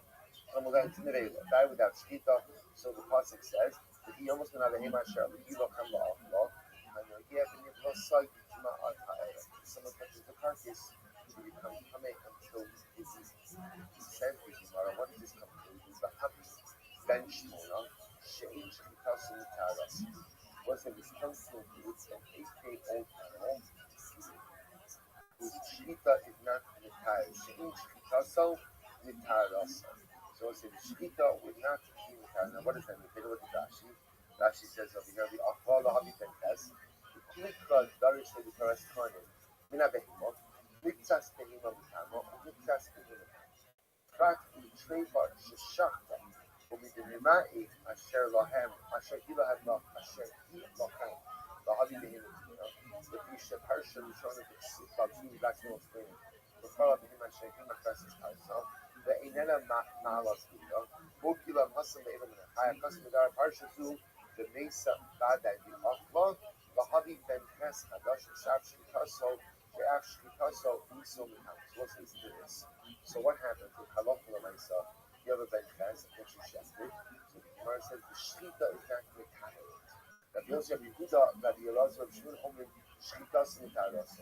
They disagree and they say that Halacha L'maisa, even if the animal is a treifa, the Shchita is Mitaras. Well, this is an interesting shaila here. If you have an animal that's a treifa, remember again, what's a treifa? Treifa means any animal that has a condition from which he definitely will die. That's the definition of a treifa. What's this interesting shaila? So if you shech a treifa, so remember you can't eat it, you're not allowed to eat a treifa. So why would you shech a treifa? Very simple. Because you don't want the animal to be mishkame as an event. Like if the animal dies on its own, it conveys tumas medela. I would like to avoid any tumas situation. I know the animal's going to die. So what do? I shecht it. What's this here? Shaila? Does shchita remove tumas medela from a treifa? So we'll say it would appear. And what is that machlokes based on? What is machlokes based on? How do you view a treifa? Do you view a treifa animal as if it's alive? All right, if it's alive, then the shechita could potentially save it from tumas medela. Or you view a treifa as what? As if it's already dead. And if it's already dead, then the shechita is not that obviously sounds alive to machlokes over here, right? How do you view a non-viable child? Is a non-viable child viewed as alive until literally again it stops breathing until it's dead, or no? Because it is non-viable, halachically, it is categorized as dead already now. So we'll say, so it would appear that this machlokes over here by the treifa would be the same machlokes by a baby, which the Gemara says, my love would be. So are they not arguing about following point? We'll see what they're arguing about is the halachic categorization of a treifa. When something has a condition for which it is definitely going to die. So So do we view that item as alive until it's dead, or do we view it as being dead right now? Amarava, Rav says that's the machlokes. Ad nifligila in kulavataira, nifligila in achila. Say if that's the case, instead of having machlokes about kulavataira, why don't you better machlokes about consumption? Right? So we'll say, right, wouldn't that be even better, right? Halacha l'maisa, if you were to go ahead and check this animal, is it fit for consumption or not? Elo, the chuli amamis. We'll say rather again, when it comes to a trade, for everyone agrees that trade is dead. We'll say we know this by the way, because this right is showing us it's not this. That if you go ahead and you kill someone who is a treifa, you are not chayiv nisa. So everyone agrees that treifa is considered to be as if it's already dead. Rabbi Yossi, Rabbi Yehuda, Rabbi Elazar, Rabbi Shimon, Savri, treifa. So the Gemara says treifa, lav apagav the nisi shchita sumitara. See, I will say diet treifa, even though halacha l'maisa is already considered to be as if it's dead. Nevertheless, the shchita has the ability to go ahead and take away the daily status. Hakanami moshno. So to Rabbi said, we should know this feature as well. Rabbanon will say, lo dam the treifa. We'll say, Rabbanon will say, no, you can't compare the case of a baby in the case of treifa. Why not? Treifa, haisala shasa kosher. The treifa will say, see, the assumption is that halacha l'maisa wasn't born treifa. Rather, again, it was born healthy, and then became a treifa. So therefore, it had a period of time in which it was what's called kosher.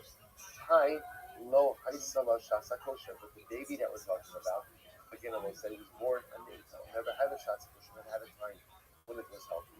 Which Gemara said, if he came treifa mitat then my ikar. But what will you say then with the treifa? That what about an animal that's born as a treifa? Hasam eish b'mina shchita.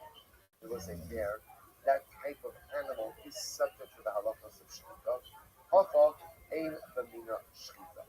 Was in this case, a baby of this type ultimately again is not viable. Ein b'mina shchita knows that there's no possible way to remedy this. So one second. So again, we're still trying to figure out. We know we have a statement of Reb Shimon there. Shimon is very definitive. Baby less than 30 days old does not have the halacha of being viable, and therefore halacha l'maisa is still considered to be innate. Only once it passes the 30-day mark is it given the seal of viability. How do you do mila on Shabbos? If that's the case, I'm not a shock. If it turns out to be alive, good. If Chas Shalom it dies, and it's just mechatek babas or cutting dead flesh, which is not problematic on Shabbos. So it's the seal of the Shabbos. Meet the Rabbanon Ali from Shimon Rabbi oh low. We'll say, so here's the Shaila. The Rabbanon argue on Shimon Rabbi. I'm also looking at actually. The Mishrei Lad Shalvim Zov Chesam. So we'll say, so this actually has two. So remember, they're asking the real application of this machlokes. So we'll say, as you're going to see, in the case of the baby, it's not quite clear what the ramifications are, although we'll see ramifications in just a bit. Because remember, the only ramification we can think about whether or not, in terms of whether or not the baby is considered to be alive in the first 30 days, is really the gabi milah. And again, for milah purposes, we've already established that we give the baby a milah. Remember, Shimon said a second. What was the second statement? The second statement was that an animal within 8 days is also considered to be a milah. I will say now that has a different ramification, which is what? How you treat an animal that is less than 8 days old. So here's what I know. I can't offer up an animal as a carbon until it reaches 8 days. Yeah, even my own consumption. And I was saying, what does that depend on? Well, if you hold that an animal within the first 8 days is not considered to be viable, then what? Now, Allah calls that animal a treifa. If it's a treifa, I'm not allowed to eat it. So the Shaila, the Gemara says, do the Rabbanon agree or disagree from Shemini Amina? In Tim Salomar Pligi, and if they disagree, halacha kimosel, or not halacha kimosel, who does the halacha follow? So here we go. Hashma, Egel Shinoba Biyamtiv, Shokatin, also Biyamtiv. You have a calf that is born on Yamtiv. You're permitted to shaft it on Yamtiv. That's pretty dramatic. What does that seem to tell you? As it seems that even a 1-day-old calf is permitted for consumption. Although if a 1-day-old calf is permitted for consumption, that must be a Rabbanan. Disagree with Shimon Gamliel. Take a look at Rashi. Shochin also be young. The ino muksa shahari ben hashmashes nani hayamuchan adwa. Niu shamina mina the mutter lebo bayo. So listen, that's pretty clear, right? Pretty clear that halacha l'maisa, the Gemara is telling me that I'm permitted to go ahead and eat an animal within 8 days. So obviously, the Rabbanan disagree with Rabbi Shimon Gamliel, which the Gemara says no, what's the case? Hachama askinon the kinle begadesh kabalo kadasha. There was this, so somebody was monitoring the gestational calendar of the mother of the cow, and you know that this was a plant that is fully that went through an entire gestational period. Listen, no, this was back before. What Rabbi Shimon Gamliel's logic? Why does Rabbi Shimon Gamliel hold the halacha l'maisa? An animal within 8 days is not viable. Of that matter, a baby within 30 days is not viable. Why? Because we're never quite sure if the fetus is fully baked, right? That's the Shaila. We're never quite sure did the fetus undergo the full gestational period. So is this a baby? Is this a 9-month baby, a 7-month baby, an 8-month baby? Is the cow or whatever the gestational period of the cow is? Right? Is this a fully formed fetus? Not a fully formed fetus. So therefore, you kind of have to get over the hump. Once the animal reaches 8 days, that shows it's viable. Once the baby reaches 30 days, that shows it's viable. So the Gemara says over here, it could very well be that the Shimon Gamliel would say that if you know for sure that the ego, let's say for example in this case the calf, has its full gestational period, it's possible, not possible, the halacha would be that calf would be permitted upon birth, because there's no suffix. Therefore, again, the Gemara posits when the Rabbi said that if an ego is born on Yom Tov, that you can eat it right on Yom Tov, is what kind of taste where you know it had a complete gestational period. Tashma, the Shavim, She'em, Nolad, Fu, Imo, Imo, Shazet, in Hamucha. So we'll say they both agree. They both give now. Rashi points out over here. Look at Rashi Shavim. Rabbi Yehuda, Rabbi Shimon, Echel, Kubero, and Mumin Biyam. The Mesechas, so Shimnolad, Hayom, Fu, Imo, Imo, Shumir, Hamucha, Mucha, Nevakim, Imo, Biyam. We'll say this is a bigger discussion about by Bachar. Remember, he wants to have a Bachar. The person has a Bachar animal, that Bachar goes to the Kohen. With one exception, if the Bachar has a mum, it will be the property of the Yisrael only. Now, there's a Makod said, or Rabbi Shimon is usually about whether or not he examined woman on Yom Tov. We won't say everyone agrees, so we're going to have to get into the details of Makod, but for our purposes, everyone agrees. Shemnola Ku'umu Wa'imah. That if the animal was born, the mum is born with the animal, and it's clear that the mum is problematic. Shazem and Amufa. That the Yisrael could eat the animal that day. Also, see if you have a Bachar animal that was born with a mum, and it's clear Shemish B'Saharai that the mum is one that takes away to Dushas Bachar, and therefore the animal becomes the property of the Yisrael, that the Yisrael could eat that on Yom Tov. So what do you see here? That is according to the Rabbanan, you don't have to wait 8 days before partaking of the animal. That the animal is assumed to be viable now. What's the case once again, where we know that this is a fully formed animal. This animal had a complete gestational period, and that's why halacha l'maisa you can go ahead and eat it. Hashmadar Yehudam L'Shmuel. Halacha Geb Shevin Gamliel. What's going to read this in Shmuel? The halacha kapal to Shevin Gamliel. Well, see, that's the halacha, as the Gemara says. Namely, a baby is only considered to be viable after 30 days. An animal is only considered to be viable after 80 days. Within 30 of a baby, it has the status of at least the suffix natal, same for the animal. Which is halakha michlal. I will say in general, when the Gemara needs to make a declarative statement that the halakha follows so and so, that usually indicates to us what? That someone is arguing. The Gemara says Shemamina. Enoch and Ami will say that it's true. What do you see from here? That Rabbanan disagree on the Shemamina. So what's the Rabbanan machlokas between Rabbanan and Shemamina about the status of a baby within 30 days, status of an animal within 8 days. Shemamina holds the status of an animal within 8, baby within 30 is in natal, and ultimately again, and according to the Rabbanan, it is not. This is where we go. Rabbi, Nafal min Hagad, O Achlo Ari, Divrei HaKol Chayim. Let's listen to this. What happens if something happens to the baby and the baby dies within 30 days?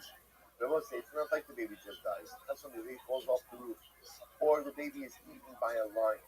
So they'll say everyone agrees in that type of situation, you treat the baby as if it was viable. The baby didn't live 30 days. It's true the baby didn't live 30 days. Remember again, the premature demise of the baby has nothing to do with the baby's inherent viability. What does it have to do with? It has to do with ultimately, again, some external factor. So everyone will agree that if you have a situation of a baby that died within 30 days, but nothing to do with the baby's health, something to do with external circumstances, that baby is considered to be alive. Then we'll say, again, we'll see the ramifications of that. So the Gemara says, keep the we'll say, when do they argue? And we'll say, literally means the baby yawned and died. So we'll say, yawn in this context means the baby exhibited very little physical vitality and then passed away. So what do you do with a circumstance like this? Mar savar chayvu, umar savar mesu. One opinion says the baby is considered to be alive, and one said the baby is considered to be dead. Or if you have a baby that exhibited some level of physical vitality, but very weak vitality. So one opinion says the baby is considered to be living, the other one said dead. Am I not Pumina? Also, what's not Pumina? Oh, Liftar min Hayyid. We'll say a very important not. Let's say again, a woman gives birth to a baby. Her husband dies afterwards. And then what happens? The baby dies shortly after, within 30 days. After only giving a yawn, the baby dies.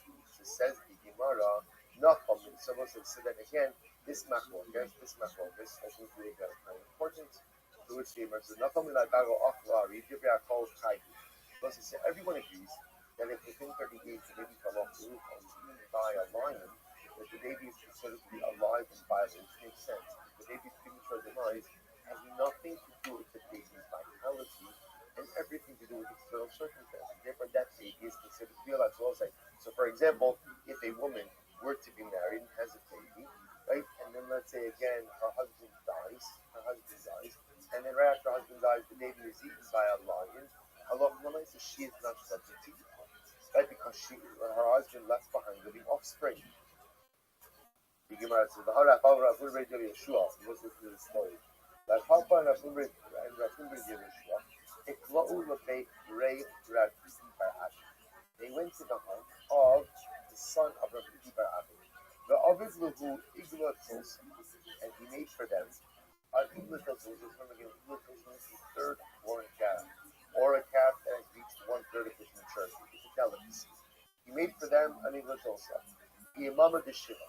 I will say, when did he slaughter the Igla Tulsa?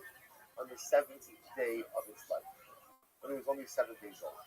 The Amri, and they said to him, Amri, he is Rachisu le Agla Arka, Haba Achlinon Mine, Hashta Lo Achlinon Mine. Had you waited till tonight, we would have eaten from this Igla Tulsa. And now that you checked in it today, you can't do the Muslim by our Shah. Because had he waited till tonight, what would it have been? We would have been already into the 8th day. It actually points out, you could say, mix some kikulo. Part of the day counts as the whole. So had you waited till tonight, you would have partaken of the Igla Tulsa. And now you went ahead and you checked it. By day, I'm sorry, we can't partake in it because it has not yet reached its 8th day. Which indicates to us what? That Allah is supposed to say. So now what is this a case of? This is very important. What is this a case of? In this case over here, so remember, the animal was shepherded. So we'll say this is a case of a less than 8-day old calf that went ahead and died, not on its own, right? Not because of its own lack of vitality, but because someone killed it. Right? Because someone killed it. And yet, again, you see these Rabbanim refusing to partake of it. So we'll say, isn't this the same case of the baby that was eaten by a lion? So you said before, if it was eaten by a lion within 30 days, fell off within 30 days, the baby is considered to be viable because, again, it didn't die because of lack of inherent viability. It died because of external circumstances. So it is viable. Yet here you have an animal that was slaughtered on the 8th day, actively slaughtered. So the animal died before 8 days, not because the animal was viable, but because someone killed it. So Lamaisa, why wouldn't such an animal be kosher? Yes, you see these Rabbanim refuse to partake of it. To which the Gemara says no. The Gemara says,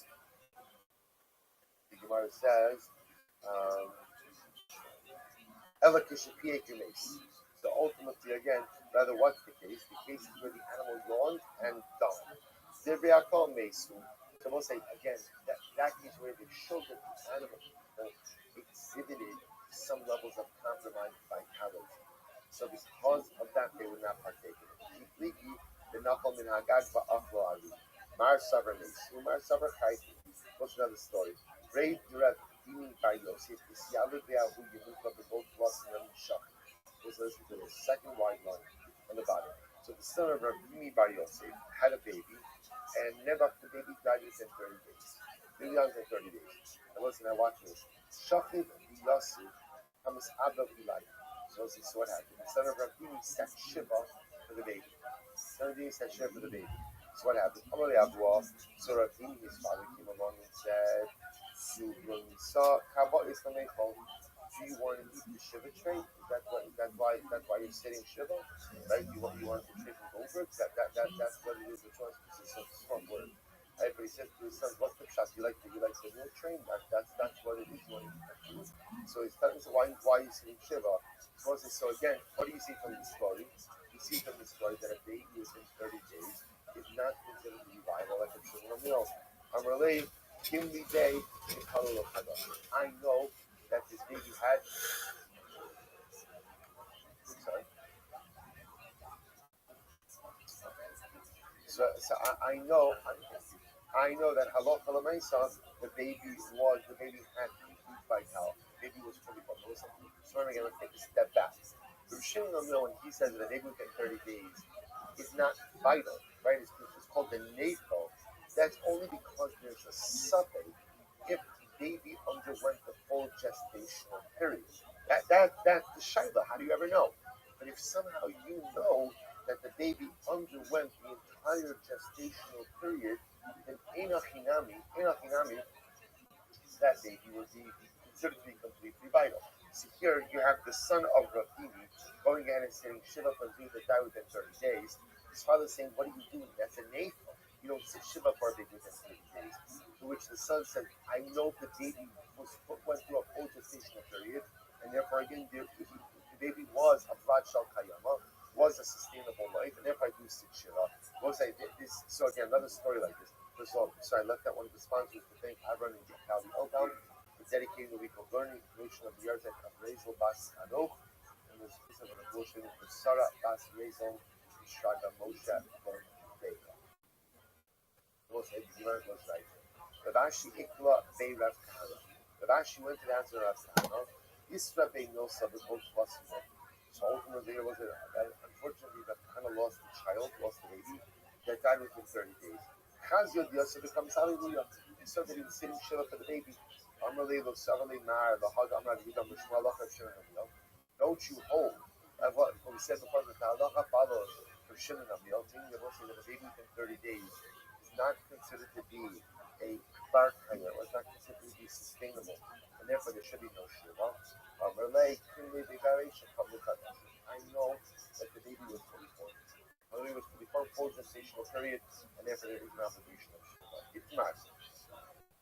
And we'll say, by the way, you know that is halacha l'main. The halacha l'main is more constant that one of the times one loses a baby within 30 days, we don't send Shiva for such a baby. And if the psak of this Shimon Gamliel, because halacha l'main within 30 days, halacha does not view it that the baby who had total vitality. And if the halacha l'main, so I will say, now again, just a caveat to that is, you could sit Shiva, a person could sit Shiva for whoever they want. Shiva, so let's say if parents would want to sit Shiva for such a baby like that, you can, you're allowed to. There would be no aninos, right? Remember again, aninos is when you're cut from interest. There's no aninos if there's not a halachically warranted or halachically mandated Shiva. And Allah said, baby dies in 30 days, there's no Shiva based on the things of Shiva. It's really incredible. So the Gemara goes right there. I'm sorry? No Kaddish. So again, like it's one of those things you can, but there's no halachic obligation. So the Gemara goes like this. The Gemara says, Itmar, base besok shloshim, va'amza b'nitzkat. Listen to this case. Let's say this is now the evil case. A woman had a baby, and her husband died. her husband died, and then the baby died. Hold on, a woman had a baby, her husband died, and then the baby died afterwards, and the baby died within 30 days. And what happens? This woman assumes that she does not need people, right? Because you remember when her husband died, there was a living heir, there was living offspring. Baby died a little bit after the father died, within 30 days. Not within 30 days of the father, within 30 days of the baby's birth. She goes in and she gets married to someone else. Some Rabbi Mishlein Rabbi, so Rabbi said name of Rabbi, say I'm days in Ashes Israeli, Koletzes. In Ashes Kohen he Eno Koletzes. Well, it's actually very interesting. So it comes on Ravina says, look, at the end of the day, she got married because she assumed she did not need even more chalitza. Why not? Because even chalitza is a function when a man dies and leaves no offspring. In this case, the man left offspring. The problem is, it turns out that it was non-viable offspring. As well as the Gemara suggesting when the baby dies within 30 days, that's kiluat, that's there was no offspring. Now watch this. So the Gemara adopts a very interesting little position. Ravina says, look, if the guy she married, meaning husband number 2, is Yisrael, it's not a problem. Let her do chalitza with her deceased husband's brother, and then what? And then she could remarry the Yisrael husband. Why? Because remember again, after chalitza, we'll say, what's her status? Her status is that of a grusha, a divorcee. A Yisrael can marry a divorcee, no problem. So Ravina simply says, if the guy she married is Yisrael, there's an easy way to remedy everything. But a chalitza, and she could live happily ever after with husband number 2 the Yisrael. However, if the guy she married is a Kohen, ain't no chalitza. Ultimately, again, Ravina says at the end of the day, if the guy she married was a Kohen, we would not make her do chalitza. Why am I saying? Because if we would make her do chalitza, then what would that do? That would give her the status of a grusha, and if she's a grusha, she may not remain married to the Kohen second time. Once you see from here that Ravina takes a little bit of a delicate approach, looking at that baby on one hand as potentially viable, potentially not viable. So again, when we don't need to remember, the baby died within 30 days. So if we can treat the baby as an apple and mandate chalitza, that's best. But only if it doesn't cost her her second marriage. See, if the second husband is a Yisrael, chalitza doesn't cost her anything. Just do the chalitza, cover your bases. But if halacha l'maisa chalitza is going to cost her second marriage, in the case of a husband who is a Kohen, we will not mandate chalitza. But Sharvia Mishlei de Rava Amar, if Sharvia is sending my brother, no, achazu, va'achaz zu choleses. Ultimately, again, so Rav Sharvia is sending my brother, it's not true. She has to do chalitza no matter what. No matter what. Because the Ma'aseh will say, if indeed we accept the position of the Shimon Gamliel, then Allah Ma'aseh, maybe within 30 days, is considered to be a miracle, which means that really the deceased husband did not leave behind any real offspring, and therefore again chalitza is mandated. Amar Ravina Rav Sharvia, Ba'arta Amar Rav Hachi, Letzafra Hazir. Let's listen to this. So Ravina said Rav Sharvia, you missed the end of Shir. It's true, in the evening, Rava said what you just said, but in the morning, changed his mind. Actually, it's Safra, Hazardeh, Rava Eishes, So you were quoting the initial position of Rava, but then Rava softened his position and said that in Akinami, if she is married to a Kohen, she need not do chalitza. We'll say. Rav Shavia wasn't happy with this. Amalei, Sherusa Yehe Rabba, the Tishnu Parma. They either one of us, Baruch Hu, that you will come to first. The right why she say Sherusa, he who permits. He who permits. So Sharvia was calling Ravina, a permitter. That was in the basement. That's a big stuff. I said you're a permitter. Like the guy is not doing everything. So you know what? You're a permitter. Sherusa. It should be the will of Hashem that you will come to go ahead and forbidden facts. Let's say which again is a little bit also stuff. It's not better in Aramaic. Let's say to understand the idea is that so the Shabbat was saying to Ravina, there's someone like you who is too lenient with permissiveness will get himself into trouble and will continue to permit things that are really awesome. So that's the matter of this. You can see over here already that the Shulchan Aruch adopts the position of Rav Sharvia's interpretation, of Ravina's interpretation of Rabbi. Meaning that halacha l'maisa, if the baby dies within 30 days, if she's married to a Yisrael, we will make her do chalitza, and if she's married to a Kohen, we will not make her do a chalitza. Interesting. What's the mother Zaita? So Rabbi Yehuda matters. Let's remember again. So Rabbi Yehuda. Now we're turning back on this mostly. So again, we do adopt the position of the Shimon of Yom Halacha L'Maisa, the Gabi Adin. So as we said before, the real ramification for that for us would be for evil and for Avedis cases. The next part of the Gemara was that Yehuda permitted the Mila of an androgynous on Shabbos, right? So remember again, the Mishnah said as follows. The Mishnah said that for a suffix and an androgynous, we're not going to follow Shabbos. Rabbi Yehuda says you are mechalo Shabbos to give an androgynous a Mila. Says the Gemara, Amrav Shizvi, Amrav Yisdom, Lo Lekol, Amrav Yehuda androgynous Zachar. Now, clearly,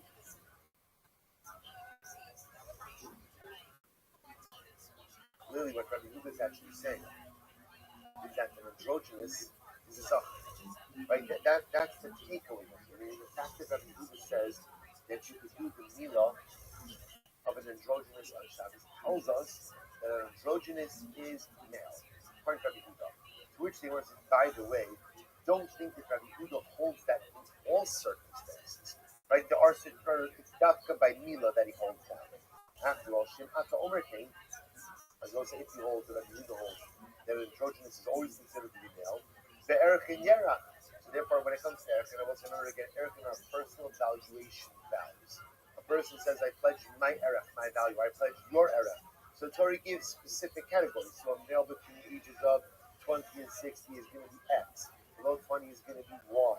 A female is going to be this. So listen, we know that if you pledge the Erech of an androgynous, it's not judged like a male. After all, we don't know I know that androgynous is not treated like a male for Erech purposes.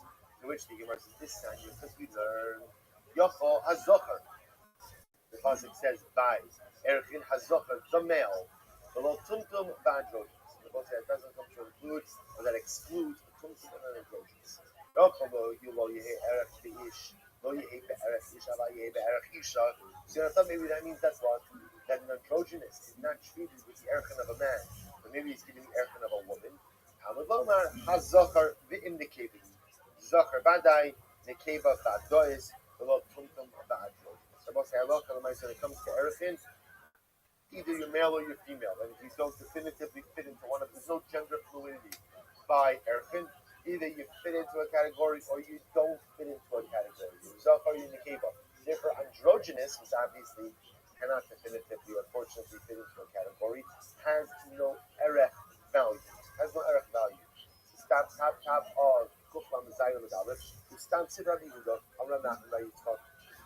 Sorry, Stam Sifra Rabbi Yehuda, Amram Nachman by Yitzchak, Af Ananami Kadina. We also learned this on this. So both sides, remember again, a Stam Sifra, so in other words, an unstated, right, an anonymous Sifra, again, or section from Torah's one of the Rashi points out over here, anonymous Praisa, is like Rabbi Yehuda. Signo Rabbi Yehuda says in the Mishnah, that you give him a Chalo Shabbos to give an androgynous a bris, which tells us that androgynous is a Zachar. Don't think that Rabbi Yehuda always holds that an androgynous is a Zachar. Or look over here, you see it by Erchin. Rabbi Yehuda holds that an androgynous is not a Zachar, which then begs the question. So the Gemara says, Amar Rav Nachman Yitzchak Afanan Kanina Hakol Ksher Lekadesh Chutz Mecheri Shot Lekad. Everybody is capable of effective kedushin. Except for a Chem Mishot and the Yehuda Makshi Bekatan, also the Isha Ba'androgynous. Rabbi Yehuda said that a Katan can affect kedushin under certain circumstances, but a woman cannot, and an androgynous can. So I will say once again, you see that Rabbi Yehuda holds that androgynous is not a Zachar. So I will say, so now I have to ask myself an obvious question. By Erech, androgynous is not a Zachar. By kedushin, androgynous is not a Zachar. So why is Mila different? So Umaish Mila. Yishum Dechsev Kimo Lachem Kol Zachar. As I will say, intuition of Rabbi Yehuda Dash the question of Kol Zachar. Kol Zachar comes to create a larger category of male, right? It's a larger category of Zachar. In the rest of Torah, Zachar means what? Zachar. Definitive Zachar. Definitive Zachar. Zachar only Zacharus. But apparently, again, Rabbi Yehuda Dash Kol Zachar is a ribui coming to include those who aren't even fully male. Right? Who are those who aren't even fully male? That's the androgynous, and therefore again the bris of the androgynous will be built on Shabbos, even though the androgynous is not considered to be a zachar in other words. We'll stop over here. We'll pick up a Mir Tashif at the Mishnah tomorrow.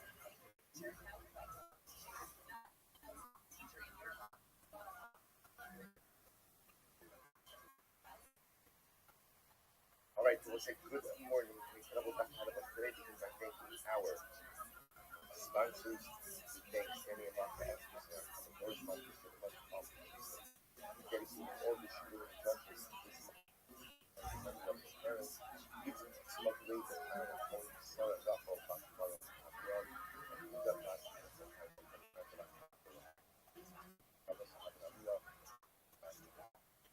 learning sponsors and national arts in honor of the birth of your graduating so spread young sponsors national Rabbi Efron in memory of Rabbi's mother Abba Home Kaba Baskin Rob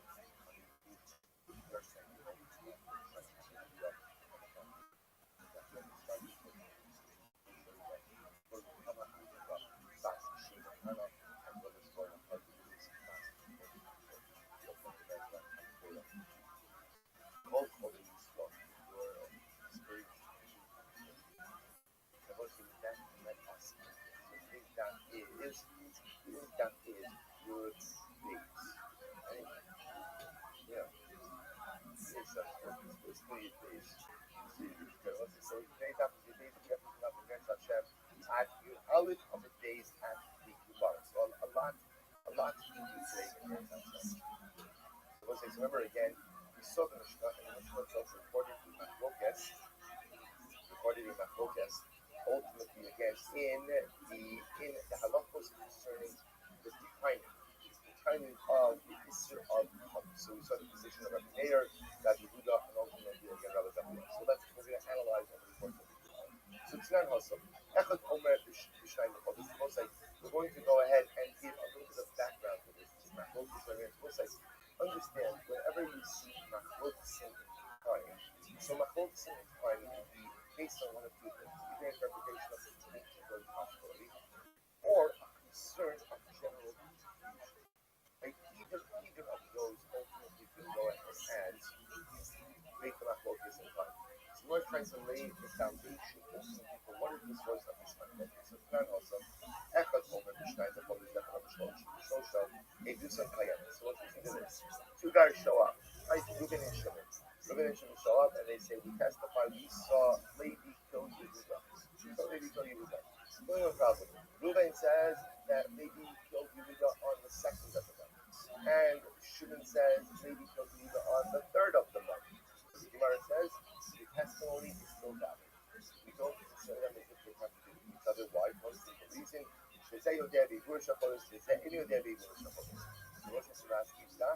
One of them realized that last month was a 29-month month, and one guy realized that it was a 30-day month. So that's an honest mistake. That didn't happen. That before the set calendar, people get confused about timing, and therefore again they just off by a day. After an hour was close up. However, if one goes ahead and says the murder occurred on the third day of the month, and the other guy says no, it occurred on the fifth day of the month, that disparity cannot be reconciled, and therefore again the Aegis is buffalo. The Aegis is not still.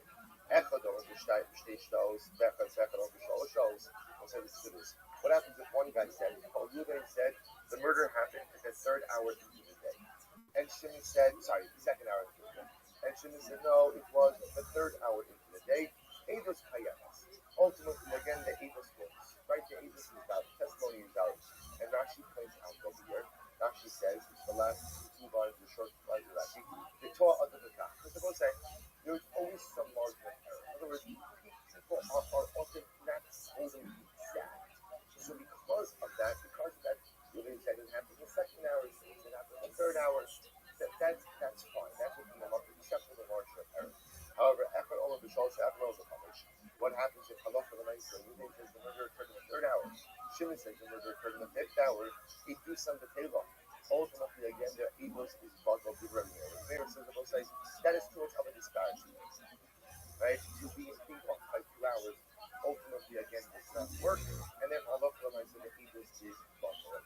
Omer, Eitus and Chayanes. Rabbi Yehuda says, no, the Eitus is good. We'll explain why this is. Echad Omer B'Chametz, Echad Omer B'Sheva. What happens if Ruben says, so therefore, what we begin to see is, Rabbi Meir does not allow a 2-hour disparity. Rabbi Yehuda does allow up to a 2-hour disparity. However, Echad Omer B'Chametz, Echad Omer B'Sheva, if Ruben said that murder happened in the 5th hour, and Shimon says the murder happened in the 7th hour, and ultimately again the Eitus is bottle. Why is that it's a 2-hour disparity?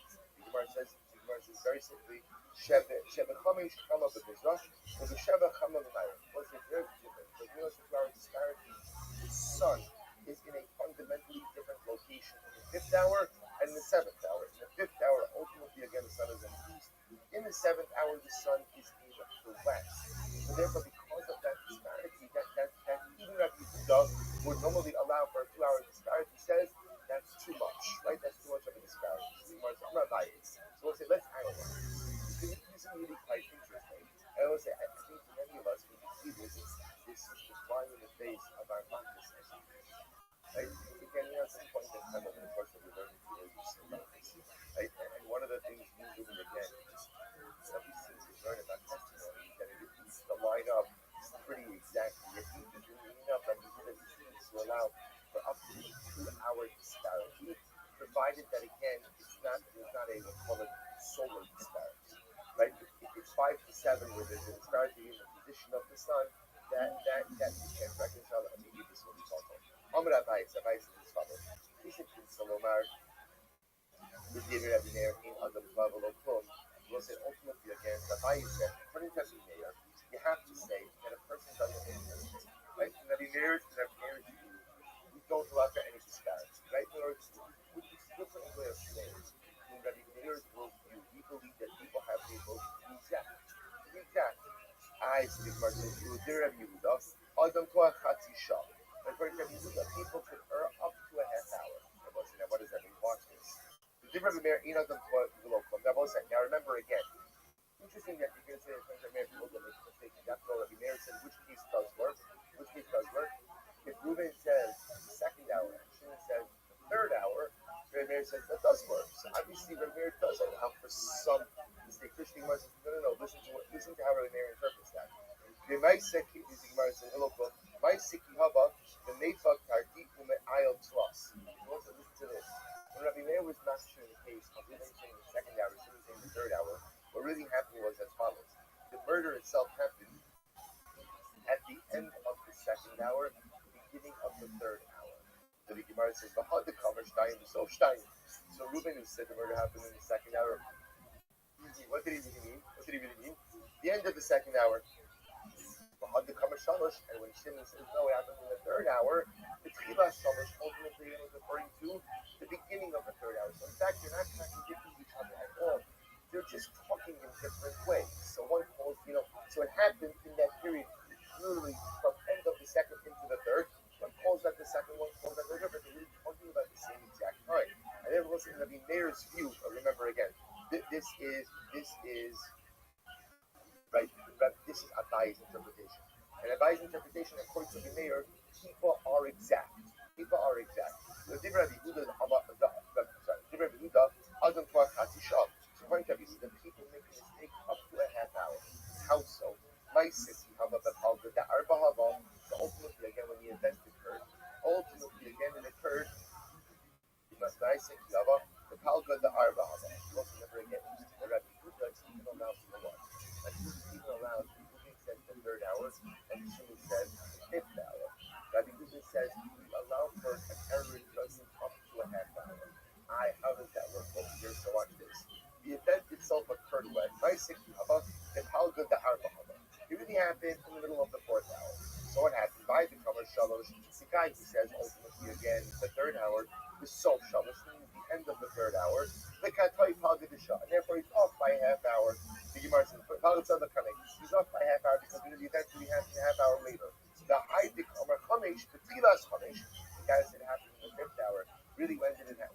What happened? He really meant the beginning of the 5th hour, and therefore the Katoi Palga the Shaita the Achori, and therefore he's off by an hour behind, backwards. So it was interestingly enough. So according to Abaye, Rabbi Meir pretty much allows for the disparity. And then we reconcile the case of hour number 2, hour number 3, because they're both just referring to the same time frame in different days. And according to Rabbi Yehuda, we allow the disparity of up to a half hour in between them. They could argue, others explain, Rabbi, Rabbi Meir, Adam Toeh Mashahu, the Din Rabbi Yehuda, Adam Toeh Sha'al Mashahu. We'll say an alternate version of Abai. And this version of Abai, he says as follows, that according to Rabbi Meir, people could be off by a little.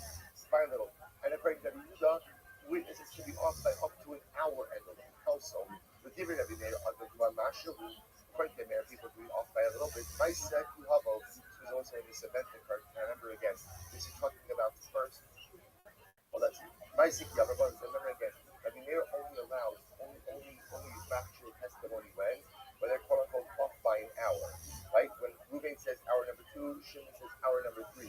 But in fact, in this version of Abaye, they're really going to be off by a little bit, once a little bit. My Sikh Yavarbon, over Sofstein, over Tila Shalosh. The murder itself actually happened at the end of the second hour or the third hour. And someone says off by a little bit. So let's say, for example, the murder happened at the beginning of the third hour. The murder doesn't happen in the second hour. He really didn't get to the second hour. So he's off by a little bit. So that little bit from the mirror will allow for some small margin of error. The Rabbi Yehuda, Adam to a show mash. Rabbi Yehuda, however, witnesses could be off by up to an hour and a bit. How so? When Reuben says hour number 3, Shimon says hour number 5, Kihava, when the murder actually occurred, the murder actually happened at the beginning of the end of the third hour, the fifth hour, half of the days. And one of the witnesses was just off by an hour and a bit. So we'll say these are the two versions of Abai.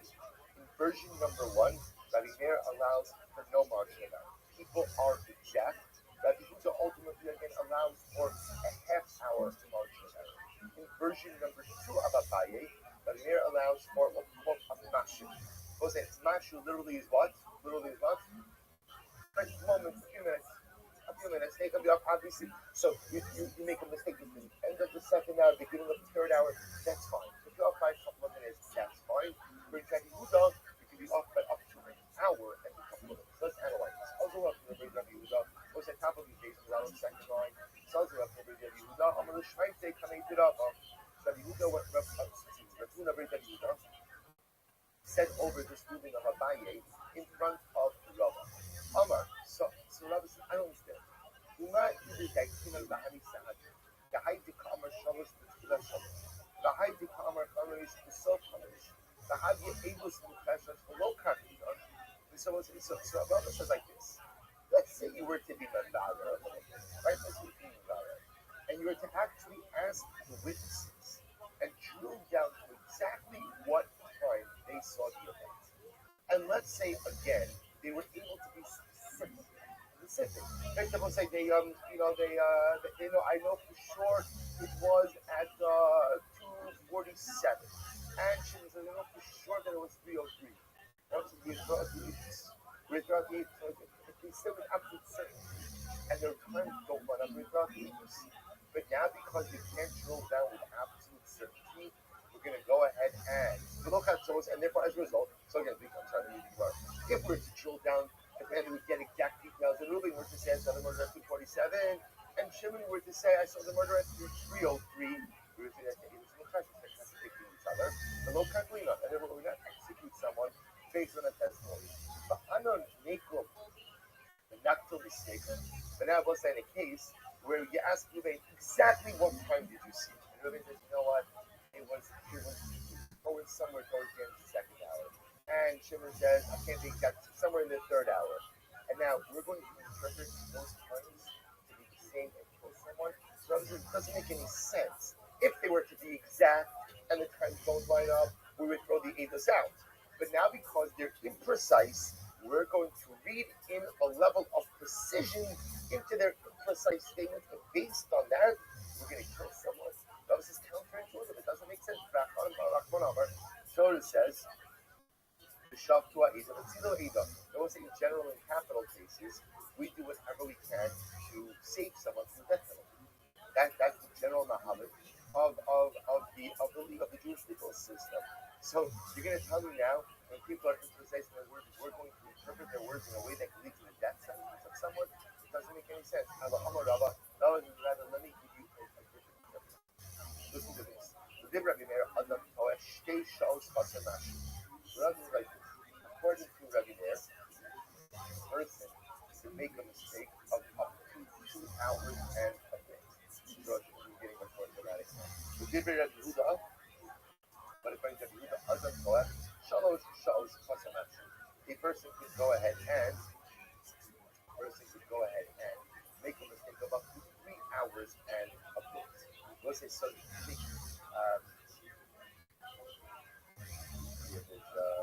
Okay, these are actually kind of fun. Right, so the person could go and make a mistake of up to 3 hours and a bit. So what does this mean?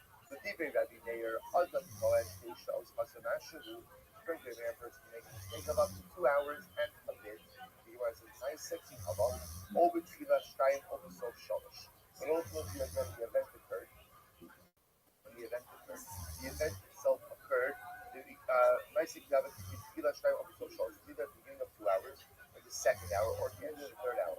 The chad days shows Chasamashu, and ultimately again, and one of them made a mistake of up to 2 hours and a bit. The Rabbi, the correct Rabbi, the other plus Shalosh shows Chasamashu. Person can make a mistake of even up to 3 hours and a bit. He wants to basically have over Tchilas Shalosh over Sof Chamish. Ultimately, again, when the event occurred, was either at the beginning of the third hour or the end of the fifth hour. The Chad Shalosh shows Chasamashu. And one of them made a mistake of up to 3 hours and a bit.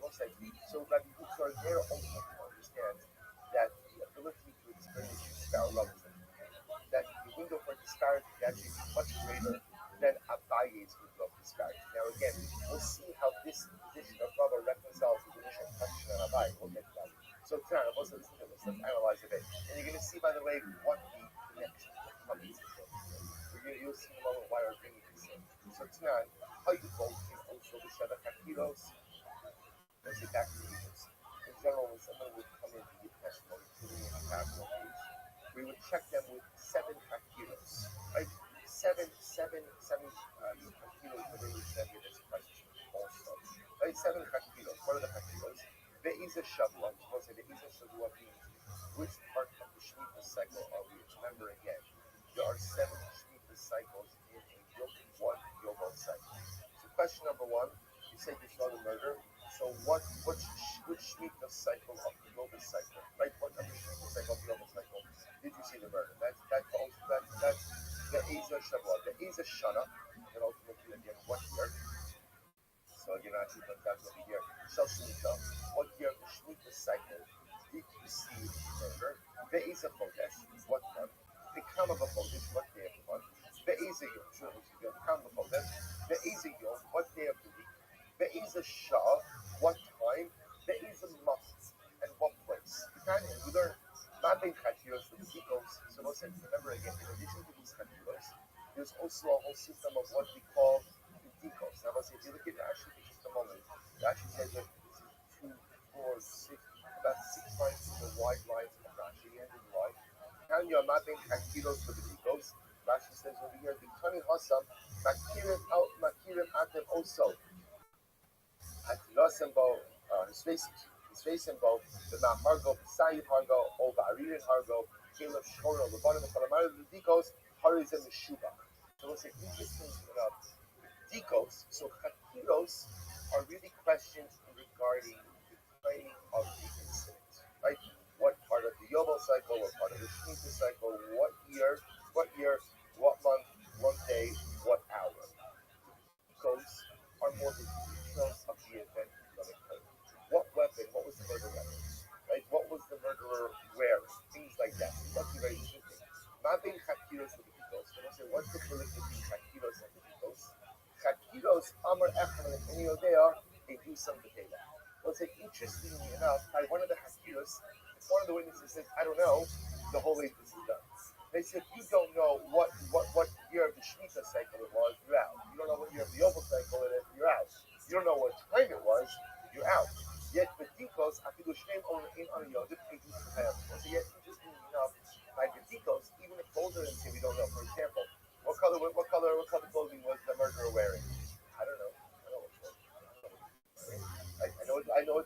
I know it was a lady. I saw a lady there. I don't know what called. Was it interestingly enough, we don't throw Eagles at the I want to be clear. However, just because we don't throw Eagles out doesn't mean what it does. Accept it either. But what it's saying is the inability to answer one of the deeper questions does not go ahead and immediately nullify the Eagles. So the Gemara says, Naishna Kakiros question of the Eagles. Someone say, what is that? Gemara says, I don't understand. Why is the inability to answer one of the Eagles any less severe than the inability to answer one of the Kakiros? So the Gemara says, that's exactly why by the book. Kakiros Amar Echmer Yodea Edusam Gila Tahavila Edus Shiata Yafala Azima. Wow. Okay, it's been a while for me to see that phrase. Right? Because what happens? They will say, in order for Edus to be accepted, it has to be called an Edus Shiata Azima. What does this mean? They will say agents, any set of agents that are going to testify regarding innovation have to be subject to Hazama. Hazama is the process where they can be proven to be fraudulent witnesses. How do you prove someone to be a fraudulent witness? Two other witnesses show up and they say, it is impossible that you witnessed that event. Why? Two words. You were with us at that particular time. Then they will say, if an agent is not subject to Hazama, it makes sense. Because at the end of the day, if you're not getting testimony in the way to be disproven, then what skin do you have in the game to tell the truth? So therefore, I will say, interestingly enough, the Hakiros questions are incredibly important because the Hakiros questions are what create a Eagles that is subject to Hazama, that is subject to being disproven. But if you can't answer one of the Akira questions, then you can't be disproven. That's different than the Badikos. You see, the problem is that if you can't answer one of the Badika questions, then we're left wondering a little bit like, are you sure you really saw what you saw? So that's a Basin thing. That Basin has to clarify. But the Maisa, the Hakiros questions are what make the Eagles subject to Hazama. So therefore, again, the Gemara says that any Eagles that's not subject to Hazama, ultimately, again, is not accepted. The Dikos, Eagles Shad Yafalazili. The Gemara says the Dikos, even if one of the witnesses, or even if both witnesses can't answer some of the Badika questions, the Eagles itself is still subject to Hazama. So the Gemara says, now watch this. V'yamertai in his plan, I will say, now remember again, both according to Abaye and Rabbi, but really even more according to Rabbi. Right? According to Rabbi's view, Rabbi Yehuda allows an error of up to 2 hours in a day. Rabbi Meir allows ultimately again for an error of up to 3 hours in a day. So it's like, if you're really allowing that margin of error, ultimately again when it comes to testifying about the crime, as the witnesses saw the murder occur, so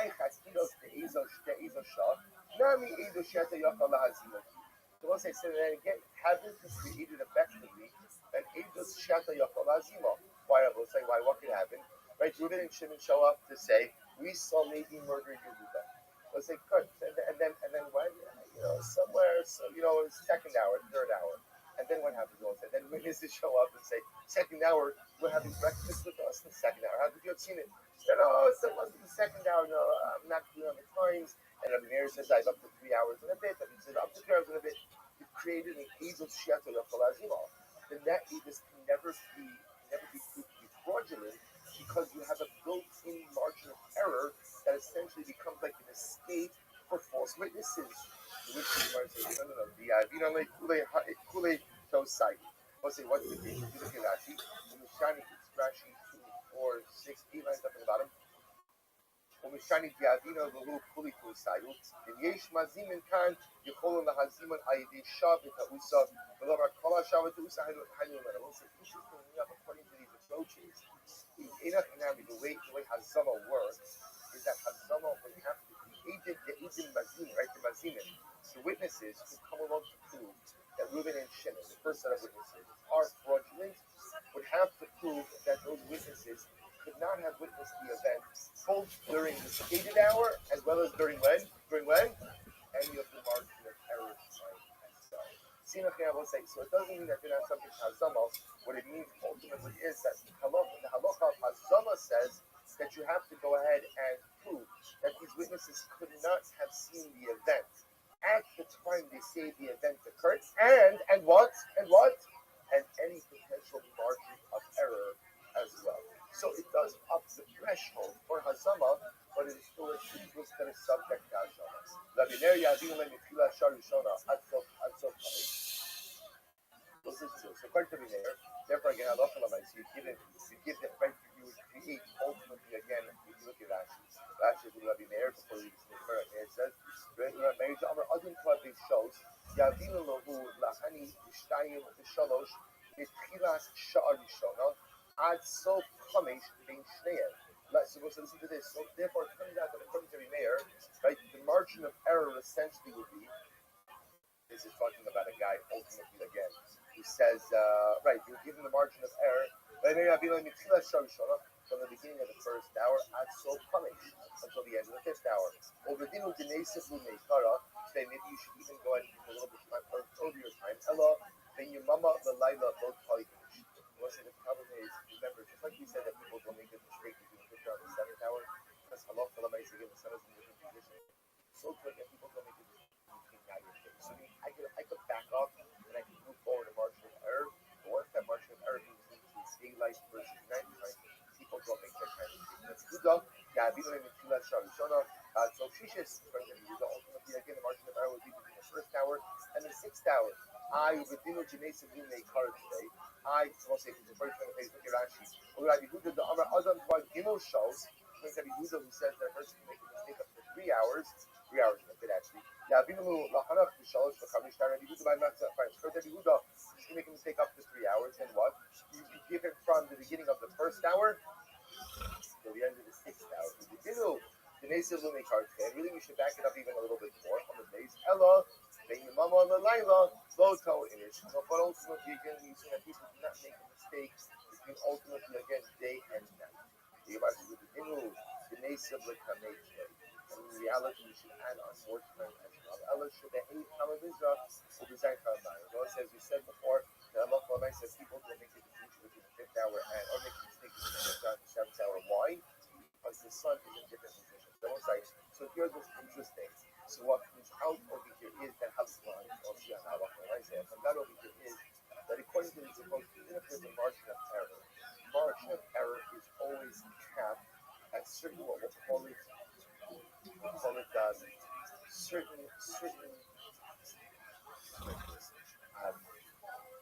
certain just called realities. Like people might make a margin of error in time, but people do not make a mistake between daytime and nighttime. Right? People don't make a mistake between before noon, let's call it, and after noon. Now, noon itself, we'll see, is to be a subject of some confusion. But people don't make a mistake between the morning and the afternoon, where the sun is in different positions. So even though we allow a margin of error, we assume that people are still cognizant with what we call it major events. Okay, so it's not. We'll say let's analyze. So remember again, what the Gemara says. So it's not. We learned it on Mishnah. So let's say now let's bring it to the next one. This happens to be a fascinating machlokas. Let's say it's a fascinating machlokas also because the machlokas is in nature about how attentive people are in general to what it is that they observe. See what's fascinating about this is as follows. In Abaye's model, remember in the first version of there are two versions of Abaye. In the first version of Abaye's model, there was a sheet of Rabbi Meir that said people don't make mistakes. People make mistakes. That people can be exact with their trust. People can be exact. You can notice again in every subsequent version, that doesn't even come on the radar. Like in the second version of Abaye, it's not like that. In both versions, ultimately in the version of Abdullah, it's not like that. It's pointing out it's a fascinating insight that can people be exact with what it is that they see. One version of Abaye says yes, but everyone else says no. And then the shadow just becomes how much of a margin of error do you assume is acceptable. So let's come back to the comments. So now here we go. Rabbi Meir Omer Open Kol Hey. Yisarv in the Tfilas Vav. Rabbi Yehuda Omer Open Kol Dalet Open Kol Hey. Yisarv in the Tfilas Vav. Let's analyze. Now, I want to say, remember again. See, I just want to point out. So remember, it was Rabbi Meir and Rabbi Yehuda who had this home machlokas, ultimately again, by ages. I want to say, what is at the core of their machlokas? What's the core of the dispute? What's the core of the dispute? The core of the dispute is we don't really trust people to be totally exact. Right? That people often are not totally exact. So therefore, we have to assume that people have a margin of error in what time they've been doing. Oh, well, that's the case. When it comes to comments, that's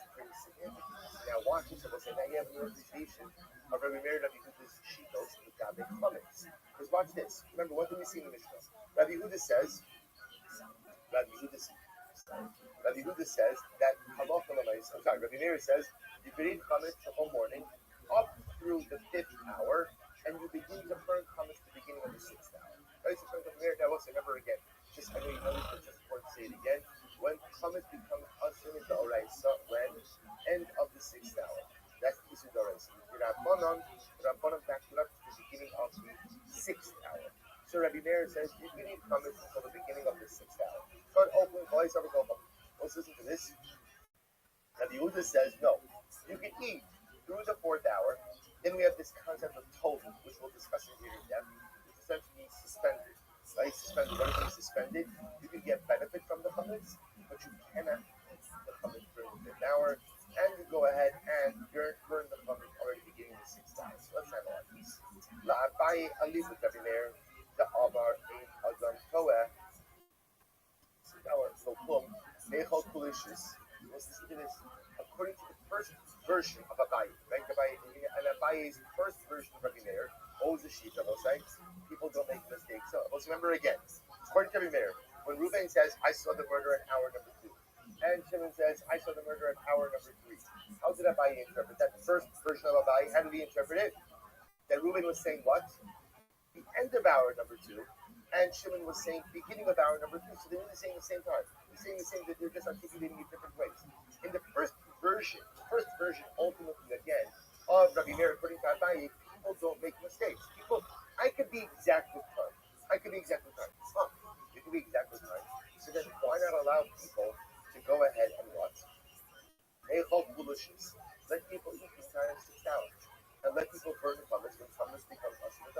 Or if you trust people to be exact, so then why deprive people of an extra chametz consumption? Let people eat chametz to the end of the 6th, and beginning and burn it at the end of the 6th, when it's the actual difficult shas iser. There's the what's lahach lishka. Lahach lishka nami dama adam kan mashalu. And I will say, even according to the second version of Abaye, right? The second version of Abaye. So Abaye says, according to the narrative, people can make a little bit of a mistake. That's fine. Necho asofshis. So I will say, let people eat towards the end of the 6th hour. So I will say, let people stop eating, 45 minutes into the 6th hour. Because right then some people get confused about a little bit. Well, why do you have to back up the shas iser to the beginning of the 6th hour? Guys, furthermore, I'm going to both say, in Abaye's first version, where according to Rabbi Yehuda, people could make a mistake of up to a half hour.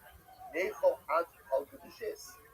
Be able to eat when until 6.5 hours. And even if halach might see the second version of Abaye, where he holds that Rabbi Yehuda says that people make a mistake of up to an hour and a little bit. Necho ad sopei. Let people eat at least till the end of the 5th hour. But why would Rabbi Yehuda say that halach might see not even till the end of the 4th hour? So I'll say, so you hear the shadow of saying, according to either version of Abaye, according to Rabbi Meir, really people should be able to eat really until when? Till the mamish the end of the 6th hour, or even if you want to back it up a couple of minutes, at most, a couple of minutes people make a mistake. And according to Rabbi Yehuda, people for sure should be able to eat till when? To the beginning of the 6th hour. Rabbi Yehuda holds it only until when? The end of the 4th hour. So what's the shot? So which you might say something very simple. I'm going to buy it very simple. English Musur is reason. Chametz Maser Lakol. Let's say a very profound statement. The Rabbi says, Eidos is only given to those who are zealous, right? Those who possess the need of Allah, those who are careful. But chametz is given over to everyone. So which is a different way of saying it. Essentially, if you're going to be a witness in a capital case, but at the end of the day, there's such jusha b'chakiva, right? There's such examination and cross-examination. And at the end of the day, the only way the angels will stop is if you are zaris. Zaris in this context means a very precise, detail-oriented, exact individual. But if you're not going to be a proper leader. Most of the issue of chametz is given to everyone. And the reality of what's is what?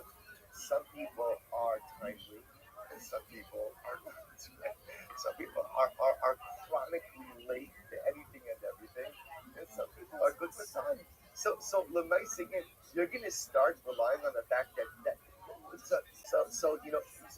Reuven, he's never been on time to anything in his life. Never been on time. anything in his life, you're going to rely on him now to be exact, that he can eat until the end of the 6th hour, and you're doing the Kisud Araisa? Eidos was only the most meticulous make it to the constitution of Hakira. Chametz is everyone. So whenever you legislate halacha, the halacha has to be to accommodate everyone.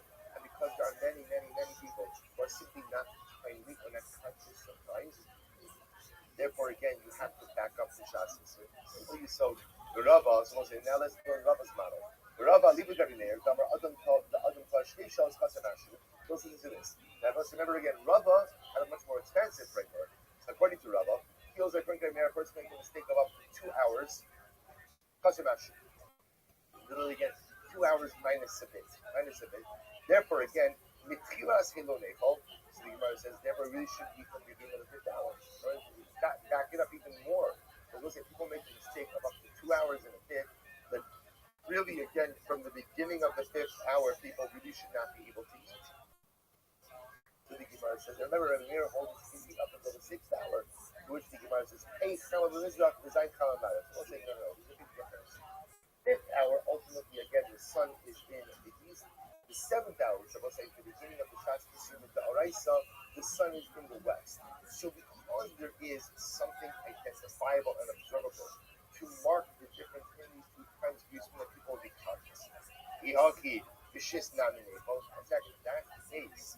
Therefore, I will say this is great because then what you're telling me is when the Isser the Oraisa Chametz begins, really, I will say, which technically is the beginning of the 7th hour of the day, the sun is in the west. So there is a clear sign to be able to tell me when the Shas is. Well, if that's the case, Rabbi Meir, why do you stop people from eating chametz when? At the beginning of the 6th hour. Let people eat through the 6th hour. It's actually very interesting. In the 6th hour, the sun is mid sky. So we'll say because of that, when it's mid sky, people get a little bit confused. So because of that, ultimately again, Rabba wanted to back it up a little bit. Rabba, I'll leave it at Yehuda, and we'll say Rabba according to Yehuda, Rabba's interpretation of Yehuda, what did he hold? So what's this? That a person can make a mistake of up to 3 hours in the bit. Get ready for this. If that's the case, mitchilas dalit lo nechol.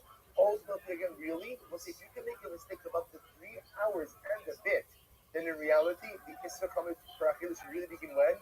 Beginning of the 4th hour. The Gemara says, no. Hey, Chama b'mizrach, the Sheva Chama. No.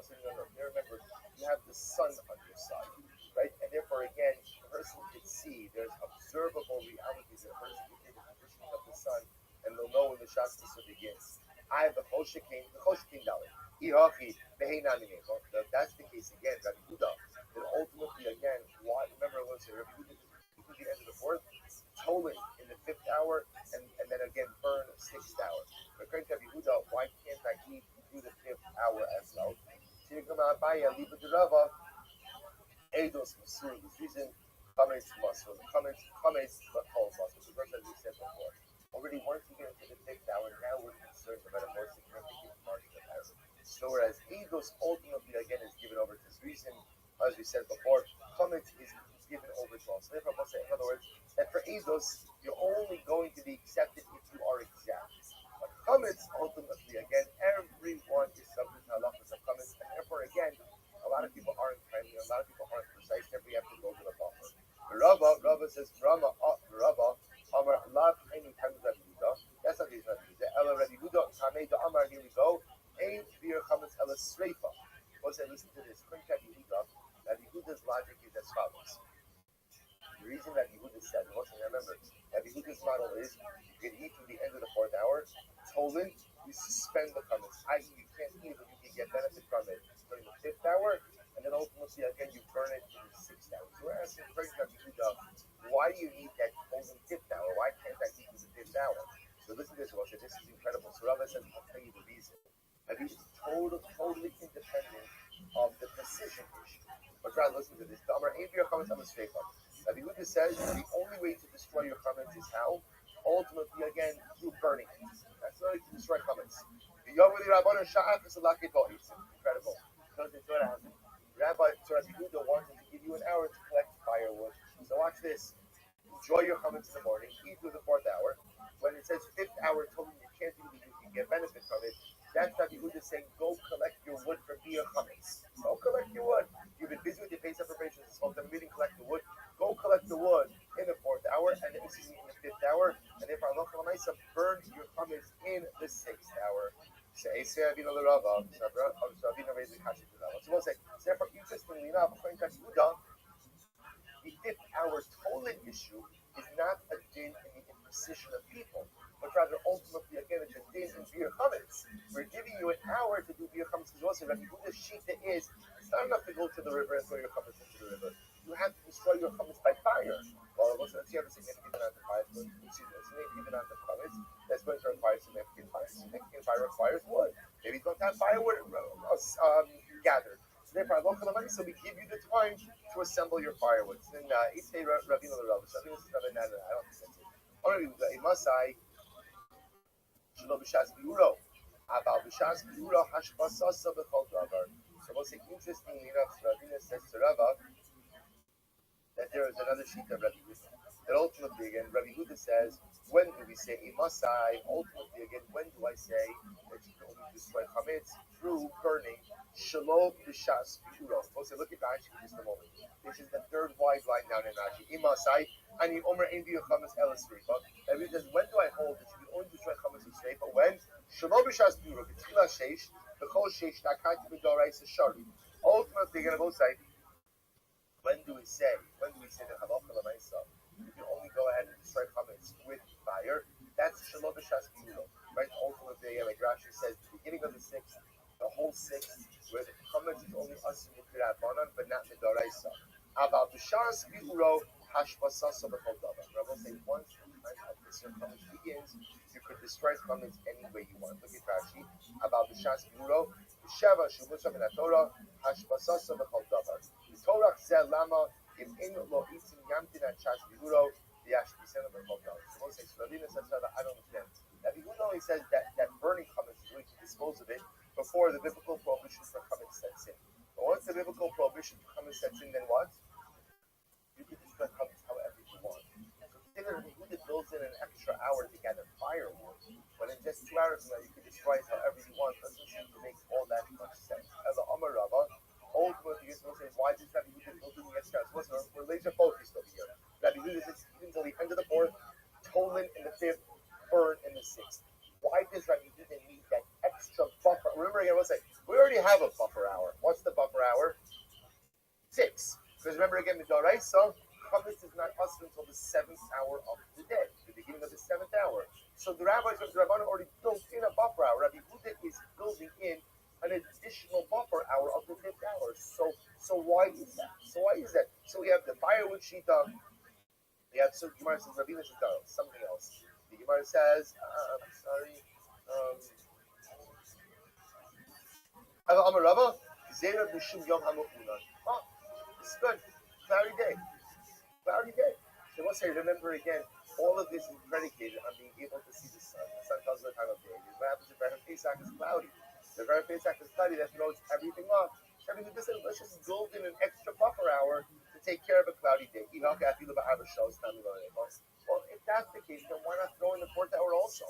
Why don't you just go ahead and say people can only use until the end of the 3rd hour, and already beginning of the 4th hour, let's say 4th and 5th hours, Tolan 6th hour ultimately again is beer. After all, shouldn't I be concerned with a cloudy day? Dalid Zman Sudu Makoli. So what's very interesting? No. You can't put it in the 4th hour. Why? Because I want to say everyone knows 4th hour is Sudu time. People normally eat in the 4th hour. That's why you see it. That is a normative time to have your Suda.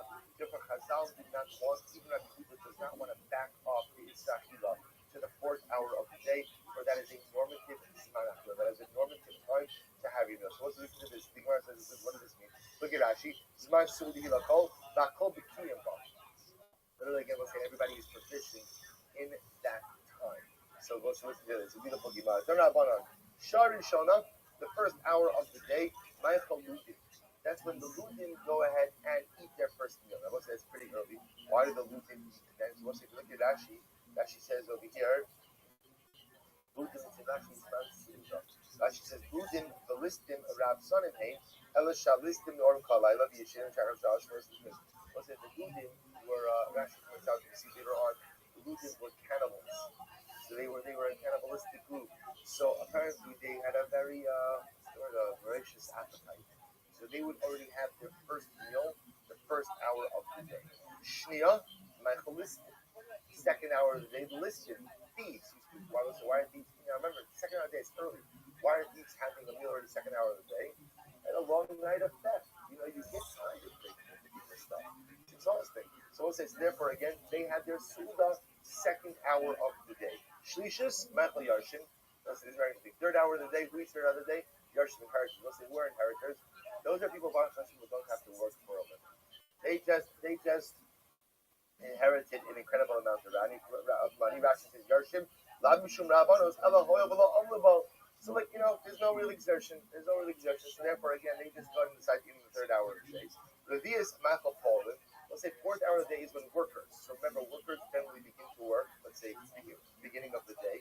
34th of the day, they finish exerting themselves. So, they eat fourth hour of the day. Chamishis, fifth hour of the day. Michael Talmidei Chachamim. That's when Talmidei Chachamim have their first meal. Shishis, Michael Kol Adam.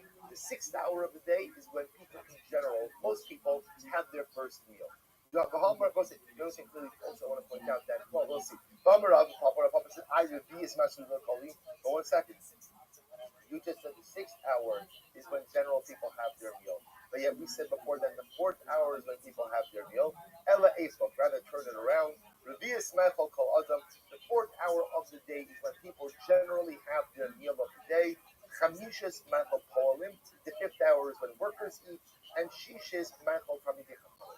And ultimately, again, the sixth hour of the day is when Talmidei Chachamim. So let's say, depending on kind of what you did for a living and what your day looked like, determined your seder of meals. In Kan Ve'elech, we'll say if you eat after these times, ultimately, again, it's like throwing a stone into an empty pit. So we'll say the idea over here is that Chazal, we starting the second brachas, that it's important to have some type of substantive meal a little bit earlier in the day. Because if you wait, or at some point, then by the sixth hour, because if you wait too long, then ultimately, again, what ends up happening is that the meal is not as beneficial. I guess it also means like if you wait too long until you're hungry, you end up eating more than you really have to, at a certain level of like ravenous consumption. If you eat a little bit earlier, you'll eat what you need, you won't overeat. So if you wait too much, it's like throwing the stone into an empty pit. However, that's only true about Tam, Midi B'Safra, less than love. But if Halacha L'Maisa, again, you had a little something for breakfast, that's even if you delayed your lunch of results. Remember, again, from a Talmudic perspective, you're pretty much eating 2 meals a day, not 3 meals a day. But if people would eat a little something for breakfast, so they wouldn't have a meal, a little something. So as long as you eat a little something for breakfast, then even if you delayed your first major meal of the day a little bit longer, it's going to be okay. So we'll stop over here. We're going to pick up. So I'll say, so we're not finished with this, but at least now you see, this is really fascinating, because now you see that the Mishnah of Pesachim that dealt with, again, the machlokas about how the Zmanim for Isra Chametz works is really a more fundamental machlokas that made Rabbi Yehuda that really first comes about by Eidos, that really focuses on how precise are people with it. Let's stop here.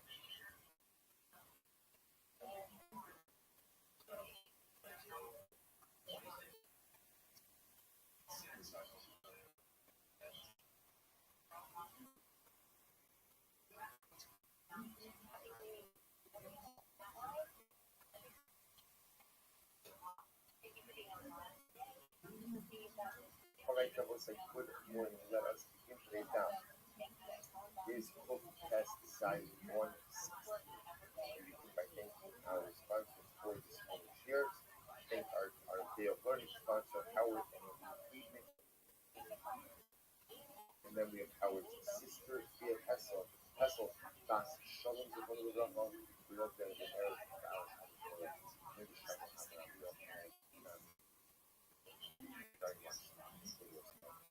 so with that, let us begin. As I mentioned, sign 116. We are picking up on test of 115B, exactly 6 lines up front to the bottom, middle of the line, right to the wide line. Remember again, today's really another incredibly fascinating tomorrow. we're going to discuss today. Remember, Gemara left off with this concept that the basic definition of a sefer is 85 letters. So 85 letters makes a sefer. So the Gemara says, in our based on the section of by Hebrew Saw, and again we'll discuss why the by Hebrew Saw on representation. We'll see that later. But when I say 85 letters, that's what the sefer. So the Gemara says, these 85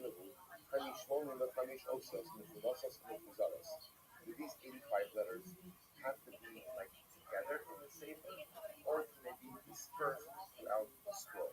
So the Gemara says they must be together. This time we're actually going to look this up because the says even they're scattered around. Space, or as a kasha, sefer Torah Shabbat, if they have a sefer Torah that was worn out. Each one of the Chamish Osios, you go parashas by even saw Matzilin, Ve'im Lach, in Matzilin, was it the Bishop Shari, if you have a worn out sefer Torah, as long as there are still 85 letters out the sefer, it has this identity of it. Save it on Shabbos, you have 13 levels, so the Bishop says, please communicate that one. And halacha l'maisa the 85 letters is spread out among the entire scroll. That seems to be a representation of our predisposition. So the Kirish, the Gemara says, to Ravuna, to Gemara Pista, Aliba to Ravuna, the tables. So Pista explains that even according to Yehuda, before we're talking about letters or talking about words, such as the Rikirashi tables. Lola Laki Osvos, the Bad Elo Laki, the Shlema, Kivakan, Kivakan. Once the Kivakan of the Rice says that the letters dispersed about the scroll, what it means is what? You can have words that are made up of letters that are dispersed about the Lord. Will agree with the following. Either you have 85 letters concentrated in one place, or you could have 85 letters that are dispersed throughout the scroll, assuming that what? That the letters are not just standalone solitary letters, but the letters are part of words. And the words, again, are dispersed throughout the scroll. So the one goes like, so the Gemara has to follow, so the Gemara goes call the Shaila, or the issue. By even Zahar, they don't have Moshe, Parshazu, Asla, Kadish Baruch, Hu, Simonios, Lamalo, Hu, Lomata. We'll see over again. The Parsha by even Zahar, so remember again, if you're looking at Sefer Torah, it has nuns, right? Nuns that block it off. So again, it's a section that seems to be own individual particle, individual section, demarcated by a nun at the beginning and a nun at the end. Lomar, why did you have those? Why did you have the demarcating symbols? Talk about the side. Lomar Shein Sebekom. Those nuns teach us that this section of Ibn Sa'alah doesn't really belong where it's placed. Where does it remember? Ibn Sa'alah is placed at the end of the 10th chapter of Bamidbar. Where does it really belong? So we must get it really belongs to the beginning of Sefer Bamidbar. When we talk about the development, we talk about the flags, we talk about the encampment, and we saw travel. So it makes sense to have that section by Ibn Sa'alah, by Moshe. Kumash, so again, by Ibn Sa'alah, when the Aaron would travel, Moshe would say, the beginning of Sefer Bamidbar speaks about how children saw them and how they traveled. As such, it makes sense to have that section there. There's the Gemara says, Rabbi over Roman Hashem is that. And look, if it's a Sefer Pasha with the Knesset, Rabbi says no. The reason for the nuns is not to tell you that the section doesn't belong.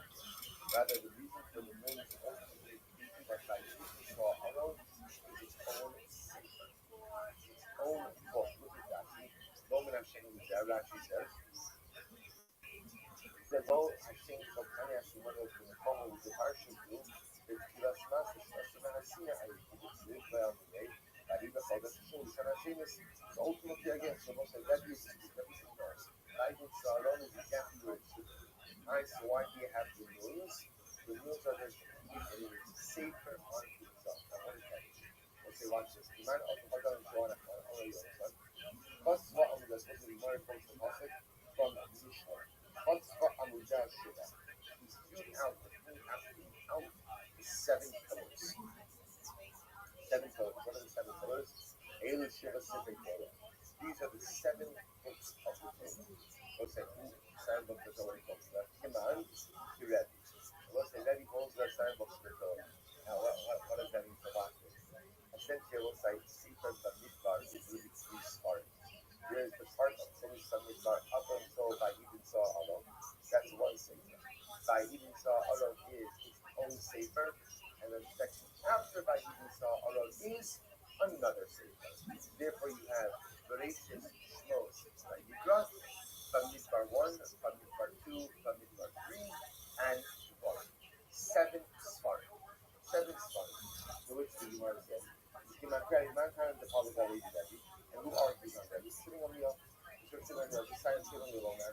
I see the part of the Jewish I can come as a coma, this is incredible. So that's similar to this is really incredible. When Mashiach comes, the section of Isaiah alone is going to be removed from where it is right now. Paragyud in Chumash Bamidbar, and it's going to be placed in the beginning of Chumash Bamidbar. Right? That's the appropriate place. The Lama Kasvaka. So that means why is it written here in the middle, right towards the middle of Chumash Bamidbar? So the Laham Sikin Kolona Bishon of Rothschild, the middle section, as you're going to see in the section of Ibn Saw alone interrupts two difficult circumstances for Klal Yisrael. So the Shmuel didn't want it to be that there will be two unfortunate episodes juxtaposed to one another. So what did the Rebbe do? He crossed out this section by Ibn Saw alone, put it in between the two unfortunate events in order to separate them. When Mashiach comes by Ibn Saw and he lifted it out, and put back in the beginning of Sefer Bamidbar. We'll say, what is the unfortunate episode? By here, I'm his only. And we'll say the pasuk says that people were complaining to Moshe Rabbeinu. So there's one episode of complaining. Right? For us, we're showing them what was the first piece of unfortunate episode. They traveled away from the mountain of God, Har Sinai. From Kama Bar Kanina, to suddenly Akore Hashem. And what's the pasuk says that they went ahead and they left the mountain of God. That was not just a geographic thing, but rather it was an emotional, spiritual state as well. They had turned away from the Ribono Shalom. The head from the Homo. We'll say, so where is the appropriate place of Ibn Saw alone? Rabbi to be going. It's the beginning of Chumash Bamidbar when there is a discussion about the flag. So I will say, so a number of very important things that make this matter. Number one, Ibn Saw alone is treated as its own parasha. Now, is Machotes treated as its own parasha, or is it treated as its own sefer? Rabbi says it's treated as its own sefer. Therefore, according to Rabbi, there's literally 7 chumashim. There's 7 chumashim. 3 of the 7 is Bamidbar being split up into 3 different parts. What everyone agrees it does give us is that the section of Ibn Saw alone teaches us the minimum unit to create a sefer, and that is 85 letters. So as long as you have the sefer Torah that has 85 letters, or any other scroll that has a Tanakh that has 85 letters, even if the letters are dispersed, Halacha L'Maisa such a sefer has, such a scroll has the status of a sefer and can be saved on God. We'll say interesting further discussion. We all agree that ultimately, again, that well, not all of it, but according to one of them, the reason that even though by Ibn Saw alone is not the Lord has written Bamidbar, but it really belongs to the Bamidbar. Why would you put the Paragyud in order to go ahead and interrupt between two unfortunate episodes? Probably still veering away from the powerful after the Torah, and ultimately when the people complaining against Moshe and his Baruch move in this direction. So in order to not have two unfortunate episodes juxtaposed, by Ibn Saw is put in. What's going to happen to by Ibn Saw when Mashiach comes? Not going to. Some say it's going to be left where it is. Others explain that the back is going to be removed from Paragyud and placed back, and then others who is rightful position is part of the story or part of the narrative of the plans, the encampment, and the movement of God. Okay, people will be. Actually, no one shall see the Torah Maximo, so there's like a whole thing. What about the I'm going to speak about save a sequence in the body. Now, we're transitioning a little bit. Well, so what about this? Let's say you have a piece of blank parchment, right? Piece of meat, let's say it represents the board. Remember, I said so you notice that you don't have writing on the top, on the bottom, and on the side.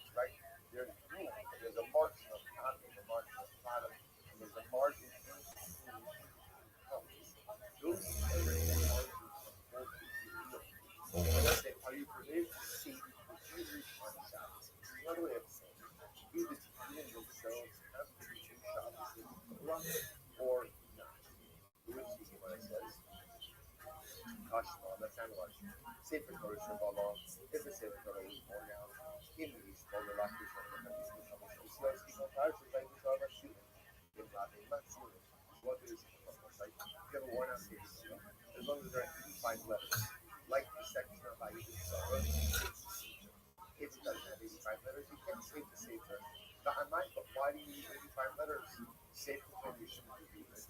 You get it to today, but why would you say you can save it based on the fact that it has columns or the website? If it's really true that the columns, right, that the margins, I should say, have to do something, and the margins have to do something, then you should be able to save the Sefer activities of the margins. The fact that the Brexit does say that the Brexit requires 85 letters indicates to me what?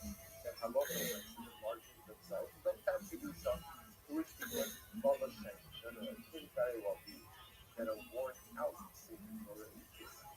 Like those that are worn out Sefer Torah, once it's worn out, perhaps I'm going to agree that the margins themselves should be more secondary. So Tashma, Sefer Torah should be talking. So Sefer Torah innate welcome to the last week, one of the financial no hard drive is out of it. In Matzilin, Sarah severe Sefer Torah that was erased. If it still has 85 letters, it has the status of a Sefer and PC. But if not, you can't say it. That was the Anais, but if it doesn't have 85 letters, Sefer when you should million DJ, right? Ultimately, you're going to say, interestingly enough, why don't you treat the erased spaces like the margins, right? And then you should be able to go ahead and save it based on the erased spaces, which you're going to say, no.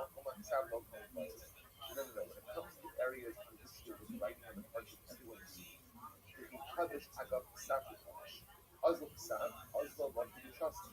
Those are everyone agrees on an area where they were writing, that area of the parchment only has to be trusted. Once the writing is done, the parchment has no more to be. He come finally, where's the Shaila? Shalmai Leva Shalmai, and she parchment of Ashra, she be down for that, she be blessed, she be so much sometimes. What's the Shaila is? The designated margins. Who's the designated margin of a Sefer Torah? The top of each column, bottom of each column. The in-between columns, beginning of the Sefer, end of the Sefer. Those margins which are by design length, you may have to use that. We'll say, so just to illustrate you where these can come up. Imagine for a moment somebody enhancing the margins. So let's say, or it doesn't matter why, somebody cut off the margins of the Sefer. The blank margins. Now again, Sefer Torah is still cut. Somebody cut it off, and Reuben cut it off, and he has the best thing. Fire breaks out the Reuben margins. Is Reuben committed to save the margins or not? That's the Shaila we're doing. The margins have to be show or not.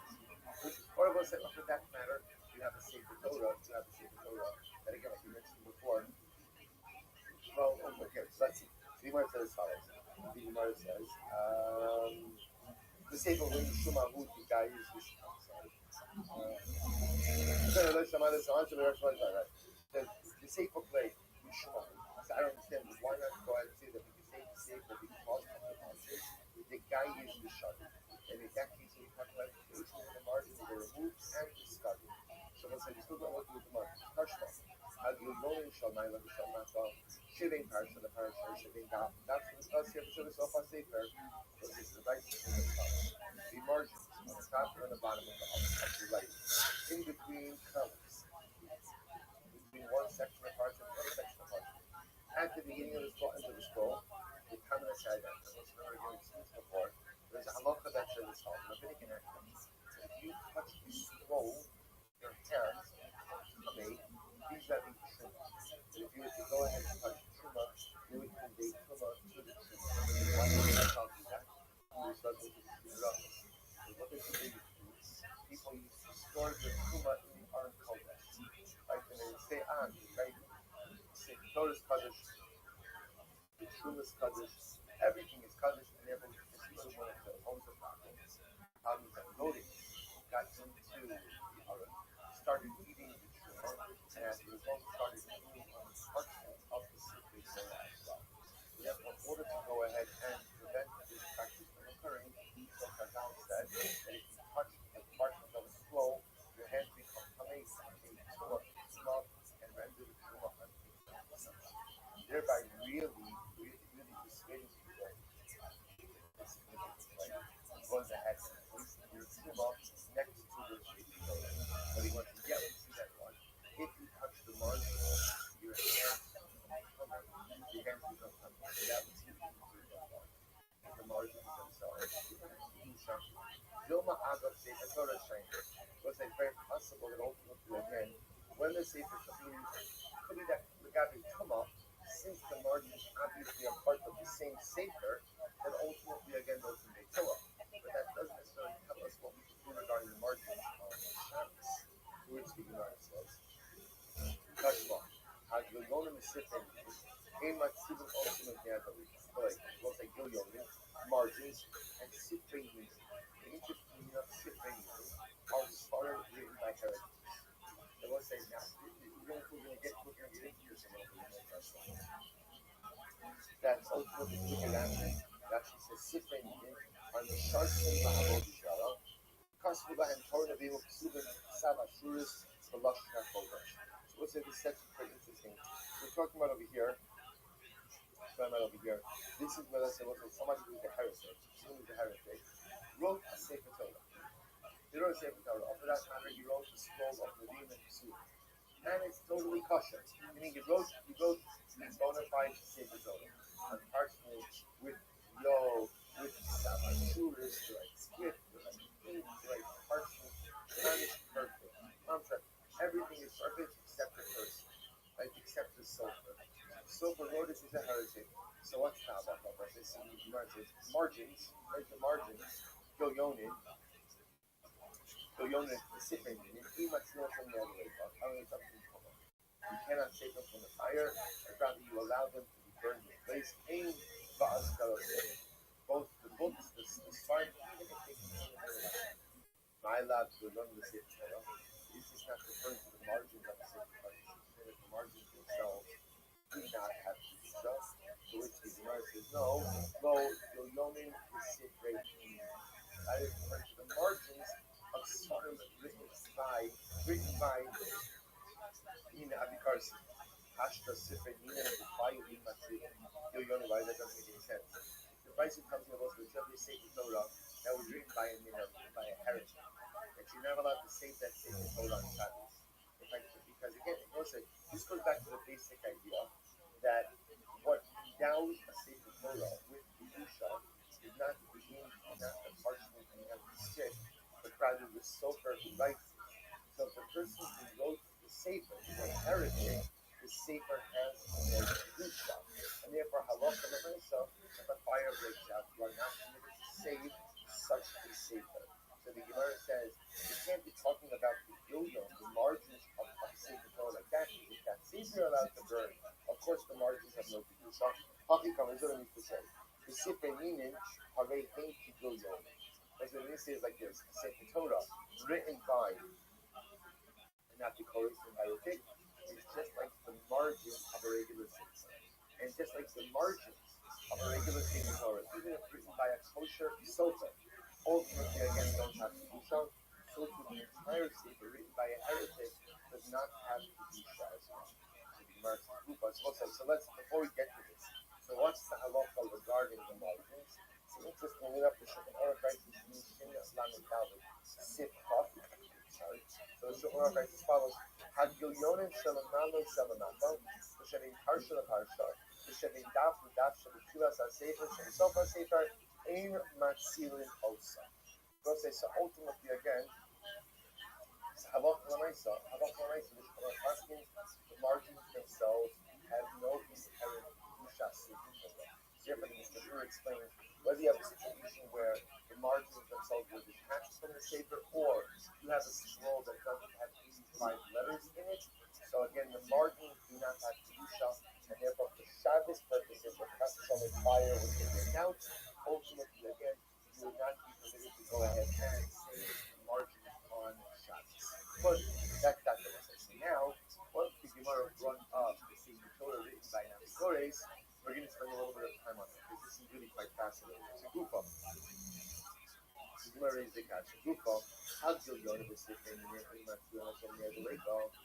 you have margins of a safer. For that matter, the Muslim remember again, we say sifrei means we're talking about, let's say, apikoris, someone who is a this is now also a name is a Jew, just to be clear.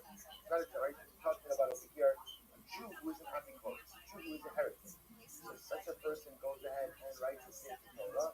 That sefer has no kedusha.